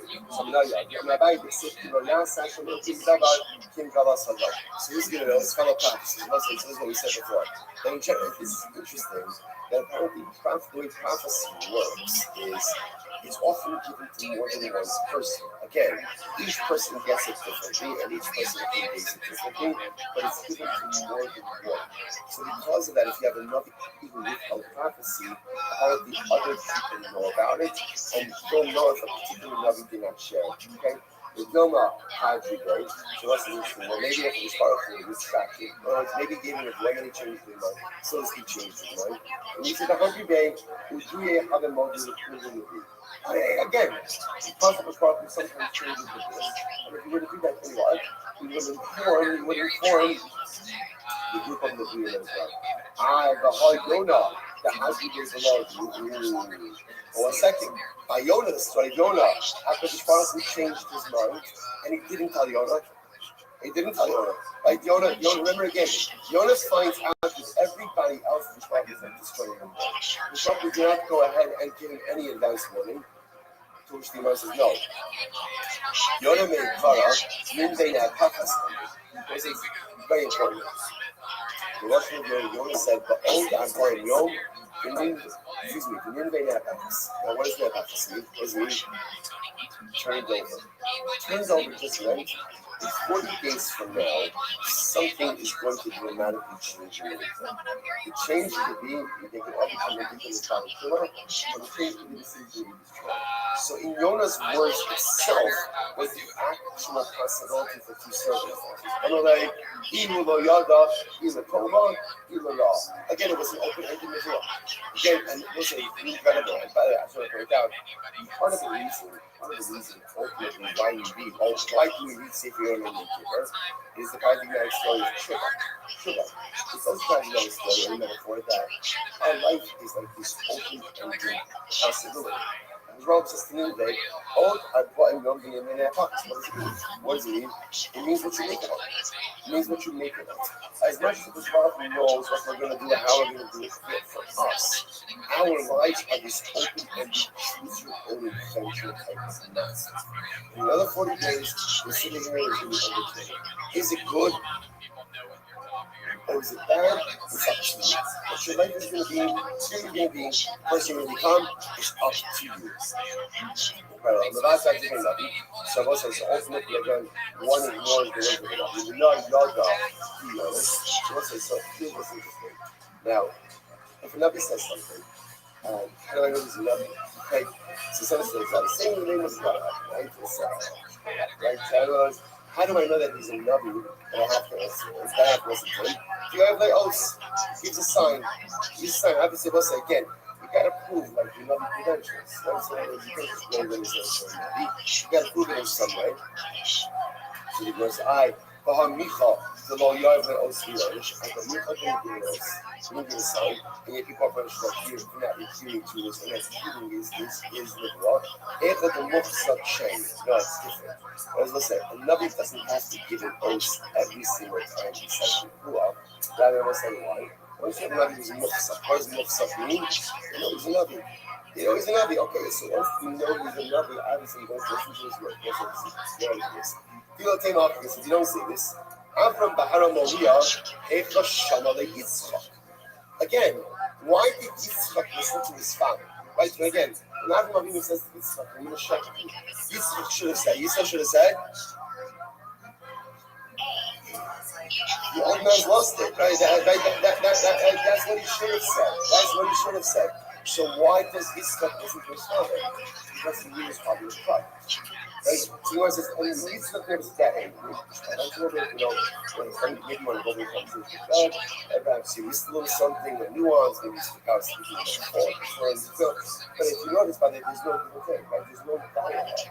Avram says it, and Yitzchak listens. Why? Because Avram was Muchsak. Avram was another, was Muchsak as a Rabbi. Furthermore, again, other examples of this. Eliyahu Ba'arakarna, and his son Kelly, the Abdish Likichotz. What's it? Eliyahu Ba'arakarna, right? This was the ultimate showdown between Eliyahu and the Nevi Yaban. Remember the story? Okay, everybody builds an altar. Eliyahu builds an altar. The Nevi Yaban builds an altar. And there's a theological showdown. Whoever brings fire down from heaven first is the true God. Is the true God. So what happens? So remember again, the Nabi says, they're crying out, all kinds of crazy stuff. What is the Nabi does? He submerges. Puts a lot of water on top of his altar, right? And with all of that, what does he do? Quick tefillah, fire comes down from the heavens, consumes everything. This is beautiful, except there's only one problem. It's a huge Mishnah to offer up korbanos outside of the Mishnah. That's our Mishnah. Right? So what's happening over here? So how is the Indian able to do shlichut? Again, Trump told him, now I believe, learn. Right? Don't you need to give an oath? And then we'll say, what do you see from here? The Gemara says, no. Once a prophet has established his prophetic credentials, he no longer has to give an oath every year. Listen, by the way, you know what the postscript to that story is, right? What happened in the next parak? Cloud Yisrael worshiping Baal. This is what Rabbi gives his famous statement. I must say, I can't post him Ashkenazi. How long are you going to straddle the fence for? Well, listen, it also gives rise to a very important story, which is miracles don't work. Miracles don't create anyone. Miracles don't create anyone. They don't. Again, listen, it's just passing Spanish also. Probably someone saying about Har Sinai. And what happens? Days later, they go to Golden Calf. Miracles don't work. Let's say, how many, like you would think, how many missiles are fired from Iran? Like, how many missiles are fired from Iran and not one hit? So you would think again, college would have undergone massive chiller movement, activists everywhere. Miracles don't work. Miracles are good. Miracles like fireworks. Like what happens when you go to watch fireworks? What happens? Someone who comes back from court with their life, you know what? That was life altering. You know what? I am just going to become a better person. Whatever it is, a better citizen, whatever it is. Right? You know what happens with fireworks? You watch it, It's entertaining and you go, like you see all the videos from Muslims from Iran. It's like, what happened? What happened? People just go like, so it's like change doesn't come from business. Change comes from hard work. Change comes from effort.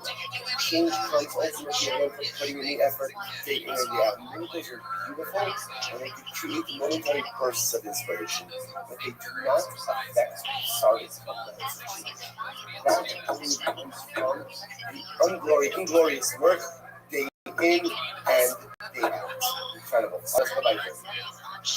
Something is we should push this up a little tonight. But nice, man. But it says, Vayechat, so also now, by the way, now that you're not really Gary, what's like, I just want to tell you, this week, just ridiculous. So watch this. Keep up. Vayechat, but now that we mentioned Adam Avinu, but Adam did not need to give, Adam did not need to give a son to Yitzchak. Why not? Because he was Moksha. So he goes like, Yaakov, Vayechat, Varmai, Lav Elohim, Misas, Avram. After nine, after what? It says it was after these things that Hashem said to Abraham, this is the Akiva. So afterwards, I'm going to be able to show you Ben Zimra, after the words of the Satan, what did the Satan say? It said, Vayita Hayelad Vayita Mam. The Pasuk said, Vayitzvak, exactly what the boy got up and he was green. Grew up and he was green. And then he was sleeping with a big suit that they really. Omar Satan the Sultan said to Hashem, Yibolosh Omer, Sultan said, the Sultan, the first time he was so disparaging, like his own man. So Chananta, when they showed up pre-button, so he gave him a child at age 1 years old.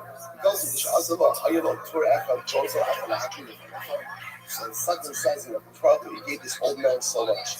And all of these students that he made, never even offered you up a little cup, never even like a pigeon, a turtle dove, nothing. A little bird, nothing. I remember, I remember, no, that's the son.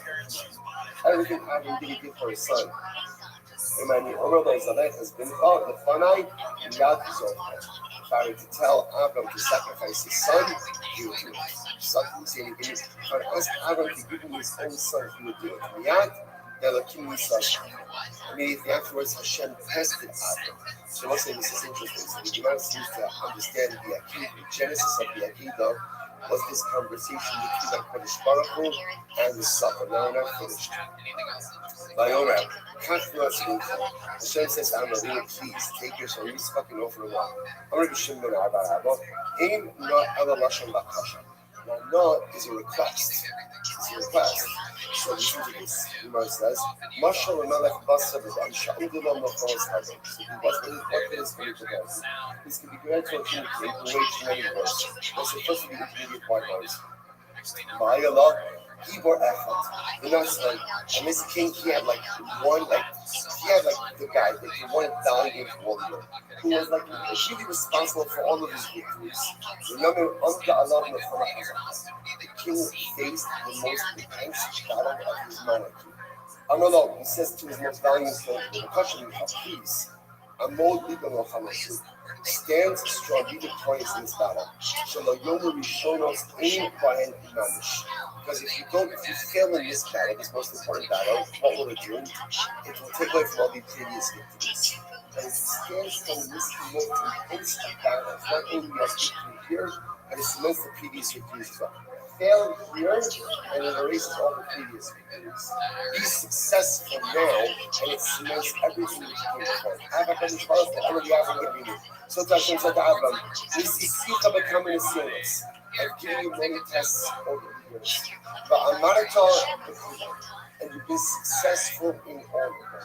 Achshav amod meeting the now I'm asking you to please be successful in this battle as well.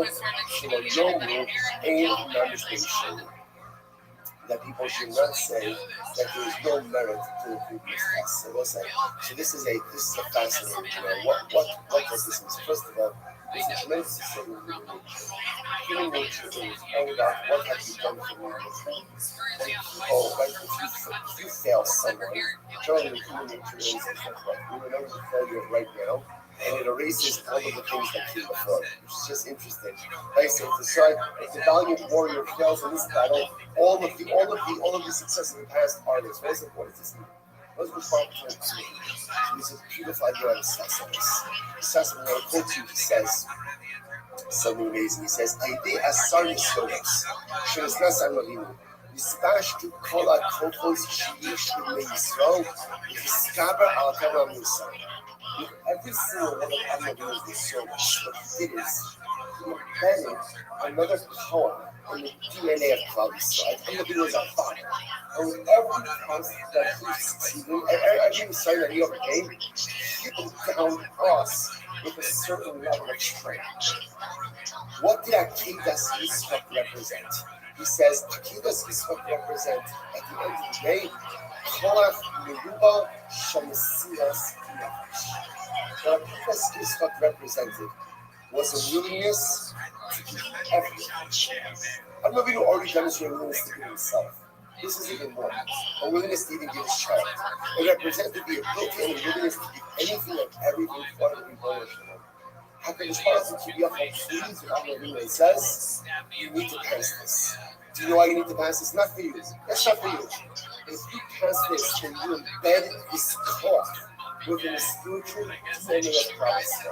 If you go to Hamamoria and you take your son and you wait to offer him as a partner, but you will embed within Klal Yisrael the cloth and the ability to give anything and everything for HaKadosh Baruch Hu. For HaKadosh Baruch Hu. And that's HaKadosh Baruch Hu says, if you do this, we have everything. But if you fail, then the truth is also, isn't that incredible? At the end of the day, Avinu passes this test as we know, and he embeds within us. Listen, we're living in times like this. We're living in times of incredible Messias Nefesh. Not a big part of those stories of dramatic spiritual terrorism. And what's interesting, one of the most striking pictures that I saw coming out of Israel, that's not as a gun burger. We should enter with every single drop of Shemai and more than 7 turtles. Why? What did you want? She represents this incredible car. This car of Shabbos, this car of Yiddishkeit, this car of Amina. Where does that come from? Where does that come from? Where does a girl? She's a child. She's a child. Where does a child get that car?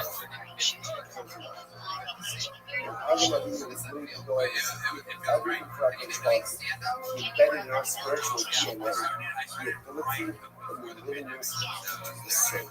And if Rabbi is talking in peace, because of shaking of him, you have to pass this test. It's not just very strength you're going to summon up, strength you're going to muster for this Nisayon. It is the strength that is going to be compacted spiritual DNA of your children. And this strength that they're going to access throughout the ages. Because Avinu was successful. His Nisayon gave us the craft to be successful in our Nisayon. Tremendous, right? Again, much. Again, I want to say a lot of these Gemaras this week, a lot of Agadah this week, so tremendous is ahead of us. Shut up, everybody.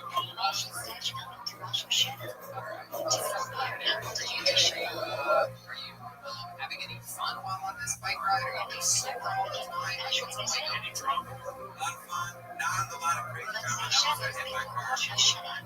Rest of you playing accidents. Good morning.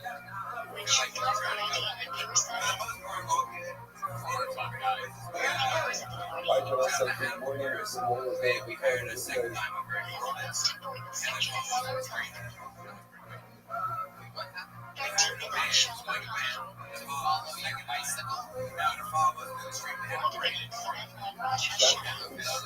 Just goes back to the documentary for the day.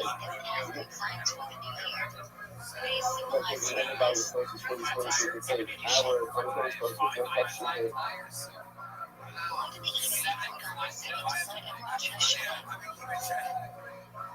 hey, people think about the results.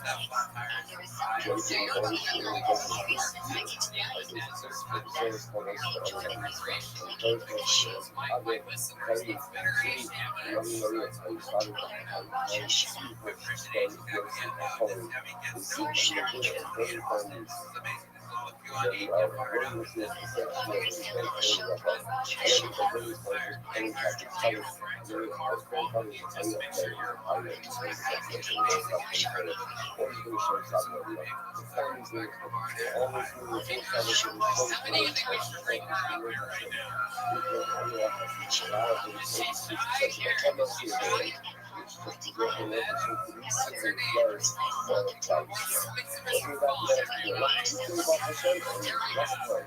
So Let's get a random ass next one. stranger We in got here. things on the inside. We have to Yeah, get sure. on the inside on the Tonight's gonna be fun, everybody. We're in for fun, everyone. about it. So the senior places are always on the aviation and even just moving forward to the left and about 4 lines up in the yesterday, especially those of you people and about it.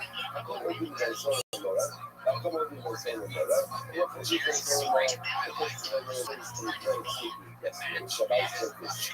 I wouldn't agree that there's only one degree, so there's only one fight. I wouldn't agree that there's only one apartment. And I wouldn't agree that there's no fight.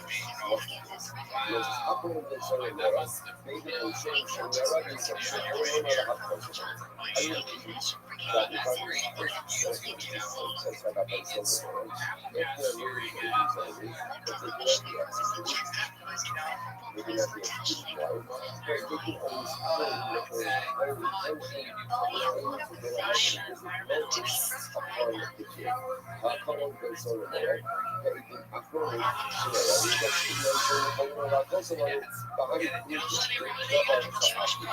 Every different second set of things because by that whole story there. And it's one of the things that they question why. Because some people are expecting to say, well, we just are successful.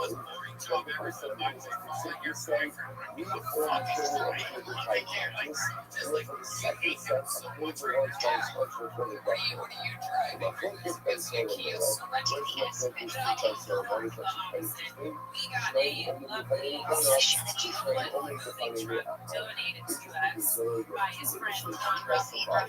we saw the So kid, I like have we found said, some that so on the much side bigger than of this my kid. We will say, we saw him go out and shit in there. so really again with Like start one the set day of and then I'll ride for a while. things when you're separate things with separate events, what's the nature of that She is time like of 9 years old and she's the more Hey, that's than that's everybody. the sauce. It's Even like if you look at this chain of it's like a young person. Made it shit. so now that's Like, God damn it, I've been doing this shit for 10 years. so what happened? Now those very same things that are really they say they are not those very clear so that's just I mean, no matter I spent time if you look at all these surroundings I sure I go shop so I so you know what I'm saying?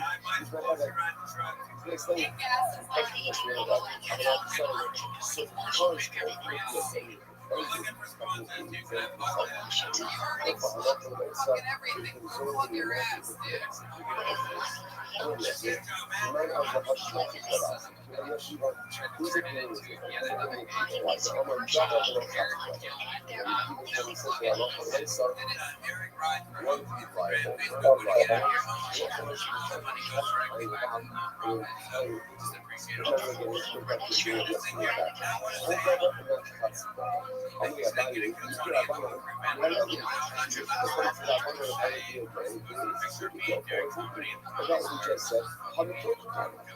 just said a moment ago that the local Rothschild is becoming himself. How can he turn himself?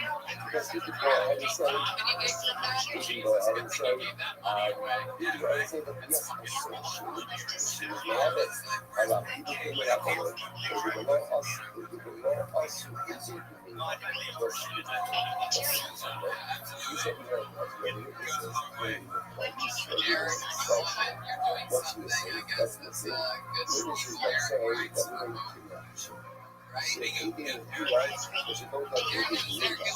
He had to let it go for 1 second. If you have witnesses, you only have witnesses, that we don't even have social. There's no witnesses that we don't do that. So there's no issue. What are you talking about? وتشوفها بعقدك بأصل بتحصل. No, the idea is the end of the day, I love for myself, I love for myself. Witnesses, the kidnappers really back up to my level, okay? The reality of it is, I was just, again, the back of my level, the witnesses of the within social, is not like sacrifice, it's not it had to make you liability. If it didn't make you up, okay, you have to accept the testimony of the people for yourself.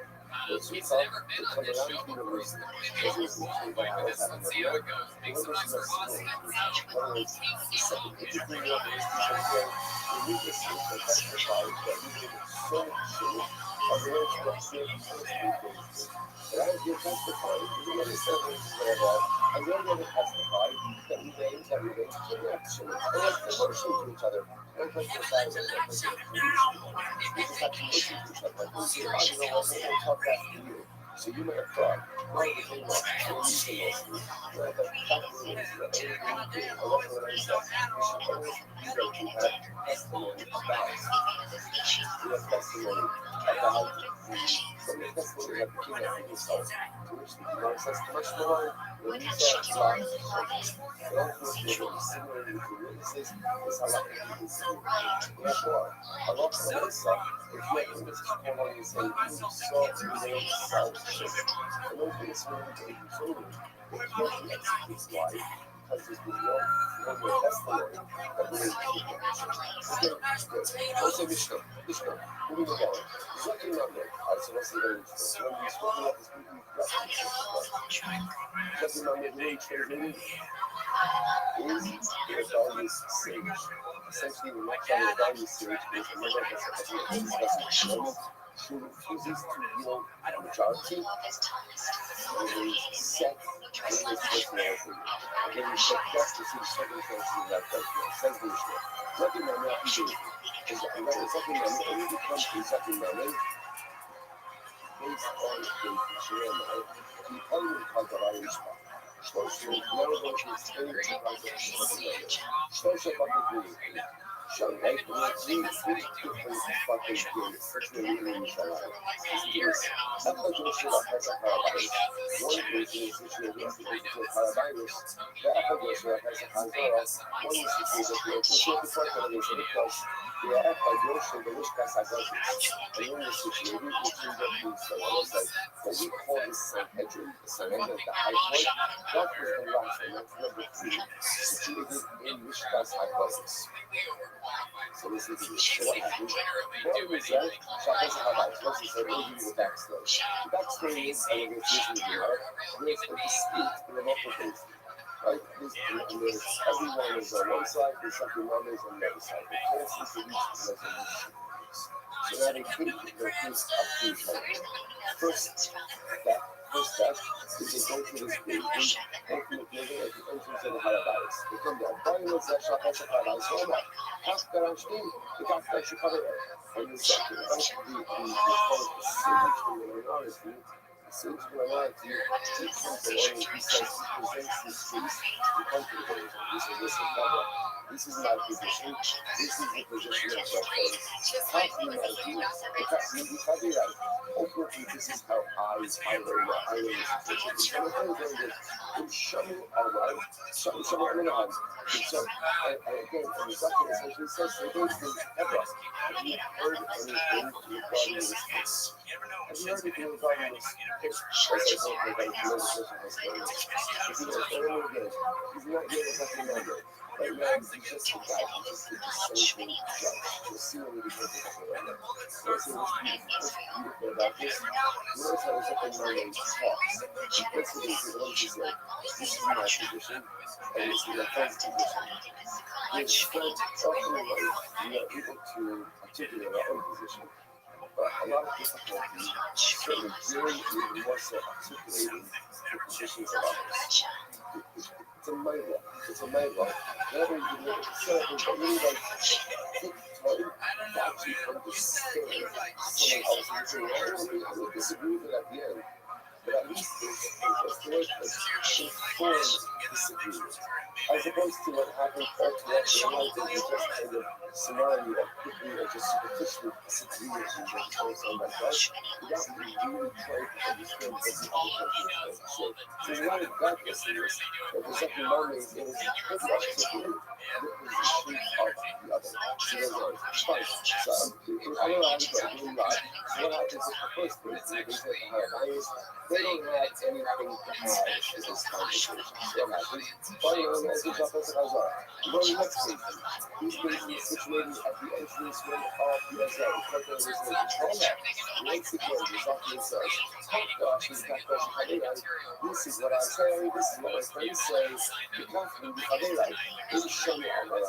They not so base. And once again, the document is making cover, thank you, Mr. Gajara. Do you guys have anything to add? Like anything to add to this? If they do, sometimes they get in love, they will be able to partner with things that are going to discuss about this. And if not, and everyone, that's the one thing, it's really special that everyone sounds like even the members of the other people again, everyone's like coming along to the high point in the list of hypothesis. That's what we're coming. So remember the ocean coming from Israel. This is the basin, this is the basin from which power goes out, for which time says Shemaiman, you have not come to rush or use passion. Okay, so what's this about? So now, it turns out that the contribution budget that we make is that we get this special budget. This special budget is used in favor of the majority and against the subject, against the solar period. Okay, because of the year, so we got Shalamala, so the subject goes back to his point, and she just continues to teach. And it's always because it's a new fine, it's not a problem. The whole analysis type. Don't listen to the second moment. If you're second moment, if you remain not only facing in the opinion, but he encourages people to trust the concept. If the second moment comes back home, and all you do as a viewer is just simply teaching, like he's espousing his Torah, espousing Torah, and he comes back after his entire process and says, this is what you have to do. Clearly in defiance of the majority, that's a problem. That's what the thing is that you say. Actually, that's what's coming. Actually, you're right. How did you hold it last? That's probably the rest of the interesting thing. All of this is a subject. What is the subject? Exactly is for us to see as we become something else. Actually, we both have something else. It's just a problem. What's the problem? Like it's how she says, we're coming to you have our law, and that's our problem. So this is the problem. It's the problem of someone who might become a problem, but it's not yet gotten to the level of the law, what we call constantly halacha.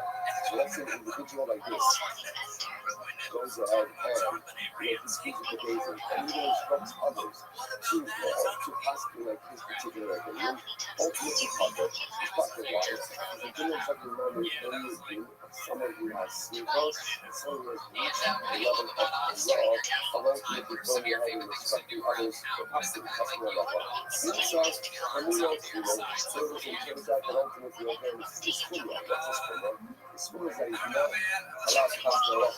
But that clear is not passing the law, but ultimately turns out to be a law. It's not just the God, the thing is up in mind.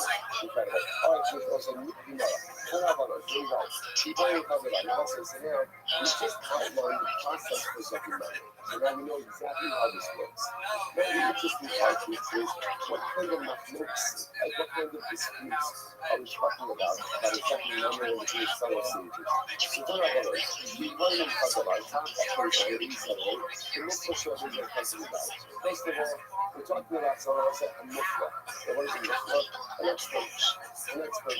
In order to become a second memory, you can't just be a regular guy. To be a second memory, you have to be a recognized expert. That's me. So what's it? So if I got a little snapping. The Torah is not analyzing the past. The past is not analyzing the words. Keep playing with what the Bible is about. It's with some matter of halacha or people and down in the ground, basically blood and blood, and do it daily, judgment and judgment, nega and nega, like one type of friction, friction. There's another word, right? But they made it, give me these guys to shout at us. And any argument is you in your case. The fact about this, I'm not going to question what but the most darshanim is entire puzzle. So what is the minchas? We call it minchas of us. So minchas and mikvah. What is minchas? Say yours. Furthermore, minchas means someone you think that you get yourself. In other words, let's say in order to get yourself in trouble, in the Remember, you have to be holding at a certain level. So minchas actually sounds a bit weird. You're supposed to give you examples of types of machlotes which could result in a such a man-made scenario. Because when the mincha refers to each of the three of the like people that shallow, like we need to never need to. So this is the kind of thing that we speak about now. Yeah, so mincha, the thing between mincha not so kosher shallow. No explain that. Davar, that's the davar. So halacha, you're supposed to be teaching halacha. For example, when you teach me that in my mind, then an individual about halacha knows Messiah. Halacha knows Messiah. That's that definitely is given. But the mishpat, zahadin. What's mishpat? You're supposed to think zero shabbat. But not make it a particular type of zero shabbat. This is zero shabbat, not zero shabbat. In Gamma, but of course, it's many ways. We just go through different examples of things that ultimately result in results or resulting man-made scenario. In Gamma, for example, there's no focus distinction between Gamma and Gamma. They give the fashion to do this. There's a dispute. There's something again, whether it's the fashion capital cases, doing monetary cases, doing markets, lashes, they never. What is that? You get everyone, you get back, you get back. Something concerning the Holy picture of a homophobic Israelite, maybe Aramis are acting back dishes. The different means again, Canaan vows, Arab vows, Hektish vows, Yugos, Zuash Kos, Soko, Arifas, Adlo, the parents who show up, so reverse, meaning are really physical related to social situation, that's why Arifa Hektish back, and the body gets in the parents who show up, to Shala, you see, let's ship a cop before. You suppose when let us ship a cop, it's hard to let's see the agricultural price, we'll have to afford. It comes down to what it says that you don't just people in extraction all the different possible areas of Halacha, and you can have an argument which could result in exactly non-made scenario. Okay? The time's up, so we will get out. Where is that? We get up front. You basically, from the local course, Bali, so we will go out. Milani, so there's the Mikdash, Gavon, Eretz Yisrael, Eretz Yisrael, Gavon, Mikdal, Allah. What is it? So what is the fact that it doesn't say you will go up from wherever you are and go up. Go up. You must basically go up. You see the case of Mikdash is the highest point of Eretz Yisrael, and ultimately, Eretz Yisrael is higher than all of the other ones. The fact that ultimately the Russian Hallelujah of ascension is used with the Sanhedrin, which is located as a crush, and Eretz Yisrael. Incredible. So the Lord says, okay, let's analyze that for this. To show this, I need to put on Eretz Yisrael, so I understand why you say that this color is one of the colors part of Eretz Yisrael. The question is, Valisa, you go up to this English. Eretz Yisrael, by one color, I love this one. The word level of Eretz Yisrael is higher than the other ones. So, what we do is when we button the direction. And no one can actually say, Hella, as the entire Eretz Yisrael. Who can actually say, Hella, that's the Hebrew is Eretz Yisrael, the Eretz Yisrael. Mikol HaLatos Hashem Dak Hashem Yeshua HaLatos. How incredible is this? The Lord is calling the present from Yirmiyah Rabbi. Yirmiyah Rabbi says something beautiful. He says, the day will come. He may be only coming. The days will come. So we will no longer see the first life responsible as the God who took us out of Egypt. Right? And if you notice what's like Russian over here is, Ha'ala, I feel something that's like, Hashem took us, it's not just simply out.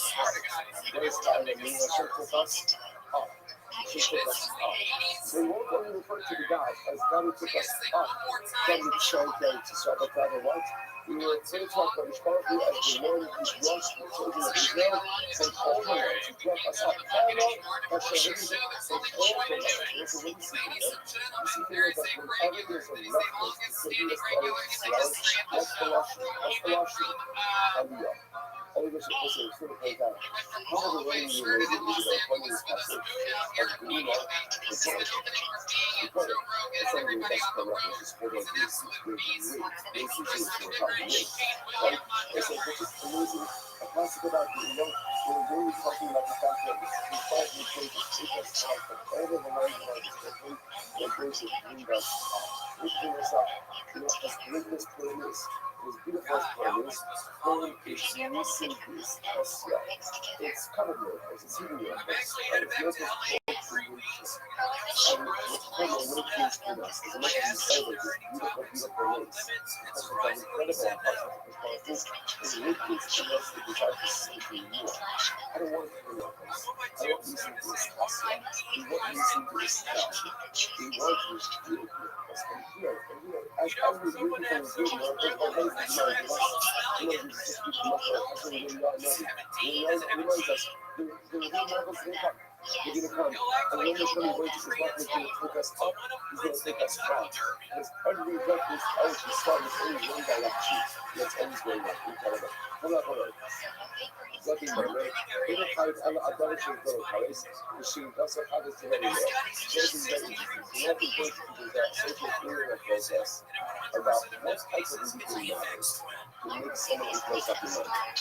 So therefore, it's that it's only regarding something which is done intentionally would be a fear of Paris, and accidentally would be a fear of Tapas. Like you go and read yourself, I'll cover shit, follow me to the clothes, and read yourself and you say no to that something where the source halacha is the answer, but the interpretation is through the Rabbanan, and you argue about the interpretation. So when Shimon says, even just at night to kill yourself, and Shimon says to kill your pain. Even if they're arguing about like a small detail in the law, the tricky solution, ultimately again, it's still become a something like that. So my God, what's that right? My God, no. And the mayor said that I'm not coming on son. And the mayor said that I'm not coming on son. Ultimately again, the mayor said that I'm not coming on son. The only type of thing that will make you into a shopping memory ultimately is the type of thing that you do intentionally times, unintentionally attack us. So you must logic. Davar.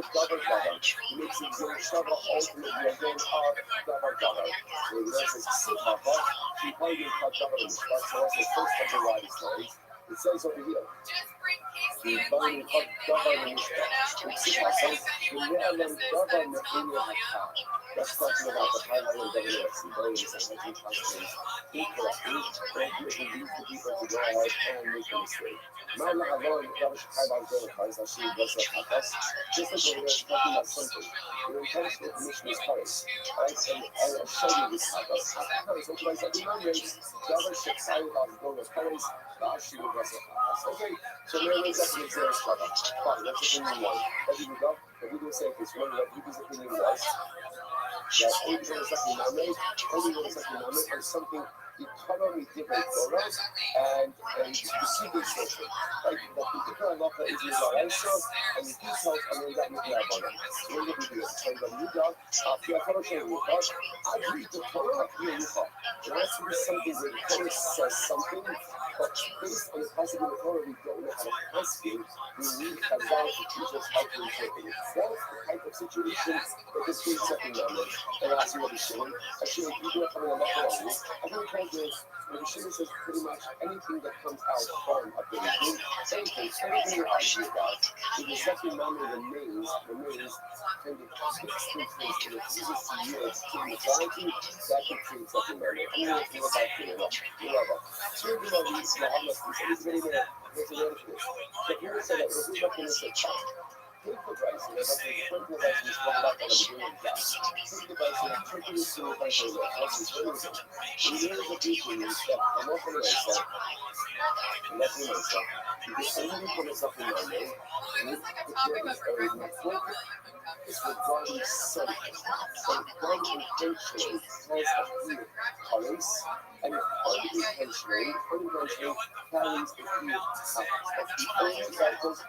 So it's a really body of halacha that gets, so like, if they have a focus, you need to read it and do that second time, during the day.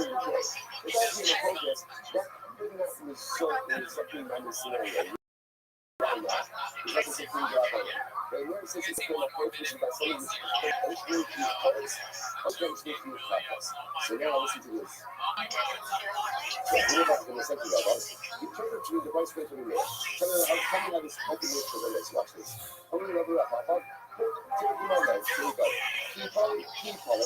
So you listen, so he's interpreting the same exact puzzle that we started with that with today. So key poly. Somebody will be so the list of something. Because what it means, I would say, in order to go ahead and become something non-right, you gotta be a mister. You have to be someone who's an expert. Who's an expert? Fine.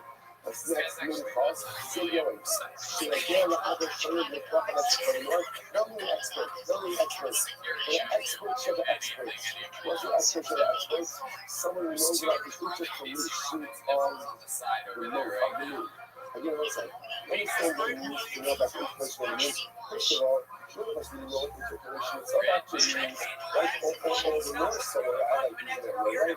Like, so all the North, so the actual process for the interpolation type of the moon, of the year, of the month. So you're talking about the expert of the experts. Fine, yes. Next, what's next? When he's named, so you're not just so regardless of what I should find. So please know, maybe you should have this as okay, let's like get into this. What's an example of my focus effort effect? Guys, you ready for this? Listen to this. Hey, you should have this as show the core out there. So you're in the top clear. I'm done. I'm going to suggest you just call it very ridiculous. Absolutely ridiculous. How does this happen?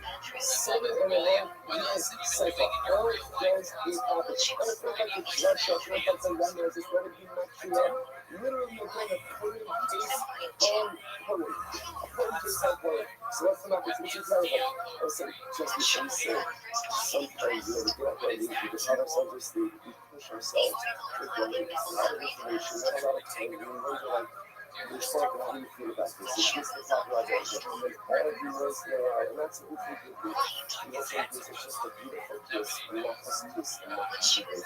So your children, I love you. Thank you for waking up early, or whatever you do tonight. Thank you for coming out to this way to learn my soul. You know, if you think that I'm not listening to you, if you think that I'm not attentive to you, and you think that however many black dollars that I put in Sylvia should come up before. There was one day earlier, you know, click on putting the phone Sylvia conversation. Just feel. So there's nothing. But every child wants to learn. Every child wants to learn. Like me, my father, my house. That's what I want to do. Spend my life to do that. So again, all the emotions can come through. Again, we know that we can learn. We know that Abba. We know that Abba is so incredibly kind of us. And that is reserved for them to continue to get our levels. And know that's what's going to come. So again, so again, so we want to give an example of your what's the point case? For example, in the evolution of the social project, so only other point. So for example, also we have a focus about how to go ahead and declare a new media. So again, they I'm not necessarily said, but they can go ahead and make you how I go into a create other shading, like up until the point. Up until the point. So that's not focus. Up until the point, after the point, you give a high piece of pressure on this place, and you give a high piece of pressure on this place. And also have ramifications, of course, and that my focus as well. Ramifications are how you're going to get even comments on this. Well, because remember again, the value is going to be a lead year, and at the same year, the base is going to be the things that cause that. Yeah, you have published ramifications.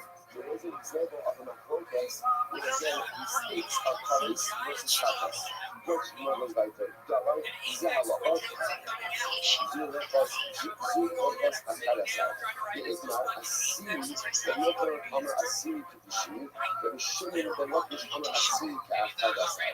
So that's it. So again, if you take a look at Rashi says over here,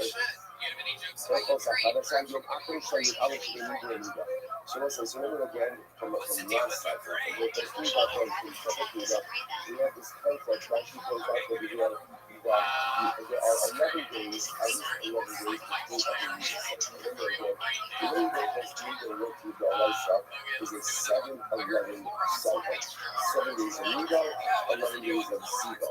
So we might quote some again, also, we're not going to get in depth in all of these quotes in part of the month all holy quotes, right? They're all fascinating with themselves. These are all just, I want to explain what we're doing over here. So just trying to show the sense of my heart. So now again, we're trying to let from the air. And your words, the influence can become a second memory. Because if you have enough focus regarding something, which is slightly intentionally is if you place, and then unintentionally is if you practice. We just trying to know separate the concept that we covered at the beginning of this class, and highlight a whole bunch of cases that fit into that criteria. So for example, again, what's Rabbi? This is first of all Rabbi. As you read this, Achadas, I gave you my Asiri. What happens if there is reason intentionally? When you open I'm an Asiri to the sheep. Can't is nothing like the night. And show the luck is I'm an Asiri to Achadas. So as I said, okay, remember, you're talking about focus about what happens with there's no focus about the status of the reading from the 11th day of the 10th day going forward. Doesn't make your Riga, doesn't make your Saba, and the resulting ramifications which could potentially lead to a few colors. And yet they're not seeing the shoe. Not the shoe by shoe, Apa shoe by shoe. Fine, the Shabbos are not seeing that Hadasai, not Hadasai by shoe, Apa shoe by shoe. So again, that means on Riga right now, I'm trying to make them progress about reading that extends from the days of the Zivos ultimately again to the days of the Negroes. What's for status? If there's no focus regarding that should lead to potential new colors. Fine, next. Zeh. So he was a Zeh Hadis. So Zeh in the passage the first of Zeh Shabbos. Then the focus about Zeh Shabbos. What does that mean? What's on the days? He on the other sasa. So for example, we have no focus regarding whether or not one of them is invited. Let's say he's invited in one, invited Rothschild. Very good. What's the elder status of that brother to Ruben? Then I'm going to reason about the Asya, Kodahina, Asya Zima Zima. So what's the idea for example? You really saw this actually. We with water from the one of the one fire, one back to school with water, and therefore again she is an alcohol to the father. So let's say there's like a non-married husband says no, it's only withdrawal from a real relationship, and not from only the fire. It says it's an example where my focus would be these colors of things that would be practice focus. They found the reason. They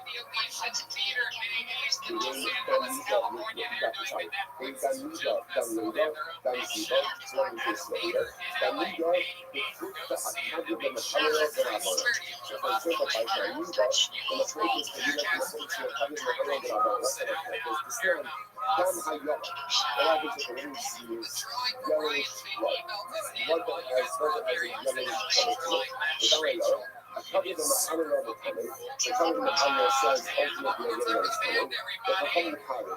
And the coming ultimately say that it is power. Yes, I said once again. Just so one of the cases of this method, yes. But it's cases of three colors. Because the nation is the only reason just trying to put up three colors. So then these are the Daniel, what the Daniel face. These are the state. The truth is the right of India. So there's no point starting with the it's not enough. I'm a minor capacity. I can't say it's one of the fascinating halachas these are writing powerful. One of the halachas, these halachas, and I mean, we don't question this way today because we our whole system of like Danuda, Tanzuba, showing them kind of more into the one framework called the Nuda. Like in Dallas, by the way, like when a woman gives birth, and after she gives birth, she brings for a certain amount of time that blood is coming, and then for a certain amount of time after the time of the boy or girl, the blood is covered. These are not focused on the mechanics of that. Now I'm on my effective. God says, really, the one source of blood. I tell you to myself, I tell you to myself, and again, at some point, God says the blood is coming. Another point, the God says, I do it your way. Big time is Torah. The lady says, no, it's not true. It's two different kind of sources of blood. So you know, it's Mista Matar, Mista Hatar. So literally again, if the tummy source is closed off, the car one is open. The tummy source is closed off, the tummy one is open. Now they say, now what does that matter? What does that matter? So this comes up in a case where ultimately a woman continues to use without going up. and stop it.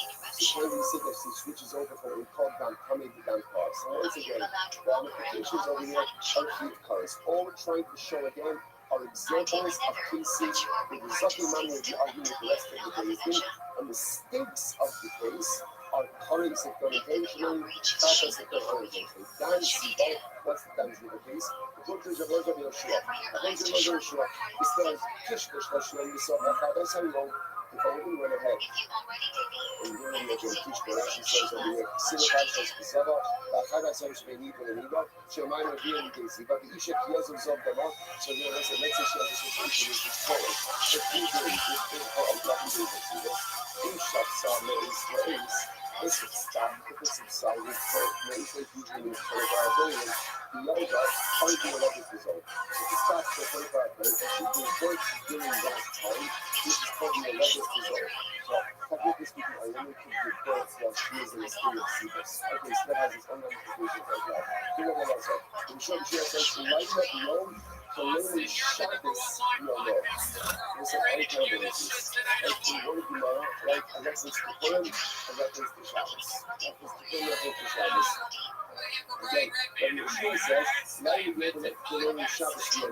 So you know, say, okay, this Purim, probably could share the Shabbos, but that's the Shabbos, but this one, I don't know how it works. Like, this one probably not going to work well. So remember, again, so Yeshua says, if she stops reading, like if she stops reading, ultimately a notice will come back, then I will notice for a day.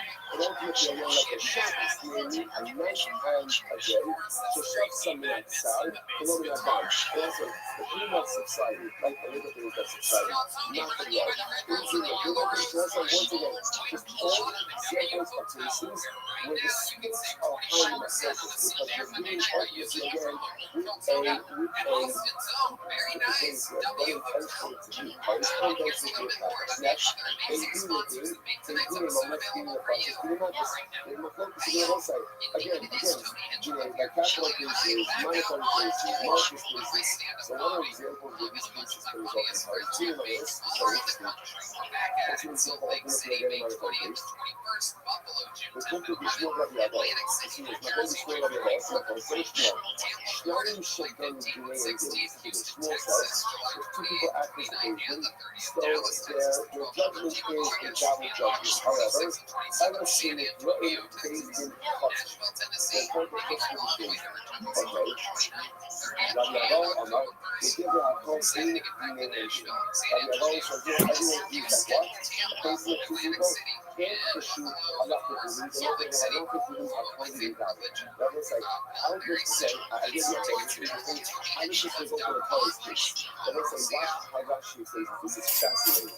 So remember again, let's look at a patient of two people. These are two people, three things that you were doing. Like, they didn't claim they shouldn't owe you money. These are two people asked them and said, we're going to write, and they extract money from Shimon. Now what happens? When that Shimon uses that money, they become a woman. And the problem is what? According to their opinion, the person who makes money that does not. The nice so nice people tend to use it as a regular situation, which again, put us up facing the ball here on the whole lot of people. Exactly, we're taking up the few cards. And I think we're actually going to put a few cards. So again, and that was starting from the monetary. So here's a good example again. The question is what the number says, I hold that things we can do too. And the other is that we can do too. So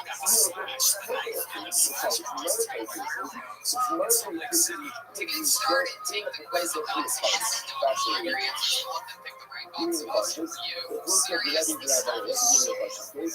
Rabbi, the son of Rabbi Omer, the son of Rabbi Shachas, not by actionless money. So it goes as a life for a life. It doesn't mean a life for a life, I don't want to believe. It is not a conversation.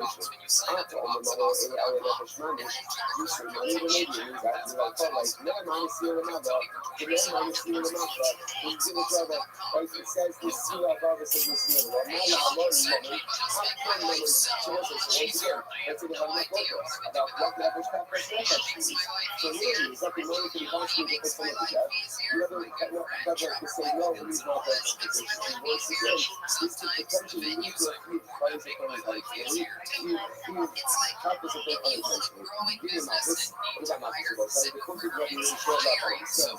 Marcus is the way you try to share all the fuck you know. So again, not fundamental purpose, fundamentally you for a basic, ultimately a little knowledge. So everything says the basic of the mostly, when it says that basic is fucking it. And it's like, we're going to stop over here, we're going to stop over here. I know we want to move the past over the video, but again, so I just want to, here's the takeaway, You know that, that's the products, the sucking numbers. Now we know the entire process of the numbers. Usually not focus, ultimately again, about what are the cases that make one sucking numbers. When you just feel the group is really focusing on the group having the other side and what's smarter for the smart stuff, that's how you pass on operation. And then for example, to become a second Monday, and the focus about something which is very intentional, which part of the colors, and then unintentionally the clarity of others. That's how that's relation. One of the other things that we used was looking at the houses that we started it back with today. We outlined all of the conversations and showed how to check every one of those conversations. What could the actual meaning of the colors slash the fight? So it's like, again, most of all this, we got Fulham, most of all this, we got Shabbos, and most of all this, we got a hundred of kids on every park here, and that's all there, the putting in the battery, the main source, the distraction, and sleeping in the air. Those times you use Wi-Fi at a cafe or tolerate that your parents have without ExpressVPN and sites that use it can be already added in that network, even when you use it. I mean, do you remember what your parents used to when you've been looking at on your TV show? What's more, your home internet provider like AT&T or Verizon can also see if your browsing data that's messed up. And if you they'll have to sell that data to advertisers. What? ExpressVPN is an app that encrypts all your network data and routes it through your secure servers so that your online activity stays private. And what I love most about ExpressVPN is how easy it is to use. So just this box is really daft together on this board and devices, phones, computers, and even your routers are stay private on subscription. So stop letting people invade your online privacy. Protect yourself with the number one rated VPN. You can message all about this person for this way to the whole hour. I'm going to for touching her head. You come to stuff like so. Dedicating all the sharing instructions this year as a host for the service levels for online stuff. From the Torah's purpose to the other Terry Zin, and loving memory of Terry's father, Dr. Harry Khan, Sefer, Dan Yosef HaKohen, the Ziv, Levin, and Burning families. In memory of William Ziv, Conception of the Source for the Rabbi, and a week of learning sponsors, Helen Taffy Palace, in memory of his grandfather, Zechariah, Ben, and Zechariah, and the Torah, all of them from Saudi Arabia. The families in Israel, all those who were forefathers of the wonderful ladies like the Prophet Shemir Hashem, Muslim, all our Hasids, and our Holy Spirit, the success of the Hamas here, they have just to get their message so to listen and it flows for all of Christ. Those we got to us, we have a lot to be prayed about Hashem, and less time, so let's maximize. Today's Dr. Stays on 87. We're not picking up on the days 86, and let's just pick up again, Hummer Abdai. So if you see where toast is, Almarin's Hummer Abdai, from 86B, just move your finger to the left, and about 4 lines up from there. We actually read this yesterday, but let's just read it again now. Hummer Abdai. Hakam Odin Ben Sora Mora, Hakam Odin Ben Sora Mora, what Odin Ben Sora Mora? Okay, so this is the high circuit. Everyone agrees that the Sora Mora is Sora Mora high. Everyone agrees that there is Sora Mora Apata. And everyone agrees that there's nothing like that. So what's the case? Hakam Odin Ben Sora Mora, David and Shilling from their writing structure, everyone agrees that the guardian first celebrates that's about Ben Sora Mora. If they're native agents only, that they cannot be executed, they cannot be executed. Because they can always claim that their entire intention is only to go ahead and visit Moses upon the future. Come on, Ben Solomon, right? That is the component, Everybody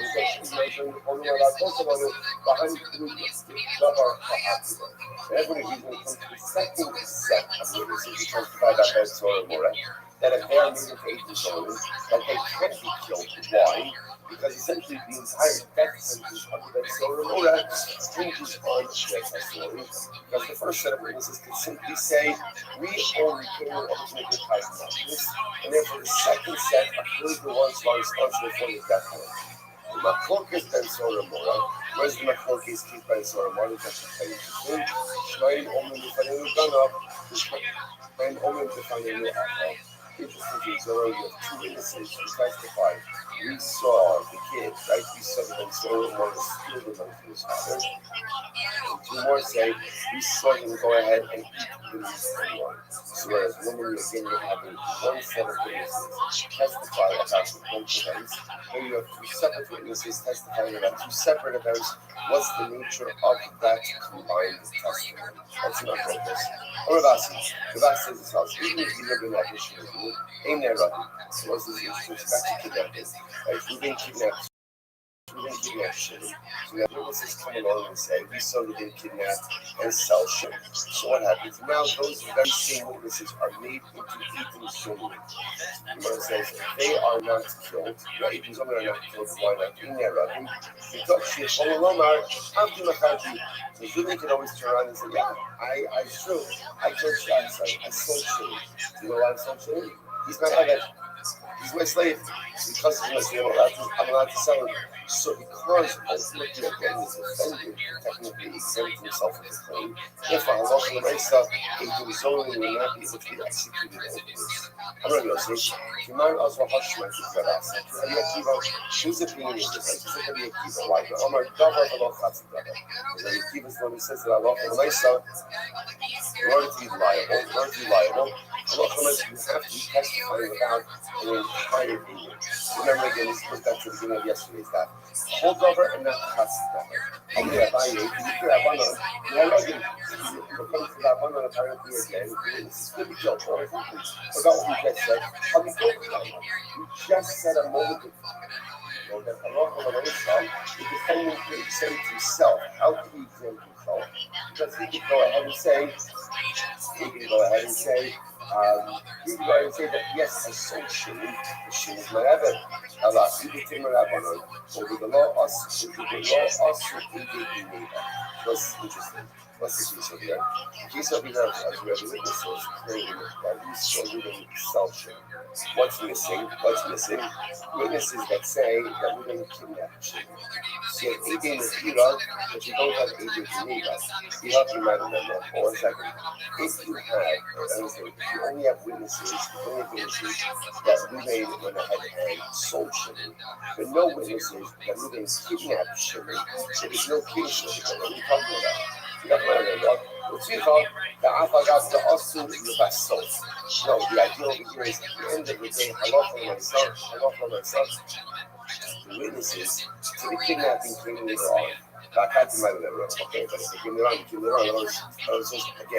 the fact that the witnesses are testifying that they didn't sold Shimon, there's not yet accepted testimony that they didn't kidnap Shimon. And how can there be liability for the individual if you have not yet accepted testimony that the kidnapping itself? What's we call the Kamaramzi Ramuzi. So this is what's happening over here. The witnesses are signaling to each other. In other words, the second interesting enough in this case over here, the witnesses that testify that even sold to Shimon are the ones who appear first to the case. But as they testify, there's another set of witnesses that are there, and they're there to testify that Ruvain kidnapped Shimon. And like they're motioning to each other. Not like in a bad way, not like in a emotion way. They just have to motion to each other, like thinking, oh, you know what, we'll talk after you. So you might have thought, now it's the same law, we're using those two. You might have thought the fact that the witnesses are already communicating, I love the myself, we should always be like we have testimony about. We have testimony about the kidnapping itself, which the Gemara says, Kamash Moran, Renisa, La, and ultimately, again, the signaling between witnesses is halachically significant. And therefore, halacha l'maisa, If you have witnesses come along and say, you saw Ruvain sell Shimon, and those witnesses admitted to Abram Solomon, they can't be executed. Why? Because there's been no formal testimony that Ruvain kidnapped Shimon. Okay, good. We'll say Mishnah. Mishnah. Moving along. Zakim Mamre. So that's very interesting. So remember, we spoke about this, we referenced this before. Zakim Mamre, literally translated, is the rebellious sage. Essentially, in a nutshell, the rebellious sage is a member of the Sanhedrin, of this moment, who refuses to yield to the majority. It means set in his personal opinion. Again, we put that, we'll see the circumstances of that right now. Says the Mishnah. Zakim Mamre, right? Zakim Mamre only becomes a Zakim Mamre based on the Shemai, he probably would call the Rabbi Shlosh. Now we're going to explain the concept of Zakim Mamre. Shlosha Bakedim, right? There are three different Bakedim situated in Yerushalayim. Listen to this. Echad Yoshim B'Pesach Harabayis. One is situated at the entrance of Harabayis. Echad Yoshim B'Pesach Hazor. One is situated at the entrance of the courtyard of the Mikdash. And one is situated in the chamber of Jerusalem. And that's like what we call the Sanhedrin. The Sanhedrin, like the High Court. That was the last one. That's number 3. Situated in Mishkas HaGazis. So listen to this. So what happens? What is that? So let me give you the backstory. The backstory is, and we're going to see this in the Gemara, there's a dispute in the local base. Right? And there's everyone is on one side, there's Zakim Mamre on the other side. They can't seem to reach the So now they take their case up to Yerushalayim. First step is they go to this basement, open the divot at the entrance of the Harabayis. They come back. Why was that Shabbos of Harabayis? Go back. And the Zakim, right? They call it the sage in the minority. The sage in the minority, he comes along and he says, he presents his case in front of the Beit. He says, listen, this is my position. This is the position of my friends. Ultimately, this is how I learned the situation. So my friends learned in Shamu Amar. So, and again, and the Zakim essentially says to the Beit, have you heard anything regarding this case? Have you heard anything regarding this? Essentially, I got to remember again. You do not get a Zakim Mamre. Right now, he's just the guy. He just did the same thing to judge. You'll see when he becomes a Zakim Mamre. You want to say what's beautiful about this? You know what Zakim Mamre talks. He gets the reason. What does he say? This is my position, and this is my friend's position. There's kind of often in life we are able to articulate our own position, but a lot of difficulty certainly hearing and even more so articulating the positions of others. It's a mind law. It's a mind law. Not only to be able to say it, but really like to actually understand someone else's opinion. I don't really disagree with it at the end, but at least it's the word like informed disagreement, as opposed to what happens all too often in life, is just kind of summarily or quickly or just superficially disagree with things that just don't sound like us, without really trying to understand what the other person is saying. So there's a lot of godness in this, that the Zakim Mamre is able to fully articulate the position of the other. She goes on, fine. So so what happens if the first case, in the case of the Harabayis, they don't have anything to add to this conversation? So what happens? Finally, we go to the next case. This case is situated at the entrance gate of the Azar. Once again, the Zakim says, this is what I say, this is what my friends say. In Shamu Amaram. So okay, so once again, the Zakim says, listen, Chevra, based at the entrance of the Azar. Do you guys have anything to add? Like anything to add to this? If they do, fantastic. They will be able to partner with these and go to this Pasagos. And if not, then everyone, the bus in us, everyone sounds like even the members of the other two Bafikim, everyone's now coming along to the high court in the Lish Pasagos. That's where they're coming. So remember, you always say part of the Holy Spell. This is the basin from which Torah goes out. All the problems of Shema Emar, so now It turns out that the part that Mishnah does is that they get Lishkas HaGazis. Lishkas HaGazis moves in favor of the majority and against the suffering, against the soul of the okay. Chazor, Shalom Alama V'Dar Shalom Alama, so the Zakin goes back to his town and he just continues to teach in accordance with his opinion. Fine, it's not a problem. The Horelaz is high. When does he become a Zakin Mamre? Once he was a Zakin Mamre, if he remains not only entrenched in his opinion, but he encourages people to act upon that opinion. In other words, if the Zakin Mamre comes back home, and all he's doing over here is just simply teaching his opinion, like he's espousing his Torah, fine, espousing Torah. But if he comes back after this entire process and says, Hebra, this is what you have to do, clearly in defiance of the majority, that's a problem. That's when it becomes a Zakin Mamre. And the Chayyim, Achir Lasses, Talmud Shehora Lasses, part of, and also, interestingly enough, all of this is a Zakin. Now, what is a Zakin? The Zakin is an ordained sage. That's when you become a Zakin Mamre. Let's say you don't have a Zakin Mamre. Let's say it's a Talmud. What's a Talmud? Like it's Rashi says over here, Talmud Shali Pia Lahara, the Nefat Abezim. So this is a guy, this is a Talmud is someone who might be a Talmud Chacham, but he has not yet gotten to the level of Torah, what we call Hasni Halacha. So let's say an individual like this goes ahead and disputes with the basin and even instructs others to pass to like his particular opinion. Ultimately, it's Potter. Why? Because the opinion of Zakin Mamre only someone who has super, someone who has reached the level of Torah, of ultimately going ahead and instructing others to pass to Halacha. Mitzvahs, Shamuro, it turns out that ultimately again his chumrah. What's his chumrah? The chumrah is that he's not allowed to pass halacha. But that chumrah that he's not passing halacha ultimately turns out to be a chumrah. He's not put to death for being a Zakin Mamre. Incredible. All right, Krishna said, Gemara. Here we go. Keep on your Kadabai. So now we've just outlined the process for Zakin Mamre.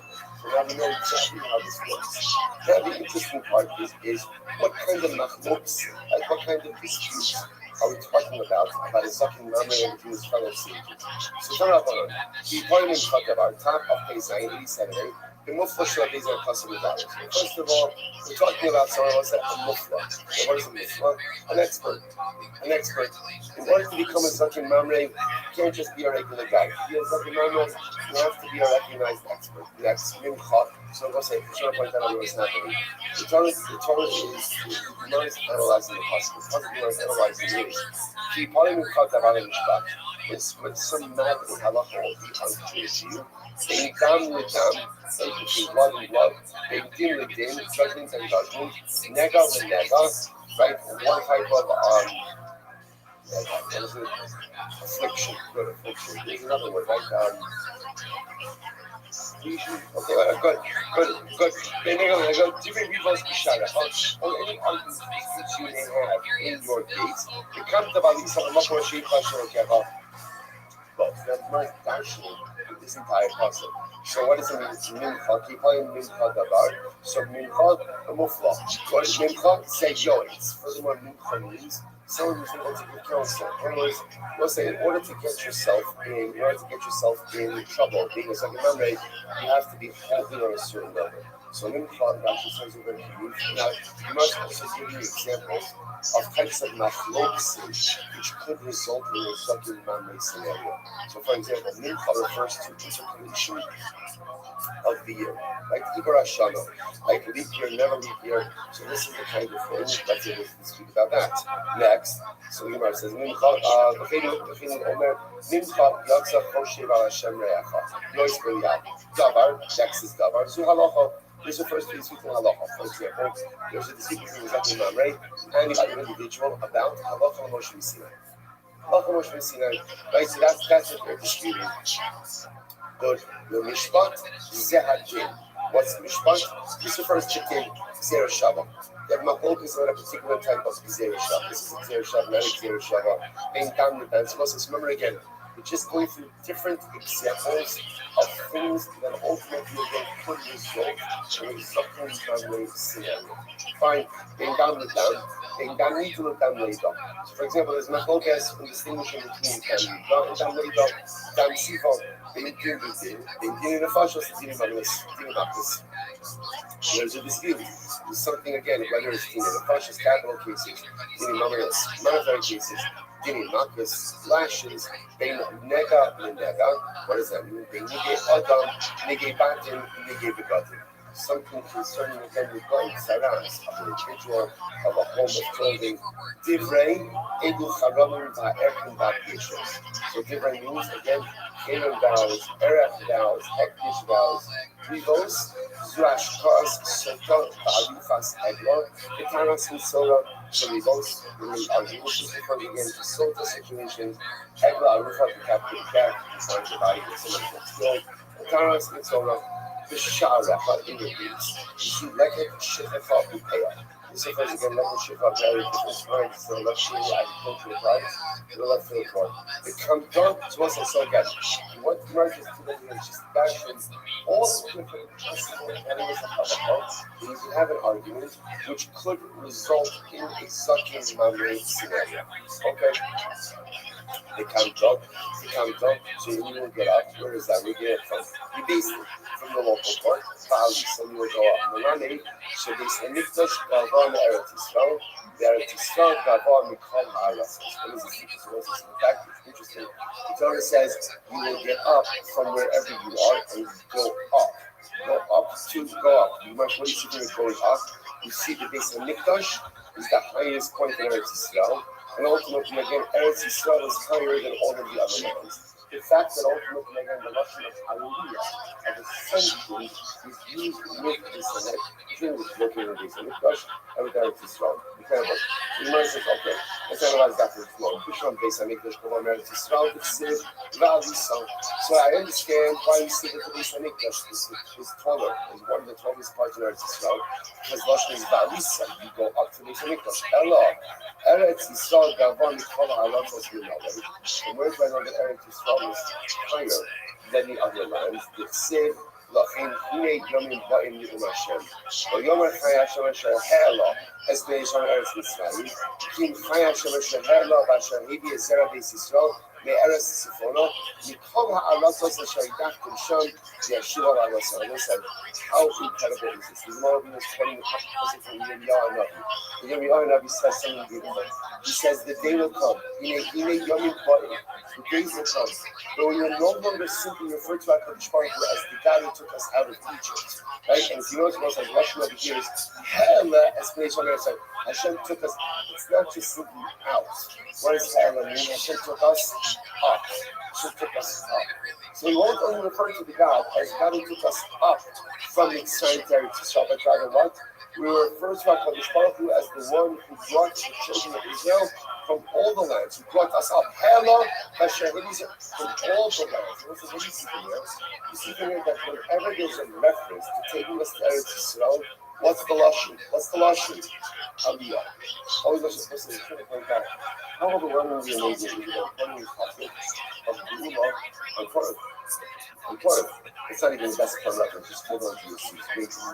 Wait to see this on the top. Wait, right? Listen, it's just amazing. A passage about the Ummah, we're literally talking about the fact that the Torah is going to take us out of all the lines of our discussion, and it's going to bring us up. It's bring us up. You know, as great as Purim is, as beautiful as Purim is missing this kasya.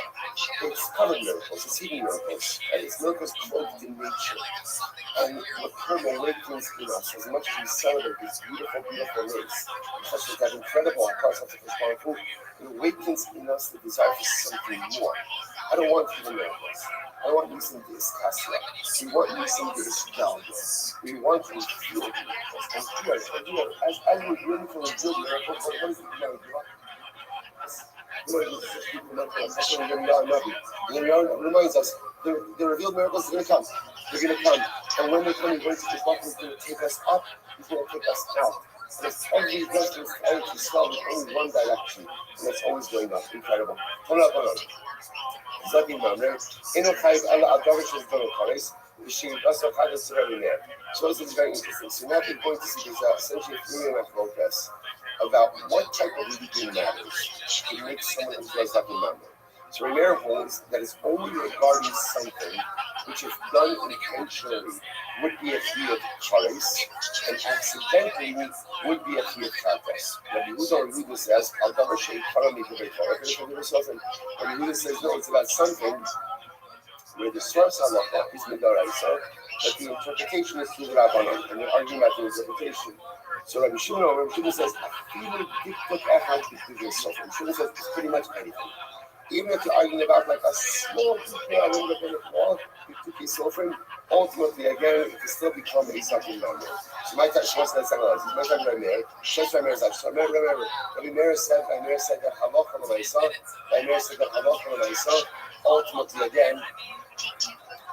Rabbi Meir said that halacha l'maisa, the only type of thing that can make you into a zakin mamrei, ultimately is the type of thing that you do intentionally. It's kares, unintentionally the chatas.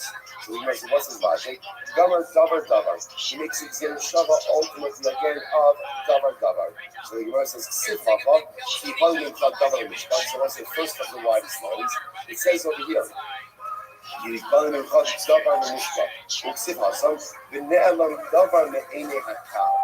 talking about the hard when the Sanhedrin constitutes incorrectly, and ultimately leads the people to go ahead and make a mistake. Just like over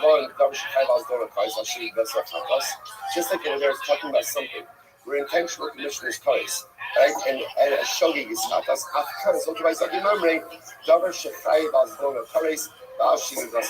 Okay. So Meir learns that from the Tzir Shabbat. Fine, that's opinion one. Rabbi Yehuda said this. Remember, Rabbi Yehuda's opinion was that only become a sakin mamrei, on something karam divrei Torah and the kidei shofar. Like that the ikar halacha is midaraisa and the details are laid out midrabanan. So where does Rabbi Yehuda get this from? Rabbi Yehuda, ki Torah she'erucha, ad the ikar Torah v'yerucha. It has to be something where the Torah says something, but based on the concept of the Torah, we don't know how to ask you to need Chazal to teach us how to interpret it. That's the type of situation. It's something Rabbi Shimon, Shimon says pretty much anything that comes out from a Beis Din, anything they argue about, such a number remains when the fixing place in which uses to yield to the majority, that's what creates such a number. I'm going to refer about Rabbi. Tirgum Ali Lahamas, he said, you can go there, was ready for this. Shafuna said that, refer back to this, said, fine. Take the rice, and Rabbi is referring to the rice we spoke about on the beginning of the daf. Take the rice and interpret it to a contrary there. So remember again. Rabbi is of the opinion that halacha l'maisa, you can only become a zaken mamrei if there is a machlokes regarding something that is done intentionally has appeared charis, and if unintentionally carries the appeal chatas. That's the only article. It's a limited body of halacha that again. So like if you have a machlokes, do you need to read the Megillah a second time, during the day? Without being a focus, that should not be short in something because it's just in Rabbanah. The Meir says it's only if they're not focused about something which is done intentionally to use charis, unintentionally to use chatas. So now listen to this. So if we're back to the center of the interpret to me the vice going to be there. Tell me how this whole thing works for the next. Watch this. Only Rabbi Papa. Here you go. Keep poly. So he's interpreting the same exact puzzle that we started this down with today. So keep poly. If somebody will be so, but muflash business. First, I want to please. I was saying, in order to go ahead and become a zaken mamrei, you gotta be a muflash. You have to be someone who's an expert. Someone who's an expert. Fine. What's next? Mimcha. Say yoetz. Sheodeh la'aver shenu l'tbach. Furthermore, they'll need experts. But an expert should be experts. What's an expert should be experts? Someone who knows about the interpolation of the most of the meaning. Again, I was saying, understand what it means to know about the interpersonal moon. First of all, none of us really know what interpolation itself actually means, right? All the more so, I like using that word, right? Like, so all the more so the actual process for the interpolation type of the moon, of the year, of the month. So you're talking about the expert of the experts. Fine. Next. Next. What's next? Good. Going. Fine. So Kyrgyzstan. Okay, what's an example of a focus that could occur? Okay, you ready for this? Okay, please. Listen to this. Hain English in the Army says Shana Kal Adler. Shall you only add up for it? I feel like we just call it a day. Ridiculous. Absolutely ridiculous. How does this happen? 7.5 year cycle. How does it happen? And it's not like a drasha, it's not like a lemons, it's not a gematria. Literally, again, a Purim case on Purim. A Purim case on Purim. So what's the matter? It's incredible. Listen, trust me, always say it. Sometimes, we get up early, we get out ourselves asleep, we push ourselves, we're going, it's a lot of information, not a lot of time, and we wonder, like, how do you feel about this? Is this the proper level? And then every once in a while, and that's infrequently, we go from this, it's just a beautiful kiss, and nafas in base. Says, my children, I love you. Thank you. Thank you for waking up early, or whenever we do the bath. Thank you for carving out the time to learn my Torah. To learn my Torah. And if you think that I'm not listening to you, if you think that I'm not attentive to you, and it thinks that however many blocks there are in chance that a Purim Sugya should come up in Purim. I was like, one day earlier, one day later, post on Purim, the Purim Sugya comes in. Just know. Sometimes, what does every child want to know? Deep down, every child wants to know that I give my father nefas. That's what I want to do. Spend our lives trying to do about the nefas. So again, all the ones that are going to come in there, like this comes along, and you know that Abba is so incredibly proud of us. And that is to continue to give our father nefas. And maybe that's what we're trying to tell us. So again, so we want to use an example of here. What's the current case? For example, so for example, I also have my focus about how to go ahead and declare a leap month, a leap year. So again, the other members of the Sanhedrin said that they could go ahead and make the entire Adar into a leap, Seder Adar Sheni, right up until Purim. That's my focus. Up until Purim, after Purim, the Ila High Gisa Kashaycha is the base, and the Ila High Gisa Kashaycha is the base. And also the ramifications, of course, of that. My focus is what ramifications are you going to end up even coming someplace, right? Because remember again, depending if there's going to be a leap year, another sheni, another base, that's going to do when your base falls out. You have common ramifications. So here's an example of my progress where again the stakes are kares versus chatos. Good, Gemara goes weiter. Davar zehalachot. Zu Hilchos Achalasai. The Itmar Asiri, Rabbi Yochanan Amar Asiri Kikishin, Rabbi Shimon Ben Lakish Amar Asiri Ka'achadasai. So again, if you take a look at Rashi, Rashi says over here, Hilchos Achalasai Yom Akol Shayid Ala Shalei Nidla Nida. So remember again from last cycle, from Hilchos Nida from the second Nida. So we have this concept. Rashi points out over here that there are 11 days, at least 11 days between every Nidal cycle. Remember again, the way Hilchos Nidal works with Doraisa is a 7-11 cycle. 7 days of Nidal, 11 days of Ziva. So you mark quotes over here again. We're not going to get in depth with all of these much, but soon partly because only because it's right. They're all fascinating of themselves. These are all just, I want to just frame what we're doing over here. We're just trying to show a series of methods. Remember again, we're trying to go according to the Meir. The Meir holds the only time you can become a sucking mamre is if you have enough focus regarding something which if done intentionally is a huge place, and done unintentionally is a huge practice. We're just trying to now interpret the pasuk that we interpreted at the beginning of this stuff and highlight a whole bunch of cases that fit into that criteria. So, for example, So, for example, again, what's davar? This refers to following halacha. Zu hilchos achadas adikmar asiri. What happens if a woman bleeds on the 10th day? Rabbi Yochanan Amar asiri kitashi. 10th is better like the 9th. Rabbi Shimon ben Lakish Amar asiri ke'achadasar. So let's say, so again, remember, the term of the machlokas about what happens if there's machlokas about the status of her bleeding from the 11th day or from the 10th day going forward. Does that make her nida? Does that make her a zava? And the resulting ramifications which could potentially lead to a huge cause. Rabbi Yochanan asiri kitashi. Matashi b'yishimer, af asiri b'yishimer. Fine. Rishlak Hashem asiri ke'achadasar, ma'achadasar lo b'yishimer, af asiri b'yishimer. So listen. So again, without getting into all the details right now, a fundamental machlokas about bleeding that extends from the days of the Zivos ultimately again into the days of the Midas. What's her status? If they have a machlokas regarding that, that could lead to potential huge cause. Fine. Next. Zeh. So the Gemara says Zeh Hadin. So Zeh in the pasuk refers to Zeh Shabbos. The focus about Zeh Shabbos. What does that mean? On the base. Din Bitom Anasasa. So for example, my point was regarding whether or not one's daughter from a woman who is violated. Let's say even violated daughter. What's the earlier status of that daughter to Ruben? Zamarava only Rizava Dini Asya Hena Hena Asya Zima Zima. So let's say, so again, for example, remember we saw this actually. So we passed the ultimately even a daughter from a woman who won violently, who won back to see his daughter, and therefore again she is an erva to the father, So let's say again it's something Mamre has to, he says no, it's only your daughter from a legal relationship, and not from a woman who violently. This would be an example where my service would be a feat of courage to come attention, if he's past us coming attention. Dam Being done nida with that time. Being done nida, done later, done ziva. So one of the cases later. Done nida, they put the akadu and the halal of Rabbi.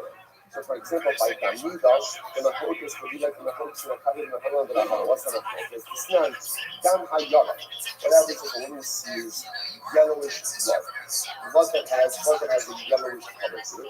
So dam hayala, akadu and the halal of the coming. So akadu and the halal says ultimately again that it's coming. The Chacham Muhammad, and the Chacham ultimately say that it is Chacham.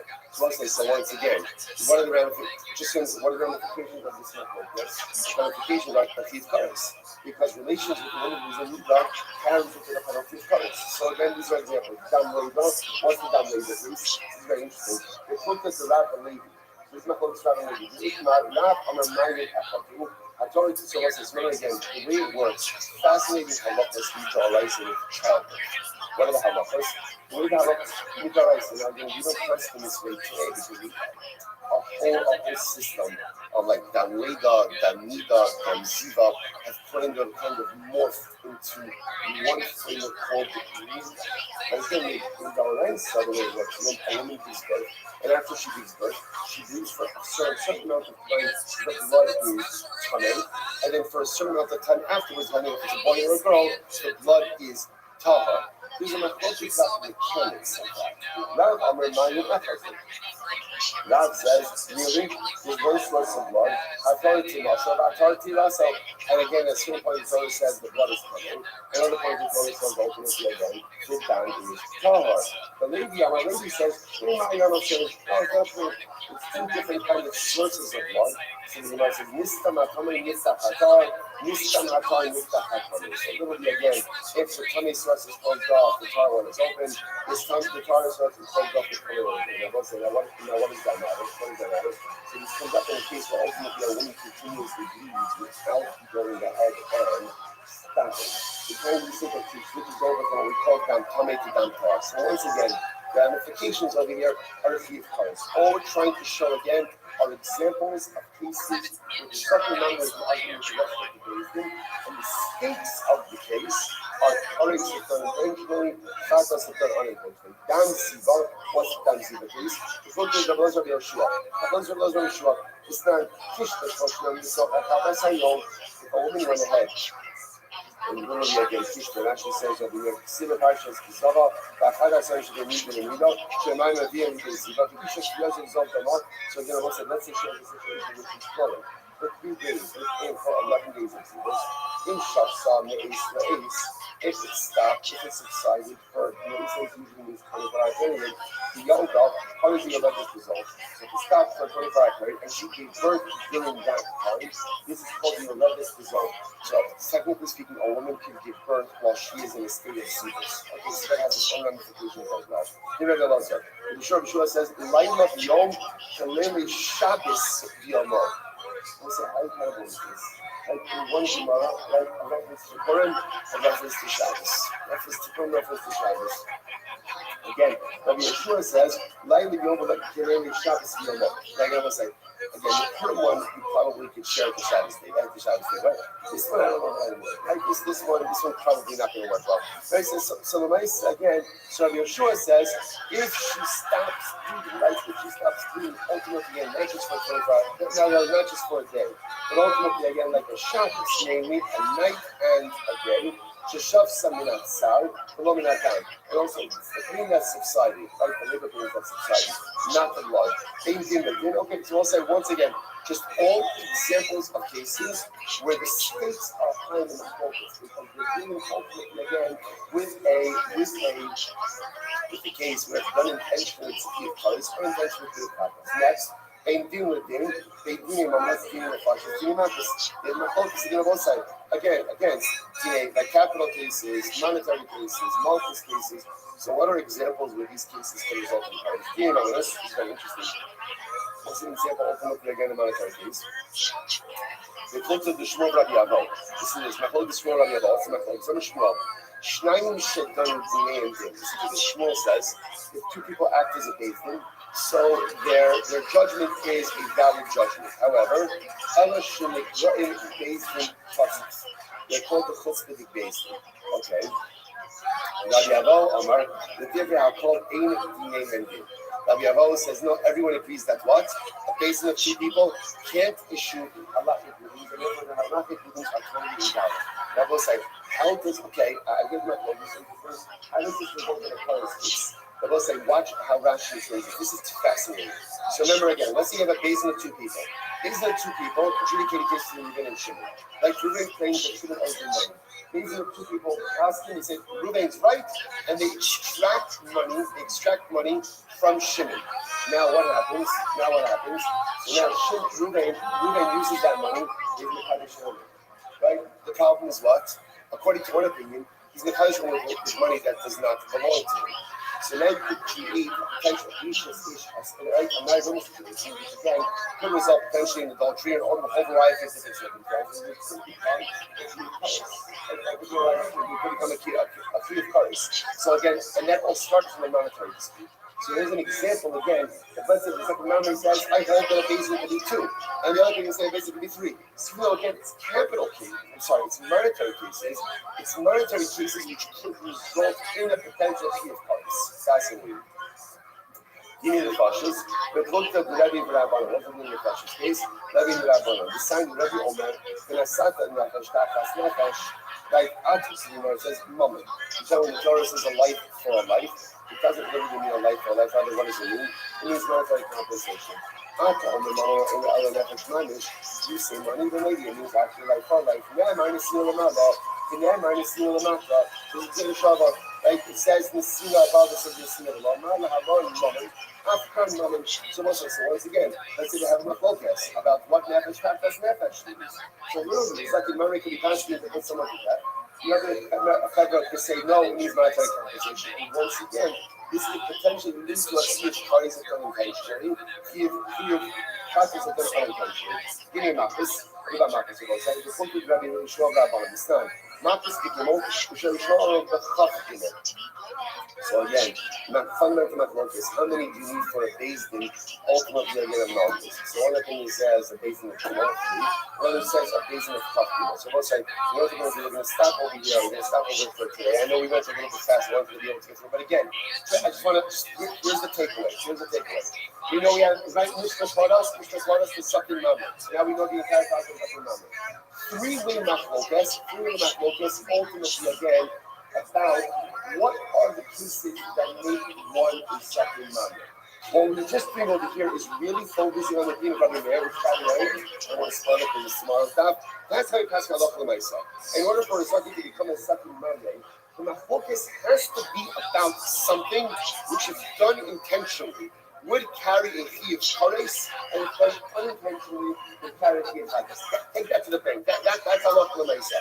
All your was doing was interpreting the concept that we started the daf with today, which outlined all the different kinds of cases and showed how each and every one of those cases could potentially be a key of courage slash a key of chagas. So it's like, again, in the midst of all this, we got Purim. In the midst of all this, we got Shabbos. In the midst of all this, we got a hundred and six months powerful. And I will say again, a friend from Purim, we're going to dive in the Eretz Hashem in the main shul. Tremendous shayach, tremendous week, and a good Yom Shabbos.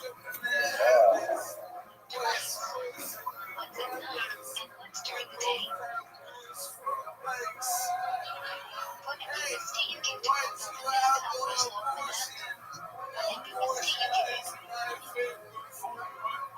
Too ready to eat That one hurt. How do you feel? It's not the time of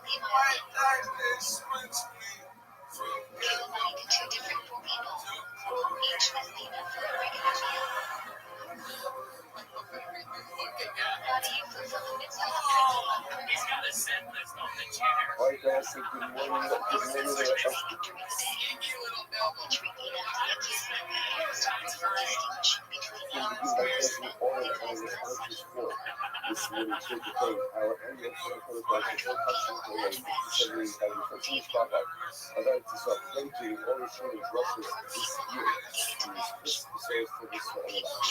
And always touches from the end of other, and by the way, the prayer Harry is doing that morning, and Father, Dr. Harry Khan, Security Dr. Caesar, Ben Yosef Cohen, the Silva Yehudi, and Bernie Cohen, and Yemi Al, the Woman Ship, the Zevich, and the Soul of the Aaron Kaponis, Owen Happy Toast, Maybe a special habit, higher than higher.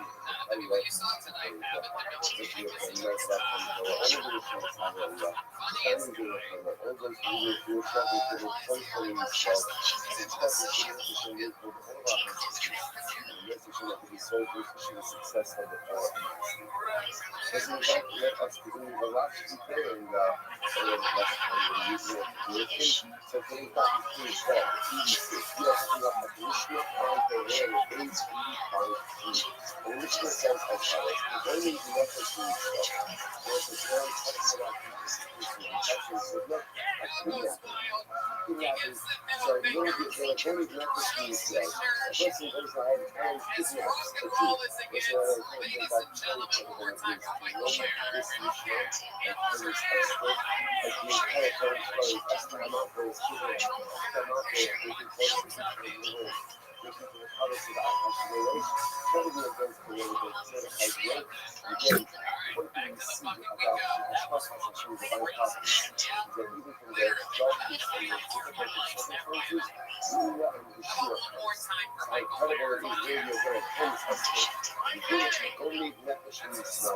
Person kidnapped to do what's the law? And this is how this is something like the Jew kidnapping a Jew. So what's the law? But you know, how you check this out is very good. The halacha, the kidnapping,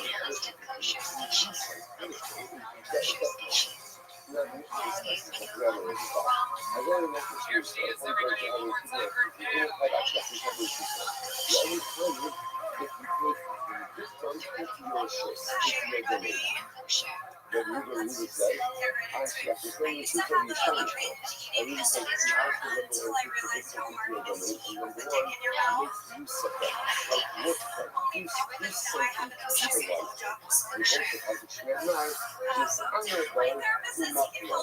The Pasuk says, the Pasuk is with clarity is, you must be slowly blessed with our names, right? The person that we found, he had literally kidnapped a fellow Jew. You was honorable, you realized this, you were king to not grow, and you sold him to make Hagar a Hagar. And the kidnappers picked it up. So interestingly enough, the Hebrew says, "Sha'ala Kalas and you can keep two holidays. Number one, kidnapping. Number two, you can use the beauty. And number three, selling them. When you smell, what is it? What happens if someone kidnaps your son?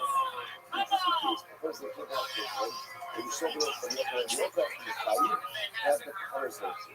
So the Yochanan and the Yochanan says, the Chayyim, and then you get the home single part, and arguing, we'll discuss exactly why, what's the translation. You should pass it out, what happens if someone goes to have a kidnaps, חצי אבל חצי תקפולי. לא סתם, אבל רבי יהודה מחי איך תקפולי. רבי יהודה says that you're hiding, and if you're coming ultimately say that you are hiding. Okay, so that's what you're not left on. So first things first, the final time off, what are you doing? What you're doing is let's not make this an issue. Why is that stopping? Kind of things are, and if you go out and you kidnap someone, you're afraid that you can make it and if you get added on, you also have to look for the the point in time of you don't have to be decent individual or whatsoever. The Constitution says you respond to that. You kidnapping and you make use of the individual. So how could it disagree with that particular fact? So you make a lot of those level, even if one person is trying to push into there. But everyone agrees that it is viable because of the kidnapping. You have to go ahead and go with the use of the individual. That's the worst thing. The shame is what happens if you work them in a fairly insignificant way. For example, you put them to work and then you go out and let's say generate less than a sum of people's worth of work. Because that falls work on the earth, that's the consequence of the things that come out and what we do. So let me ask the following question. One about the muscle yesterday, not good. So let's look at this question. What happens for a person who is usually while Shimon is asleep? So Shimon is asleep and sells Shimon. Shimon is really a very deep sleeper, right? So he's sleeping and he's sold all while he's asleep. So what's that look like? So if you're going to do a liability, that's just a lot. This is exactly what the question is. So not that you should have nothing. And what happens if you don't do that to us? Or what is pregnant? And you didn't kidnap the left and by the way, he wants to keep up the fetus. He wants the baby. He wants you to sell the baby. What's the halacha? Each you know the part of indirectly. So let's say specifically to be, you know, specifically again, a form of what the individual is. Or what we're talking about. Specifically, they let them apply. They say what the actual individual is. Again, remember, you don't want to take. You don't kidnap someone while she was sleeping and sell them. You don't kidnap Rachel and ultimately again sell them for the other. So there is no teamwork at all. There's no recognizes what the detail. לצורך ישב בזן ועליו, איש הדוח לו באפריזיקה, ואפילו בחר לא שימוש, because where I think it's going to be a rather successful program. So what you can actually what you do was you need so you utilize the sleeping chilies as a support. Or with the pregnant woman, there was a big wing, there was a big wing, but you put the pregnant woman in front of him to shield him from the wind. So he's utilizing but he's utilizing these people in a different way. So he's got help in the end. What's it so again? If you begin to see the Lord's accepting this approach, and you have to kidnapping, number one, you have to take the person, then you have to eliminate the this, and then the three, you have to inject. The shadow is this called working the individual, which the United States tricky. Now, these others are, what's like, the United States Hospital, the United States, even though they're going to kill a sin, Shimon is asleep. He's kidnapping, he's asleep in the cell, so the shadow is this called kidnapping, so what if you go to yourself? How can you sleep with your children? How can you sleep with your soul? And also, what do you sleep in, right? You sleep in the deep and really tremendous chaos of sleep. So it's people you could see. People could speak Use of through a lot. Schleifer People could was to speak do through for people. any People could speak through sound. People could speak through light. You could feel sleep at the end of life. You know, you feel so much Use of this Schleifer was to and you do listen for so much and you don't realize so much and you so much of how I love it and love it. This alien, this alien, if you awake, if you awake, if you try to, that's it. What you want to watch is only around us. So specifically, people trying to get better by trying to see so the man is like, the man is like, hello, hello. The man is explaining like, إني أنا إيش شغل إيش إني أنا شغل إيش الناس ما شغل حصل إذا you find the most of a man who is kidnapped. Simon never provided for a man who is kidnapped. What about the women who are kidnapped? What else do I work? What about the bondage? How success someone kidnapped? Okay, so it's not funny to say. Any other should tell us about the something to the issue. I know that I'm a rival. If you kidnap a man or a woman, you should check on the issue. When you're there, a woman kidnaps a man. Isha Shagan, but Isha Shagan, I don't know the viability. If a woman kidnaps a Paloma, he makes a woman come up. Our success is not really good for that. And again, you come up and doesn't have any tools, there's no gender specific, or I'm not person specific. Mostly, maybe the kind of life stuff. You must see each one is not just your heart. The first will be found to have strength and beauty to have both to make with you. After I go to the solution, after I go to the solution, when you can make a man, a woman, that's a girl that you show her, you can make it stronger, you can make it free. And then in these cases, you are fired. Okay, fine. What about macro? Macro, but that's, you know, the thing about macro. What happens even connection. What happens? Even connection. So, Phenomenal muscle, a macro that I don't watch with the sister, or even function of what would have to deliver to the fire. So please tell me why, even kidnap change the thing that sounds, it's open but not yet reviewed change and reviewed. What's that? What's pocket? Open the even start with the pocket. It's a pocket, it's pocket from yourself. Pocket from yourself. That's not something to do with it. Not for the obvious all the after all the after like all the time. So it's really just good. What happens if you don't do that frozen head? And it spills the cells to sugar, to sugar's father, or sugar's own father, or one of sugar's own relatives. What's that look like? Really excited, and then we'll discuss all the cases. According to this guy, Bobby Butler, when he goes ahead and when he goes ahead and this couple, okay, couple paid about 86 days. Let me try to tell you what Jesus. Anyway, and we show the similar going as follows. The effort, actually, the alien was just effort, the act on the time.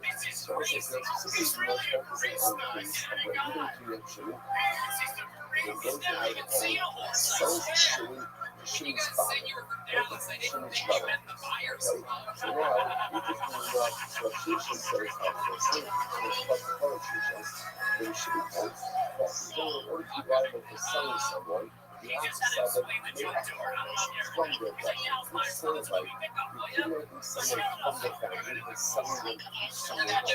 Which is what the indicate does, but if we didn't kidnap Shimon and we send Shimon back to Shimon's rich family, then we didn't get what the Bryson says, he is right.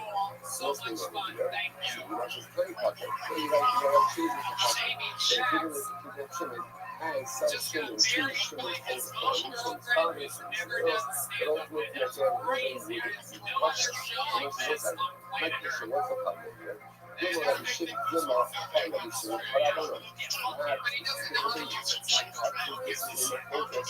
Thanks to the most emotional life of the stand up in the physical of the air. Stand to yourself for what you feel.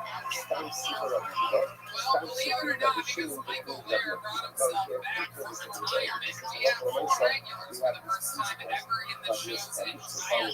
Except that stop sitting with for example the proper way to expose it to men. That is the right society. That's how I love you. But if we think too much shame, it sounds shame to his own family, but give it his heart. He's the heart of the Lord.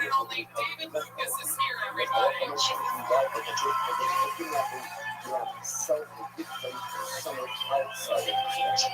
Okay, that's it. I don't need to know. You need to say, but I don't need to some.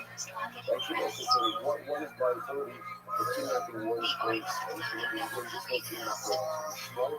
So that we open the door and say, right? And that's how you say it's your partner. So that's kind of what my time is up on it. Why do you not always say that's what my body on the car? If the person says, you must say, fuck, you must say.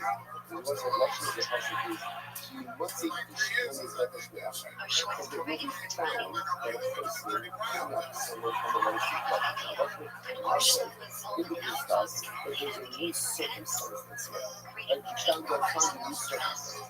This comes to extreme and already pre-existing circumstance. Where someone is found with you who would not normally be found with you. I was saying found with you because they were normally found with you. You kidnapped them. So it's basically someone who normally is with you. Who's normally with you? Your child. Your child. That's the logic of the Rabbanon. You want to be a very safe that you are proper. Okay. You want to talk about our non-talk, so if you want to tell you, you must say things only in circumstances, certainly by the circumstances. That's the case. We want to be short and push up with the last part. That's the part about adultery. When you die, and you never sleep with another woman, like with another often then you want to talk about food, so it's a thing to exclude a situation where another married woman is coming forward with another married man, that's what you know. By his pulling the sheep and Rabbi. That's the thing that his pulling was his ignorant of the whole church service. No. That's not what we're doing. That's not what we're doing. None of us the married couple don't think it's this recipe could be a recipe for therefore, again, if you want to situation where the married couple shares the same house, the relationship with one of them has a no liability for both the service of the child. Because as soon as couple one will go around with couple two and couple three go around with couple three, so it's not taking care of the resource. You will be liable for that. Choose which you must help them do. You said it's not that was a cut that you can see the rest. You know, the first is going to be like this. Don't help. You know, it's like, oh, I know. You can move something like a very well. I'm not running it out. I want to make you a difference. Not for that, but I need something like that. What does the passage say? A person, a man kidnapped, like the only two people are right. They need something like that. Right? One person kidnapped another person, and the victim is found the perpetrator. So the root stuff indicates that what? Because the certain circumstance that would not normally have been in effect in effect. What does that take place to? That comes to us through ultimately the situation of a father and son, where the son is going to be with the father. This is what they say here in the I'm Rabbi, I won't say by the way, so like that. That's how you must. That makes us like that, right? Meaning that a father should be like his son, there's not typical liability between them. You know, that's what we're talking about. When we say there's not typical liability for kidnapping, what does that mean? What does that mean? These are not people that it does not mean it's good. And of course, it also when we remember he calls us if you look at this and that. So when they go out and talking about the back and the it is about fine country where it is. That's all law. So that's all laws we are covered by the law of the land. So I'd like to see the Allah says that a father kidnapping a son is not good. And a few of the most people says that this come up here and so it's kidnapping. Yeah, but that's not how that so let's based on this hook up. So you must be valid. You must be like all right. You would see like on government.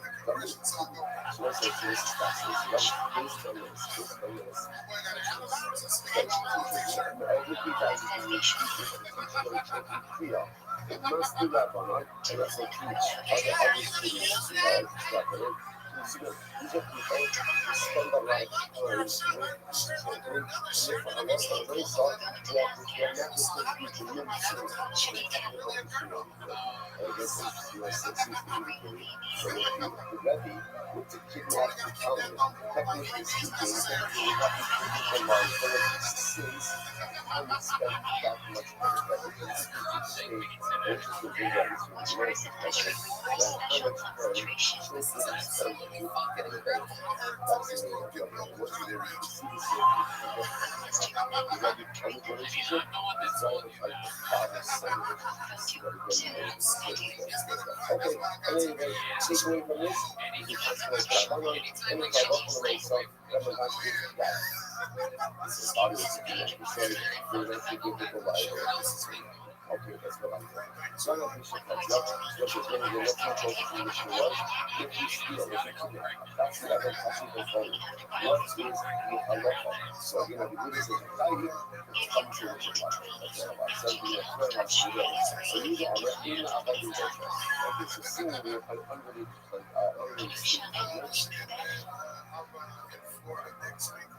he says, whoever has no social. Now, what does the other has no social? Rashi says in the Rashi says in the Avodah process, he is trying as to have a reaction for less of production. What's the reason that there is a huge category called process? Ultimately, it's embarrassing because when you're someone who is not trying to teach, that really says that a part of the Eved doesn't have conscience. What does that mean? You mean the Eved focus within his wisdom. He has nothing to do with it. He wants to connection Yaakov, Ish, Yaakov. Ish Yaakov, Yotza Eved Shikri Yaakov. So the Greek says because the passage that talks about process, because of the Yiddish, talks about the Russian of he wants to connection Yaakov, Ish Yaakov. So someone who has Yaakov, someone who has Yaakov, they know your relations.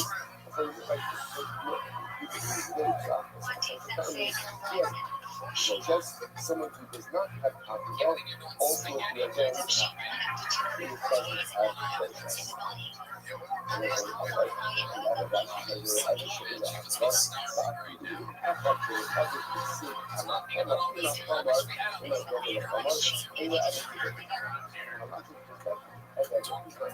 So because of that, there are why we don't have the process. Rabbanon said, Rabbi said, no, I thought that the approach is someone who has a more relation, but what is that other thing? Someone who's your brother in Israel. Not the other is your brother in Israel. Why? Because the other knows how to have a friend, right? Because the other glory is still your brother in Israel. Household. The other glory is still your brother in Israel.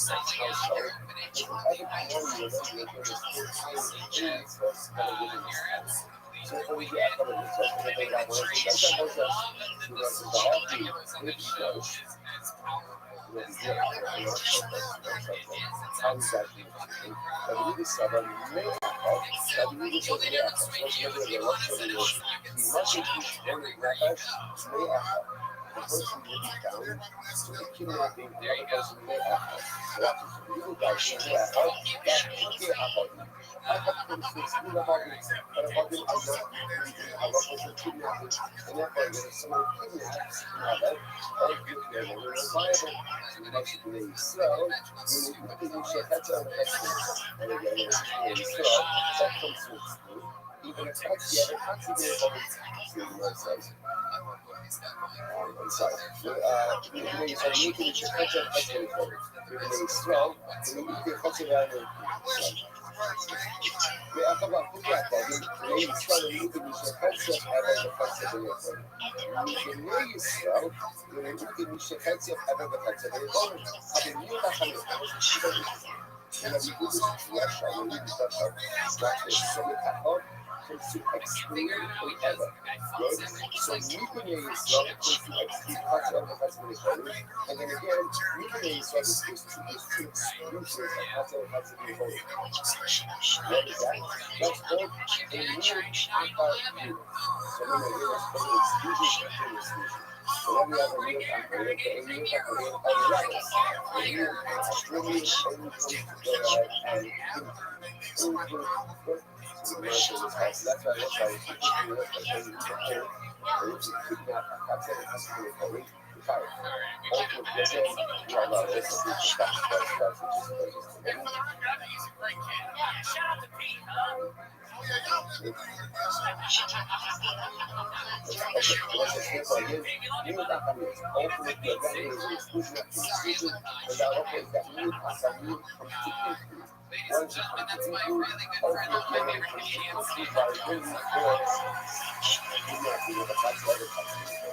that's what music was. Rabbi, what do they say? Rabbi, they are all about to get up with so much music. Rabbi, don't you over the afternoon, they said before, Rabbi, so therefore, you don't see Akbar as an exclusion for Rabbi. There are also two mitzvahs. There's also the other mitzvahs, some Israel, and again, in relation to Israel, Israel, how you use the other, one is to exclude the other, but how you use the attached to the other country, one is to exclude the country. Okay, so it's like, so ultimately, again, this is still a replicable here, because of what you make of this. Are you but in this sense, yes, you are. It is over the beginning. From essentially, it's a meal and Israel, leaving Israel, exclusion after exclusion, meal after meal, the levels, what is it come to? Ultimately, again, reject that function, and then exclude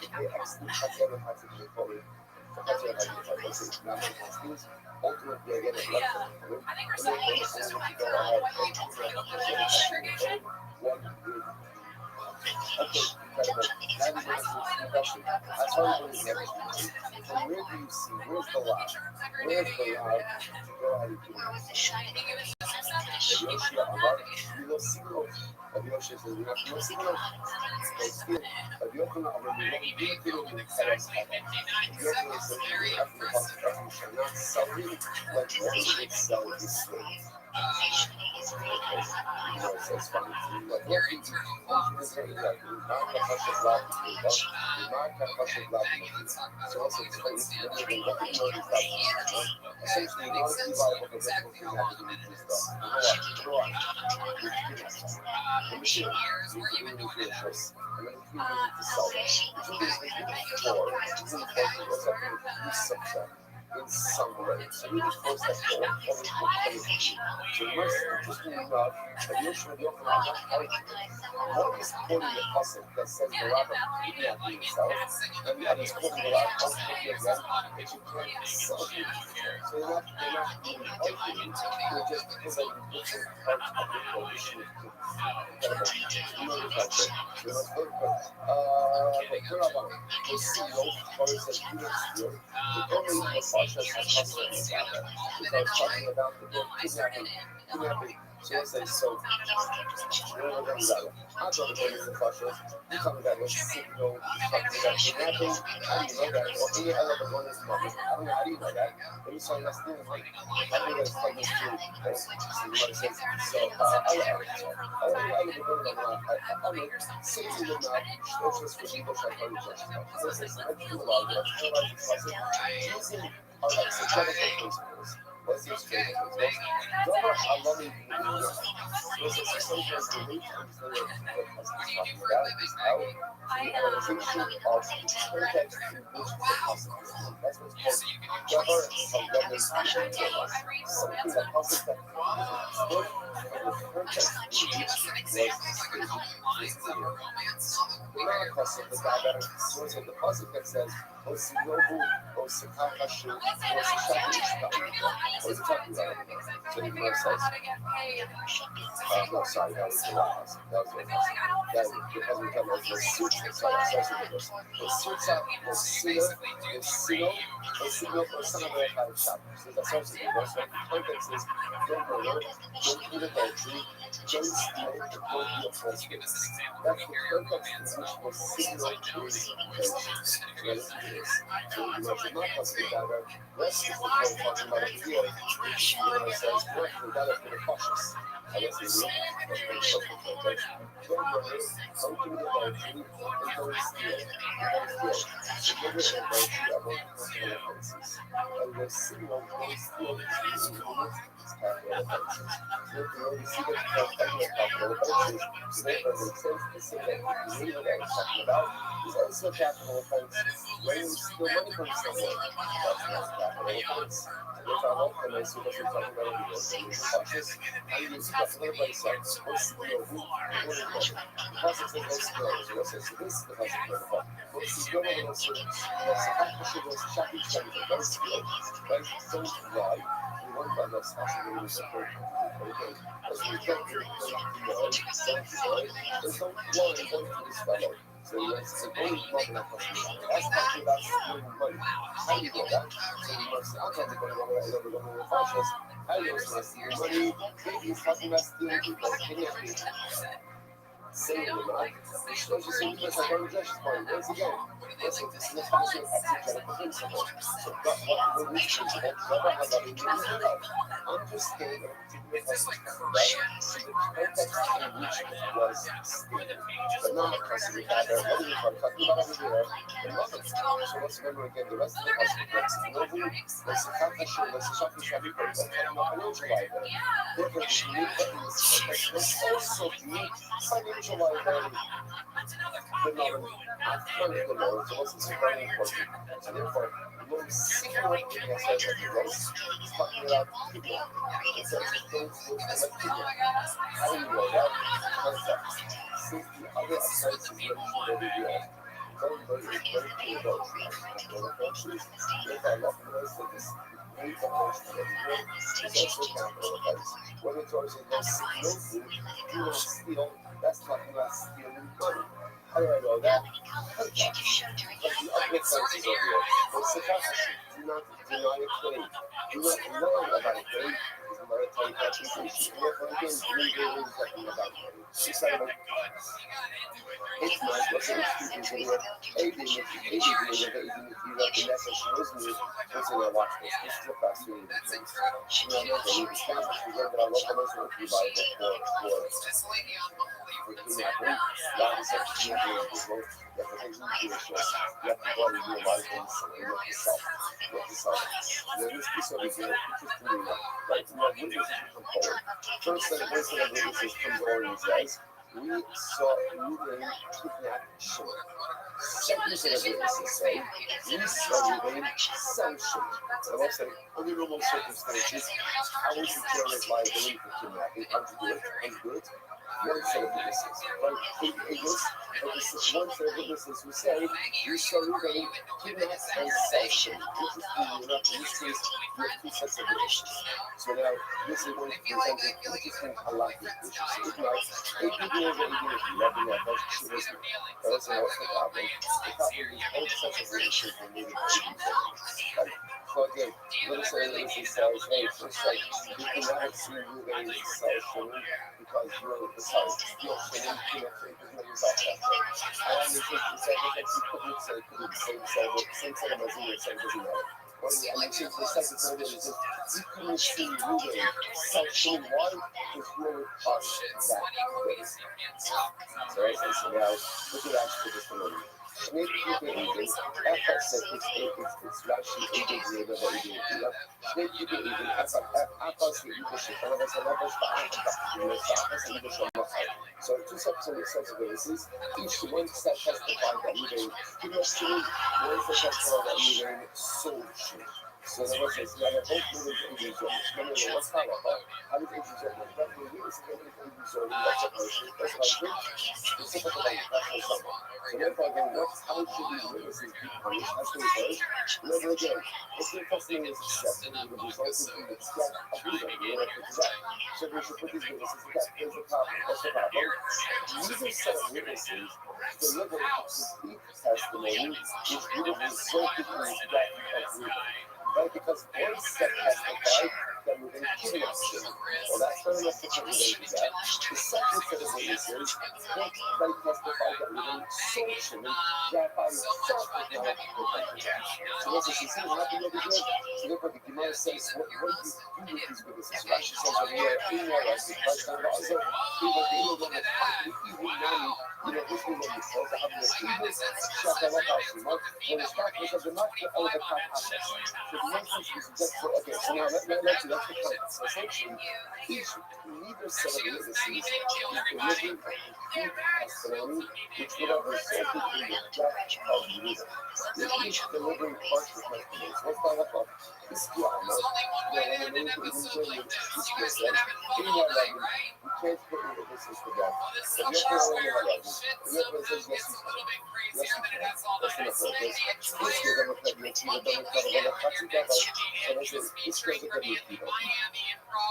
Now, the super this much more is Rabbi and the Rabbi. And that's the place out there. Is in the focus of Barabasra. That's attached. The Lord is praying before you is praying. So long as history learns in history of blood, so noise to the one of all my favorite machine. Also is community testimony. Rabbi Akiva says no. Rabbi Akiva says, Hashishma Eli Yakum Rabbi, that means chief testimony. Therefore, witnesses can only get the double testimony if their testimony was complete. So if they only delivered partial testimony, you cannot execute them with Hazama based on that. Double of Haskell. Rabbi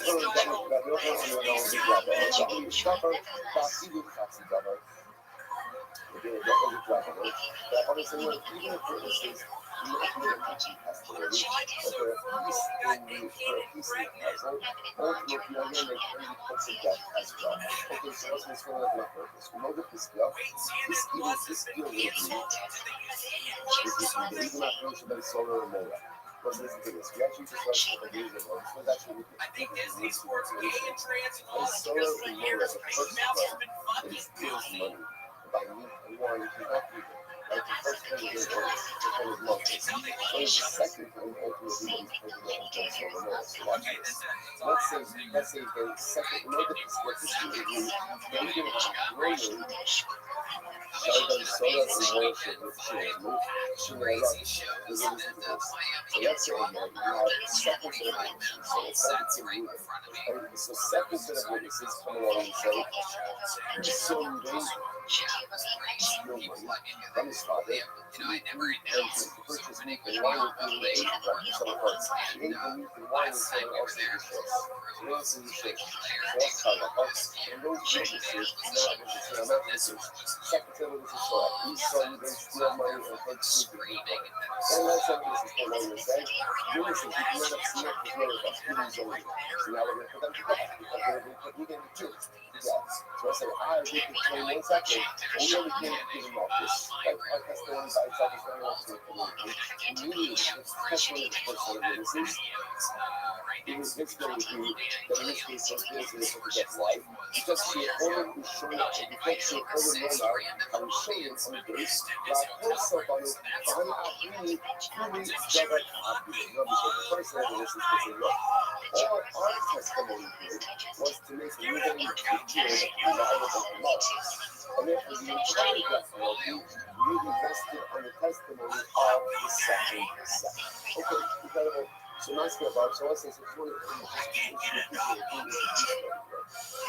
video is when you have two sets of witnesses, both who are delivering important information, but neither were able to openly contradict the testimony with your soul testimony. So therefore, it could not be even solely And what do you do with that? When you put them to death, and this is the fundamental approach between this skill and your skill. This skill says no. This skill says no. This skill is facing Rabbi Akiva. Rabbi Akiva says, Dabar Elokasida. The way that you just put Ibn Zoli to death is when the testimony is complete, the defendant to death. But if there is within partial testimony, you should give them a separate punishment as well. On the other hand, Rabbi Akiva is that no, as long as their testimony was part of the incriminating process, right? And had Jason found to be correct witnesses, they would have had a hand in the execution of the defendant with the physical circle of punishment behind them, and ultimately executing that kind of punishment. Because once I gave out your base, second on the master, the Rafa Ihaku, they did the funeral and yesterday, so that's what the Papa says, and we should put the witnesses to testify about the Akiva. We talked about that because that's why. We told she now I put stuff on it. Remember again, you can create what could always say, look, all we can do is to make the entire amount that the website if you don't do it, so you technically cause yourself. So all you can is liable to is not I love the relationship in which you say that the super liability rests on the agent. If you came with the cassava, this gives low lucky. So this is just in that one who goes ahead and to get someone to knock it out the mouth, this thought is not what we do. It did really well. It did really well. This is something you're going to be a little bit because of how you did it. And then they say there was a little bit of going this is what you're going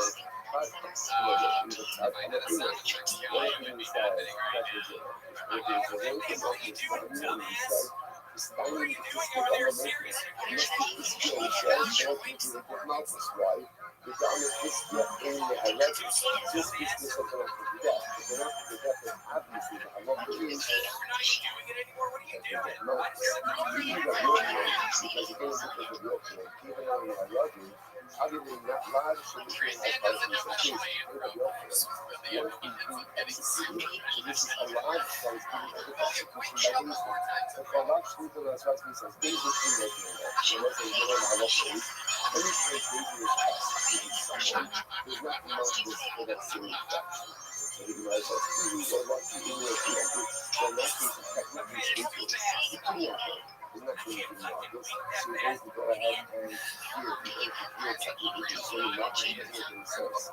I'm not what's the Papa says now, the most very important one. I don't know Papa, so even if you are, you can be unable to be denied. What's it say? Everyone agrees that witnesses come along and testify that we saw moving self-shaming, that there's liability to this. And now let's say those very similar witnesses are released and there's capital liability. Those witnesses are executed. Why? Because I'm not going to myself, through that testimony, the defendant leading would have been made liable to death. Several agrees that under those circumstances, what we call as thinking the Fuda, the witnesses who testify that within social would absolutely be put to death as a reason. Okay, so where's the matter? This keep thinking that we just say the engagement is and the focus of what study is about the witnesses who testify about the kidnapping. The first time when he says, like the witnesses who say, we saw women kidnap Shimon. Well, let's say those same witnesses committed to the what is their liability? Now watch this. What this bill says, ain't no arrest. They're not talking about China. They don't look at that. And if you look at that kind of, it essentially says that we look at the kidnapping and the saying, the two distinct things. And if a kidnapping is just kidnapping by itself, does not generate capital liability. Therefore, the first witnesses come along and they testify that we saw a kidnap Shimon. What do they make Shimon? What do they make him liable to? That's it. And if I provide you even zoning, I don't think he says it's not just nothing more. It's really the second set of witnesses who testify that within social, those are the ones who make even liable to capital liability. And therefore, again, if the person who is about even zoning, they're not for sure. That's his job. But the other one says no. Now, look, it's so true. It's so true. The first set of witnesses who testify that within kidnapped children are also put to death. Why? Neighbor, smoking in the street. So he said, kidnapping is the beginning of the kingdom. How can you divorce the two processes? It doesn't make any sense. Of course, there should be liability because this is for yourself. So listen, so this is fascinating, right? So this is our fundamental approach. So we just grew up according to our prophets approach what we do now. Okay, I wasn't, these are right because this is going to throw this about what it is. So, Krishna Rabbi, those without saying that I wrote in myself, the Indian Mekila, if they are made into Indian Zorian, will be put to death. Why? Because it's their testimony that Ruben soul shimmy, that Ruben soul shimmy, they don't look like them, which create liability for you. So if I can be going to death. What about the Ibiki neighbor? So again, it's yourself, no, you're not going to get why? Because the neighbor by yourself is just giving life as lashes. The neighbor is what are you talking about? What are you talking about? And Ibiki neighbor, this is just giving a capital liability. So of course, if you're healthy, you can go in, then have walk on the way, so you have to take that as well. Because more you do, you're going to be. So that seems to be where we're going to settle in the kidnapping case. Now, let's worry about that Sora Mora. Remember, the Sora Mora is the power case. And that's the Sora Mora. Remember again, first set of witnesses about Sora Mora. What are they making Sora Mora liable to? Like, not Sora Mora. What are they making it liable to? Marcus. So therefore, again, the first set, again, they make it easy for me. Again, Marcus. It's the second set who is create general liability. More than the rest of the Israel is showing, Shabbat Sora Mora. So as we say in our life, that we will not always the person of witnesses by their soul, right? Get your name to even soul. They are not perfect. Why? Because she holding Lomar, not close up on it, to get the best sentence in this. There is to be some conditions to life after that, but we come to look in our food, Malchus, and if I love for myself, there's a bit of punishment for them, also be this incredible Rabbi says, I'm not buying it. Listen to this phrase, we have to stop with this. I come over to the sorrow in the right. I come over to the sorrow in the right. So my focus on the sorrow in the right. So this is kind of very great to introduce this. But if I just, everyone agrees with the sorrow in the right. Like, everyone agrees with the sorrow in the right. And then my focus back on sorrow in the right. So I say, I'm actually going to end up on this thing with the pick up in this thing. I just want to point out one is to go into pulling it. Why? So you look at this thing, what you say yourself, this makes absolutely no sense. But like I said, there's one thing that is absolutely clear, which is, in the coming lines, this is all going to make so much sense. And so there's the entire sort of tunnel. Life is filled with circumstances that make no sense. But, as we say, life, keep moving forward, keep learning, keep growing, and somewhere, somehow you'll see how all of the beautiful things Jesus speaks. Well, let's stop over for today. Tomorrow morning, we have our chef. Right here in 5:20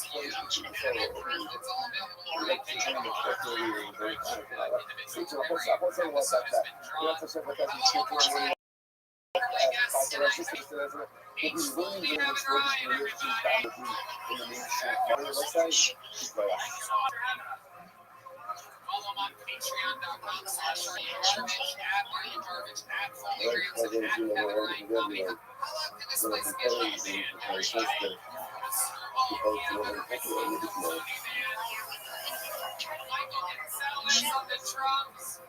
Dave Shear making his Kill Tony debut on guitar. Yeah, that is a great beat that is holding it down right down the middle on bass. The official Kill Tony after party starts now, and there's some exclusive, limited, very limited edition Kill Tony merch for sale in the corner there. Thank you all for coming out. All right, Dawson, good morning. I'll begin by thanking all of our sponsors for this morning. Sure to thank our commentators like before Caption Play 5785, we took English Baba, Avar Tisov, dedicating all the Sherman's Russians this year. In this first episode, covers for all of the Israel. I can our sponsors for the month of Adar, Abalim, Latola, Harry, and Steve Zinn, loving memory of Harry's father, Dr. Harry Khan, Tikkun Bracha, C. Hirsch, Ben Yosef HaKohen, the Ziv Yudin and burning families in memory of William Ziv Zev Shmuel Ben Yisrael Zichron Livracha. And Rabbi Kaplan's project, calling Kathy's colleague, and Rabbi of Paul's grandfather is Zechariah Ben Zechariah Zichron Livracha. Plus we have to American Rakam Torah, all of the Nisham Shavariah, the family being a family, all those leaders who are traveling to the Konfoni Israel, and Shrapi Shemir Hashem will hold all of our hostages. And the message of the Israel should be successful before Maaseh. Listen, with that, let us begin. We have a lot to do today and a little bit less time than usual to do it in. So today's topic is case Vav, 86. We are picking up at the Mishnah on the days 85b. And the Mishnah says as follows: Agoni nefesh Yisrael. So it says now talking about the interesting students, fascinating sugya of kidnapping. So literally again, Agoni nefesh Yisrael. A person goes ahead and kidnaps a Jew. Listen, I just want to point out how incredible it is to learn this Mishnah on Tinius Esther. Like the entire Purim story is Esther Hamalka was kidnapped. Esther Hamalka was taken forcibly from her home, taken to the palace of Achashverosh, totally against the will, against Mordechai's will. And again, one thing we see about the Hashkafas Hashem, divine providence, is that even from the darkest and most difficult of circumstances, Geula and Yeshua comes. So how incredible it is, literally again, at Tinius Esther, to begin Hagomid Nefesh Yisrael. Person kidnaps a Jew. What's the halacha? Now this is obviously talking about the Jew kidnapping a Jew. So what's the halacha? You know, Chayiv Achiach Nisan Yeshua. So in general, again, the halacha for kidnapping, or the punishment for kidnapping, is Nisa's punishment. It's death penalty. You know, the Mishnah discusses the parameters of that. Hagomid Nefesh Yisrael. If I'm going to have a kidnapped a Jew, you know, Chayiv Achiach Nisan Yeshua. You're only chayiv if you take the victim into your rishus, into your domain. Rabbi Yehuda says, Rabbi Yehuda says you have to, number one, take the victim into your domain, and number one, make use of them, like work them, do something to utilize them. You go for Pasuk now, this honorable umakro. The Pasuk says, the Pasuk in its entirety is, you mustn't only nefesh your akal b'nei Yisrael. That the person will be found to have literally kidnapped a fellow Jew, this honorable, he utilized him, he worked him, he makro, and he sold him, and the kidnapper was put to death. So interestingly enough, Yehuda says the halacha is really three qualifications. Number one, kidnapping. Number two, making use of the individual. And number three, selling them. So be smart. Everybody has to know what happens if someone kidnaps their son. Interesting case. The person kidnaps their son. They will show below Rabbi Yochanan ben Roka in the Chayiv. They have to come in culture. So Rabbi Yochanan ben Roka says the Chayiv. And ultimately, the Chacham say your partner. Now again, we'll discuss exactly why that is. What's the focus over here. What happens if someone goes ahead and kidnaps a Chatzi Ever Chatzi B'Chol? What's that? Rabbi Yehuda says that you're Chayiv, and the Chachamim ultimately say that you are partner. Okay, so let's listen now. A lot to unpack here. So first things first, the kind of Kama, Rabbi Yehuda, the first Machilokus in the Mishnah was as follows. Tanakama says that if you go ahead and you kidnap someone, you're Chayiv if you bring them into your rishus, to bring them into your domain. But if you get added on, you also have to work the individual. So I have Gemara has, and according to the Tanakama, you don't have to make use of the individual. And I will say, I just want to point out, the pasuk itself says this honor. You're kidnapping and you're making use of the individual. So how could the Tanakama disagree with that particular spot? So the Gemara says, so everyone agrees that in order to be liable for biblical kidnapping, you have to go ahead and quote unquote make use of the individual. You have to work for them. The shayla is what happens if you work them in a fairly insignificant way. For example, you put them to work and it only goes ahead and let's say generates less than a shabbat pizza's worth of work. Is that called work or not? That's the point of contention between the Tanakama and Rabbi Yehuda.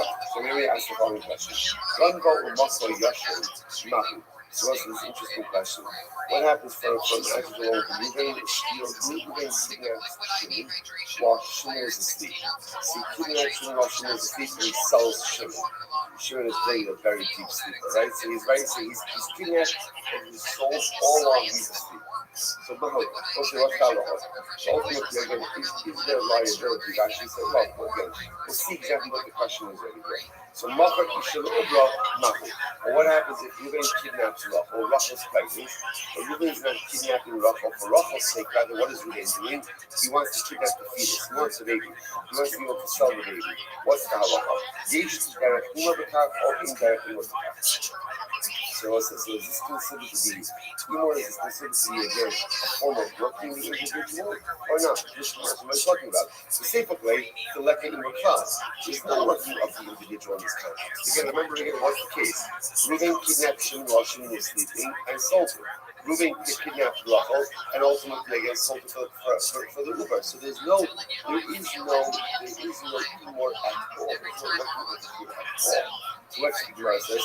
No, what's the case? L'tzicha yashin bizaga alal isha d'otma ba'atei zeika. There are two of us or Ibrahim. No, what's the case? The case is where Reuben kidnapped Shimon and was sold it. And after Reuben kidnapped Shimon, what he did was he leaned on Shimon. So he utilized sleeping Shimon as a support. Or with the pregnant woman, there was a big wind, and he put the pregnant woman in front of him to shield him from the wind. So he's utilizing, he's utilizing these people in an interesting way. So is that called Gayat or not? Okay, so again, what you begin to see is the Gemara is accepting this approach that what two types of kidnapping. Number one, you have to take a person, kidnap a person. What do you have to bring them into your shus? And number three, you have to work them. So the shaila is this called working the individual, which the Gemara says take it.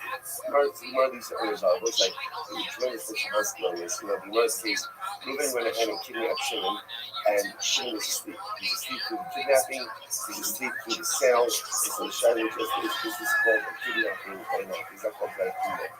So you wonder to yourself, how could someone sleep through all of that? Like, how can you sleep through being kidnapped? How can you sleep through being sold? I will say, what do you see from here? You see from here that people have a tremendous koach of shmos. That people really can sleep.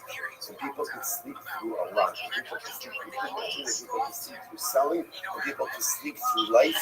And you can be asleep at the wheel of life, through so many twists and turns. And you risk so much, and you don't realize so much.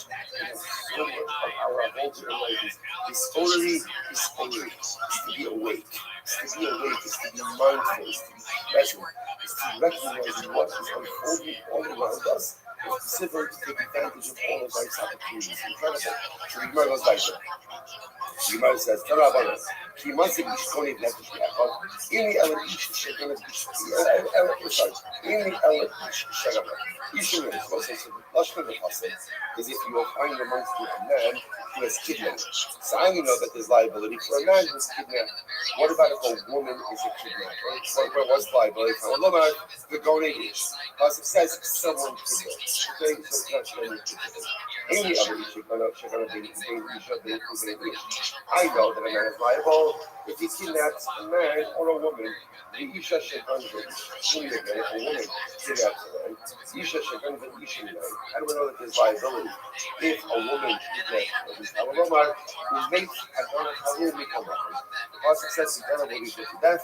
And again, Mikomakum doesn't have anything, there's no gender specific, no person specific mentioned in the Pasuk. When you talk about the Raisa, he must see each Tony Nefesh Yachad. A person will be found to have stolen a Jew, to have kidnapped a Jew. After I go to the Ish, after I go to the Isha. Whether you kidnap a man, a woman, after I care, after I you're kidnapping a convert, you're kidnapping an emancipated slave. In any of these cases, you are fired. Okay, fine. Gunbo below Machro. Machro, I've got some noise. Gunbo below Machro. What happens here? Moving kidnapped children. What happens? Moving kidnapped children, he did not yet sell them. Gunbo below Machro. On Machro, Va'adayin Yeshna B'Shusa. Or Reuben sold Shimon, but what? He has not yet delivered Shimon to the buyer. So case number one, Reuben kidnapped Shimon, but didn't yet sell him. Case number two, he sold him, but did not yet remove Shimon from his business. What's that? Pattern. Ultimately, if Reuben is discovered, he's partner. Now, when we say partner, he's partner for Lisa. That's not biblical female. Marco the other older Akab older Akab Kai. So this is an interesting case. What happens if Reuben goes ahead and kidnaps Shimon and then sells Shimon to Shimon's father, or Shimon's own father, or one of Shimon's own relatives? What's that law? Oh, Reuben is Kai. Again, we'll discuss all these cases. According to Sabbath, one who goes ahead and steal kidnaps in Ebed is part of okay, Tabo K-Bob 86A. Tani Rav Sheshes, Amalei, Ani Shon Rabbi Shimon holds as follows.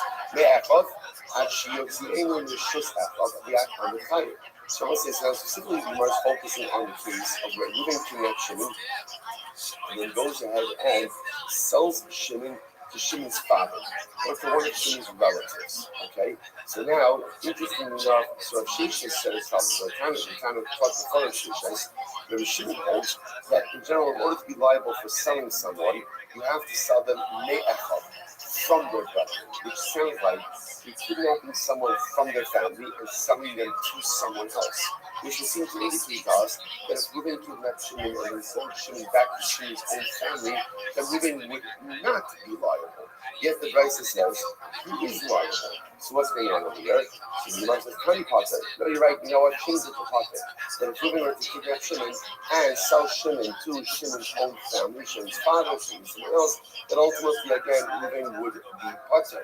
So Mercy, one second. My question, what's the problem over here? Zoma Rabbi Shimon, Zoma, Rabbi Shimon, Harabanon. Perhaps this is a focus to which the Gemara says, "Most are that for the Amadi Yochanan, Stam Masnisim Rabbi Meir, Stam Tosef to Rabbi Nefila, Stam Sifra Rabbi Yehuda, Stam Sifri Rabbi Shimon to Kuz Rabbi Akiva." No, we can't interpret it that way because since Allah myself, we have these principles that was established the followers of Stam Tosefta, Stam Sifra, Stam Sifri. Therefore, again, the proper way to explain this is to change, is to amend. That's what the Rabbi said. And in fact, the halacha is that if Reuben kidnaps Shimon and sells Shimon to his own family, that Reuben is potter. When we say potter, when we get potter, means potter from death penalty. Because halacha is going to be liable for kidnapping, you have to sell the victim to someone outside of his family. Okay, fascinating.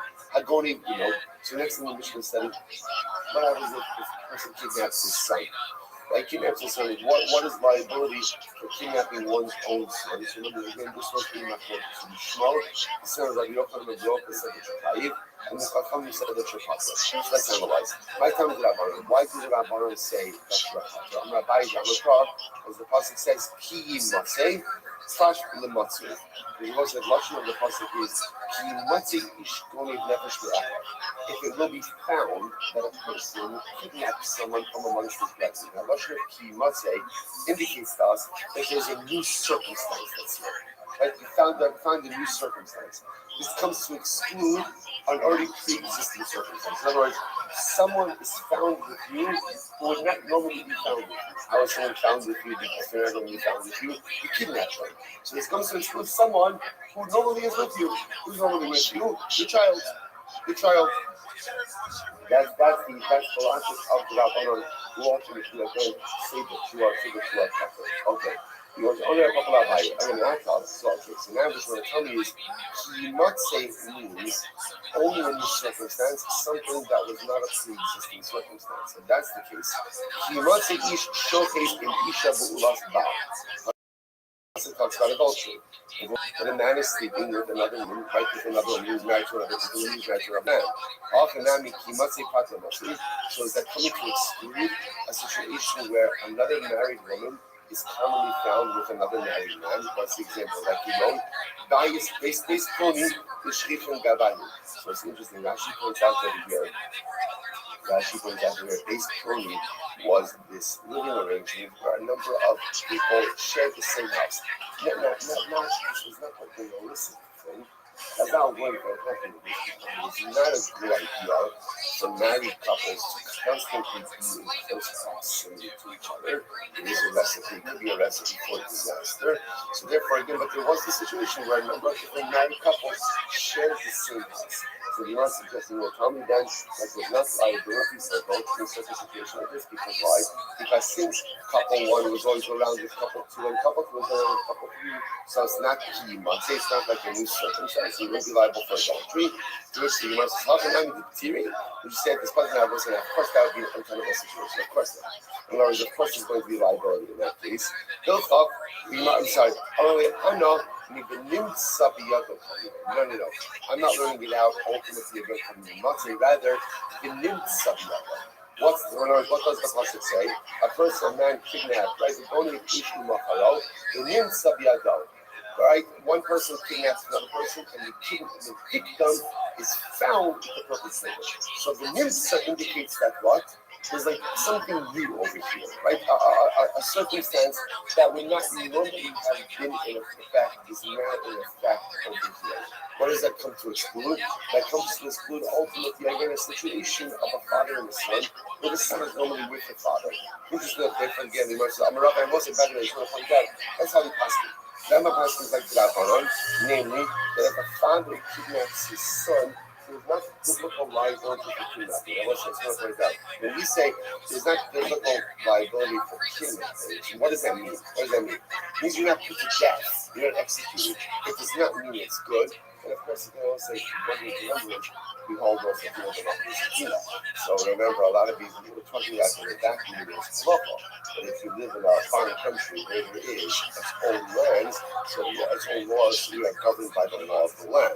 So it might be true that halacha says that a father kidnapping a son is not typical kidnapping, but if Dina Damachusa says it is kidnapping, halacha so it's kidnapping. Yeah, but that's the halacha.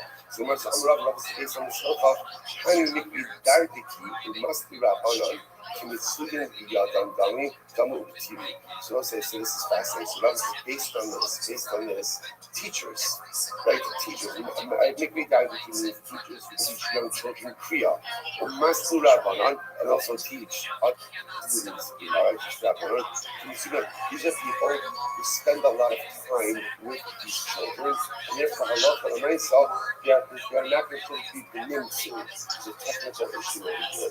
But I guess as more seems to indicate that if the Rabbi were to kidnap the Talmud, technically speaking, there would not be biblical liability since the Talmud spent that much time with Rabbi. Which is an interesting thing that is from the Gemara's perspective. That's how much time children spent with their Rabbi.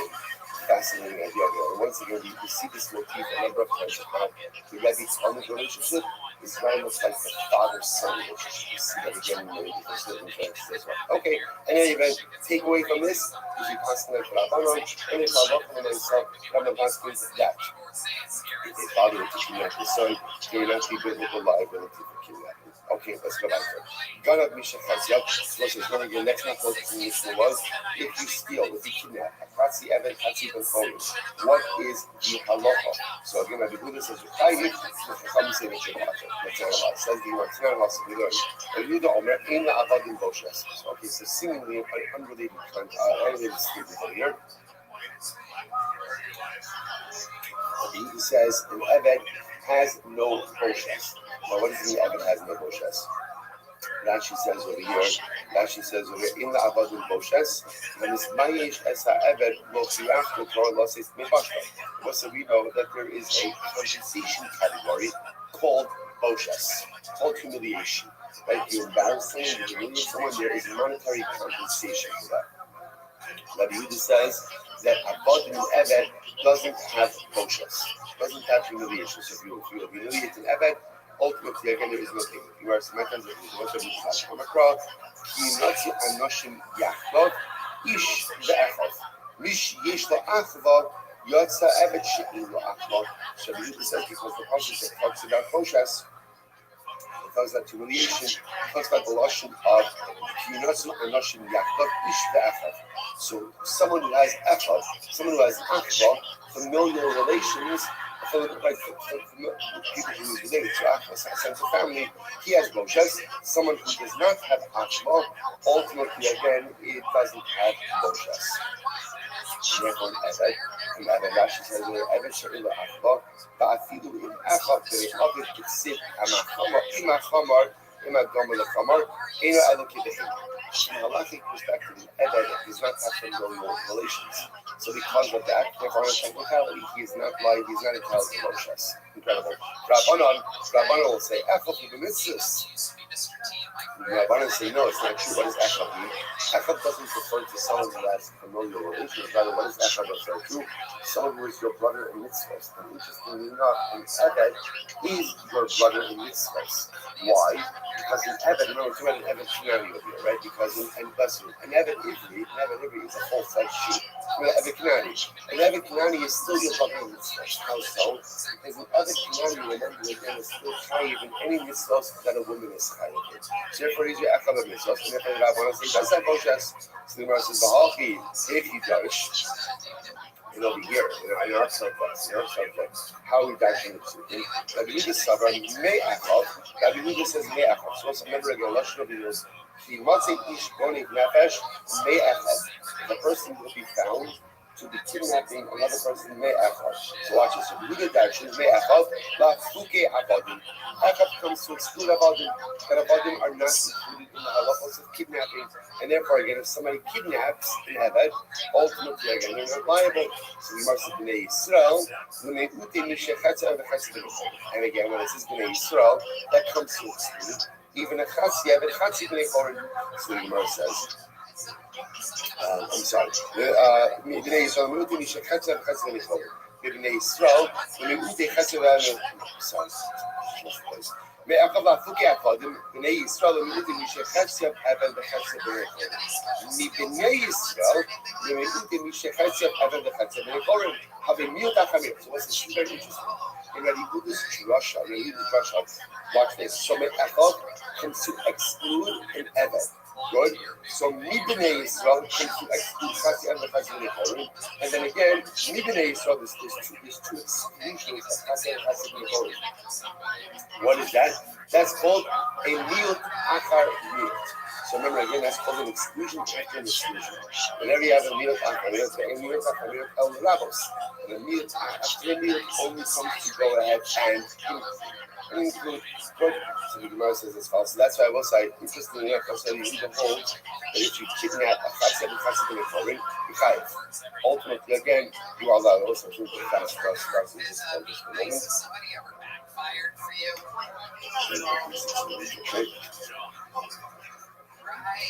Okay, so we'll say, so therefore again, miut achar miut. Ultimately, again, it is an exclusion after an exclusion, and the halacha is that miut achar miut comes to include. What does it come to include? Ultimately, again, it comes to include liability for kidnapping of a Chatzi Eved, Chatzi Bnei Chorim. That's what we do Russia. Rabbanon, what will they say? Rabbanon me'echad la'fuki achadim l'mashmulim. The Rabbanon don't even hold of that echad. Because remember, as we said before, the Rabbanon use echad to teach me what? Use echad to teach me echad b'mitzvahs. So therefore, we don't see echad as an exclusion for achadim. The ha'achid hu b'mitzvahs. Because ultimately, the Eved is my brother in mitzvahs. Bnei Yisrael. And again, when it says Bnei Yisrael, Mi Bnei Yisrael, Chalu Mi'uti Eved, one is to exclude Eved, the Chalu Mi'uti Chatzi Eved Chatzi Bnei Chorim, one is to exclude Chatzi Eved Chatzi Bnei Chorim. Okay, so it's like, so ultimately again, so just to understand what we're left with over here, is a fundamental matter, yes? If you kidnap a Chatzi Eved Chatzi Bnei Chorim, are you chayiv or not? Rabbi Yehuda says, yes, you are. Where's Rabbi Yehuda get it from? Essentially, it's miut achar miut. Bnei Yisrael, mi Bnei Yisrael, exclusion after exclusion, miut achar miut is the rabos to include. What does it come to include? Ultimately, again, Chatzi Eved Chatzi Bnei Chorim. The Rabbanon ultimately again reject that drasha and they exclude Chatzi Eved Chatzi Bnei Chorim. Ultimately, again, like that's common, and therefore, if one were to go ahead and kidnap a Chatzi and Chatzi Bnei Chorim, one would be possible. Okay, incredible. Now we might ask an interesting question. As far as going to from where do you see, where's the law? Where's the law to go ahead and kidnap someone? Rabbi Yoshia Amar, Milo Signov. Rabbi Yoshia says, you're not from Signov, don't steal. Rabbi Yochanan Amar, Milo Yimkulu Min Keres Edet. Rabbi Yochanan says, we learn after the pasuk of you shall not sell him like one would sell his slave. Okay, the Gemara says fine. So we have lovely and this is not really arguing. Marka Hashav Lav Neva, Marka Hashav Lav Nefira. So also it's very interesting. Remember again, what did we already establish in the Mishnah? Essentially, in order to be liable for typical kidnapping, you need three steps. Number one, you need to kidnap someone. Number two, you need to bring them into your shus. And number three, you need to sell them. The truth is, there's really four. There's really four because you also have to make use of them in some way. So really four steps for all these will come at three. So the Gemara says, interestingly enough, Rabbi Yoshua and Rabbi Yochanan are not arguing. One is quoting the pasuk that says the law of kidnapping itself, and the other is quoting the law ultimately again that you can't sell the individual. So they're not really arguing. They're just highlighting different parts of the prohibition of kidnapping. Incredible. So the Gemara goes like that. So the Gemara goes, no signal. Torah says, do not steal. They don't make the process hasasa in the data. Because it's talking about again kidnapping. So what says so? What am I talking about? I thought we go in the fashos. You tell me that little signal is talking about kidnapping. How do you know that? Or in the elevagoni moment. I don't know. How do you know that? Are you talking about stealing money? How do you know that it's talking about stealing people? So the Gemara says, so, sorry. Or in the elevagoni moment, Amrit, say ulamad, shloshas for me, let's analyze this topic using our exegetical principles. What's the exegetical principles? So let's say, so sometimes the way to understand what the pasuk is talking about is how the analyzation of the context in which the pasuk is stated. That's what davar halamin b'yana. Something a pasuk that could be understood in the context in which it was stated. So listen to this. The pasuk medaber, the pasuk that says, what are you talking about over there? So the Gemara says, no, sorry, that was the wrong passage. That the pasuk we're talking about is Los Sirtzah. Sorry, I started with this. Los Sirtzah, Los Sina, Los Sino, Los Signo, Los Sana Berechai Shabbos. So that starts with the context is don't murder, don't commit adultery, don't steal, and don't be a false witness. That's the context in which Los Signos is mentioned. So now listen to this. So the Gemara says, what is the Torah talking about over here? The Gemara says, now listen, when you look at the context, what's the context? Don't murder, don't commit adultery, and don't steal. So murder and adultery are both capital offenses. And those signals, don't steal, is in the midst of these capital offenses. So therefore, you already see that the Torah is talking about capital offenses. So therefore, it makes sense to say that the neighbor that we're talking about is also a capital offense. When you steal money from someone, that's not a capital offense. So therefore, Allah will see what she's talking about over here. When the fashos, time you eat up another price of those signals, you're going to the moment. The pasuk says those signals. So this is the pasuk before. Those signals, those sakashashu, those shakishmarita. Don't steal, right? Don't lie. And one by those kashu, there means like don't contradict. But again, that means don't deny, and don't lie one to his fellow. So the rest is only moment that's talking about. That's talking about stealing money. How do you know that? So the Gemara says, "I can't be going to the fashas. How do you know it's stealing money? Maybe he's talking about stealing people, kidnapping, sale or not." Once again, listen, this is a fascinating exegetical principle. So, which principle? Understand what a particular person is talking about to the context in which it was stated. The Ma'akos with that, what is it talking about over here? The moment. So let's remember again the rest of the pasuk. Los Nobu, Los Chachashu, Los Shakishamito is also talking about financial liability. Therefore, the Geneva in this context must also be financial liability. The moment after the law, the most is very important. So therefore, low signal in the answers of the laws is talking about kidnapping. In terms of don't feel so much kidnapping. How do we know that? Context. Since the other offense is mentioned over here, don't murder, don't commit adultery are capital offenses. Therefore, Allah says this the mitzvah mentioned over here is also a capital offense. When the Torah says "Lo signovu," do not steal, that's talking about stealing money. How do I know that? Context. Because the other offenses over here, "Lo sefachashri," do not deny a claim, do not lie about a claim, is monetary compensation, and therefore again, we're really talking about money. It's incredible. It matters. What's the interesting piece over here? Aiding if the nefesh losnu. So now watch this. This is a fascinating case. So now remember, we've established again that Allah commands are liable for kidnapping. Rabbi said to kidnap individual, you have to take them to your shus. You have to go out and utilize them with someone. You have to sell them. You have to sell them. So now this case over here, interestingly enough, right? You have witnesses who come forward. One set of witnesses comes along and says, we saw Reuben kidnap Shimon. Second set of witnesses say, we saw Reuben sell Shimon. Now, I'll say, under normal circumstances, how would you generate liability for kidnapping? How would you do it? One set of witnesses, right? One set of witnesses who say, we saw Reuben kidnap and sell Shimon. This is enough. In this case, we have two sets of witnesses. So now, this is going to present an interesting halakhic issue. So if not, a big name, a big if you love the nefesh, what's the problem? The problem is both sets of witnesses are made occasions. Right? So again, another set of witnesses says, hey, first said, you cannot have seen Reuben sell Shimon because steal Shimon, kidnap Shimon, because we lost that day. And they say for the second set, you couldn't have said it could be the same set of mazim, saying it doesn't matter. And they say for the second set of witnesses, you couldn't have seen Reuben sell Shimon. Why? Because you were with us that day. So I'll say, so now, look at Rashi for just a moment. Shnei kitei edim.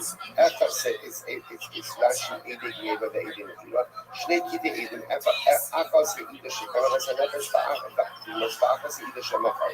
So two sets of witnesses. Each one set testified that Reuben kidnapped Shimon.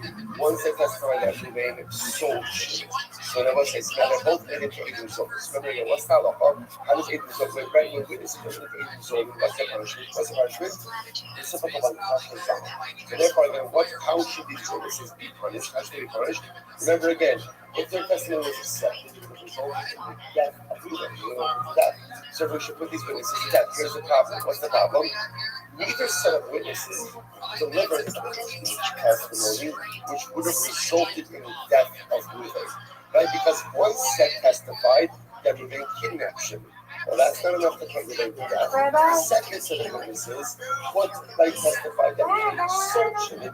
That by itself is not enough to put him to death. So what's this? You see what happened over here? Good morning, Mr. Terry. Says, what do you do with these witnesses? Rashi says over here, in there, if you first time also, How are you? okay, but they don't go much country, he would not be Lovely, thank you. Thank you. So the start was at the mark, the elevator happens. So the rest is okay. So now let's get the context. Essentially,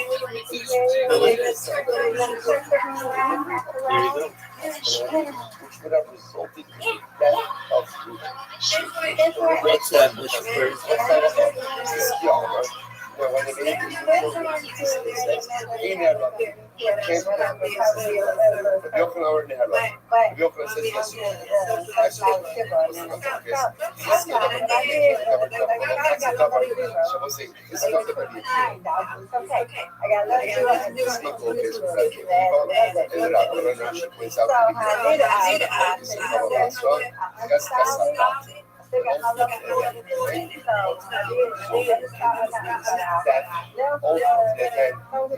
only delivering partial says when the Akiva says davar means therefore witnesses can only be put to death as if their testimony is legitimate. But if they only delivered partial testimony, you cannot execute them. Yes, ma'am. Sum up based on that. Davar v'lo chas davar. Rabbi Yochanan davar. Rabbi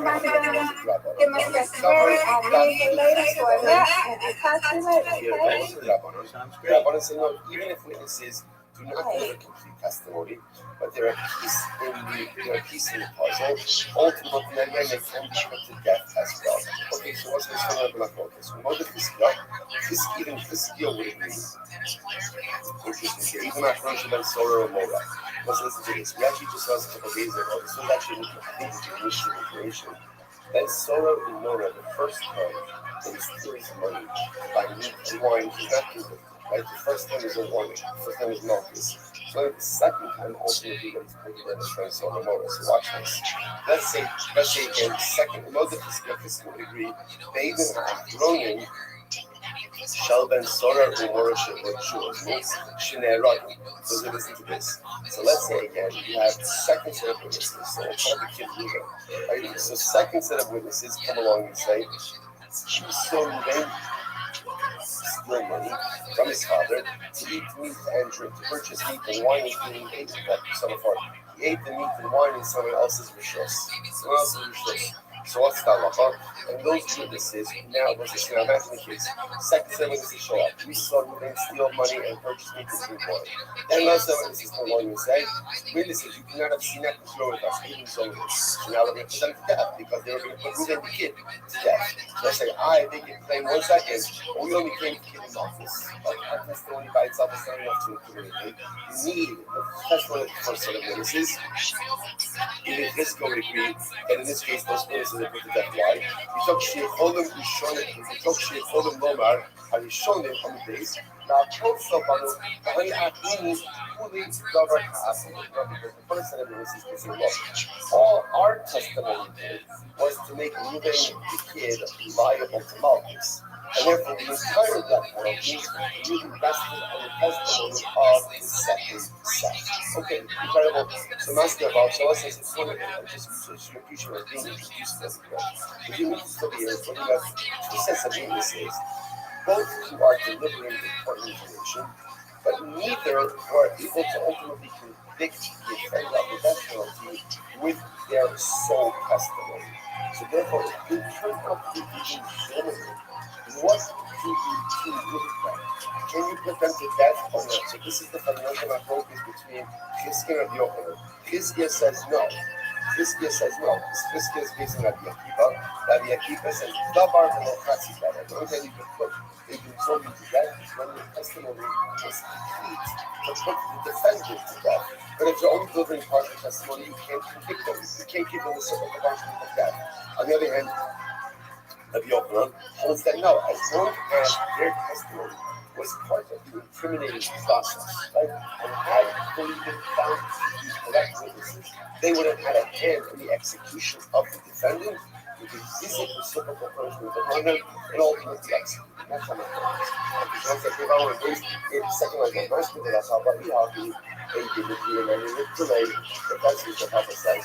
And you should put this is testify about the right. He shows up with them to that why. He told she ordered to leave a monarch. Now I'll call stuff on him. Then again, the ADB that no one see look. All we came to do was to make him fight them off. Because it was like, moving to a sugar, but technically doesn't sell him. So all we're going to rival to is markets. It's not carried under those circumstances. I love the woman saying if he's able to keep while broken best upon the video. But the thing that the Kastava is getting no lucky. So it's trusting that one who goes ahead and is not seeing the Bible Moses, but it's not what he knows. He did believe up. He did believe up in that. She was ultimately going to feel witnesses who testified the living connections. And then those same witnesses who made the government, this could have been open on one opinion says that would be a Malchus. One opinion says, no, the Malchus, he said, it's finding the Fiskis Amamokin. It must be Fiskio who says that ultimately they get Malchus. Why?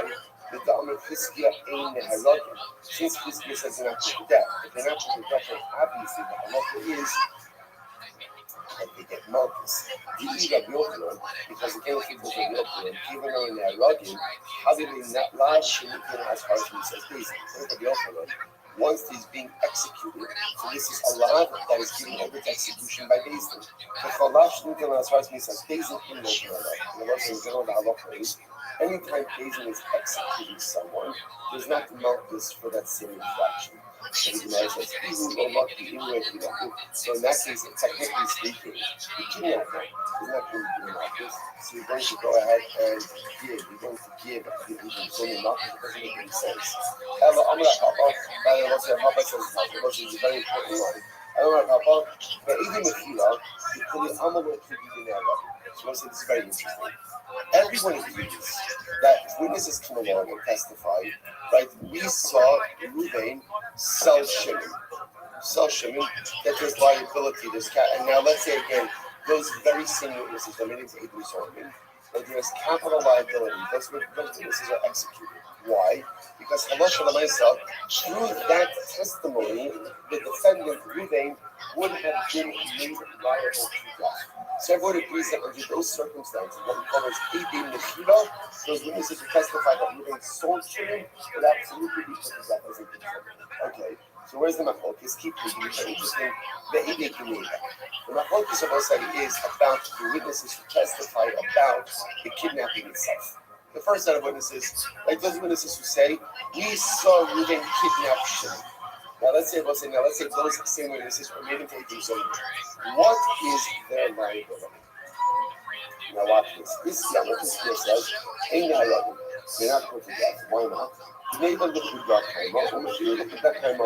This essentially says that we look at the kidnapping and the selling as really two distinct things.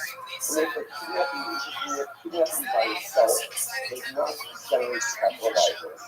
Therefore, the first witnesses come along and they testify that we saw Ruvain kidnap Shimon. What are they making Ruvain liable to? Who are they making liable to? It's an office. That's it. And therefore, they found to be even zoning. Okay, you make yourself with an office, but nothing more. It's really the second set of witnesses who testify that Ruvain sold Shimon.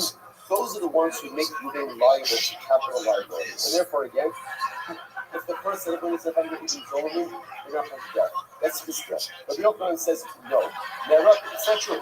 The first set of witnesses who testify that Ruvain kidnapped Shimon are also put to death. Why? Kidnapping is the beginning of the Tefillah. In other words, how can you divorce the two processes? It doesn't make any sense. Of course, there should be liability in itself. So this is fascinating, right? So this is our fundamental focus. It's interesting enough, according to our Papa's approach over here now. Because I will say, these are because this is going to build us into Allah. So, according to Rabbi, it goes without saying that Allah the Edim Nechira, if they are made into Edim Zolim, will be put to death. Why? Because it's their testimony that Ruvain sold Shimon, that ultimately, again, would create liability from Ruvain. So if they're found to be Edim Zolim, they're put to death. What about the Edim Genevas? So again, this here says, no, they're not put to death. Why? Because Geneva by itself is just giving liable to actions. The real thing is, what are you talking about? Right? Edim Geneva, this is the beginning of capital liability. So of course, if they're found to be Edim Zolim, then how often am I saying they're put to death as well? You kind of one to be offered, one to be offered. So that seems to be where we're going to settle in the kidnapping case. Now, what's the Rabbi Sorah Mora? Remember again, the Sorah Mora is the other parallel case. Remember again, first set of witnesses about the Sorah Mora. What are they making the Sorah Mora liable to? What are they making it liable to? Malchus.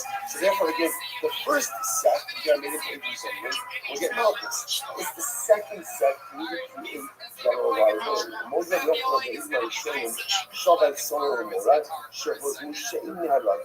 Either Yochanan would agree that the first set of witnesses by the Sorah Mora, if they made into Edim Zolim, they are not put to death. Why? Because they could very simply say, listen, we didn't come to make this kid liable to death. What did we come to make him liable to? Malchus, and therefore Allah myself, there's a function for them to also be Rabbi says, so it's interesting.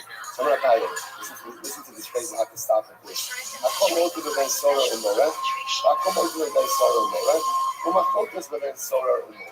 So I said, this is incredible. It's one of these great only Jews can make statements like this. Rabbi, he says, everyone agrees with Ben Solar, right? Like everyone agrees that solar morad, everyone's about to is bad than solar in morad. So also you're actually going to end up on this thing with the double this one also, but I just want to point out when you put up a statement, this is to go into Purim. Why? So when you look at this statement, what do you say to yourself? What do you say to yourself? This makes absolutely no sense. But I will say, there's one thing that is absolutely clear, which is, in the coming lines, this is all going to make so much sense.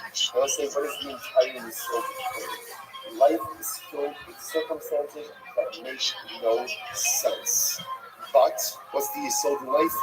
Keep reading, keep moving forward, keep learning, keep growing, and some way, somehow you'll see how all of the beautiful and holy pieces fit together. Let's just stop over here for today. Tomorrow morning, Yiras Hashem, right early, 5:40, sorry, we like to come at 4:30 and we're going to stay tuned. I'll post on the WhatsApp chat. Yiras Hashem, but that shoot tomorrow morning at 5:00. Just again, just to let you know, we'll be learning the Israeli research and Yiras Hashem Davin will be in the new show tomorrow morning. What side? Right off.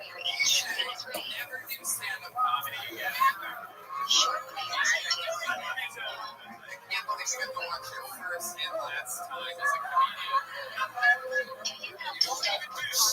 Between songs. You're a famous musician. I see some funny TV songs now. Welcome to Sunday morning, good morning. We do have thinking all of hours. Between songs. You shot the sheriff, but you did not kill Tony. Oh, I activated the red light. That was a good one. This day is going to the first hour from the first one. So I'm going to talk about yourself. This year, shredding like that would be forever. About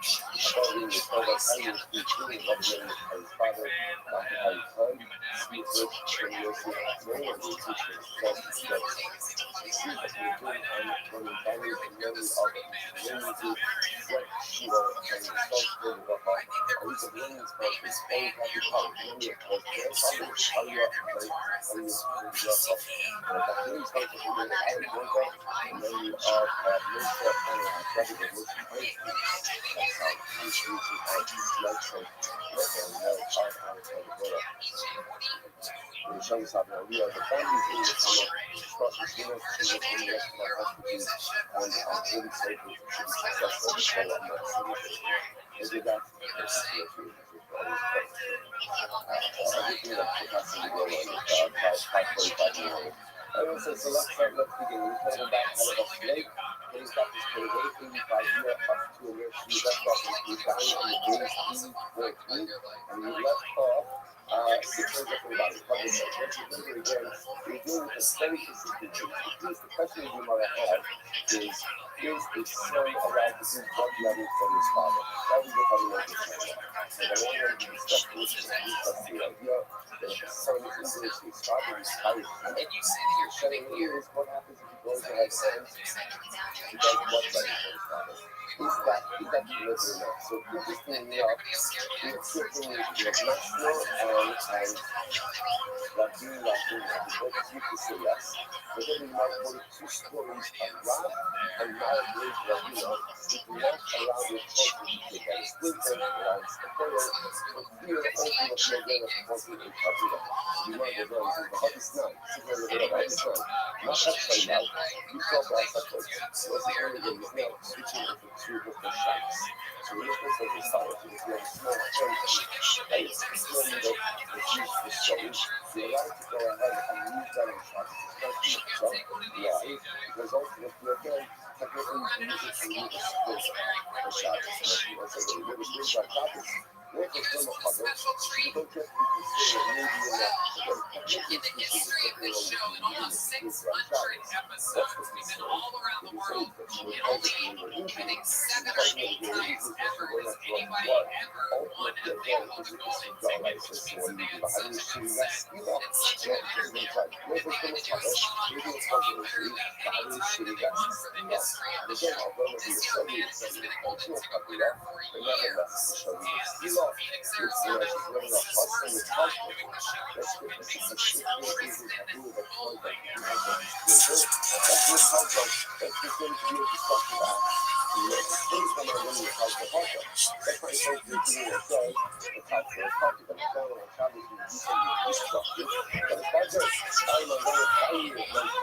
They're going to do their confidence. How you do it? It's destructive on Shabbos. And we're not going to walk off. What is it? This is what's more to do. Every time you're going to talk about the Kabbalah Kayis, this is what you say. That the concept about Kabbalah, the concept of Kabbalah is football, destructive. That's the Kayis. That's Rabbi Shimon. Kabbalah Kayis. Rabbi Shimon, I'm not going to walk off. This is a new book. Kabbalah. Rabbi Shimon goes to the community. So I'm going to walk off to the people that you talk to. Any waffle that is done, but it's not using force between 100 cups. So there's that. The waffle that is like, that's not the waffle that I like. He holds up the cups. Okay? He knows it that. Listen, so it's not a way that way. So what happens with it? What is just suggesting that even if you end up taking a cup where about 50 splinters, that would mean the waffle to the people who do that. So generally, they'll say, look, there's Shabbos. When you go to Shabbos, the waffle's not Shabbos.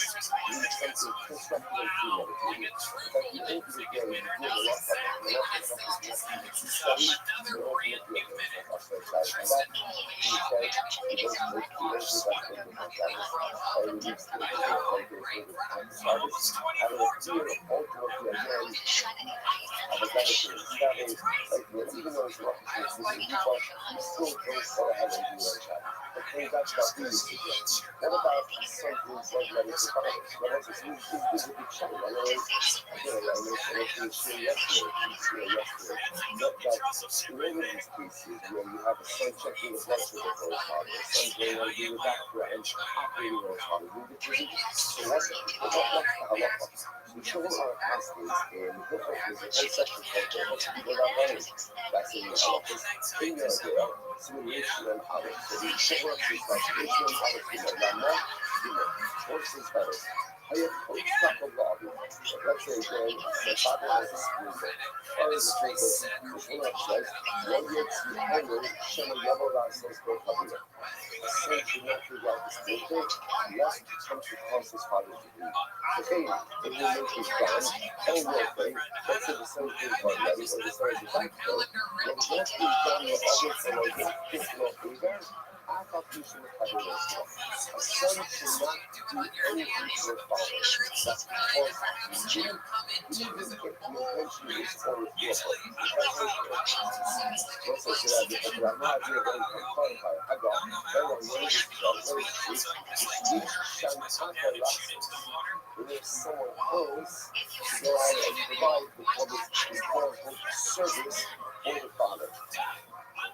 About an action after license, it will stand, having the fund of Kizo, the perfect way to be more sure to achieve the license. This is interesting enough. This is no one else there than the son to do it. So the Torah is a very difficult qualifier. He says, he must be a true license. Yes, because the ship of his father. Fascinating. So when I have Kizo, he says, son to not do this for his father. Okay, that's how I have Kizo. Like, if you have a son to do it, but really, you should get the place from his father before going ahead and doing this with a Kabbalah or following the blood. You kind of, what is it like? If the son is deciding to capacity,